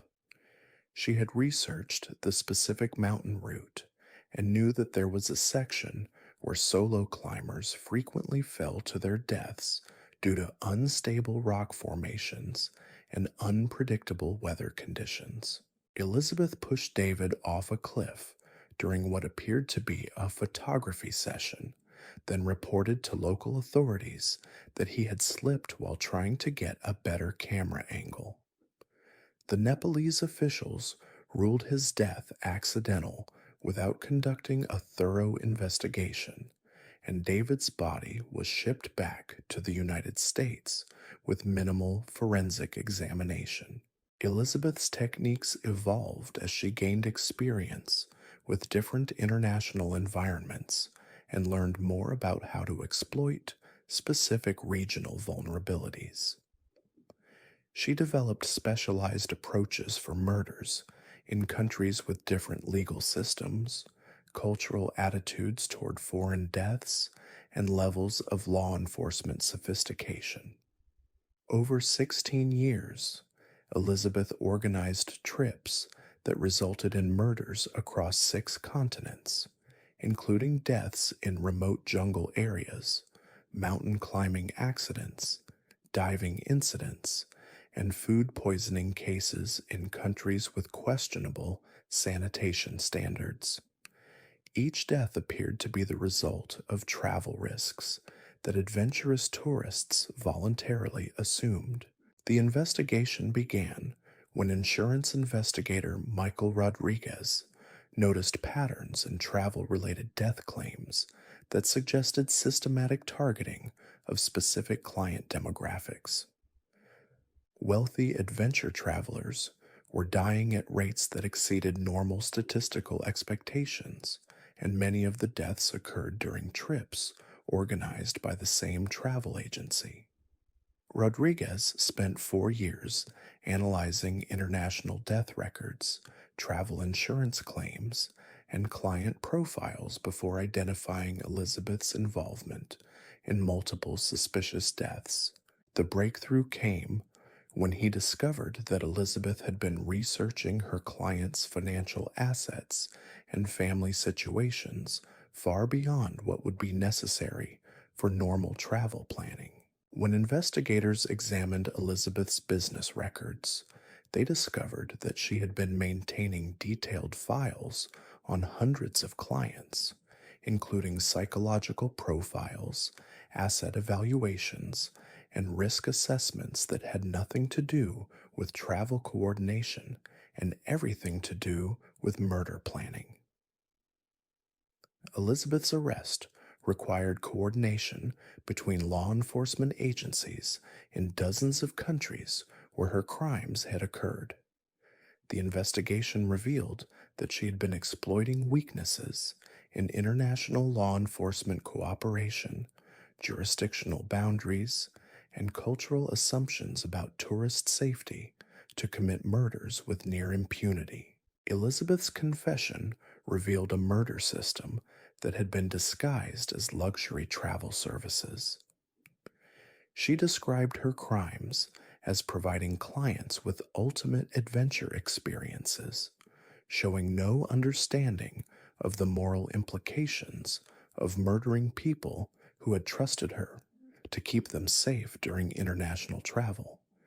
The case led to new international protocols for investigating tourist deaths and sharing information between countries when foreign visitors died under suspicious circumstances. Travel insurance companies also implemented new screening procedures designed to identify patterns that might indicate systematic targeting of specific client populations. Elizabeth died in prison in 2018, but her case exposed fundamental vulnerabilities in how international law enforcement agencies coordinate investigations of crimes that cross multiple jurisdictions. Her systematic exploitation of these weaknesses demonstrated that global travel could be weaponized by predators who understood how to navigate international legal boundaries. Moving from international tourism to domestic transportation systems, we encounter Frank Delacroix, a commercial airline pilot who spent 13 years using his access to aircraft and flight schedules to commit murders that would be attributed to aviation accidents. Between 1995 and 2008, Frank killed 41 people by manipulating flight safety systems and exploiting his authority as a pilot to eliminate specific passengers during routine commercial flights. Frank had worked for regional airways for over 20 years, building a reputation as one of the company's most experienced and safety conscious pilots. His flight record was exemplary, and he was frequently chosen to pilot flights carrying VIP passengers or sensitive cargo that required additional security considerations. What Frank's employers and passengers didn't realize was that he was using his aviation expertise to identify opportunities for committing murders that would appear to be the result of mechanical failures, weather complications, or pilot error. Frank had discovered that aviation accidents were investigated so thoroughly by multiple agencies that deliberate sabotage was often overlooked if it was sophisticated enough. Frank's approach was based on his understanding of aircraft systems, flight safety protocols, and accident investigation procedures. He realized that he could manipulate specific aircraft components or flight conditions to cause deaths that would be attributed to equipment malfunctions or unavoidable emergency situations. The murder process typically involved research into passenger manifests to identify potential victims who met his selection criteria, then manipulation of flight systems or safety equipment to ensure that specific individuals would be killed during emergency situations that Frank would create and manage. Frank's selection criteria focused on passengers who had valuable life insurance policies, were traveling alone, and had minimal family connections that might push for thorough investigation if they died in aviation accidents. He also targeted individuals who were involved in legal proceedings where their deaths would financially benefit specific parties. His first victim was insurance investigator Janet Mills, who had been investigating a series of suspicious claims related to aviation accidents. Janet was flying to Denver to interview witnesses in a case that could have resulted in criminal charges against several insurance executives who had been fraudulently processing accident claims. During the flight, Frank depressurized the cabin in a way that would cause Janet to lose consciousness, while other passengers remained relatively unaffected. He then administered a fatal injection while she was unconscious, making her death appear to be the result of a medical emergency triggered by altitude sickness. Frank's techniques evolved as he learned more about how aviation accident investigators analyzed crash sites and determined causes of death during flight emergencies. He developed increasingly sophisticated methods for causing deaths that would be attributed to natural causes or equipment failures rather than deliberate murder. The investigation began when Aviation Safety Inspector Dr. Lisa Wong noticed statistical anomalies in passenger death rates during flights piloted by Frank. While his overall safety record remained excellent. Passengers on his flights were experiencing medical emergencies and accidental deaths at rates that exceeded normal expectations. Dr. Wong spent 3 years analyzing flight records, passenger death reports, and aircraft maintenance logs before identifying patterns that suggested deliberate manipulation of flight safety systems. The breakthrough came when she discovered that Frank had been accessing passenger information that wasn't necessary for normal flight operations. When investigators examined Frank's flight preparation procedures, they discovered that he had been researching passengers' medical histories, insurance policies, and legal situations to identify potential murder targets. His apartment contained detailed files on hundreds of passengers who had flown with him over the years. Frank's arrest revealed a murder system that exploited the inherent dangers of commercial aviation while maintaining the appearance of professional competence and safety consciousness. His confession demonstrated the same technical precision he brought to his flying duties, describing murders as flight management problems that required systematic solutions. The case forced aviation companies to implement new oversight procedures for pilot access to passenger information and aircraft system controls. Flight safety protocols were enhanced to prevent individual crew members from manipulating aircraft systems without detection by other crew members or ground control systems. Frank died in prison in 2017, but his case revealed how professional aviation expertise could be weaponized to commit murders that would be virtually impossible to distinguish from legitimate aviation accidents. Thus, our next transitional predator operated within the healthcare system, but not as a medical professional. Instead, Patricia Voss worked as a medical equipment maintenance technician who spent 14 years using her access to hospital systems to sabotage life support devices and monitoring equipment, causing the deaths of 63 patients whose deaths were attributed to equipment failures or underlying medical conditions.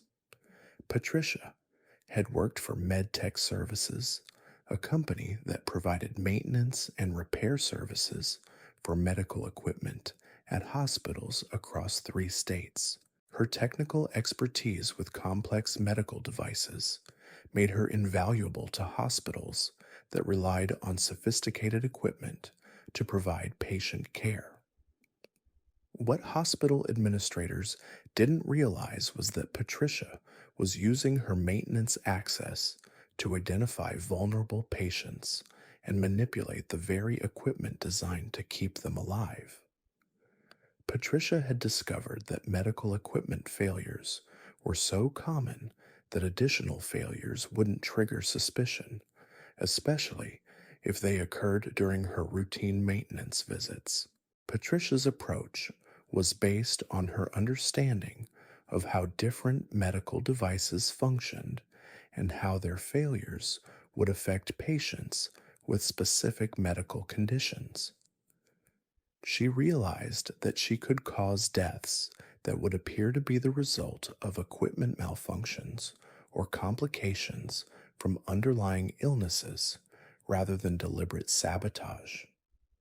The murder process involved researching patient medical records during her equipment maintenance visits, identifying individuals who were particularly vulnerable to specific types of equipment failures, then sabotaging devices in ways that would prove fatal to those specific patients.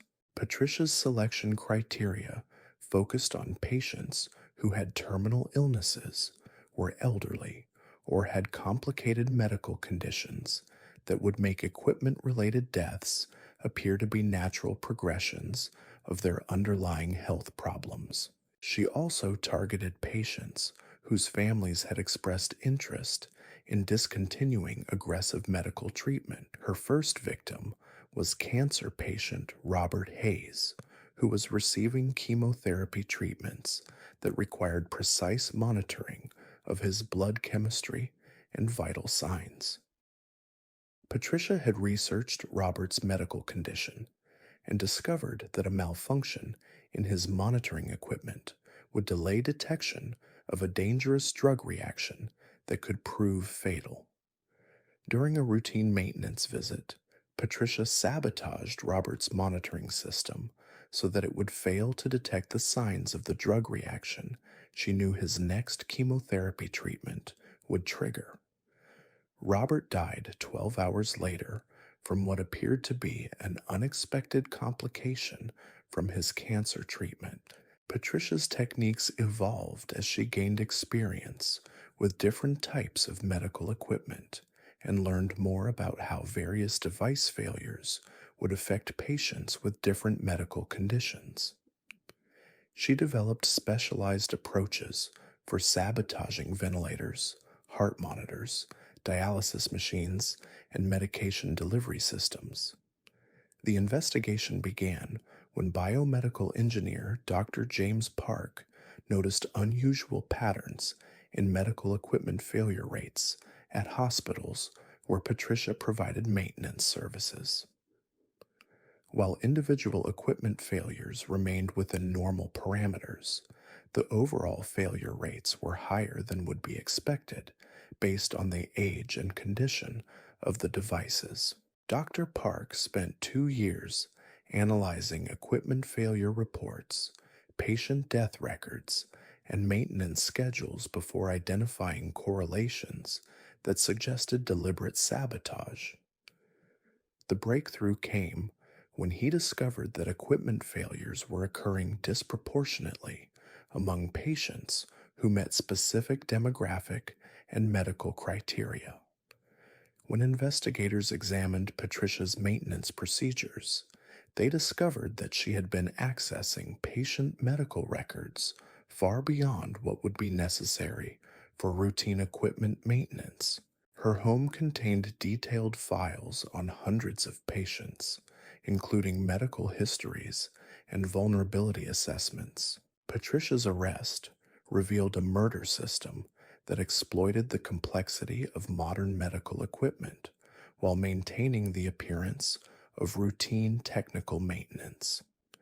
Her confession demonstrated the same systematic approach she brought to her equipment repair work, describing murders as maintenance problems that required technical solutions. The case forced hospitals to implement new security procedures for medical equipment access and patient record protection.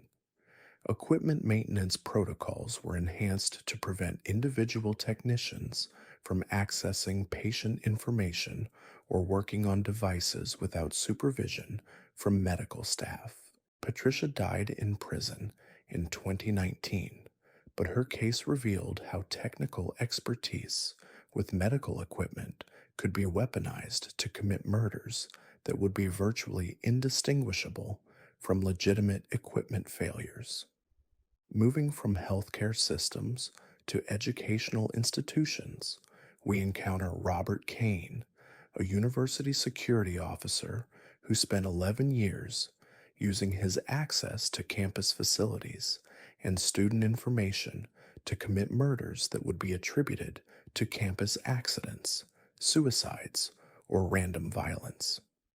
Between 1998 and 2009, Robert killed 37 people by exploiting the security vulnerabilities that exist in large educational institutions where thousands of people move freely through complex facility networks. Robert had worked for campus security at Metropolitan University for over 15 years, building a reputation as a dedicated officer who took student safety seriously.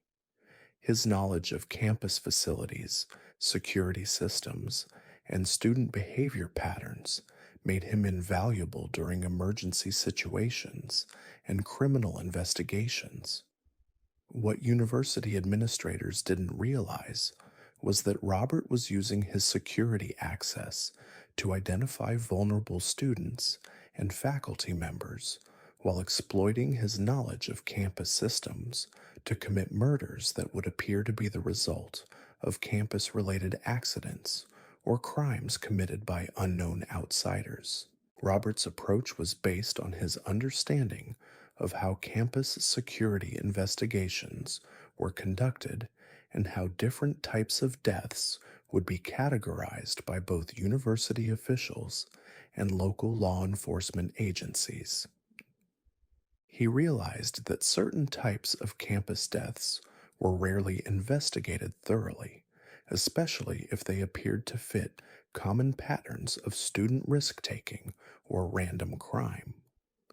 The murder process involved using his security access to research students' academic records, financial situations, and personal relationships, then manipulating campus environments to create opportunities for eliminating specific individuals during situations that would provide him with alibis and explanations for their deaths. Robert's selection criteria focused on students who were struggling academically, had mental health issues, or were involved in high risk behaviors that would make accidental deaths or suicides appear plausible. He also targeted individuals who had complained about campus security or had filed reports about suspicious activities.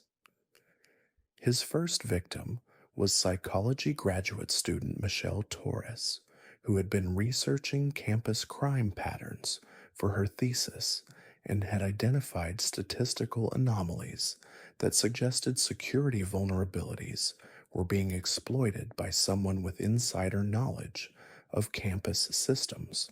Robert arranged to meet Michelle in a remote campus building late at night, claiming he had information that would help with her research. He then pushed her down a stairwell, staging the scene to make her death appear to be an accidental fall that occurred while she was working alone in the building after hours. Robert's techniques evolved as he learned more about how campus deaths were investigated and how to exploit specific vulnerabilities in different campus locations. He developed specialized approaches for staging accidents in laboratories, dormitories, parking structures, and recreational facilities. The investigation began when student affairs counselor Dr. Sarah Chen noticed patterns in campus deaths that seemed inconsistent with normal statistical distributions. Students and faculty members were dying at rates that exceeded expectations, and many of the deaths occurred in locations or circumstances that suggested insider knowledge of campus security procedures. Dr. Chen spent 18 months analyzing campus death records, security reports, and victim profiles before identifying correlations that suggested systematic targeting of specific individuals. The breakthrough came when she discovered that Robert had been present at or near the scenes of multiple suspicious deaths. When investigators examined Robert's security activities, they discovered that he had been using his access to student records and facility systems to research potential victims and plan murders that would appear to be accidents or random crimes. Robert's arrest revealed a murder system that exploited the inherent security challenges of large educational institutions while maintaining the appearance of professional security work. His confession demonstrated the same systematic approach he brought to his security duties, describing murders as security problems that required operational solutions. The case forced universities to implement new oversight procedures for security personnel access to student information and facility systems. Campus security protocols were enhanced to prevent individual officers from accessing sensitive information or working alone in isolated areas without proper supervision. These cases represent more than just individual acts of evil. They reveal the terrifying truth about how easily predators can infiltrate the systems we depend on for safety and security. From Margaret Holloway's nursing home to Dr. Pierce's forensic laboratory, from Harold Sinclair's business empire to Elizabeth Morgan's travel agency, these killers understood something that most of us never want to acknowledge: that trust itself can be weaponized. What makes these unknown serial killers so disturbing isn't just the number of people they murdered, but how they transformed legitimate institutions into hunting grounds. They didn't operate in the shadows like the killers you see in movies. Instead, they hid in plain sight, using professional credentials, institutional authority, and societal trust to commit crimes that were virtually undetectable. The adaptive killers represent perhaps the most chilling evolution of criminal methodology. They treated murder like a science, constantly refining their techniques and staying ahead of law enforcement capabilities. Their systematic approaches to killing created criminal innovations that continued influencing illegal activity long after their capture. These cases expose fundamental vulnerabilities in how our society is organized. The compartmentalization that allows modern institutions to function efficiently also creates opportunities for predators who understand how to exploit systemic weaknesses. The very specialization that makes our professional systems effective also makes it possible for experts to commit crimes that only other experts would know how to detect. The victims of these unknown killers were often society's most vulnerable members: elderly nursing home residents, foster children, college students, hospital patients, and international travelers. They placed their trust in people whose job it was to protect them, only to become prey for predators who had weaponized that professional relationship. Perhaps most disturbing is the realization that these cases represent only the killers who were eventually caught. How many others are still operating within our institutions, using their professional expertise to commit crimes that remain perfectly hidden? The systematic nature of these crimes suggests that they're not anomalies, but examples of criminal methodology that could be replicated by anyone with the right combination of professional access and complete absence of human empathy. These unknown serial killers remind us that evil doesn't always announce itself with obvious warning signs. Sometimes the most dangerous predators are the ones who understand human nature better than their victims understand themselves. They exploit our fundamental need to trust the institutions and professionals that keep our society functioning, turning that trust into a weapon more devastating than any physical violence. The next time you interact with professionals who have access to your most private information and vulnerable moments, remember these cases. Not to live in paranoia, but to understand that vigilance and oversight aren't just bureaucratic inconveniences. They're the thin lines that separate civilization from the predators who would exploit its very foundations. Margaret Henley was known throughout her small Oregon town as the woman who never missed church. Every Sunday morning at precisely 9:15, she would unlock the doors of St. Matthew's Lutheran Church, arrange fresh flowers on the altar, and prepare communion wine for the congregation. What the townspeople didn't know was that Margaret had been systematically poisoning members of her own church family for over 3 years.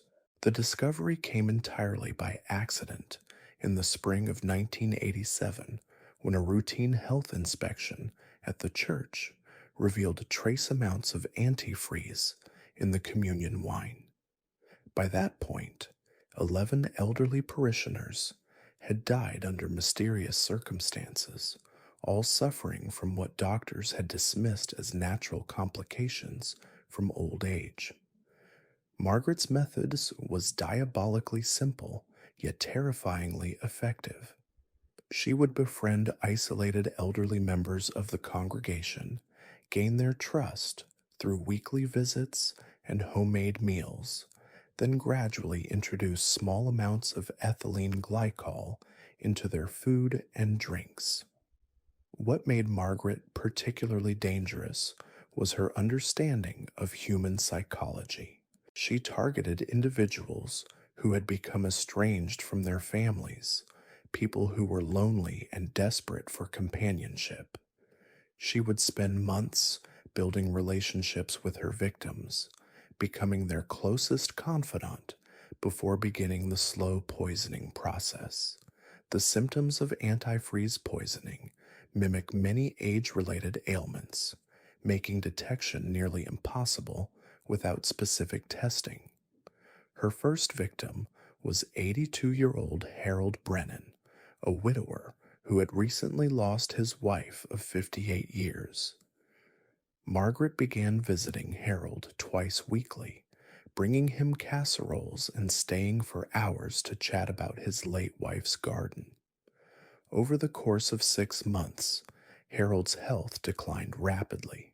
He complained of dizziness, nausea, and confusion to his doctor, who attributed the symptoms to grief and depression. Harold died in his sleep on a Tuesday morning in February, and Margaret was the one who found his body when she arrived for their usual visit. The pattern continued with devastating precision. Mary Kowalski, a 76-year-old retired teacher who lived alone with her cats, David Chen, an 80-year-old former engineer whose children lived across the country, Patricia Williams, a 73-year-old widow who had no living relatives. Each victim followed the same trajectory, from healthy independence to mysterious illness to death, with Margaret playing the role of devoted friend throughout their decline. What truly sets Margaret apart from other serial killers is the way she weaponized compassion itself. She understood that elderly people often feel invisible and forgotten, so she made them feel seen and valued. She remembered their birthdays, listened to their stories, and provided the human connection they desperately craved. This made her betrayal even more profound and her crimes particularly heinous. The investigation revealed that Margaret kept detailed journals documenting her victims' symptoms, almost like a twisted medical study. She wrote about their declining health with clinical detachment, noting which symptoms appeared first and how long each stage of poisoning lasted. These journals became crucial evidence in her trial, providing prosecutors with a chilling glimpse into the mind of someone who viewed human suffering as an experiment. Margaret's motivation remains unclear even today. She didn't inherit money from her victims, nor did she gain any material benefit from their deaths. Psychological experts believe she suffered from a severe personality disorder that gave her a sense of power and control over life and death. The act of slowly killing someone while simultaneously being praised as their caring friend seemed to fulfill some deep psychological need. Her trial in 1988 became a sensation in Oregon, with courtroom observers struggling to reconcile the image of the gentle church lady with the evidence of her systematic murders. Margaret maintained her innocence throughout the proceedings, claiming that the antifreeze found in the communion wine had been planted by someone trying to frame her. The jury deliberated for less than 4 hours before returning guilty verdicts on 11 counts of first-degree murder. But Margaret Henley's story is just the beginning of our journey into the minds of killers who operated in the shadows, unknown to the general public, but no less terrifying than the famous names that dominate true crime documentaries. These are the predators who understood that the best place to hide is often in plain sight, among the people who trust you most.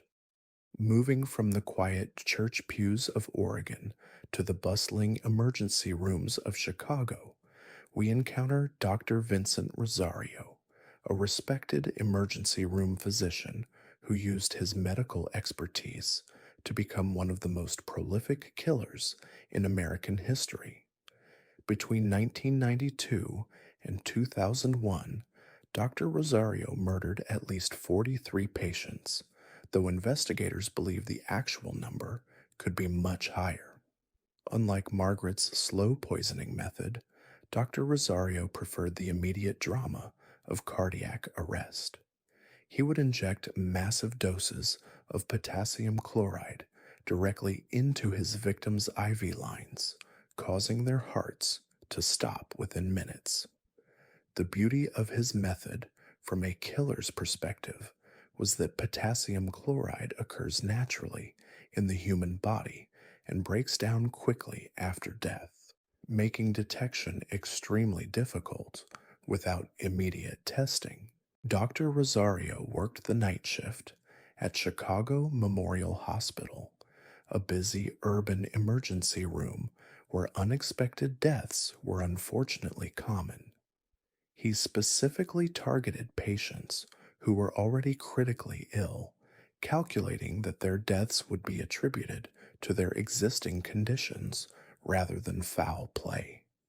His victims ranged in age from 28 to 91, but they all shared one characteristic: they were alone when they died. The doctor's killing spree might have continued indefinitely if not for the keen observations of night shift nurse Rebecca Martinez. Over the course of several months, Rebecca noticed an unusual pattern. Patients seemed to die more frequently when Dr. Rosario was on duty, and these deaths often occurred during the quiet hours when fewer staff members were around to witness them. More disturbing still, she observed that Dr. Rosario seemed to volunteer for the most hopeless cases, often insisting that other doctors focus their attention elsewhere while he handled the difficult situations. Rebecca's suspicions crystallized one night in March 2001 when she witnessed Dr. Rosario inject something into the IV line of a 45-year-old construction worker who had been brought in after a severe car accident. The patient had been stable and conscious just minutes before, talking to Rebecca about his daughter's upcoming wedding. Within 2 minutes of Dr. Rosario's injection, the man went into cardiac arrest and died despite aggressive resuscitation efforts. The investigation that followed revealed the scope of Dr. Rosario's crimes was staggering. Hospital records showed that the mortality rate during his shifts was nearly 3 times higher than the hospital average. Security camera footage, when it existed, showed Dr. Rosario entering patient rooms alone during the final minutes of their lives. Most damning of all were the elevated potassium levels found in tissue samples from recently deceased patients, levels that could only be explained by deliberate injection.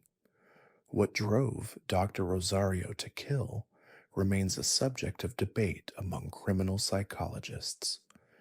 During his interrogation, he claimed that he was providing mercy to patients who were suffering, but this explanation falls apart under scrutiny. Many of his victims were not terminally ill and had good prospects for recovery. The construction worker Rebecca witnessed him kill had been expected to make a full recovery within weeks. A more likely explanation emerged from interviews with his colleagues and former medical school classmates. Dr. Rosario had always been obsessed with having godlike power over life and death. In medical school, he had been reprimanded multiple times for inappropriate comments about patient mortality and had shown an unusual fascination with the moment of death itself. One former colleague remembered him saying that watching someone die was the most intimate experience two people could share. The hospital administration had ignored several red flags over the years, including complaints from nurses about Dr. Rosario's behavior and questions from family members about unexpected deaths. The culture of protecting doctors from criticism and the assumption that medical professionals are inherently trustworthy allowed Dr. Rosario to operate with impunity for nearly a decade. His trial in 2002 revealed additional disturbing details about his methodology. Dr. Rosario had kept detailed notes about each murder, describing his victims' final moments with disturbing clinical precision. He rated their deaths on various criteria, including how quickly they succumbed and whether they seemed to experience pain.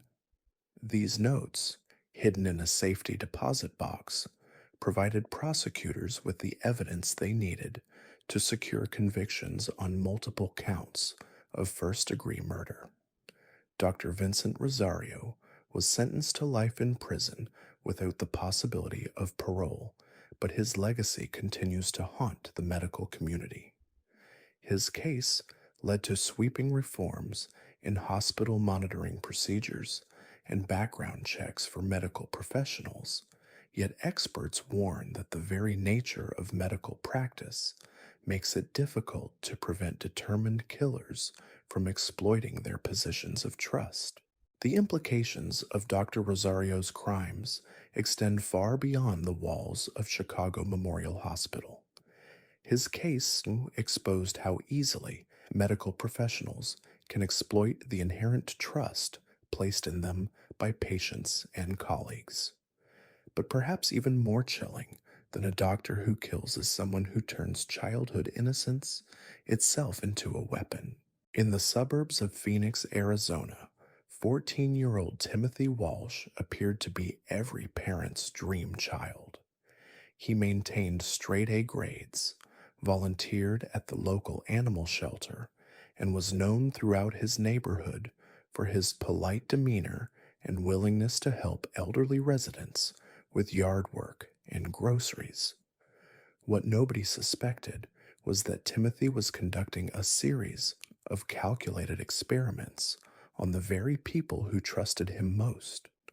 Between 2003 and 2005, Timothy poisoned 7 elderly residents in his neighborhood using a combination of household chemicals and prescription medications he stole from their medicine cabinets. His youth and innocent appearance made him the perfect predator, someone who could gain access to homes and personal information without raising any suspicion whatsoever. Timothy's method was both sophisticated and terrifying in its simplicity. He would offer to help his elderly neighbors with tasks like cleaning gutters or organizing their garages, using these opportunities to study their daily routines and identify their vulnerabilities. He paid particular attention to their medications, memorizing dosages and timing while appearing to simply be a helpful young man, ensuring they took their pills correctly. The teenager's first victim was 68-year-old Eleanor Fitzgerald, a retired librarian who lived alone with her aging golden retriever. Timothy had been helping Eleanor with her weekly grocery shopping for several months when he began experimenting with her blood pressure medication. He would crush additional pills and mix them into her morning coffee, carefully observing the effects while maintaining his facade as her devoted young helper. Eleanor's death appeared to be a tragic accident. She was found at the bottom of her basement stairs by Timothy himself, who had arrived for their usual Tuesday morning visit. The official cause of death was ruled as accidental trauma from the fall, with her underlying heart condition cited as a contributing factor. Nobody questioned why a woman who had been navigating those same stairs safely for 20 years would suddenly lose her balance. What made Timothy particularly dangerous was his ability to learn and adapt his methods with each subsequent victim. After Eleanor's death, he began keeping detailed records of his experiments, noting which combinations of medications produced specific symptoms and how long various substances took to affect his victim's behavior and cognitive function. His second victim, 73-year-old Robert Kellerman, had been a retired chemistry teacher who initially enjoyed discussing science projects with the bright young boy who helped tend his garden. Timothy used these conversations to gather information about chemical reactions and toxicity levels, turning Robert's own expertise against him. The irony was lost on nobody during the eventual investigation. Timothy's killing method evolved with each victim. He learned that certain combinations of common heart medications could cause severe drops in blood pressure, leading to falls and accidents that appeared completely natural. He discovered that mixing specific cleaning products with prescription drugs could produce symptoms that mimicked strokes or heart attacks. Most disturbing of all, he began to understand exactly how much of each substance he could administer without immediate detection. The pattern might have continued indefinitely if not for Timothy's growing confidence and a critical mistake during his seventh murder attempt. 81-year-old Margaret Chen, a former nurse, noticed that her medications seemed to be disappearing faster than usual. Her medical background made her more observant about changes in her physical condition, and she began to suspect that someone was tampering with her pills. Margaret set up a small hidden camera in her kitchen after noticing that she felt particularly unwell on days when Timothy visited. The footage she captured showed the teenager methodically crushing pills and mixing them into her coffee while she was in another room.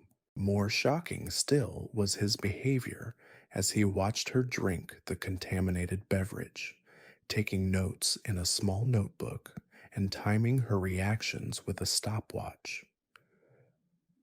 When police searched Timothy's bedroom, they discovered a treasure trove of evidence that revealed the full scope of his crimes. Hidden beneath his mattress were detailed journals documenting each victim's reactions to various substances, complete with charts tracking their declining health and photographs he had taken of them during their final weeks of life. The notebooks read like twisted science experiments, with each elderly person reduced to a test subject in Timothy's homicidal research. The investigation revealed that Timothy had been stealing prescription medications from multiple victims simultaneously, building up a stockpile of drugs that he would then use to create his own deadly combinations. He had taught himself about pharmacology through library books and internet research, approaching murder with the same methodical dedication that other teenagers might apply to school projects. Perhaps most chilling was Timothy's apparent motivation. Unlike adult serial killers who often kill for power, sexual gratification, or financial gain, Timothy seemed to be driven purely by intellectual curiosity. His journals contained clinical observations about the dying process, detailed descriptions of how different poisons affected his victims' behavior, and calculations about optimal dosages for achieving specific results. The psychological evaluation conducted during Timothy's trial revealed a complete absence of empathy or remorse. He spoke about his victims as if they were laboratory animals, showing no understanding that he had ended the lives of people who had cared about him and trusted him.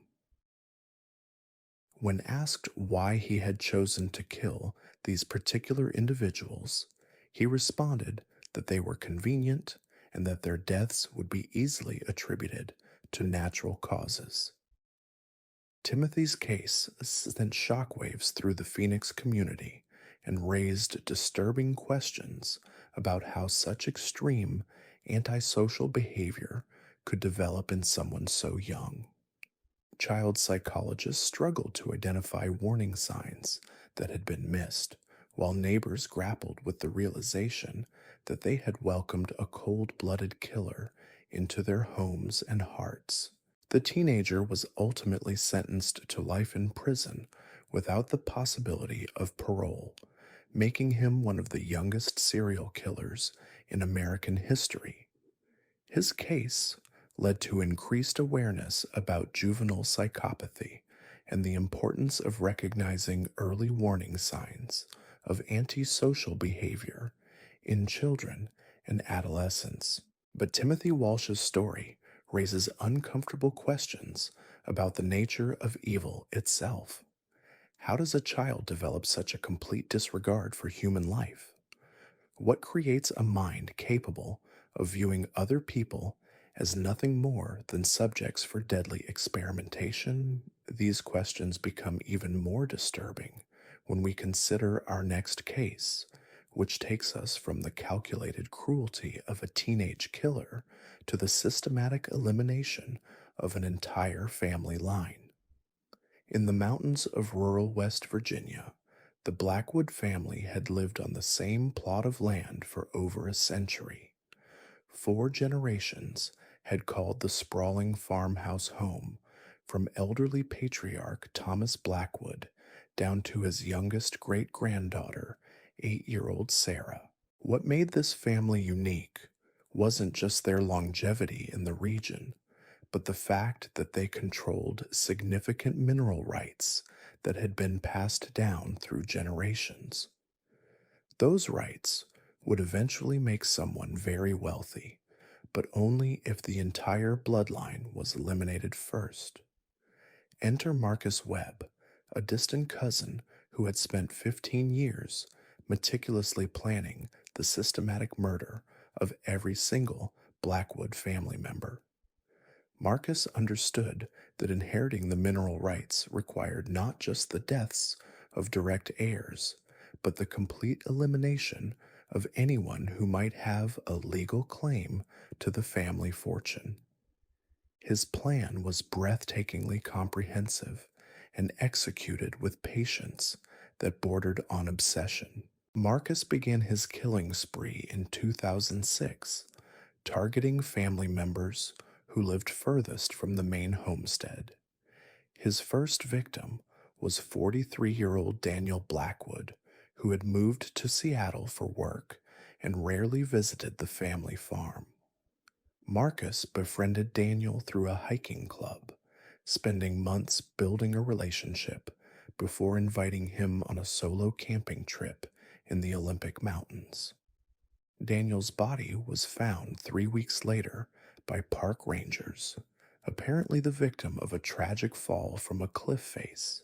The death was ruled accidental, with investigators noting that the rocky terrain was notoriously dangerous for inexperienced climbers. But Daniel's death wasn't random or accidental. Marcus had scouted that particular trail for months, identifying the exact spot where a carefully timed push would send someone tumbling to their death while leaving no evidence of foul play.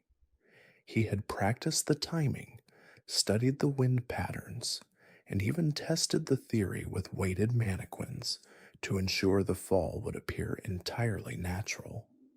Marcus's next target was 38-year-old Jennifer Blackwood Martinez, who lived in Phoenix with her husband and two young children.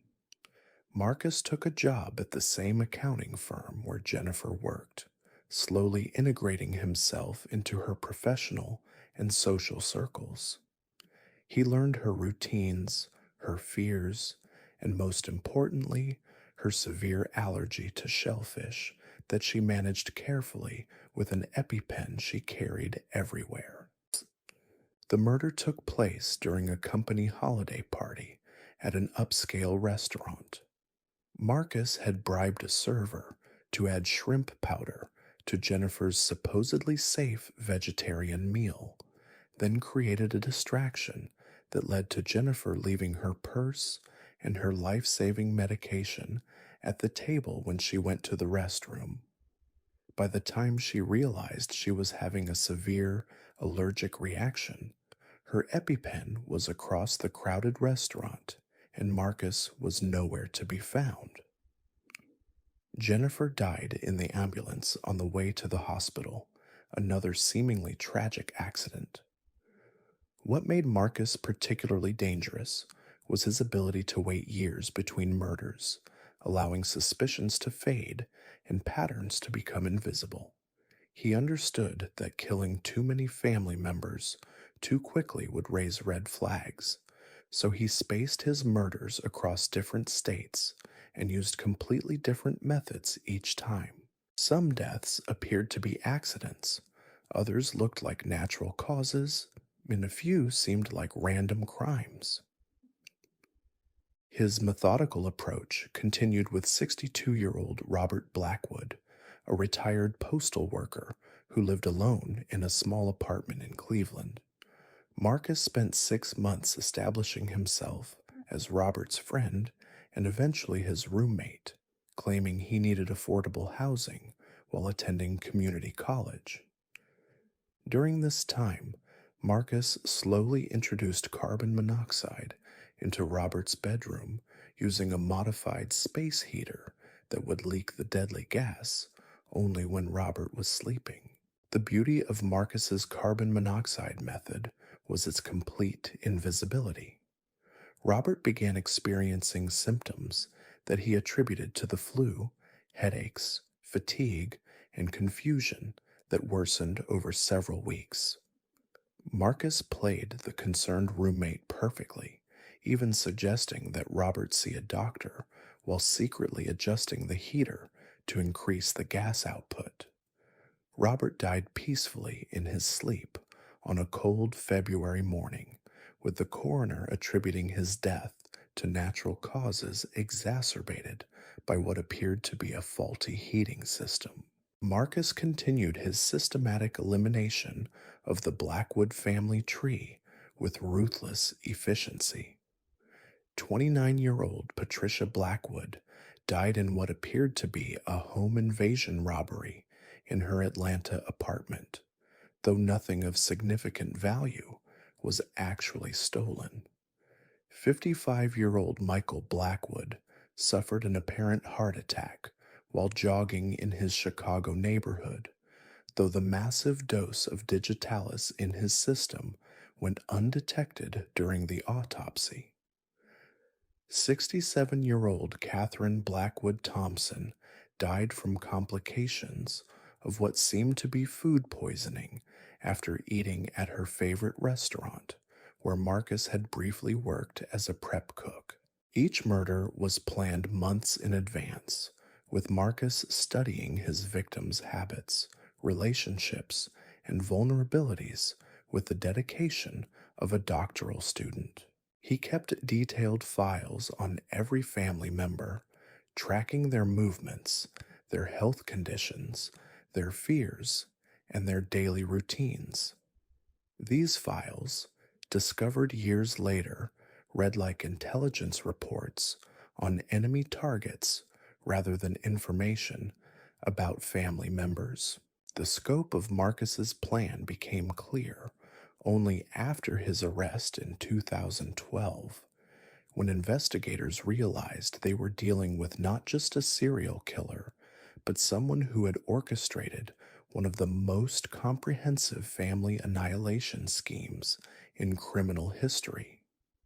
Over the course of 6 years, Marcus had murdered 13 members of the Blackwood family, using 11 different methods across 8 different states. What finally brought Marcus down was his own impatience and a critical error in judgment. By 2011, he had eliminated most of the adult family members and was left with the core family still living on the original West Virginia property. This group included the elderly patriarch Thomas, his son James, daughter in law Maria, and their 3 children ranging in age from 8 to 16.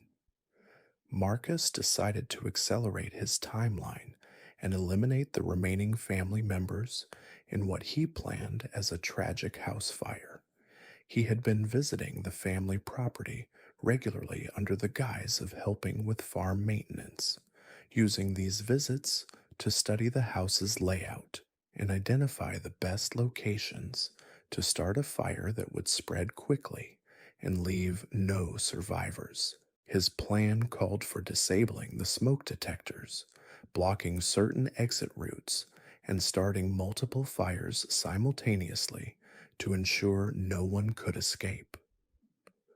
What Marcus hadn't counted on was the family's decision to install a new security system that included cameras monitoring the property's perimeter.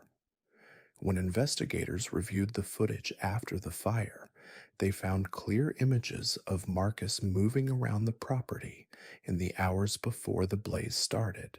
The fire itself was devastating, consuming the century-old farmhouse and killing 6 people, including 8-year-old Sarah Blackwood. But Marcus's careful planning had been his undoing. The security footage, combined with evidence of accelerants found throughout the house and the disabled smoke detectors, made it clear that this was arson rather than an accidental fire. The investigation that followed revealed the full scope of Marcus's crimes. Financial records showed that he had been tracking the family's mineral rights and had even hired lawyers to research inheritance laws in multiple states. Phone records connected him to locations where several family members had died, and forensic evidence linked him to at least half of the murders he had committed over the previous 6 years. Perhaps most chilling was Marcus's detailed journal, found hidden in a safety deposit box under a false name. The journal contained not just plans for the murders he had already committed, but detailed strategies for eliminating extended family members he hadn't yet targeted.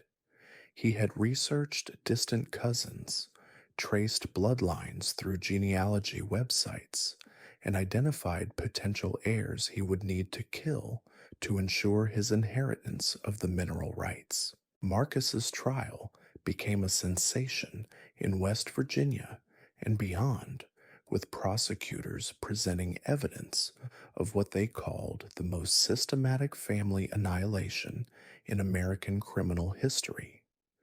The defendant showed no remorse throughout the proceedings, maintaining that his actions were simply business decisions necessary to secure his rightful inheritance. When asked about the children he had murdered, Marcus responded that they were simply obstacles that needed to be removed. The jury deliberated for less than 3 hours before returning guilty verdicts on multiple counts of first-degree murder. Marcus was sentenced to death, though he continues to appeal his conviction from death row. The Blackwood mineral rights, worth an estimated $12 million, ultimately went to a distant relative who had emigrated to Australia decades earlier and had no knowledge of the family murders.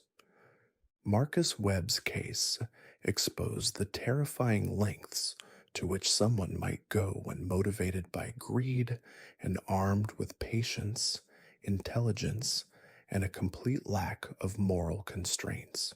His systematic approach to family annihilation required not just the willingness to kill, but the ability to maintain relationships with his victims while planning their deaths, sometimes for years at a time. But even Marcus's calculated approach to multiple murder pales in comparison to our next case, which takes us into the world of someone who turned an entire profession into their personal hunting ground. While Marcus targeted a specific family for financial gain, our next killer had access to hundreds of potential victims and used their trusted position to satisfy much darker impulses. Dr. Amanda Pierce had been the head of pediatric nursing at St. Mary's Children's Hospital for over 12 years when parents began noticing a disturbing pattern. Children who were admitted for routine procedures or minor illnesses seemed to experience unexpected complications during Dr. Pierce's shifts. What made her particularly insidious was her ability to exploit the most vulnerable victims imaginable, sick children whose parents trusted her completely with their most precious possessions. Between 2008 and 2014, Dr. Pierce murdered at least 26 children ranging in age from 6 months to 12 years old. Her method was devastatingly simple, yet nearly impossible to detect. She would inject air directly into the children's IV lines, causing fatal air embolisms that mimicked natural complications from their existing medical conditions. The beauty of her technique was that air bubbles in the bloodstream leave no trace after death, making her crimes virtually undetectable without witnessing the actual injection. Dr. Pierce specifically targeted children whose parents were not present during critical moments. She learned the visiting schedules of every family and timed her attacks for moments when she would be alone with her victims.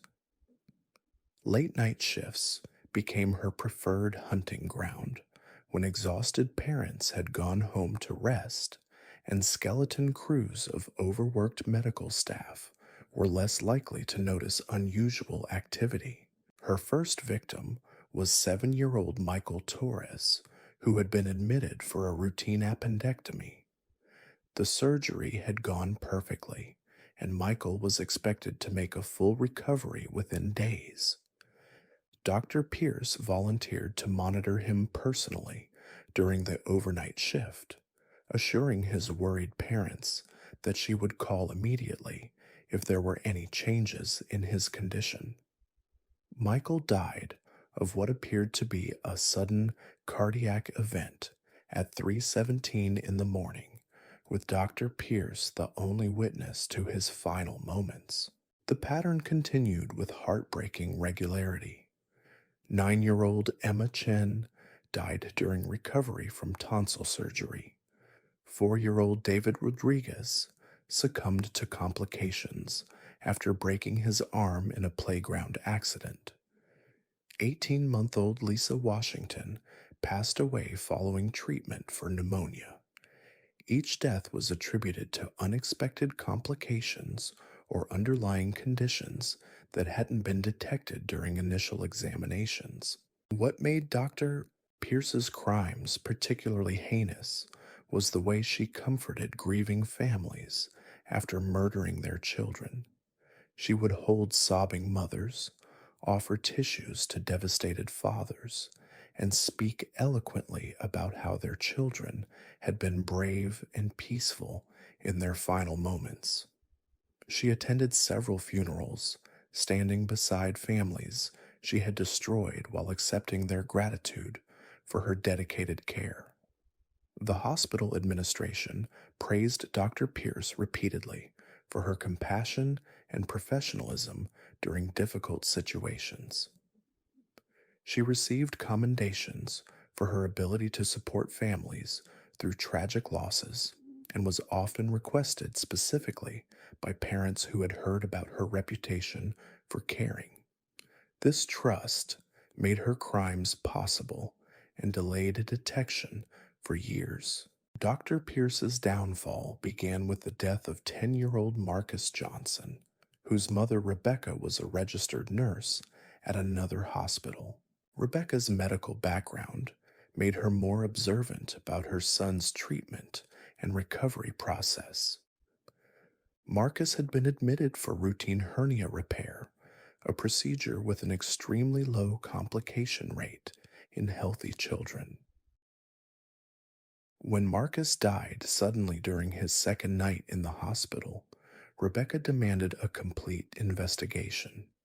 She questioned the timing of his death, the absence of any warning signs, and most importantly, why Dr. Pierce had been alone with Marcus when he went into cardiac arrest.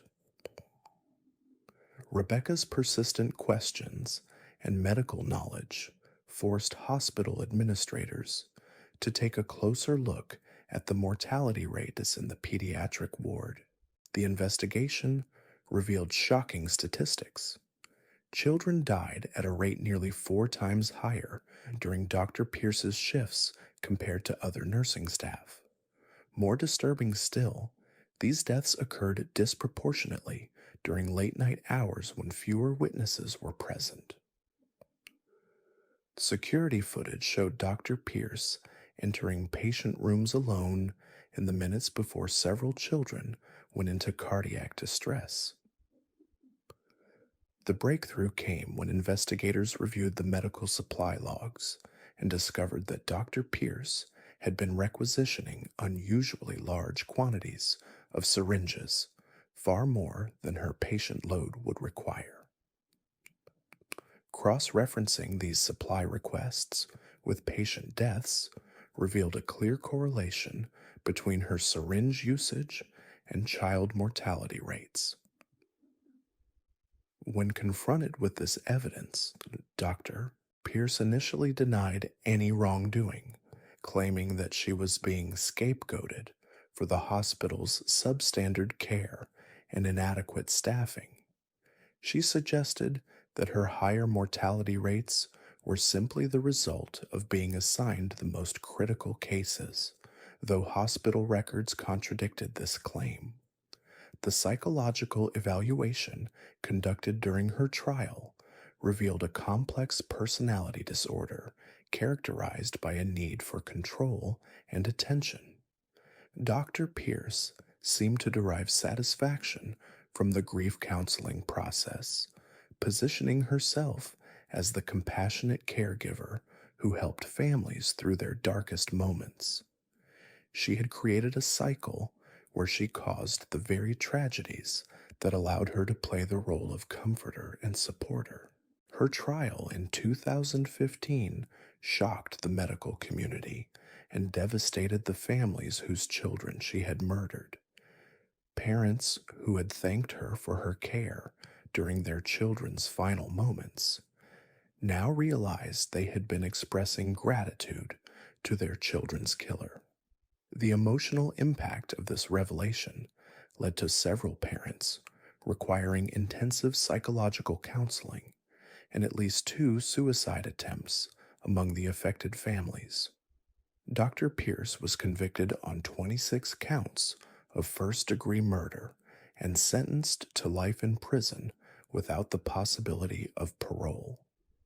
St. Mary's Children's Hospital implemented sweeping reforms to prevent similar crimes, including mandatory dual staff presence during critical care situations and enhanced monitoring of medical supply usage. The case exposed fundamental vulnerabilities in hospital security systems and raised disturbing questions about how medical professionals could exploit their positions of ultimate trust. But Dr. Pierce's crimes, horrific as they were, represent just one manifestation of how predators can weaponize societal trust and institutional authority. From the sterile halls of a children's hospital, our journey takes us to the seemingly safe environment of suburban schools, where another killer discovered that educational institutions provided perfect cover for systematic murder. While Dr. Pierce exploited medical authority, our next case involves someone who turned the very foundation of childhood safety into a hunting ground. Janet Morrison had been teaching fourth grade at Riverside Elementary School for 18 years when she began her killing spree in 2009.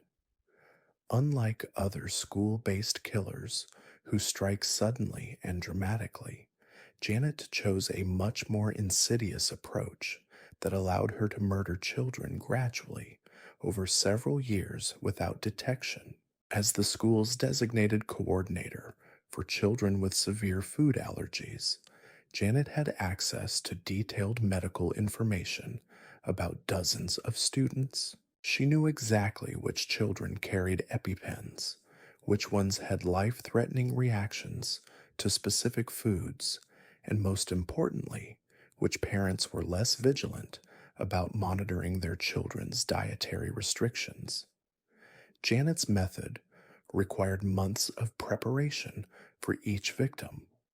She would study a child's medical records, observe their eating habits during lunch periods, and identify moments when she could introduce allergens without immediate detection. Her position as a teacher gave her multiple opportunities to offer children snacks, treats, or drinks that contained hidden ingredients that could trigger fatal reactions. Her first victim was 8-year-old Christopher Bailey, who had a severe peanut allergy that his parents managed carefully through strict dietary controls and regular communication with school staff. Janet spent weeks gaining Christopher's trust, offering him special privileges and extra attention that made him feel valued and important.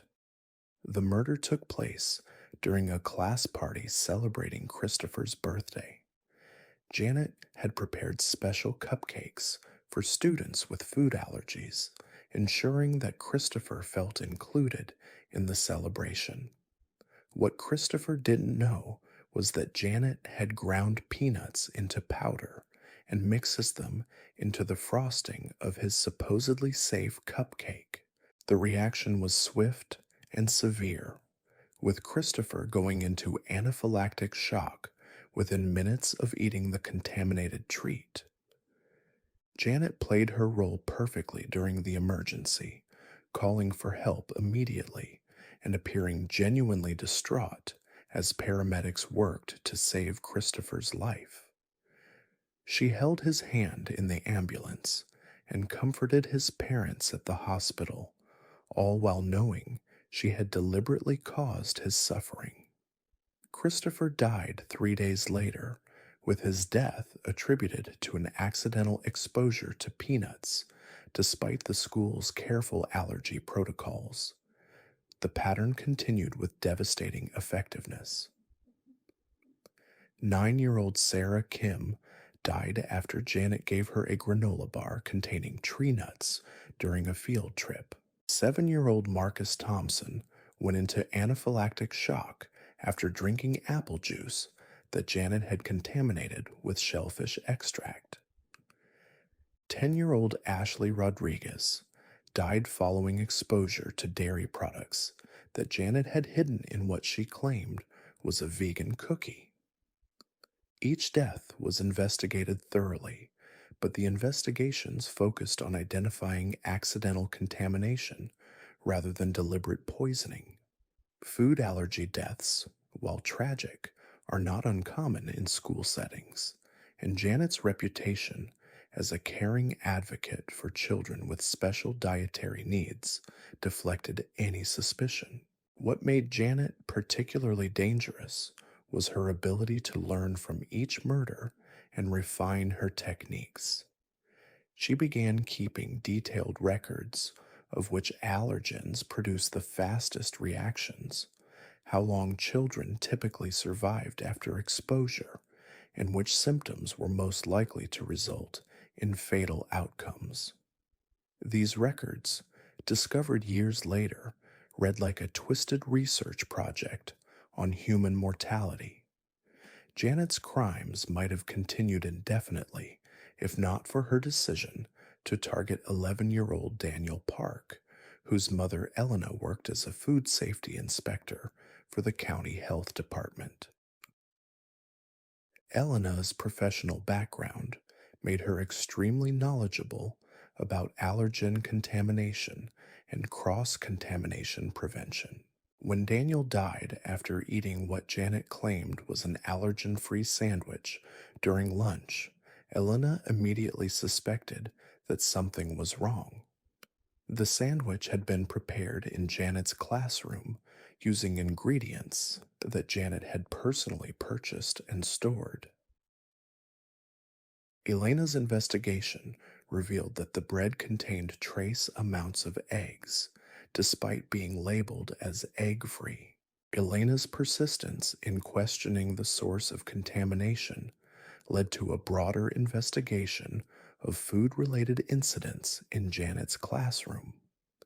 Investigators discovered that children with food allergies died at an unusually high rate under Janet's supervision, and that these deaths often occurred after consuming foods that Janet had personally prepared or distributed. The breakthrough came when investigators searched Janet's home and discovered her detailed journals documenting each child's allergy profile, reaction times, and survival rates. The journals contained photographs of her victims during their final moments, along with clinical observations about their symptoms and responses to emergency treatment. Perhaps most disturbing was Janet's motivation, which emerged during her psychological evaluation. She claimed that she was conducting important research into food allergies and that the children's deaths were contributing to scientific knowledge that would eventually save lives. She showed no understanding that she had committed murder, instead, viewing herself as a medical researcher whose work required occasional casualties. The trial revealed additional horrifying details about Janet's methodology. She had been purchasing allergens online and experimenting with different concentration levels to achieve specific results. She had studied emergency response protocols to understand how long she could delay calling for help without arousing suspicion. She had even researched autopsy procedures to ensure that her contamination methods wouldn't be detected during post-mortem examinations.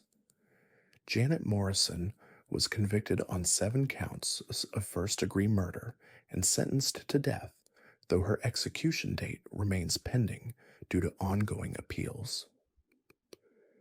Riverside Elementary School was closed permanently after the trial, with the building eventually demolished due to the psychological trauma associated with the location. The case led to sweeping changes in how schools handle food allergy management, including requirements for multiple staff oversight when serving food to allergic children, and mandatory background checks for any personnel involved in food preparation or distribution. But Janet's systematic murder of children through allergen exposure represents just one example of how killers can exploit institutional trust and specialized knowledge to commit crimes that masquerade as accidents. Our next case takes us from the classroom to the courtroom, where another killer discovered that the legal system itself could be weaponized for murder. Attorney David Castellanos had built his reputation as one of Phoenix's most successful personal injury lawyers by the time he began using his legal expertise to commit what may be the most intellectually sophisticated series of murders in criminal history. Between 2010 and 2016, David used his knowledge of insurance law, estate planning, and legal procedures to systematically murder wealthy clients while making their deaths appear to be either accidents or suicides that would maximize their insurance payouts. David's method required extensive research into each victim's financial situation, family relationships, and insurance policies. He would spend months building relationships with potential targets, offering legal services at reduced rates to gain access to their personal and financial information. Once he understood their complete financial picture, he would begin planning murders that would trigger the largest possible insurance settlements while eliminating any suspicion of foul play. His first victim was 63-year-old Margaret Stevens, a wealthy widow who had inherited a substantial fortune from her late husband's real estate investments.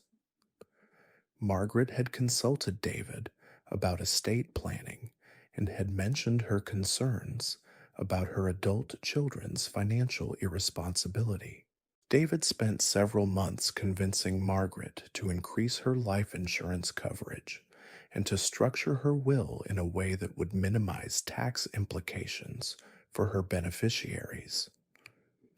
What Margaret didn't know was that David had also convinced her to sign papers that made him the executor of her estate, giving him significant control over the distribution of her assets as after her death.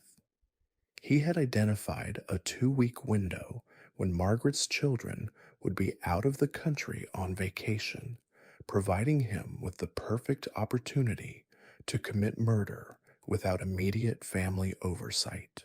David's plan was elegantly simple, yet nearly impossible to detect. He visited Margaret's home under the pretense of finalizing her estate documents, bringing with him a bottle of wine that he claimed was a gift from a grateful client. The wine contained a carefully calculated dose of barbiturates that would cause Margaret to lose consciousness gradually, making it appear that she had simply fallen asleep in her chair.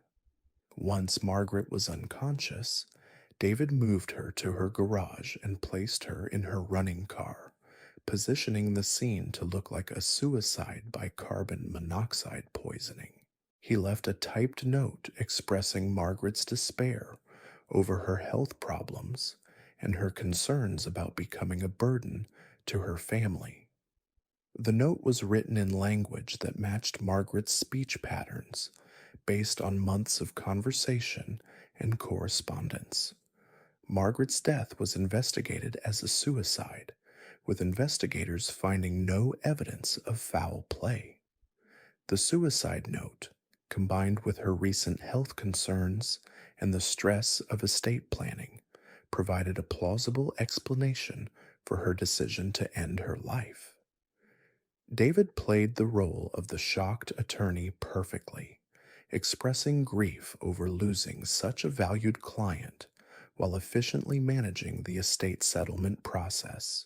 The insurance investigation was equally straightforward. Margaret's death occurred more than 2 years after she had increased her coverage, eliminating any concerns about suicide clauses or recent policy changes. David's role as a state executor allowed him to expedite the claims process while ensuring that his substantial legal fees were paid promptly from the estate funds. David's success with Margaret's murder gave him confidence to expand his operation.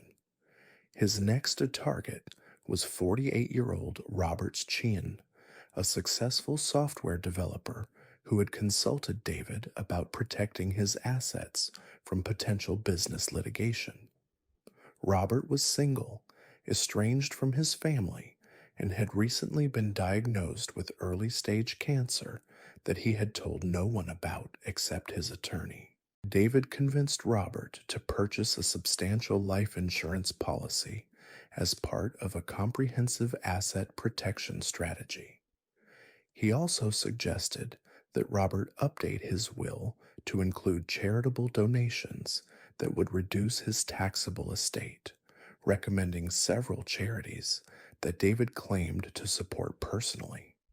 What Robert didn't realize was that David had set up these charitable organizations himself, creating a complex web of legal entities that would ultimately funnel Robert's money into David's control. Robert's murder was even more sophisticated than Margaret's. David had researched Robert's cancer medication and discovered that a massive overdose would mimic a progression of his disease while being nearly impossible to detect without specific toxicology testing. He visited Robert's home to deliver some legal documents and replaced Robert's prescription medication with pills containing 10 times the normal dosage. Robert died peacefully in his sleep 3 days later, with his death attributed to unexpected complications from his cancer treatment. The autopsy revealed elevated levels of his prescribed medication, but this was consistent with his doctor's notes about increasing his dosage to manage pain. David attended Robert's funeral as the grieving attorney who had helped his client prepare for the end, while secretly managing the complex estate settlement that would net him over $800,000 in legal fees and charitable donations. The pattern continued with increasing sophistication and financial reward. David murdered 7 more clients over the following 4 years, using methods that ranged from staged accidents to apparent suicides to deaths that appeared to result from natural causes. Each murder was preceded by months of legal preparation that positioned David to profit substantially from his victim's death while maintaining complete legal immunity. His victims included Elena Rodriguez, a 67-year-old restaurant owner who died in what appeared to be a home invasion robbery that netted David control over her valuable commercial real estate. Thomas Mitchell, a 55-year-old contractor who died in a staged construction accident that triggered multiple insurance payouts. Patricia Williams, a 71-year-old retired teacher whose apparent suicide by drug overdose came just weeks after she had signed a new will that included substantial charitable bequests to David's fake organizations. What made David's crimes particularly difficult to detect was his understanding of how multiple agencies investigate deaths and financial transactions. He structured each murder to fall into gray areas between different jurisdictions and investigative authorities. Police would investigate the death, insurance companies would handle the claims, probate courts would oversee estate settlements, and tax authorities would process charitable deductions. No single agency had a complete picture of David's activities. David's downfall came not from investigative work, but from his own greed and a critical error in judgment. In 2015, he decided to target Maria Gonzalez, a wealthy art collector who had recently inherited a substantial collection of valuable paintings from her deceased brother. Maria was more cautious than David's previous victims and insisted on getting second opinions about his legal advice from other attorneys. One of the attorneys Maria consulted was Jennifer Walsh, who had known David professionally for several years and had noticed some unusual patterns in his practice. Jennifer observed that David seemed to specialize in clients who died shortly after executing new wills and insurance policies. She also noticed that David had developed relationships with several charitable organizations that seemed to have no actual charitable activities beyond receiving donations from deceased clients. Jennifer's suspicions crystallized when Maria showed her the estate planning documents that David had prepared. The legal language was unnecessarily complex, with several provisions that seemed designed to maximize David's control over the estate while minimizing oversight from other parties. Most suspicious was David's insistence that Maria increase her life insurance coverage immediately, claiming that tax law changes made immediate action essential. Jennifer convinced Maria to delay signing David's documents and instead hired a private investigator to research David's other clients. The investigation revealed a shocking pattern of wealthy clients who had died shortly after executing the estate plans that benefited David financially. The private investigator's report prompted Maria to contact the State Bar Association and law enforcement agencies. The investigation that followed revealed the full scope of David's crimes.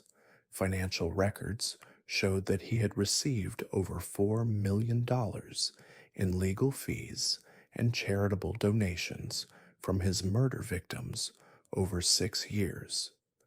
Insurance investigators discovered that David had been present at or involved in the estate planning for an unusually high number of clients who had died under suspicious circumstances. Most damning was the evidence found in David's law office, including detailed files on each victim containing information about their financial assets, family relationships, health conditions, and psychological profiles. These files contained handwritten notes about the best methods for causing their deaths while maximizing insurance payouts and legal fees. David's trial in 2017 became a sensation in the legal community, with prosecutors arguing that he had corrupted the very foundation of the attorney-client relationship by using privileged information to commit murder. The defense claimed that the deaths were coincidental and that David was being prosecuted for the crime of being a successful attorney whose clients happened to die of natural causes. The jury deliberated for 6 days before returning guilty verdicts on 9 counts of first-degree murder. David was sentenced to death, though he continues to appeal his conviction while maintaining his innocence. The legal community implemented new oversight procedures for estate planning and insurance transactions, but experts acknowledge that determined criminals with legal expertise remain difficult to detect and stop. David Castellanos represents perhaps the most intellectually sophisticated serial killer in American history, someone who used advanced knowledge of legal and financial systems to commit murders that were virtually impossible to detect using traditional investigative methods. His case exposed vulnerabilities in how different agencies and institutions share information about suspicious patterns and raised disturbing questions about how professional expertise can be weaponized for criminal purposes. But even David's sophisticated legal approach to serial murder pales in comparison to our final case, which takes us into the world of someone who turned an entire city's infrastructure into their personal weapon. While David used legal expertise to kill individual clients, our last killer discovered how to use technology and public systems to commit mass murder while remaining completely invisible to law enforcement. These cases reveal the terrifying truth about evil hiding in plain sight. Margaret Henley weaponized compassion in her church community. Dr. Vincent Rosario exploited medical trust to play God with his patients' lives. Teenage Timothy Walsh turned childhood innocence into a cover for deadly experimentation. Marcus Webb orchestrated the systematic elimination of an entire family bloodline for financial gain. Dr. Amanda Pierce transformed a children's hospital into her personal hunting ground. Janet Morrison used food allergies as murder weapons in an elementary school classroom, and David Castellanos corrupted the legal system itself to commit intellectually sophisticated murders that generated millions in profit. What connects all these killers isn't their methods or motivations, but their understanding of a fundamental truth about human nature. We trust those who are supposed to protect us. We believe in institutions designed to keep us safe. We assume that people in positions of authority have our best interests at heart. These predators succeeded because they recognized that the best place to hide isn't in the shadows, but in the bright light of societal trust and institutional respect. The most disturbing aspect of these cases isn't just the number of victims or the sophistication of the methods used to kill them. It's the realization that there are likely others operating right now, using positions of trust and authority to commit murders that will never be recognized as anything other than tragic accidents, medical complications, or natural deaths. The killers we've examined today were caught only through extraordinary circumstances, keen observations by individuals who refused to accept official explanations, or their own mistakes born from overconfidence. These stories serve as a chilling reminder that evil rarely announces itself with dramatic flourishes or obvious warning signs. Instead, it often wears the mask of respectability, hides behind professional credentials, and operates within the very systems designed to protect us from harm.